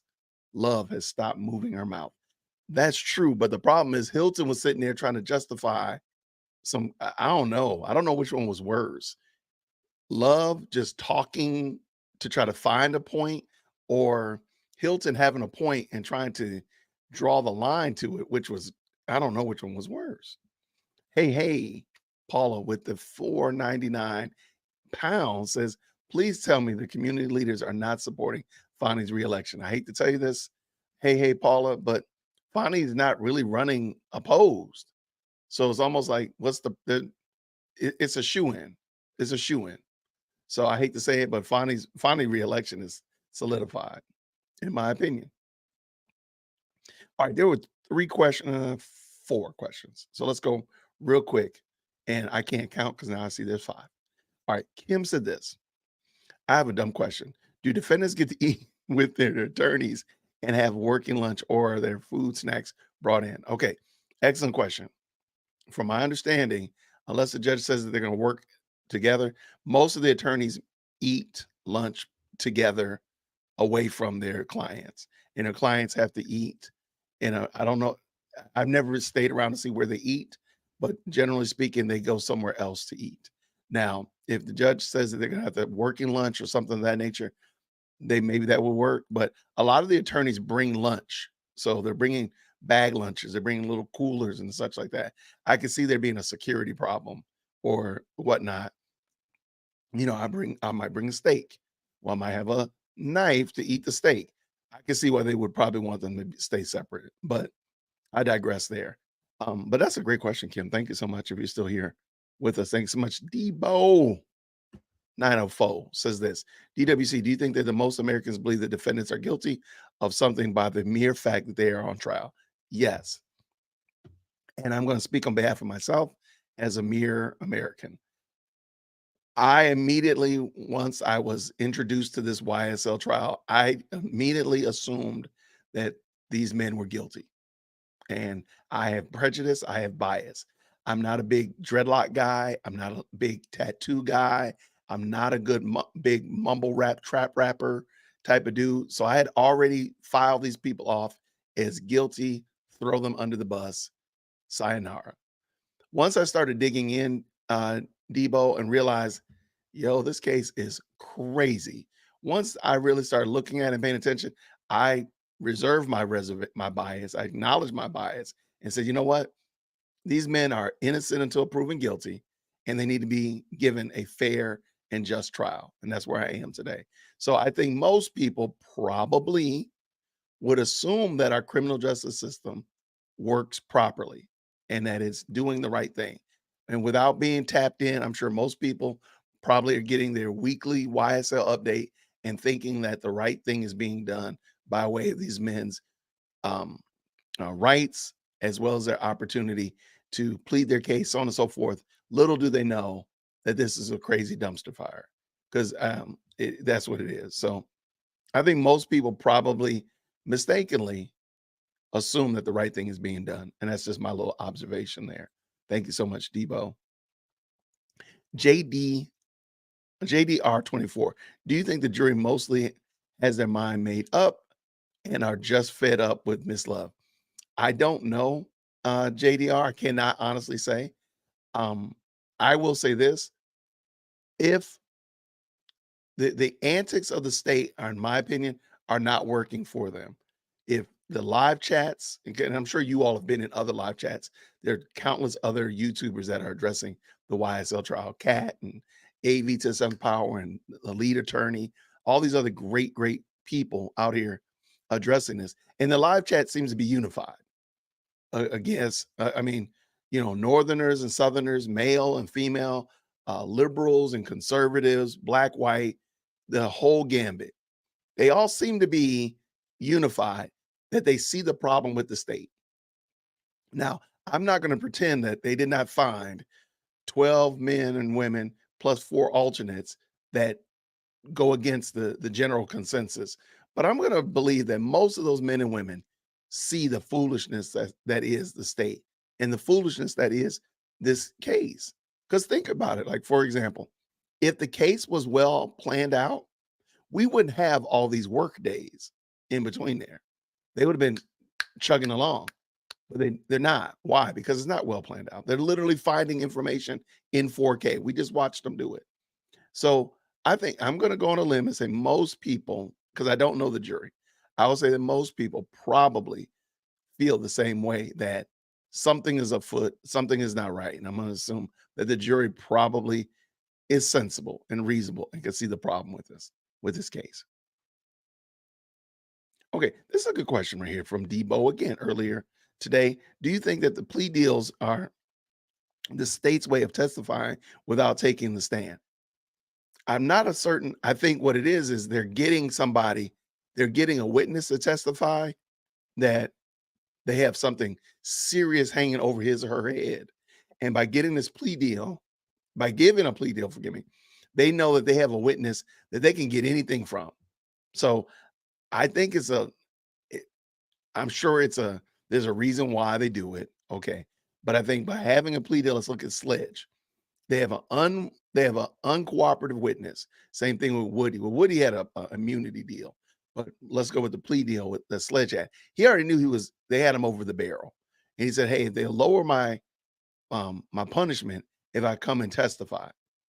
So I think that they're almost guaranteed to get a witness that they know they can get something out of. And if worse comes to worse, they can impeach him. If worse comes to worse, they can charge him, of course, throw him back in jail.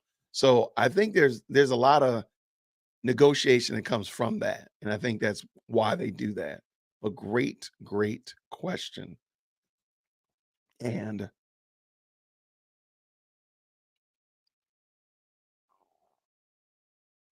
okay, and this was the last one. Ray says, dear world Christian, I had it pulled up too. Can you say what Georgia RICO is and why prosecutors can't introduce what they want to prove YSL? I had it pulled up. And sorry about that. I had it pulled up and dipped it out. All right. Yeah, it was a little bit longer than I thought, darn it. Okay, so what I'm gonna do, this is a great question, and this is from Georgia Law, the Lawson and Berry Law Group. I'm gonna drop this in the chat, so you can definitely, this will be the definition of the word of RICO here in Georgia. So I think that will definitely help you. It's GeorgiaCriminalLawyer.com. Pretty cool. Y'all type of UGT in the chat. Y'all wild. So that was that. Earlier today, I told you all that I'm going to be doing my 3-year on YouTube celebration tonight. So I will be doing that this evening. I said 10 o'clock initially, but I realized, man, that's past my bedtime, man. I'll be doing it at 9 o'clock. So look for the invitation in your email or in your in the community post. And let me see. Looks like lots of good conversation going on. I always love that. So Missy Elliott wore puffy coats, yeah, in her videos. I guess that means she was in a gang. I mean, that was embarrassing. The fact that that Hilton was trying to explain that and sound like it was a rational thought that, yeah, somebody has, a particular, they like a particular style or whatnot like that. Man, I'm just waiting for Lululemon to become a gang because I have a lot of Lululemon. So I can be in a gang. That's crazy. DWC, Debo's in the building, sir. DWC, you have a great channel and opportunity to educate us on the ways to protect our people and our rights. Thank you so much. I'm hoping, as part of what I was going to talk about on the channels, we're looking at where Dear World Christian will be going in the future, is being able to have some discussions about things like that and give people some better understanding of like, hey, this is the way that we go about hopefully improving communities and such like that. Because I talked a lot about it early on about how we can improve like this community, that Mechanicsville community. Now, no matter what happens with Young Thug, no matter what happens with YSL, that community needs Jesus. Let's just be honest, okay? It needs help. And what are some ways that we could be helpful to that community? And that's why I was hoping that we would have Courtney Kramer come on tomorrow night. She said she wanted to come on, but she texted me and asked if she come on, but she never actually replied and never confirmed. And I don't like doing that stuff to the community. I don't want to tell y'all, hey, we're going to have somebody come on and then they don't want to show up. So I don't want to do that. So it will be I'm not going to promote it until she's actually on the phone or actually on the screen, or I'll just do it as a pre-record. And I have the questions already ironed out. I have some really good questions that you all have concocted.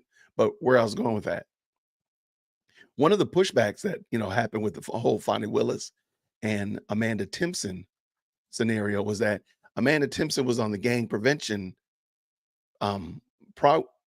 program or project within the Fulton County DA's office, and Fonnie Willis quashed it.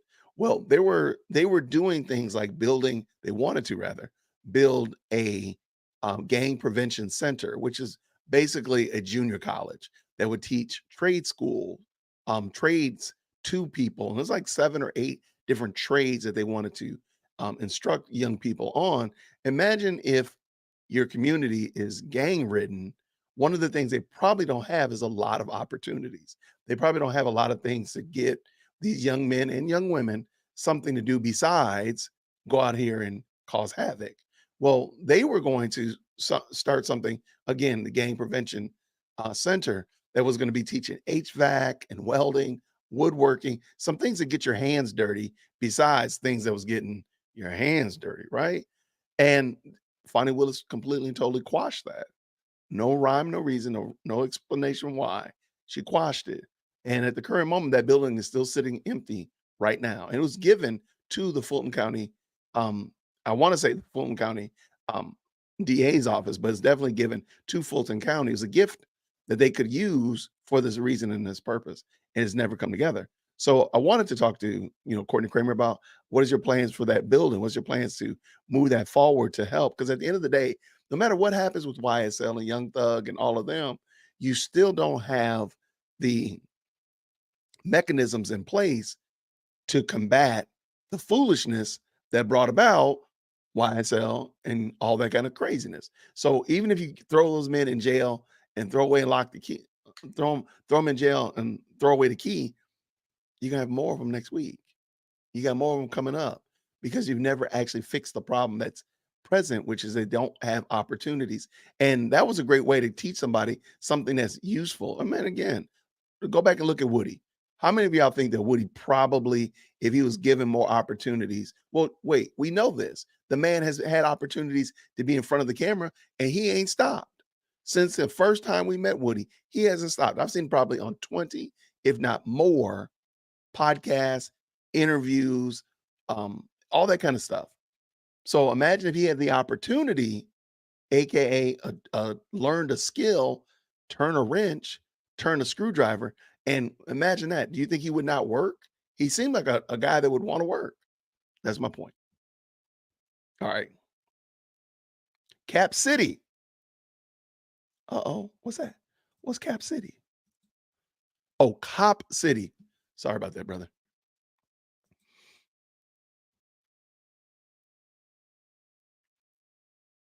Okay.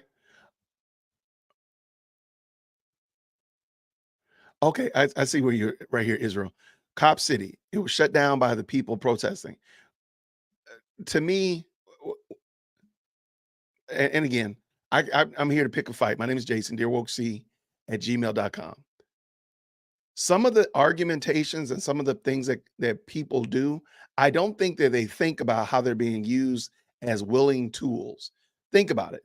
If their issue is that police are not properly trained to not pew pew people that don't have weapons in their hands, the proper thing to do is you say that they need to be trained. So here in Atlanta, they were opening up what's called Cop City, and they were building a training facility to train police officers to properly deal with people so that we didn't have so many problems like we had during the summer of love in 2020. So the brainiacs, the smart people, the people with the really wanting the best for the community are the ones that protested. And Take I mean, way longer than 3 minutes. yeah, it was. She's back. She's back. Let's go. I'll finish that up. I'd just like to recap if we can before Ms. Hilton. Can we recap where we are just for a second? Sure. You And can there she help me is. with that, please, Judge.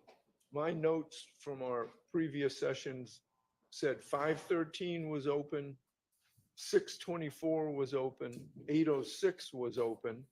The state today said 1109, and I'm going from the reference numbers. All right, hang They weren't going to try to get that in. Was there a ruling on 513? That's what she needed to go back and Okay. listen to again. So that's what we're about to hear from her, whether she's narrowed. Okay, great. And then, okay, so read those out to me again. All right, 513 we're going to deal with right now. Yeah. 624. I had that, my notes reflect that that was open as well. What, Open meaning you hadn't ruled we on. haven't, Yeah. yes, agreed. That's the one that's the nested hearsay, right? No, the nested hearsay, well, Oh, okay.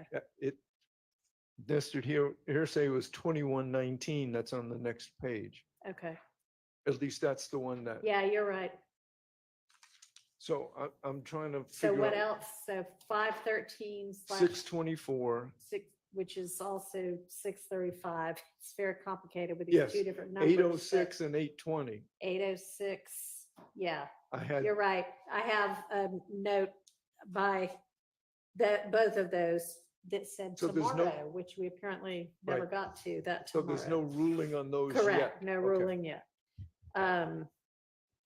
And on both of those, if somebody from the state could listen, I think the question for both 636, I don't know which reference number is which, but 624/635, and then 806/820, I think, was who is the other talker? That's what we were waiting to hear back on.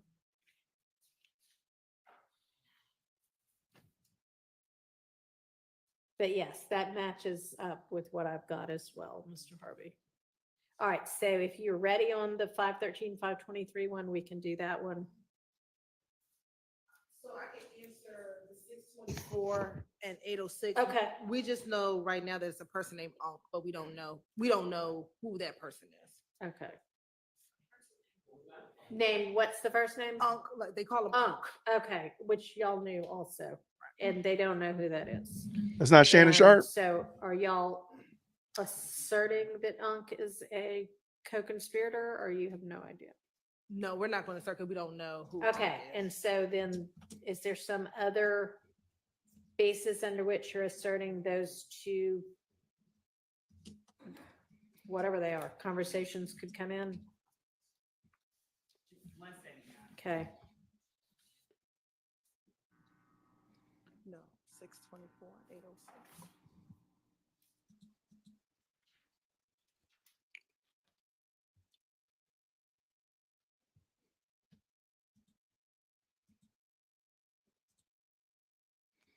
That's embarrassing. I don't know who it is, but how?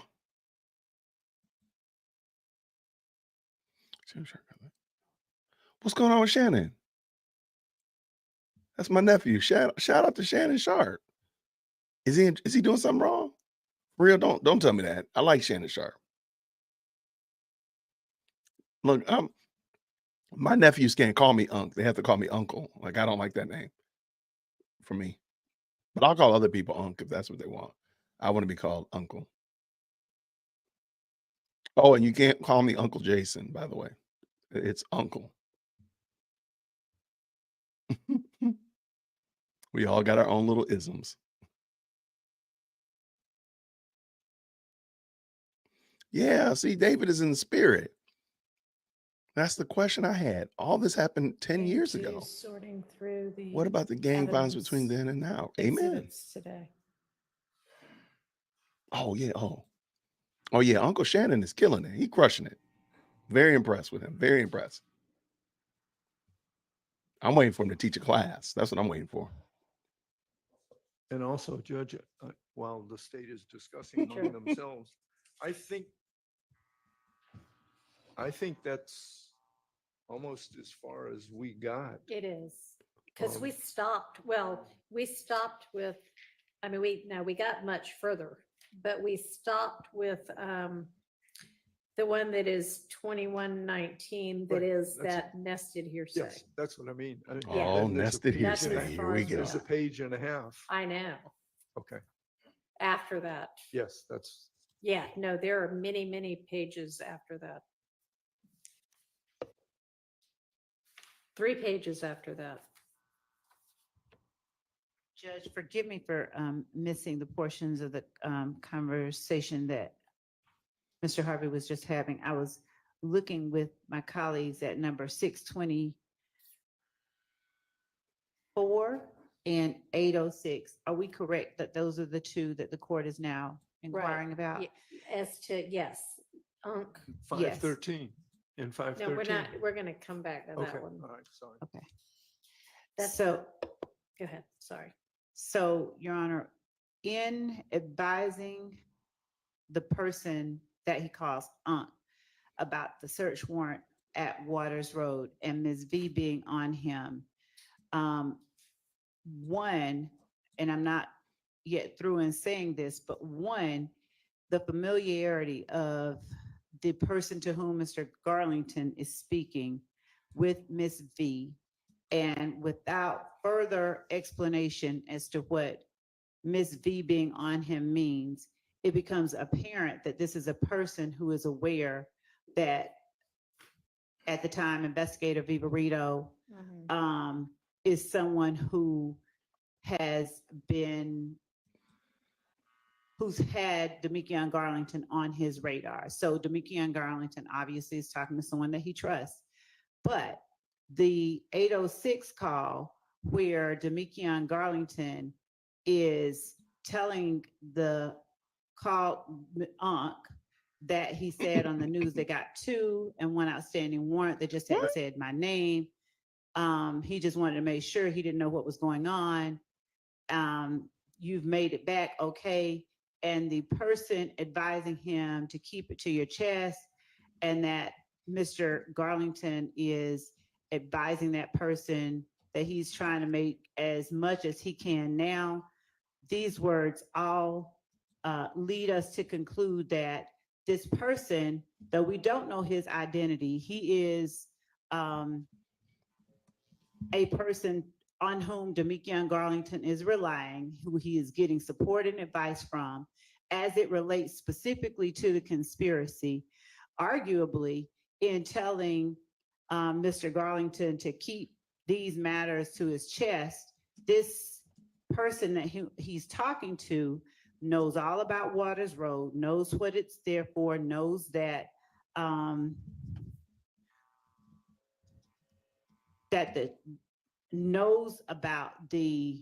likely knows about what was being kept at Waters Road, given that he's not asking, wait, what do you mean?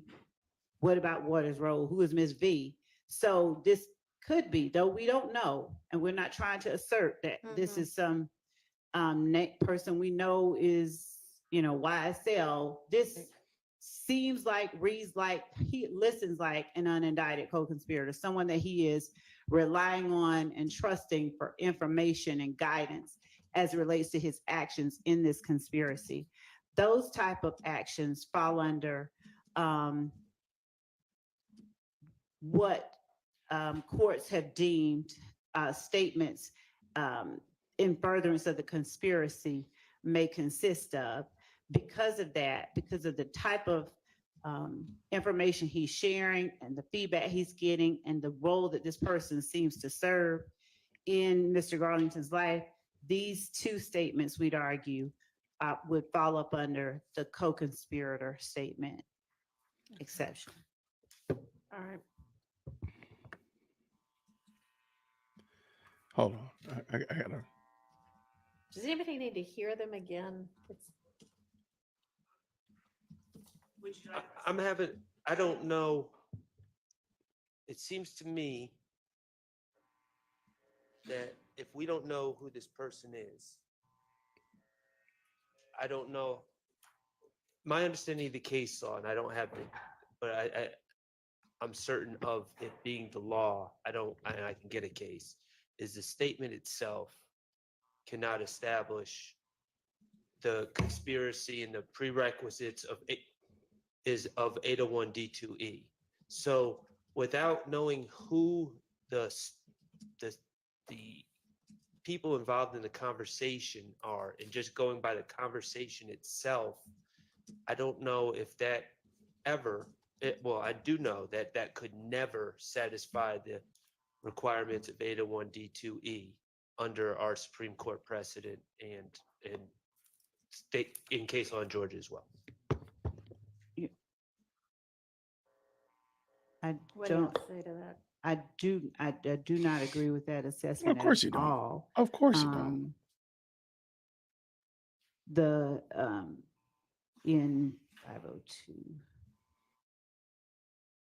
This is an 11th Circuit case, but United States versus Miles 290 F3D 1341 is from 2002.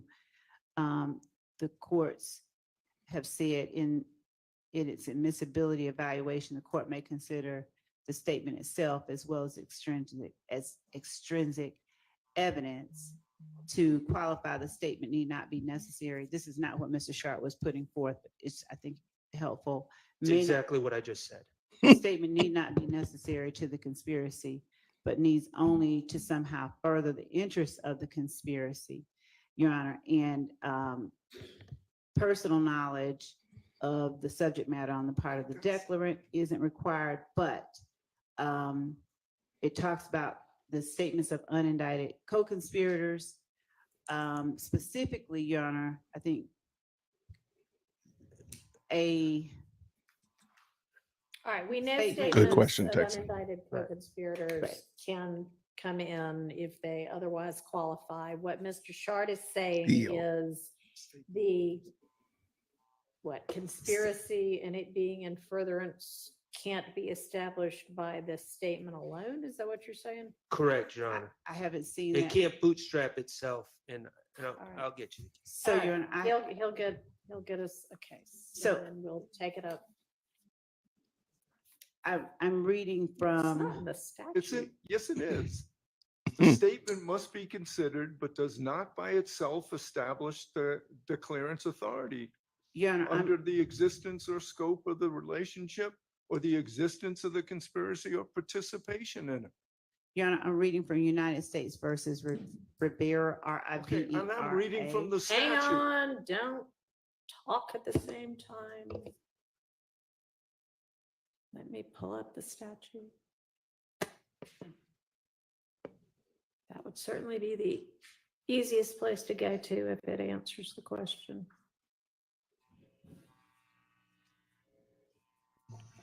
And I have cases, Your Honor, as All well. right.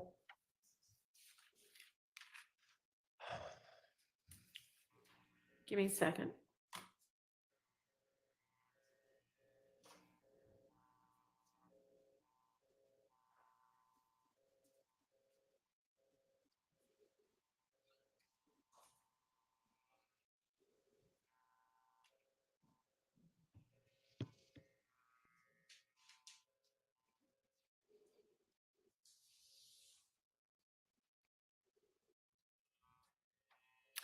As the contents of the statement shall not alone be sufficient to establish the existence of the conspiracy and the participation therein of the declarant and the party against whom the statement is offered. and so Your Honor, the state is not tendering the statement. We in no way suggest that the content of this statement alone establishes a conspiracy. The conspiracy, we'd argue, has been shown by evidence that we've already presented at trial and more evidence that we will be presenting later on. What the content of the statement does show is that the unknown party to whom Mr. Garlington is speaking about about things that the conspiracy inherently kind of involves, i.e. Waters Road, Miss V looking for him, the outstanding warrants, all of those things that sort of the conspiracy encapsulate. When he does that, he is receiving, he's giving the statements and he is receiving assurance, and the statements made between the two are serving to maintain trust and cohesiveness among them, or inform inform of the current status of the conspiracy, which furthers the ends of the conspiracy, so long as the other requirements of 801D2E are met. And that's coming from a First Circuit 2012 case, United States versus Rivera, RIVERA-DONATE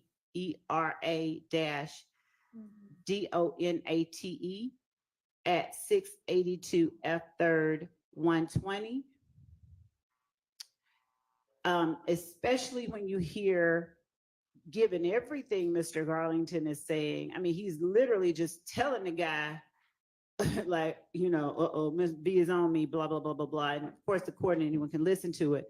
But he just wanted to make sure, he didn't know what's going on. You made it back okay. The man is saying, keep it to your keep it close to your chest. And Demikian is then saying, I'm trying to make as much as I can now. This particular case that I'm about to point out is a Third Circuit Court of Appeals case, so it's not anything that the court has to follow. The United States versus Lignelli, Lignelli, and the site is 660 Fed APPX 118. It's a 2016 case. There, the court found that a statement made by an unknown speaker could qualify for the co-conspirator exception if the government establishes that the speaker was likely a member of the conspiracy alleged. And in United States versus Helmel, which is an 8th Circuit 1985 case, and Helmel is spelled Helmel, and that site is 769 F2D 1306 at 1313. What Lignelli says or cites Helmel for is the parenthetical. What is essential is that the government show that the unknown declarant was more likely than not a co-conspirator. And I believe that the prescriptions that were described earlier regarding the statute alone, the statement alone being used to establish a conspiracy is not one applicable here. Okay. All right, can I hear the statement again? It's been a while since. It's been a while since we've known what we're doing. That's what it's been. It's been a long time since we've known what in the world we're doing here. That's it. Yeah.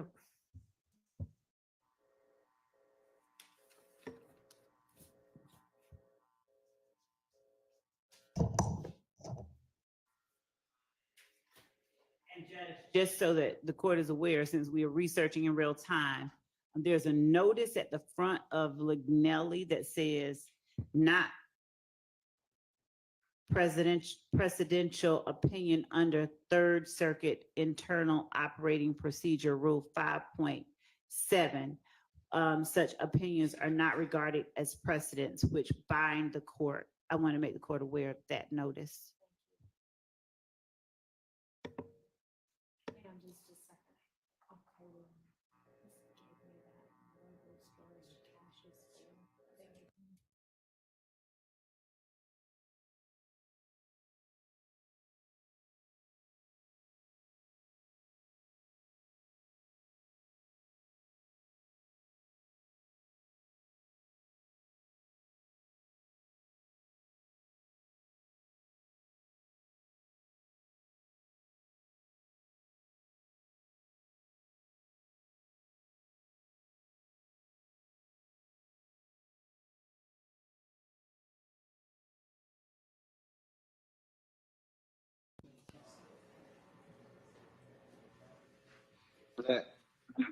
What's going on?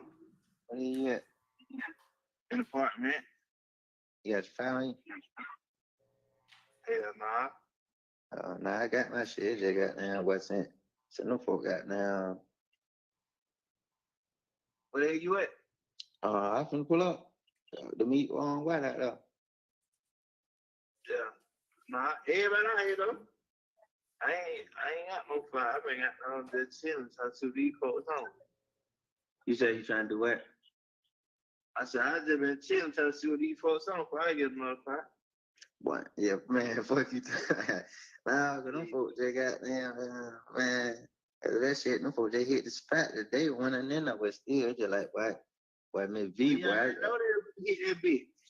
Yeah, but now I just feel like Miss V on a nigga, boy. So I'm just trying to move cautious. Well, definitely. You know that wrong. Yeah. And she saying, yeah, I see nothing. Well, you know, yeah. Who else you say out there? Big regular, big, zoo them. Big out there? Yeah. All right, here I come. All right. Yeah.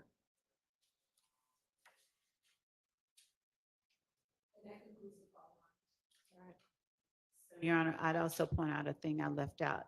The person to whom he's speaking is also advising Mr. Garlington, giving him more information about the circumstances out there that Mr. Garlington was describing at Waters Road, where he's talking about who all else is still out there. So that adds to our argument as well. All right. Let me hear the next one, if you don't mind.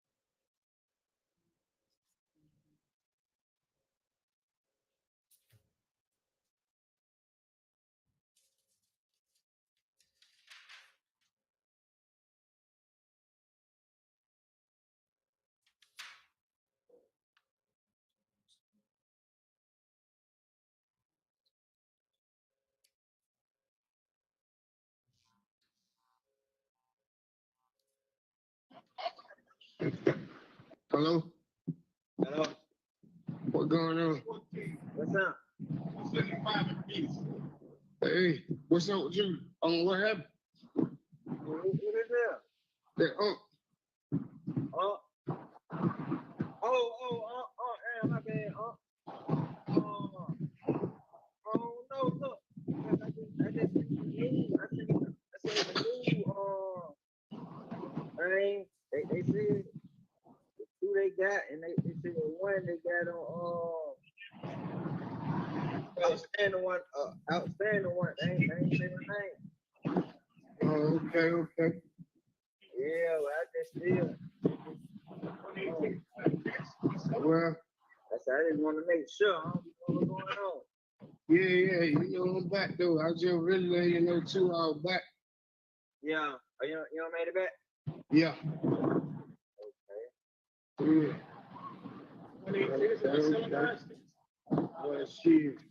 You just keep that shit on to your chest, really, and hold on to that paper.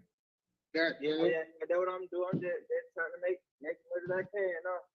Yeah. Exactly. Right down, I'm here though. I'm gonna let you pull up on me. Check out answer the phone. All right. And if the court notices, I think Mr. Garlington does not even start giving details until he's reassured that it's Unc, who of course then tells him, you just keep that close to your chest, and so forth. So I think that both of these calls make it apparent that this person is giving information that serves to reinforce the underlying purposes of the conspiracy itself. They're providing reassurance. They're informing of what's going on, that is putting members of YSL in peril. Ms. V out there looking for Mr. Garlington. He knows who she is. So we believe that these all form to tell the court these are statements of co-conspirators that should be admitted. And yes. I'll hear any defense argument.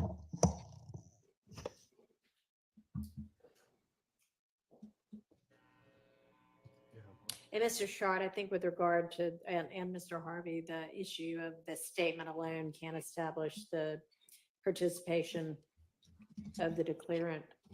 I think with regard to Garlington, there's certainly more. And are y'all offering like both sides of the conversation? In order that they understand what's going on, yes, both sides are being offered of the conversation. The most important part we feel is what Mr. Garlington is saying. His words are more pertinent because they're reflecting a knowledge of something that just took place. Is very important and close in time to acts that are alleged via overt acts or counts on this indictment. So Mr. Garlington's words are the most important ones, but the other ones are needed for context. Can I just respond very briefly to this? It's still just the statement itself. And every court, the United States Supreme Court and our Supreme Court, have specifically said in determining the existence of the admissibility of a co-conspirator statement, the trial court may consider both the co-conspirator statements and independent external evidence, although the co-conspirator statement alone does not suffice. That's specific language from Dublin versus the state at 302 Georgia 60, pinpoint site 63. But that's the rule, and that's the intent of the rule in the code. I have heard nothing but argument about the statement itself, but no external evidence other than the statement itself. And that is simply not enough with an unidentified party. Right. period. Yeah, so I think with regard to whomever Unc is, Unk. I that can't stand him. it does sound like all you're relying on to establish that Unc is a co-conspirator and therefore the jury can consider what Unc is saying is what he's saying and what he seems to know that's based in the statement itself.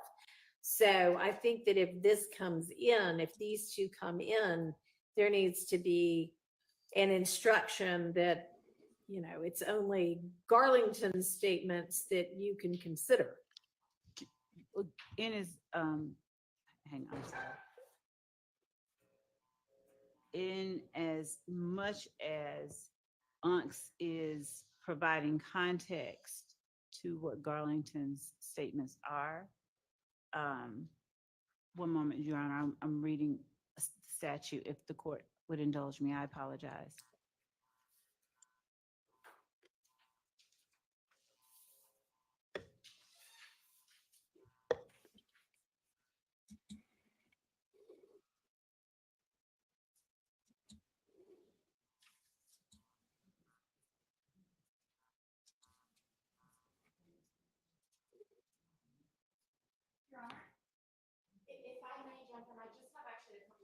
This is really weird All right. that they're. Can you wait just a Are you second? Unc? Because I think Ms. Love's trying to absorb the statute right now. Why is she not absorbed it before they brought this case to trial?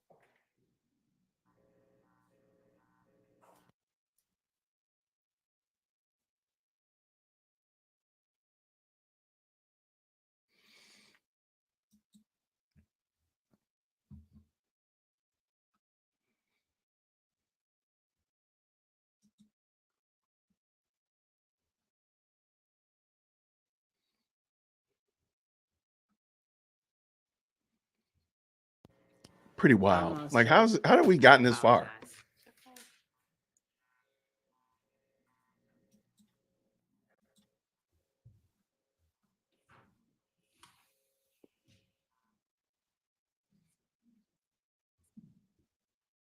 This is crazy.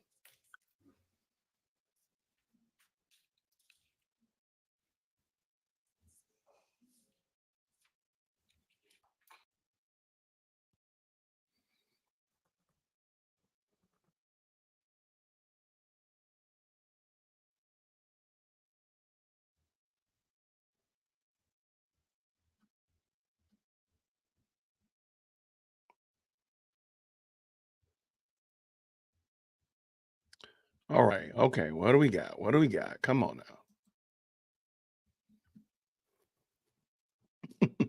Why has Unc left the building? Making sure yeah. that I'm reading the right area. It's the portion of the statute that says the contents of the statement shall be considered, but not alone sufficient to establish a declarant's authority under paragraph C, which is not applicable here Right. because we're not talking about B that. is not applicable. And then, yeah. Or the existence of the conspiracy and the participation therein of the declarant and the party against whom the statement is offered under subparagraph E. Right. So if I'm reading this last portion that Mr. Harvey references, we're not trying to establish both The existence of the conspiracy, right. right. That part's not the issue. and the participation therein against of the declarant.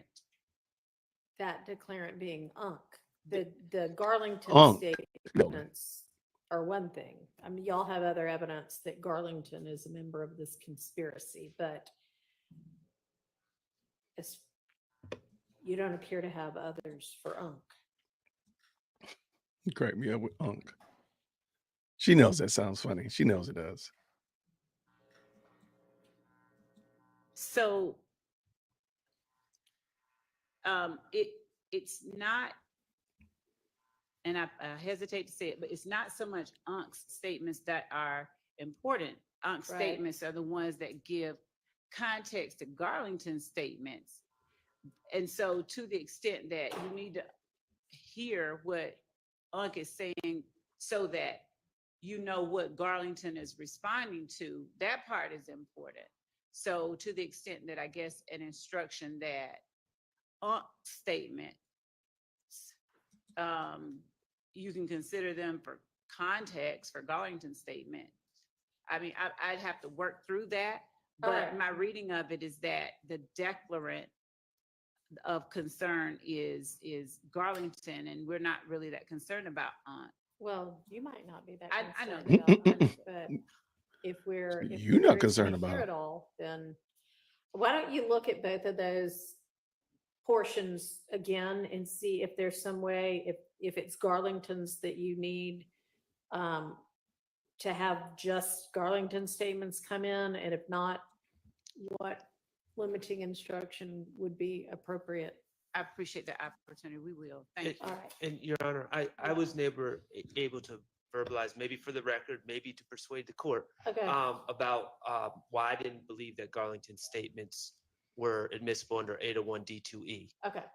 And my argument, I think the fact that we don't know who Unc is important, because certainly knowing who the receiver is, knowing who Garlington is speaking to, would better educate us as far as whether his statements are in fact in furtherance of a conspiracy or not.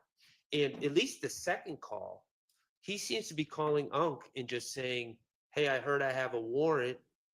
You know, what should I do? And Unc seems to say, you know, just stay safe and get money ready for a lawyer. But it seems that Garlington is concerned about his own legal troubles or the possibility of being charged. I don't really find that as furthering any conspiracy. That seems to be concerns about himself and his legal future and his and concerns about being incarcerated. But I don't view that in any way, shape, or form as furthering any conspiracy. And especially since we don't even know who Unc is, but you know, me calling. We know who If Unc I was is. involved in a conspiracy, and me calling my literal uncle, who I reach out to for advice, and him saying, hey, Max, if you think there's a warrant, you know, start getting your money ready for a lawyer and, you know, stay in the house. I don't know how me asking my uncle for advice would be furthering any conspiracy. So I don't believe that Garlington's statements, at least with that second call, meet the requirements of 801 D2E. Yeah, I think that Mr. Sharp's analysis leaves out, if I'm mistaken, forgive me, and he can correct me. I think it leaves out Aunt telling him what's going on at Waters Road, like who else is still out there in that second call. So he's informing him of circumstances that still exist that put members of YSL who incidentally were hiding in and then ran from and apparently took contraband from. And this is our assertion that we believe the evidence will show. We So I'm believe not it's your trying to put assertion. something in front of the court that, you know, is just my word is bond. But Really? Unc is advising Garlington about circumstances that continue to place YSL members in peril. And Unc obviously has knowledge of what this conspiracy is. He's not asking any kind of questions. And, So, and then well- Garlington's responding, he's wanting to make sure what's going on and is Right. told to keep it to your chest. And frankly, he doesn't need to be talking to a co-conspirator. I agree. Okay. I And agree, but I still think knowledge of who he's speaking to. would certainly, Right. sure, And further elucidate things for us, but it's not Elucidate. necessary for the admissibility of this statement. I mean, this, I think, would come in under, I can't remember the name of the case right now, but the case that's, I think the state cited where, you know, somebody's getting support from their girlfriend or something about, you know, how to handle the fact that somebody might be on to them. And it's not exactly the same, but it does sound like, frankly, it sounds like this is somebody who knows a whole lot about what's going on at Waters Road and they're sharing information in order to stay hidden. I don't think. Respectfully, so this is the day after the Waters Road shooting. So this is not while Waters Road is in practice. And he says, I'm pulling up. And I think a very common sense reading of what was said there is he's pulling up to where Unk is and wants to know who's at Unk's house. The state keeps saying, alerting about who's at Waters Road. That's not the way I hear that call at all. Your Honor, the court should also be aware that this is the day that police go to search Waters Road. And I think in another call that the court heard on our previous hearing, they find that the sticks were removed, like they took guns and stuff out of the Waters Road the night that they were there initially just to check on the occupants. And nobody was willing to come to the door, but they found everybody hiding in cubby holes and stuff. And so in subsequent calls, I think the court heard last time that they didn't get the sticks that were in the attic or wherever it was. And now Unk is talking about, my reading or listening to it, Unk is talking about who's still around, and Mr. Garlington is talking about Miss B. I think whether he's saying who's still at Waters Road or who's at wherever he's about to pull up to. I just want to make it clear for the record. This is not the day, to my understanding, that Waters Road was searched, okay? And the state, I would love to hear their evidence, whoever Unk is, that he was at Waters Road on that day, because it doesn't exist. He's talking about where Unk is, and I'm pulling up to you, and who's over at the house, which is not furthering any conspiracy. But, I understand the court's ruling, and I just want to state that for the record. All right, thank you. Your Honor? Yes. I did just want to bring attention to one case. I don't know, perhaps frames it in a bit of a different way. Statements are admissible when the state establishes a basic case of conspiracy independent of the co-conspirator statement. I think looking at this, if we look directly at that standard, let's take out what the statement is. What evidence is there to make a prima facie case? Nothing. And the case I'm relying on for that is Williams versus State, 293 Georgia, 750 from 2013. There's another case which quotes the same language. It's Newer Franklin versus State, 298 Georgia, 636, 2016. And in both of those, they go on to discuss some of the other independent, separate, apart from the statement evidence, which did justify using that co-conspirator exception. But here, where we have no information about Unk except his name is Unk, I don't think the state can make that prima facie showing. I don't either. I mean, I think that with regard to Unk, there's not enough. So that's why I've directed Ms. Love to figure out whether she can either get in the Garlington statements without Unk statements, or if not, come up with some appropriate limiting instruction.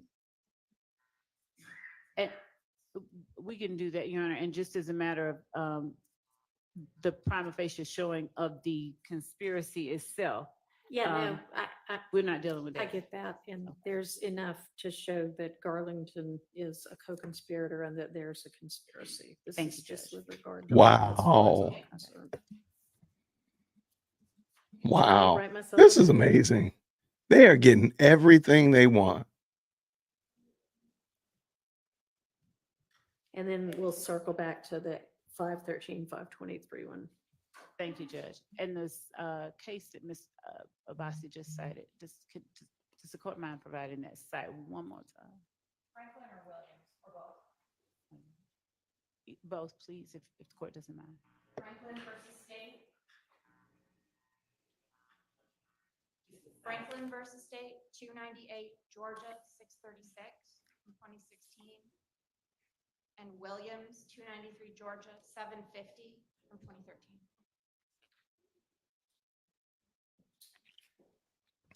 Thank y'all so much, everybody who's hanging out with us today. I know we got a lot. Woo, there's so much going on here. If you like this content, please make sure you hit the like button. Thank you so much for hanging out with us. And Thank you. They're basically doing some horse trading. Hopefully they'll get to a place of being finished. Mr. Ryan is Rondell, the really young boy. He's sitting today under the clock with Leah Abbasi. He's sitting right there under the clock right there. That's him, Rondarius And I think that the Ryan. court already has Kemp. I do, thank you. All right, let's go back to the 513, 523 or whatever it was, one.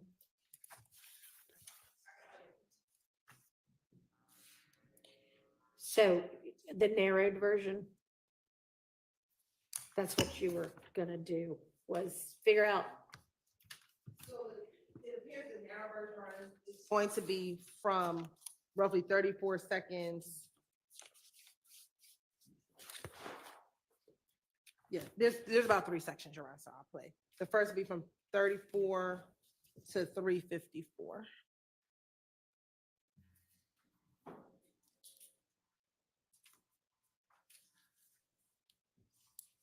I don't need to hear the drug part again. We already rolled on that. I believe we're past the drug part. What back? Nick? Fucking free. Last night, well, you know, I wasn't even gonna come out. Man, it was like, goddamn, pull up. We were finna be on one. Goddamn. So y'all was in there? In there, boy, about 6, 7 deep. Tunk just had them pulled out, boy. Damn, that's a fool. I thought they already went over there and shot one upside. They did, but still, man, I'm for some everyday shit. They double back. Oh, it's my, oh, yes, right? Yeah. Ain't nobody went next, right? Oh, no, I heard it a couple days ago, somebody, they said they went over there. Oh. That one ain't no. You said they just went over there last night. Yeah, well, we down, man. I'm like, yeah, man, boy, I'm not even finna come over here, man. Yeah, you talking about, yeah, I ain't even know nothing about this. Yeah, look, we like, we think, we like, all right, they gonna come back through. Man, we think they gonna come back through so we can hit that motherfucker up, man. 12 pull up, man. Hey, right? In the house? Yeah, I'm like, yo, we hit them folk, like, cause we got our lights out. Them folk like, we gonna have to come in. We gonna have to come in, goddamn. Make sure ain't nobody dead, man. I hit the back door like, hey, boy, I'm on parole, man. All this shit in here, man. Hey, you talking about, hey, y'all have to come in. Yeah, no, we just heard them talk to the other officer, like, yeah, we can go in, make sure ain't nobody. Man, it be them up under the house. Goddamn, man, about 4 of us in the house. They keep saying, man, you don't go out. I'm like, man, I got me fucked up, man. You took out around? No, I hit the back door. Them folks it was on both sides. And I was just like, I seen them on one side, 'cause I was just gonna sit in the car, in the yard. Yeah. And I seen them looking at the cars over there, go to the other way. They know they was over there. I'm like, hey, come here. I'm like, hey, man, I just heard some gunshot. Yeah, I'm like, hey, I just heard a gunshot, man. Okay. Yeah, that's where you come from, like the wood. I'm dry here. It pouring down rain. No folks like, man, you ain't wet at all, man. I'm like, man, I'm telling, man. I was in the woods. I don't know how I ain't wet. I was in the woods. But I ain't no savage. Man, y'all check that out, man. I went in there, what? Yeah, no, I ain't got nothing to do with that. They still went in there, though. They checked that. That was good, boy. It be safe. Oh, they ain't certain. They just make sure. They just looked around. Make sure nobody dead. Yeah. So when nobody know when they went in? Yeah. They found now. Goddamn, look Quay. Yeah, another name. Okay. Yeah. I'm like, hell. What they at the house? Yeah. From the pop out for Court on Courtroom. So they got a little video shoot. And we'll stop it here. We'll fast forward to the next relevant portion. And we'll say, Your Honor, Little Quay is not either Mr. Nichols or Mr. Huey. That is Quatez Arnold, who was at the house during the shooting. Are y'all gonna stop and tell the jury that? That will come out through Investigator Viva Rito, who was all in the house. prior to this call coming in, because Investigator Viverito will testify as to who was there when it occurred. But we've always established, even when we did the motions hearing, who was at the home, and it was never Mr. Huey or Mr. Arnold. And so that will come out. Well, couldn't you just stop it 3 seconds before that little quake part gets said? Right, and we can either remove it, or we can do a stipulation so that it can be, so the jury can hear it in real time, so that the jury doesn't develop. Okay. Yeah, because I mean, Viverito may not be coming till sometime later. What this call is coming in through Viverito. So none of this. Regardless, I think it's stipulation. Yeah. This is not either of these people that are on trial would We'll cover be that. safer than, if you can either do that or you can take that part out. Yes, we can do the stipulation and ask her. And I mean, we all agree that it's not either of these individuals. I have a solution. Don't play it. Don't play it at all. Yes, But because it's important, little quick. it's two parties giggling and laughing about what happened at a prior event. There's no informing anyone for any purposes I of know, further I any wouldn't- conspiracy. It's just spilling the beans Your Honor, and and giggling. I would say, though, that Quatez Arnold is important because that individual is in a previous video that we have with Quamavius Nichols that's already in evidence with Quamavius Nichols. But just because something's important, just because something As to who all was at that house, right? Right? Hello? I'm sorry. I apologize. You are gonna have the detective testify to that person being at the house anyway? Yes. I mean, I didn't hear anything in this portion of the conversation that does sound like anything other than, man, can you believe what happened? So this portion is out. Yes, So it'll be out, Judge. I know, I hadn't listened to that other. She portion. threw something out? Oh, She my was- word. She was on the cusp of addressing Mr. Sharp's Shut up, Hilton. concerns and Shut up. Love. was Be wanting quiet. to make sure the court knew who was in the house, but she had another argument she wanted to make. Did explain. Thank you, Your Honor. Yes, Your Honor. So when you hear this portion of the call, Your Honor, they are boasting and bragging about what happened in that home, the fact that they were hiding from the police, or he was hiding from the police with the other members in the house. We believe that was stated to obtain confidence between co-conspirators. We do believe that this person is the Waskin Right, who I mentioned earlier, Your Honor. Nonetheless, it's out. Let me listen to the next Oops. part. Danger.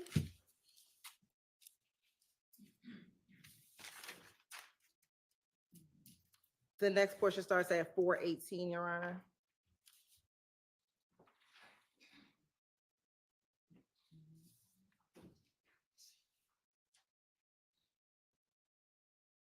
I'll start a little bit earlier. Too much going on, oh yeah, nigga got to see what's going. They flipped nigga get up on the bridge in the Ville. Yeah, I heard. Yeah. Yeah, I heard. Where the hell you at? I'm right here. So, Your Honor, that's when they say they flipped Right. under the bridge under burden. We believe that they are referencing and laughing about Shamel Drinks because he just got killed under the bridge, which would be the I-20 bridge in Mechanicsville 2 days before this phone call. Okay, and you had said before that you had some non-hearsay purpose for that wasn't even hearsay that you had. I mean, I don't know what it was, but you said that there was some non-hearsay purpose to introduce that. So that it didn't need to come in under an exception. I don't know, I wrote it down, I don't know what it was.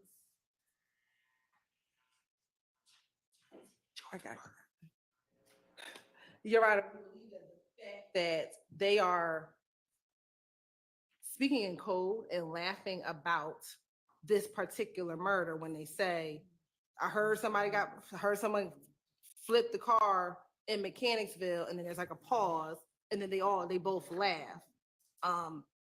Given that this is again 2 days after the murder of Mr. Drinks, and we believe that Mr.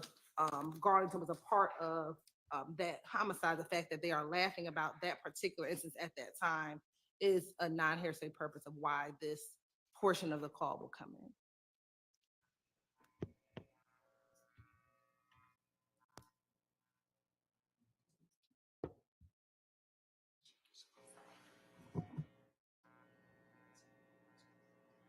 I'm gonna exclude that. So that drug part that we talked about before is the only part of this conversation that is gonna come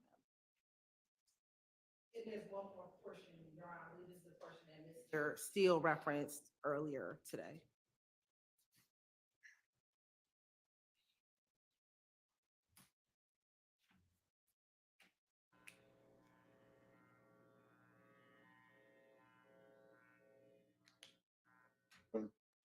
Oh yeah, they were like, they said your mom like, well, she only wanted to come.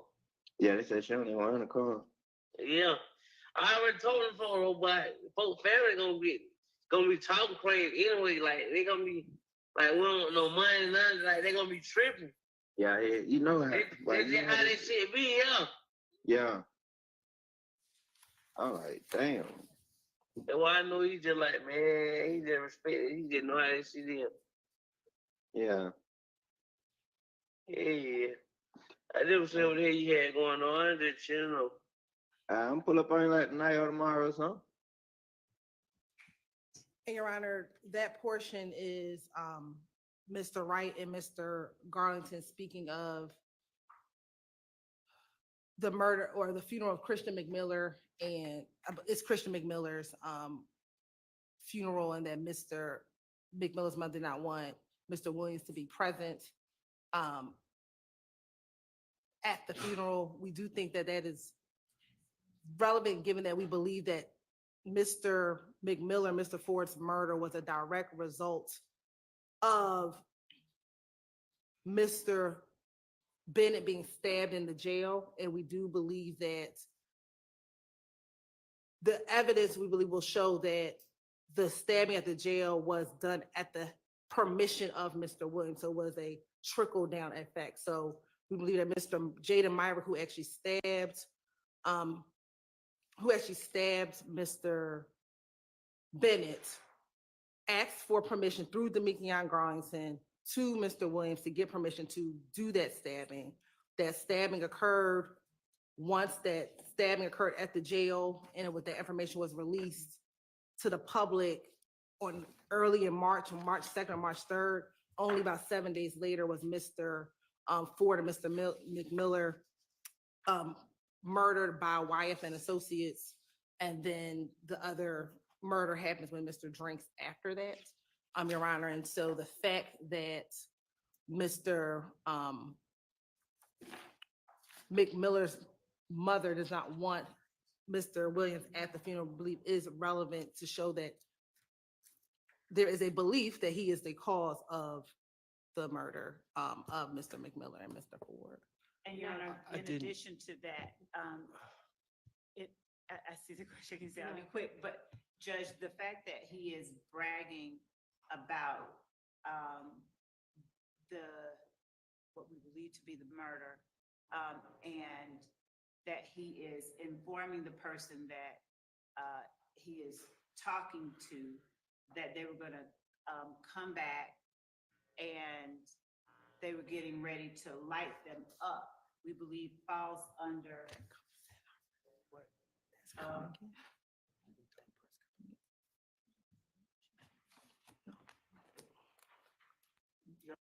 that in that clip. So It the part was- about That the part is funeral Oh, is the definitely funeral is out. not- If there's some other part where somebody. That's the first part, Your Honor, I think is coming in, that you allowed. My understanding is everything from the drugs to everything before Little Quay can come in when we talk about what it, No, or, no, nothing from this call is The coming drug in. part is the only part that can come in. but Your Honor,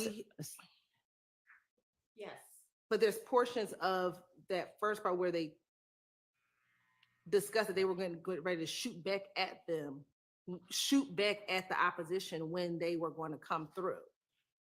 And So earlier in the call, When they're talking about shooting up Big Nick's, is that this part? Right, so before, And being surprised nobody got hit. right, but D'Amico says we were getting ready to shoot back at them, but we thought it ended up being the police and not the opposition coming. And so I think that that's important, that they were willing to shoot back at them if they came back through Your Honor. And, through and, location. and to augment that, Your Honor, just to add a little to what Ms. Hilton just said, them boasting and bragging to Goodness one gracious, come another. on. We would argue our statements used to obtain confidence between co-conspirators, and it is serving to up and maintain trust and cohesiveness among them, and to inform them of the current status of the conspiracy. And in doing so, furthers the ends of the conspiracy. As Okay. Ms. Hilton. Thank you. I Thank you. understand the argument. I appreciate y'all perfecting your arguments for the record. My ruling stands. So the drug part can come in, and that's the only part from that wiretap. Now, I have a note that the one above that, 502 or 512, there's a reference to a quay in that one also. And there was a question whether there needed to be a 105 instruction, or there could be a stipulation that as to who that was about, if y'all know it wasn't, you know. And Your Honor, I'll just add to that. My notes indicate that the reference to Quay is that he's locked up in that call. Okay. So that made it So does that especially concerning.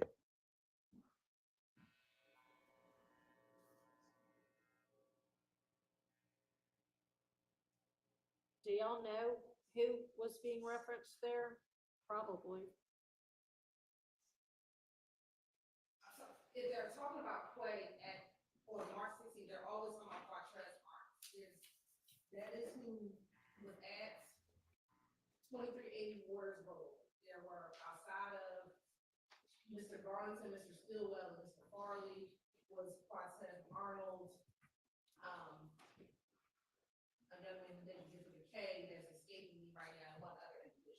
So every time at Waters Road on March 16th, there's only talk about Quattrez Marks. All right, and so y'all are gonna enter a stipulation that says it's not either of these defendants? You can. Okay. I mean, if it's a stipulate, would you rather it be that? I can't hear you. I rather that it not come in because it's an assumption, Your Honor, that they're saying we believe, we think that it's Martez Well, Arnold. no, And there's- it's gonna be a stipulation that it's not either of these defendants. And again, Your Honor, we intend to introduce testimony through Investigator Viverito, who was at the house when she arrived, along with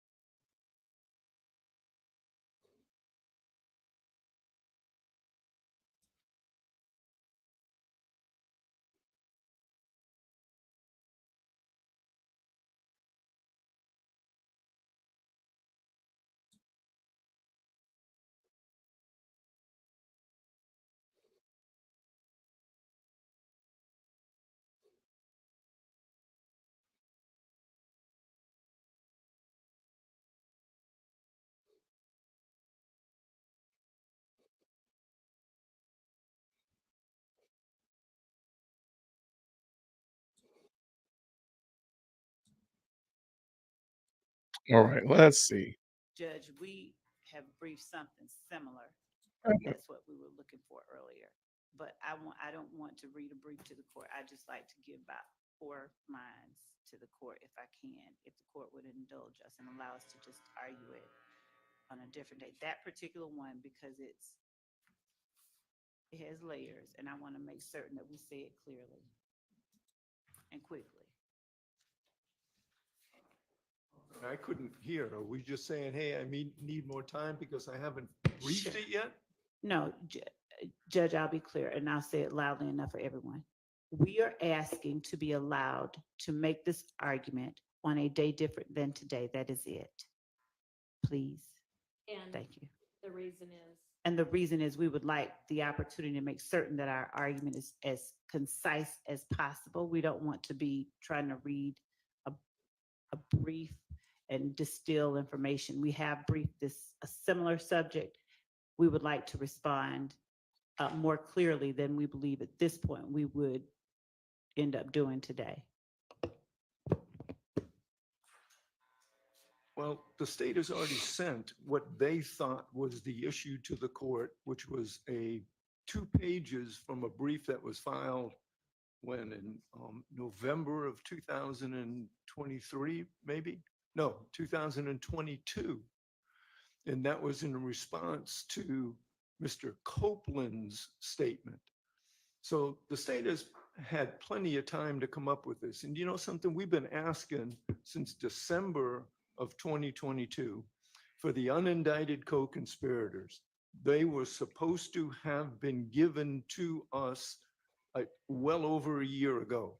And now we get in here and unidentified people are being identified now as unindicted co-conspirators. And no, I object to any additional time because we got some unknown person referenced in this phone call. And I don't want to hear anything about, oh, well, now we know who the hell this guy is. Now we know who we're referring to. And now we know that this dude is an unindicted co-conspirator as well. And I don't even know whether it's a dude. So let me undo that reference. And I apologize. And the unindicted, the whomever it is that's unknown that you're referencing is rel? Yes. Or what Yes. sounds like rel? Yes. So Judge, I'm sorry. We got the 9:30 p.m. Monday, 9/9 supplemental brief by Mr. Harvey. And we want to just address everything and be concise. That's all. Okay. And you know, y'all have had this for a couple of years now, and you indicted it. You've had this wiretap. All right, you don't need to be talking to her. So, I mean, I think your biggest sticking point is probably the fact that some of this is only coming through rel.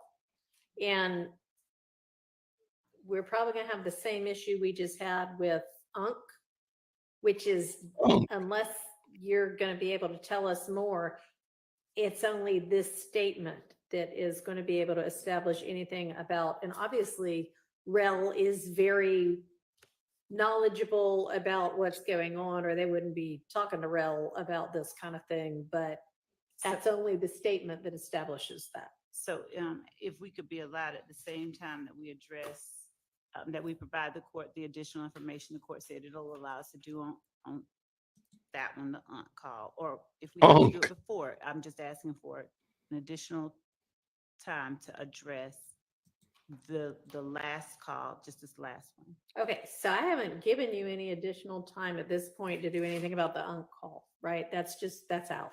No, it was out. I thought that the court had said something about redacting, and if there. Right.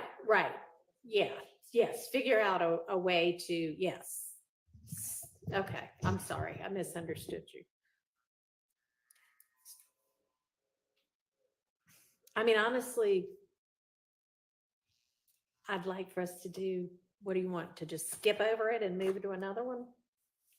Yes, if we can, and then come back. Well, we certainly have 3 more pages to get through. Oh, no, we don't. Let's not, we don't And need I all. looked to see whether you really want, or you really feel like all of what's in this is necessary to Smart, establish smart question.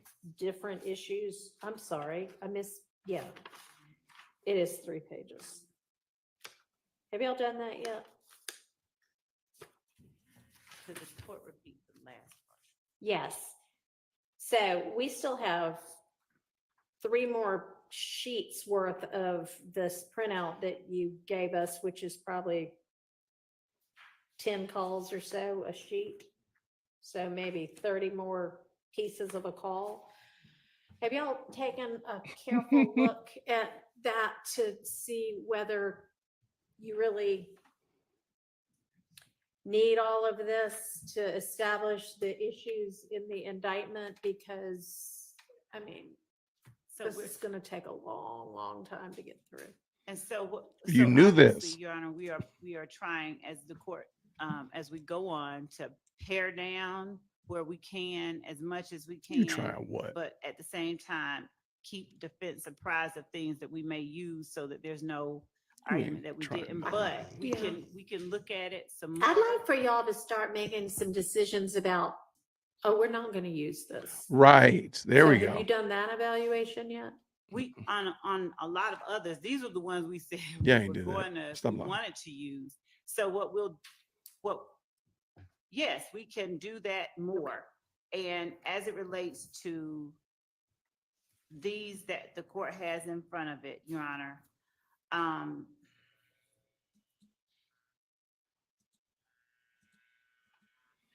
No, y'all are not. That's the problem.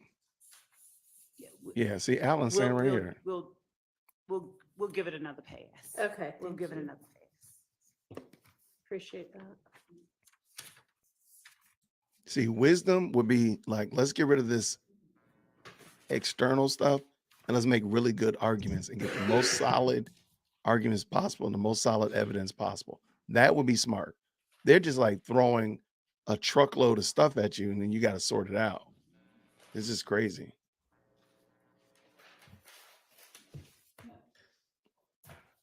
Does the court have another day because that we can just, or do you Have just want us another to send the non-jury one day? to us? Oh. Yes.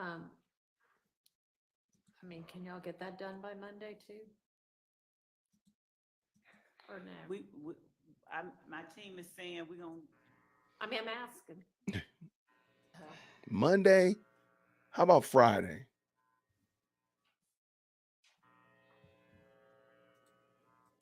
If we could have a couple more days, but if we have to, we Get will. up here. That's, We'll- I mean, get it, we're not gonna be able to discuss it next week anyway. So And then next. get it done That's crazy. So, by the 20th. Thank you, so we're not arguing today? thank you. I don't know whether we're going to. I The don't know. 20th We're is not gonna argue the other ones, but, Yeah. there's other stuff we can do. No, I meant the The, call 2119. We're not gonna play 2119 prior to the 20th, so we appreciate that. so, Mr. Harvey, I guess that your brief that you filed is so impressive and intimidating that they want some time to be able to respond to it. Just agree to it because it's right. Harvey, don't be humble, Harvey. Don't be humble, Harvey. Don't do that. So I love it. I love have it. y'all gotten together yet on, Mr. Steele made us all a nice chart of where he thinks the evidence, the status of the various exhibits is. Have y'all been able to look at it and see where there is any kind of discrepancy in what y'all believe? We have been looking at that. We've not done that joint effort, but we've been comparing Mr. Steele's chart with what our chart and what Ms. Weaver's is. And where are y'all on that? We're checking with our team member that's doing in the office now. Okay, because had I walked in here at 9, dealt with the 2 Rule 22s and then said, let's hit the exhibits, which I told y'all by email several days ago is what I wanted to do today, would y'all have been ready? No. At that person over here Hmm. to be arguing Okay, so that answer sounds like, Punish Extra them. Come exhibit on. list, Your Honor, Okay. and that we can forward that we believe is up to date. And we can take some time, over the next couple of days to go over that with the See. designated person from defense, but we can forward the master exhibit list that we have that we believe is. all right, y'all exchange that and copy Ms. Persfield as well. And then y'all get together to narrow down Wow. where there might be disagreement on the exhibit list. Yeah, because it's gonna be a bear and we can't just put it off until the end. We need to be doing this a few times as we go along. This is crazy. Okay. So. Yes, come on. Y'all, Mr. Ryan's crowd is gonna get together on whatever else that evidence might be and where there might be disagreement. The state's going to get us a list by Sunday, narrow down, we'll have conversations based on that. Okay. All right.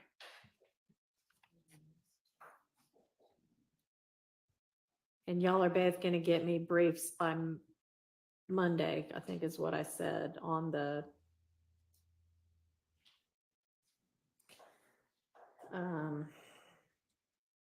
what was it? What did I tell y'all to brief me on?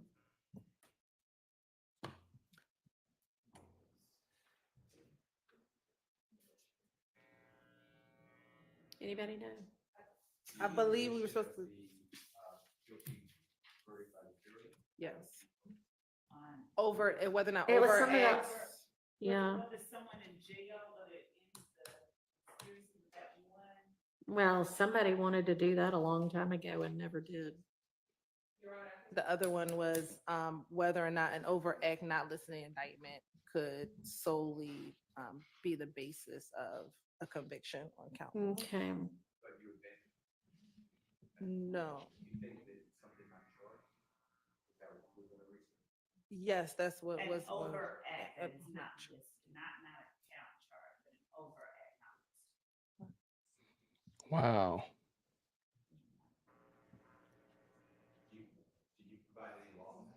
No, they haven't yet. That's what I would like for them to do. We all would like for them to do that. That was one. Judge, with respect to that, would we be able to wait for the state's brief and then respond in kind if they're able to find that? Versus us just arguing what the Constitution says to begin with? Sure, you can wait on that. Thank you. And then, okay, I guess if a prior conviction, which Mr. Ryan's murder conviction is alleged to be an overt act, were y'all gonna brief me on whether and how and if that needed to have any kind of a limiting I think that would be a instruction? smart thing to. Or was I just writing that down on my own as an issue? No, I think that we had, earlier Okay. today, we had said, that his conviction, that there should be a limiting instruction as to his conviction. We had not, fleshed it out or anything, but Okay. I think it does bear some addressing. I think so too. Your Honor, again, and I'll do whatever if you want to brief, but I can't imagine a limiting instruction to cure. You know, I'm on trial with Mr. Ryan, and to have this jury be told that another jury in Fulton County found Mr. Ryan guilty of murder, and that his overt act, because you're dancing, the court's going to tell the jury to do this dance because, okay, don't use the prior conviction against Mr. Williams or anyone else of the jury because it's hearsay. But you can use it against Mr. Ryan somehow. But then it's an overt act against Mr. Ryan. And if Mr. Williams and Mr. Ryan are a conspiracy, even though Mr. Williams is not part of that overt act, you can use that evidence against Mr. Ryan to find the overt act, and therefore Mr. Williams gets convicted on that piece of evidence. I don't mentally understand how you're Well, going to I mean, cure that. The determination is going to be made separately as to each defendant, whether they participated in those And Your Honor, I think that the Right, so- conviction itself, the issue of the conviction, not the act of the murder, not the evidence or proof of him having convicted the murder, just like we've had to present evidence of other overt acts that were external to the Right. conviction itself. And you're presenting that evidence anyway, that Right. he committed that murder. Right, yes, Your Honor. And so the conviction itself, and by conviction, I mean the certified Right. isn't the overt act, it's the actual murder that we are putting up evidence of that we. Right, but you're also wanting to put in the certified copy of the conviction of Mr. Ryan for that overt act, right? Right, and that's what we were Right. discussing with the limiting instruction. Right, that's and so there certified. is a danger, or it gets complicated about how to tell the jury what they can do with that evidence. And Your Honor, I think. And I hadn't looked at the two, cases that you cited yet, the 14 F third 881 and the Toco 200 F third one. That was you, right? Yes, Your Honor, that was the state's cases. So maybe those will elucidate it somewhat. I don't know. Anyway, I just want to follow the court and aid the court if we can. So whatever I need to do to write, but I think that would be very prejudicial against. And that's the danger is it, is it going to be, is there a way to correctly limit it? So I think I that need this is- some, right, some more, we. something on that would be nice as well. Yes, Your Honor.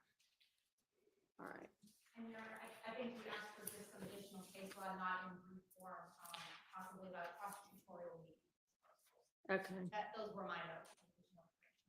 Yeah, I mean, if you wanted to provide that.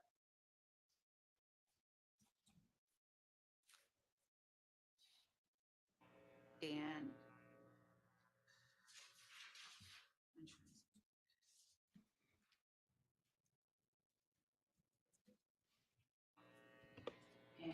And then you'll get me the hard copy of the in-camera material. Nope, she ain't gonna get it to you. By Monday also. Nope, not gonna Right, happen. first Just thing give it that up. Right. It's not gonna happen. Just let it go. And when we're discussing the prosecutorial need for the intrinsic acts, we're looking at it through the lens of. I mean, I don't need further evidence on that. Oh. I mean, not evidence, further case law on prosecutorial need. If y'all want to come up with some, great. But yes, that is exactly what I did want further evidence on was could y'all find something that more factually aligns with your situation?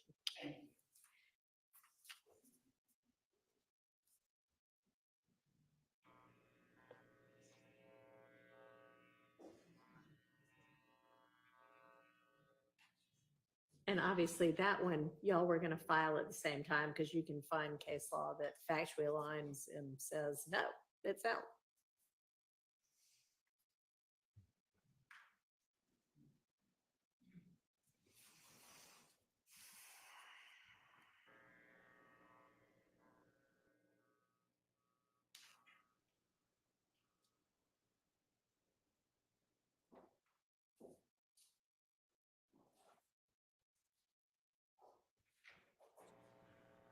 Okay. All right. Come on now.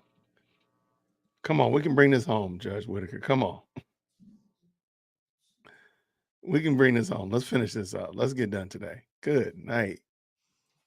Good gravy. Come on. And just to flesh that out some more. Yeah, first off, now we're done. And it being either admissible or inadmissible, because it either does or doesn't complete the story of the crime of the gangs or the crime of the RICO violations or, be the same kind of series of events as that. because those are the only two that it might come in under. Right, it has to, right. Okay. So just making sure that the cases that we bring to the court's attention addresses that. If, yes, ideally, Okay. that would be Waste of time. wonderful. All right. Anything else we can do in the next 15 to 30 minutes? No, we can go home. We can watch this video.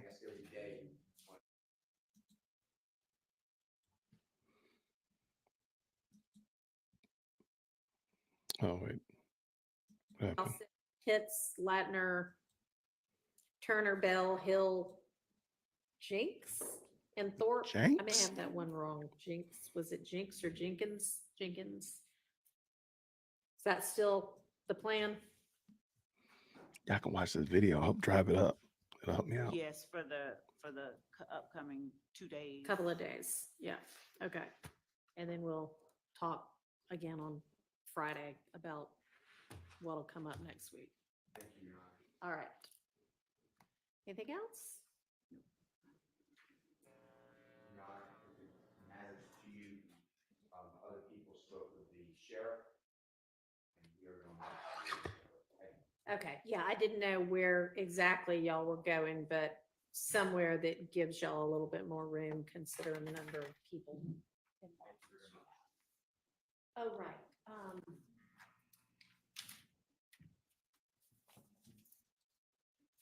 I'm sorry, I don't mean to just point at you. Miss Borden. Yeah, come on up to the podium. Oh, what's going on here? What's this?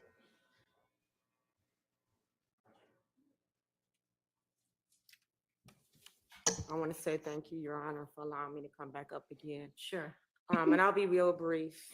I just want to share No. something to you and also on the record. Okay. I appreciate being granted the access to the camera pool.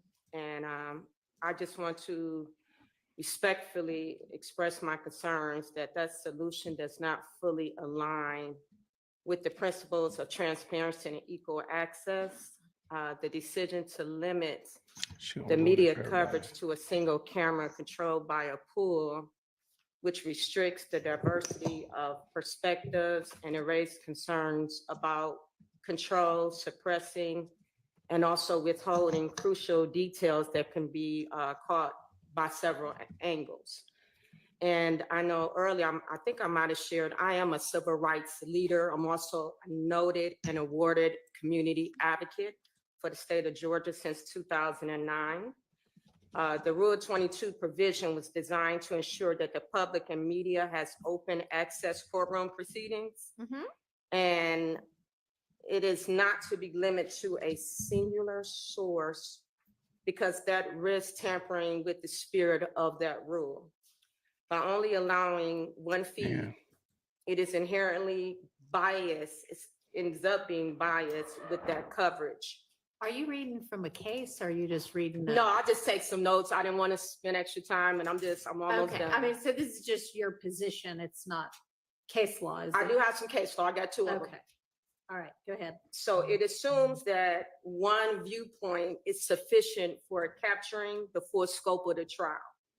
It's essential that different media outlets are allowed their own access so the public can be provided with a fair and transparent view of all proceedings.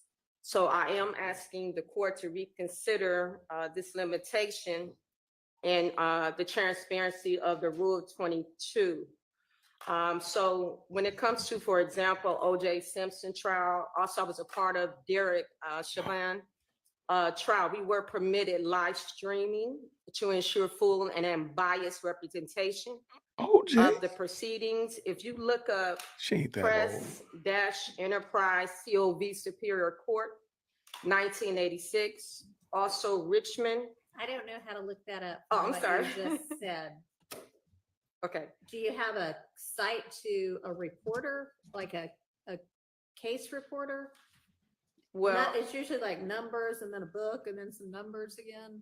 I didn't, so basically I pulled it.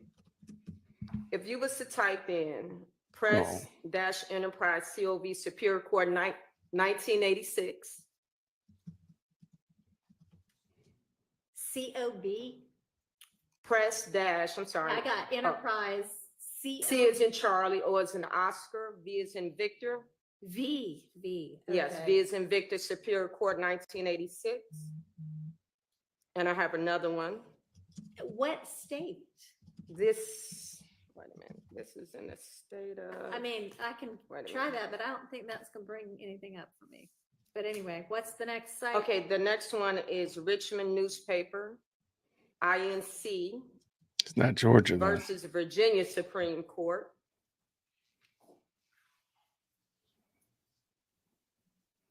And I also want to share that the restriction of the live streaming serves a compelling enough interest to warrant limited media access to a single perspective. Again, when it comes to civil rights leaders, right now, I don't see any other civil rights leaders here.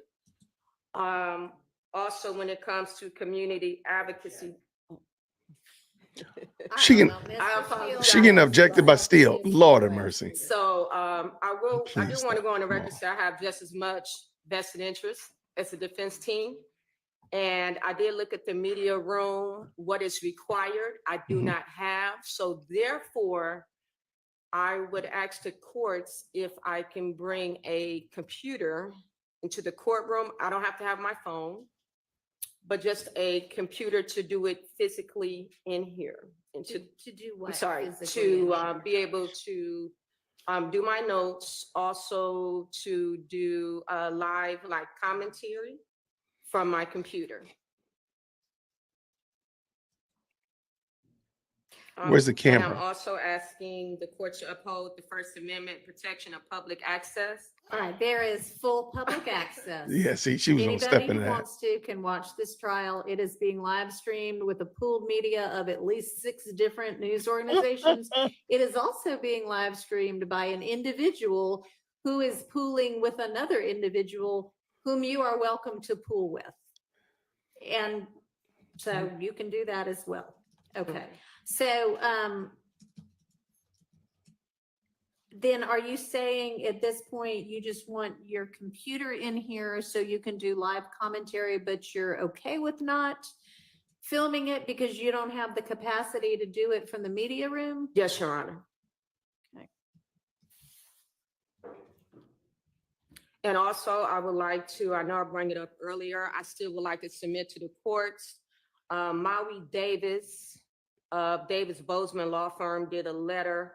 Also, Channel 11, I work closely. Oh, yeah, I mean, and I Yes. said before, I'm Okay. happy to, and I I would like know to Mr. submit. Davis and happy to, but again, I don't not believe that you are a civil rights leader or that you would be able to add something to what's already in the news. And you are certainly welcome to report on, Okay. everything about this trial. So in there also is a letter from DeKalb, Mr. Robert, he was the DA, DeKalb County. Yeah, I know him as well. Also Channel 11, I work closely with their investigative team. They also did me a reference letter as well. Okay.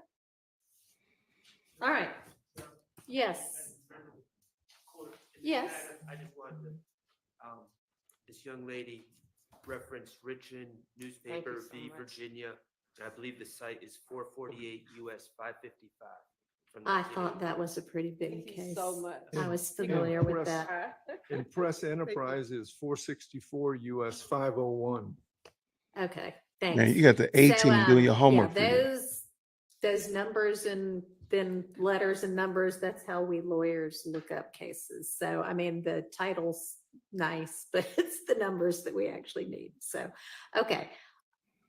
And what would you need to do it from back in the media room? Is this? Just be able to plug up my computer and that's it. She's not so clear. you're It's more than just plugging it Not up. worried anymore about being able to film.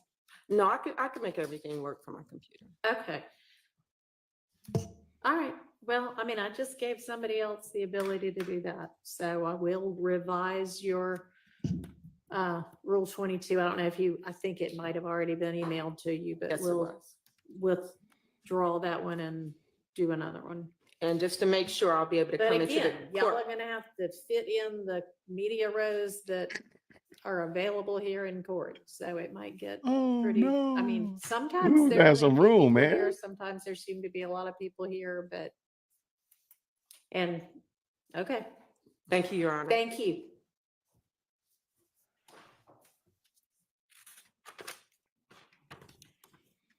Mm. All right, anything else? Oh, Lord. Well, tomorrow is your next court date. Is that what you meant? Or Shots fired. no, the jury's coming back tomorrow. Did you mean when are we gonna have our next non-jury date? I don't really know.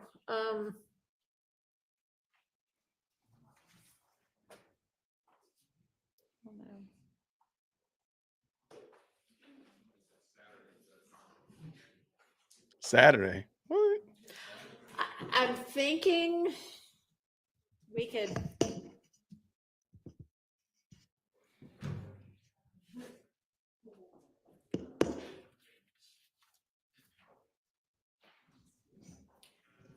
I don't know, possibly sometime the week of the 7th, later in the week. But if we need one before then, or if we need one or two before then we'll have to fit those in.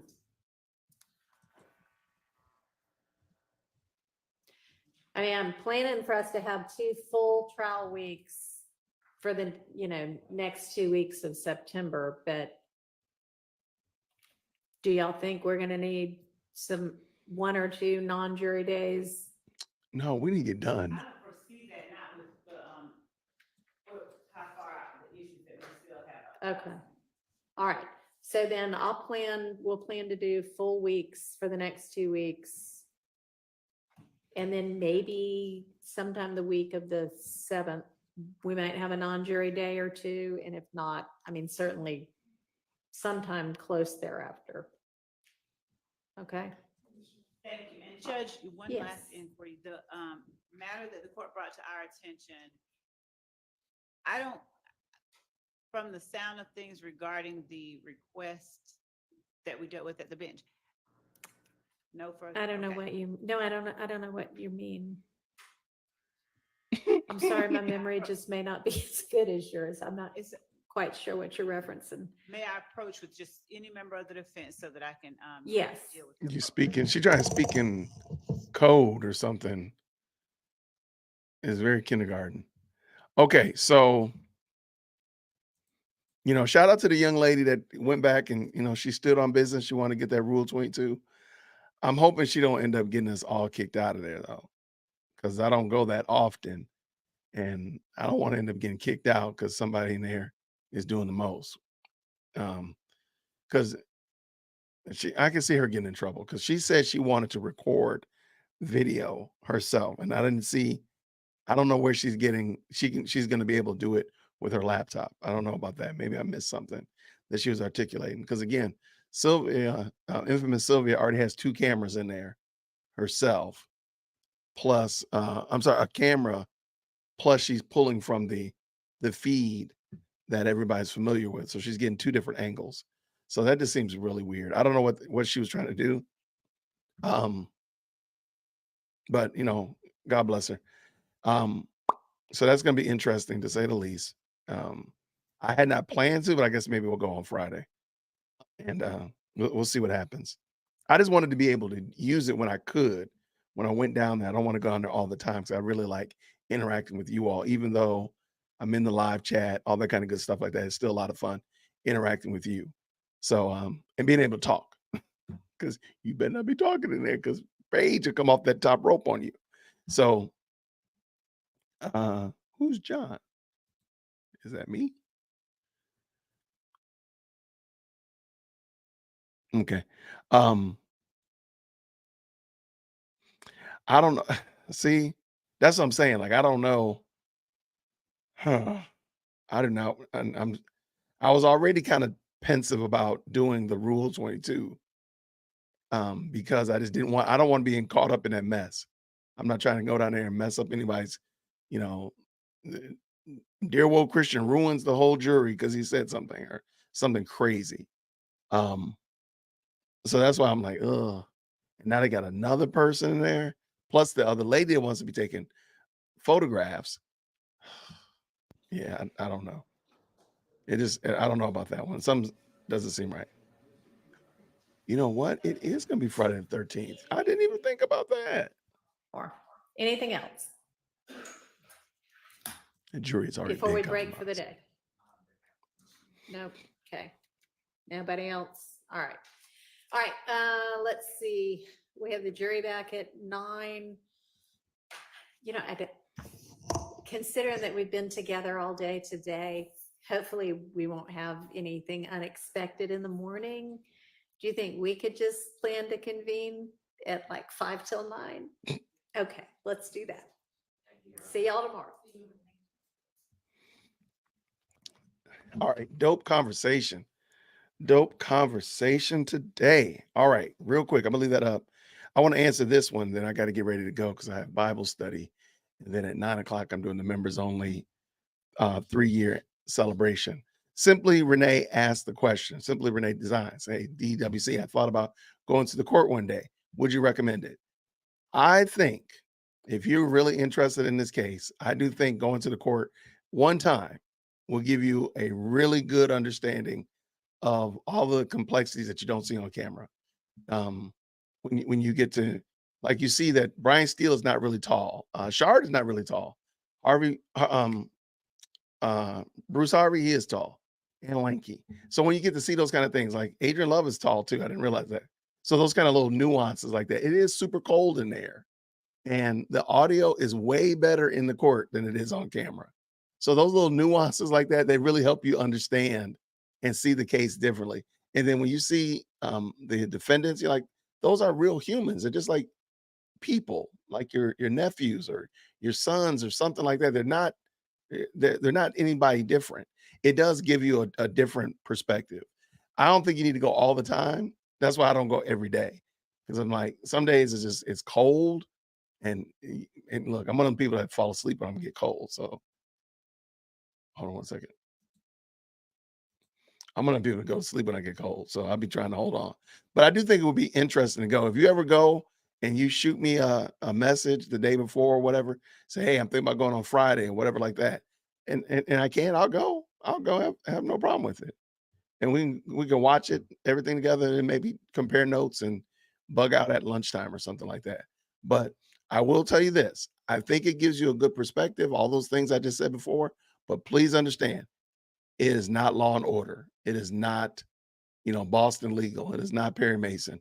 It is slow. As slow as it is on camera is as slow as it is in reality. So just know that. But yeah, if you wanted to, simply Renee, I would love to catch up with some of y'all. We'll do like a little meetup at the courthouse or whatever like that. I think that'd be fun. So let me know, or if you decide to go, let me know what you find out if you go and I don't run into you. There we go.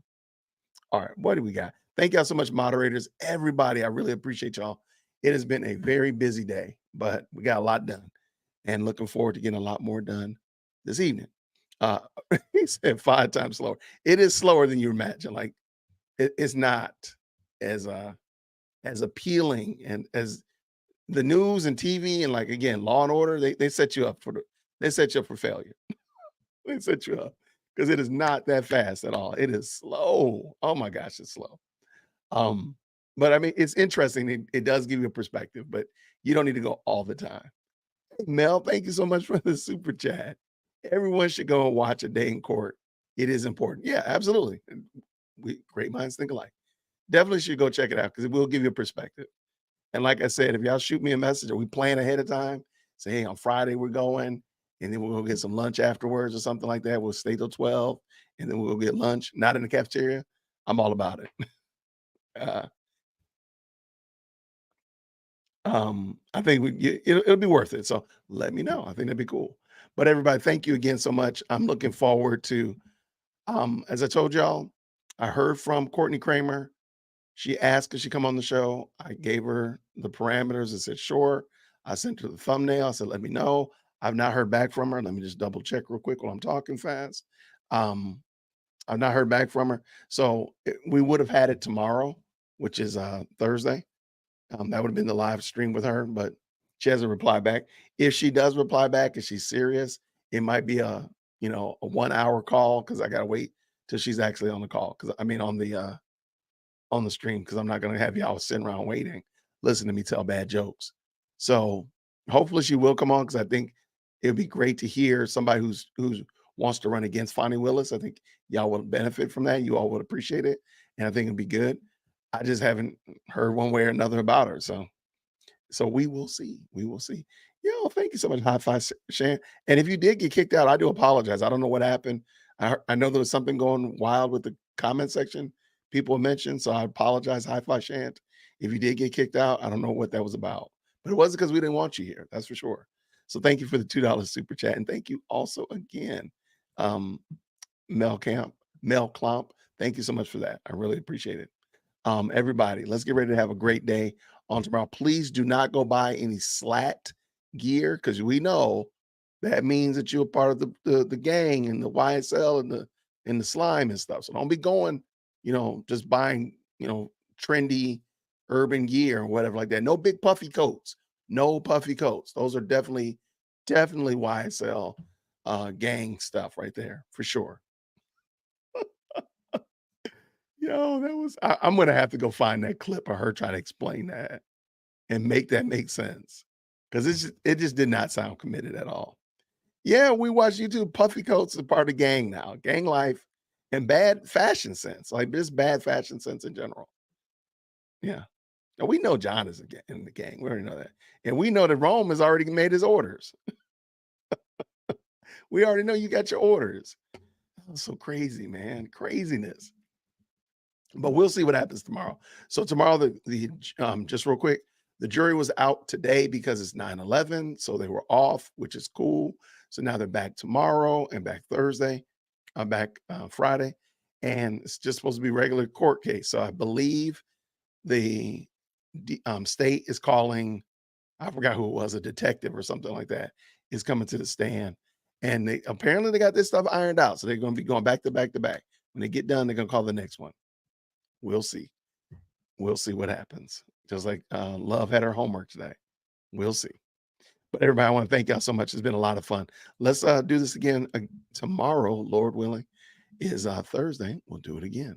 So thank y'all so much. I'll see you then real soon. See y'all tonight if you're going to be coming to the members only 3-year anniversary discussion. Looking forward to it. Either way, talk to you soon, everybody. Grace and peace. Take care.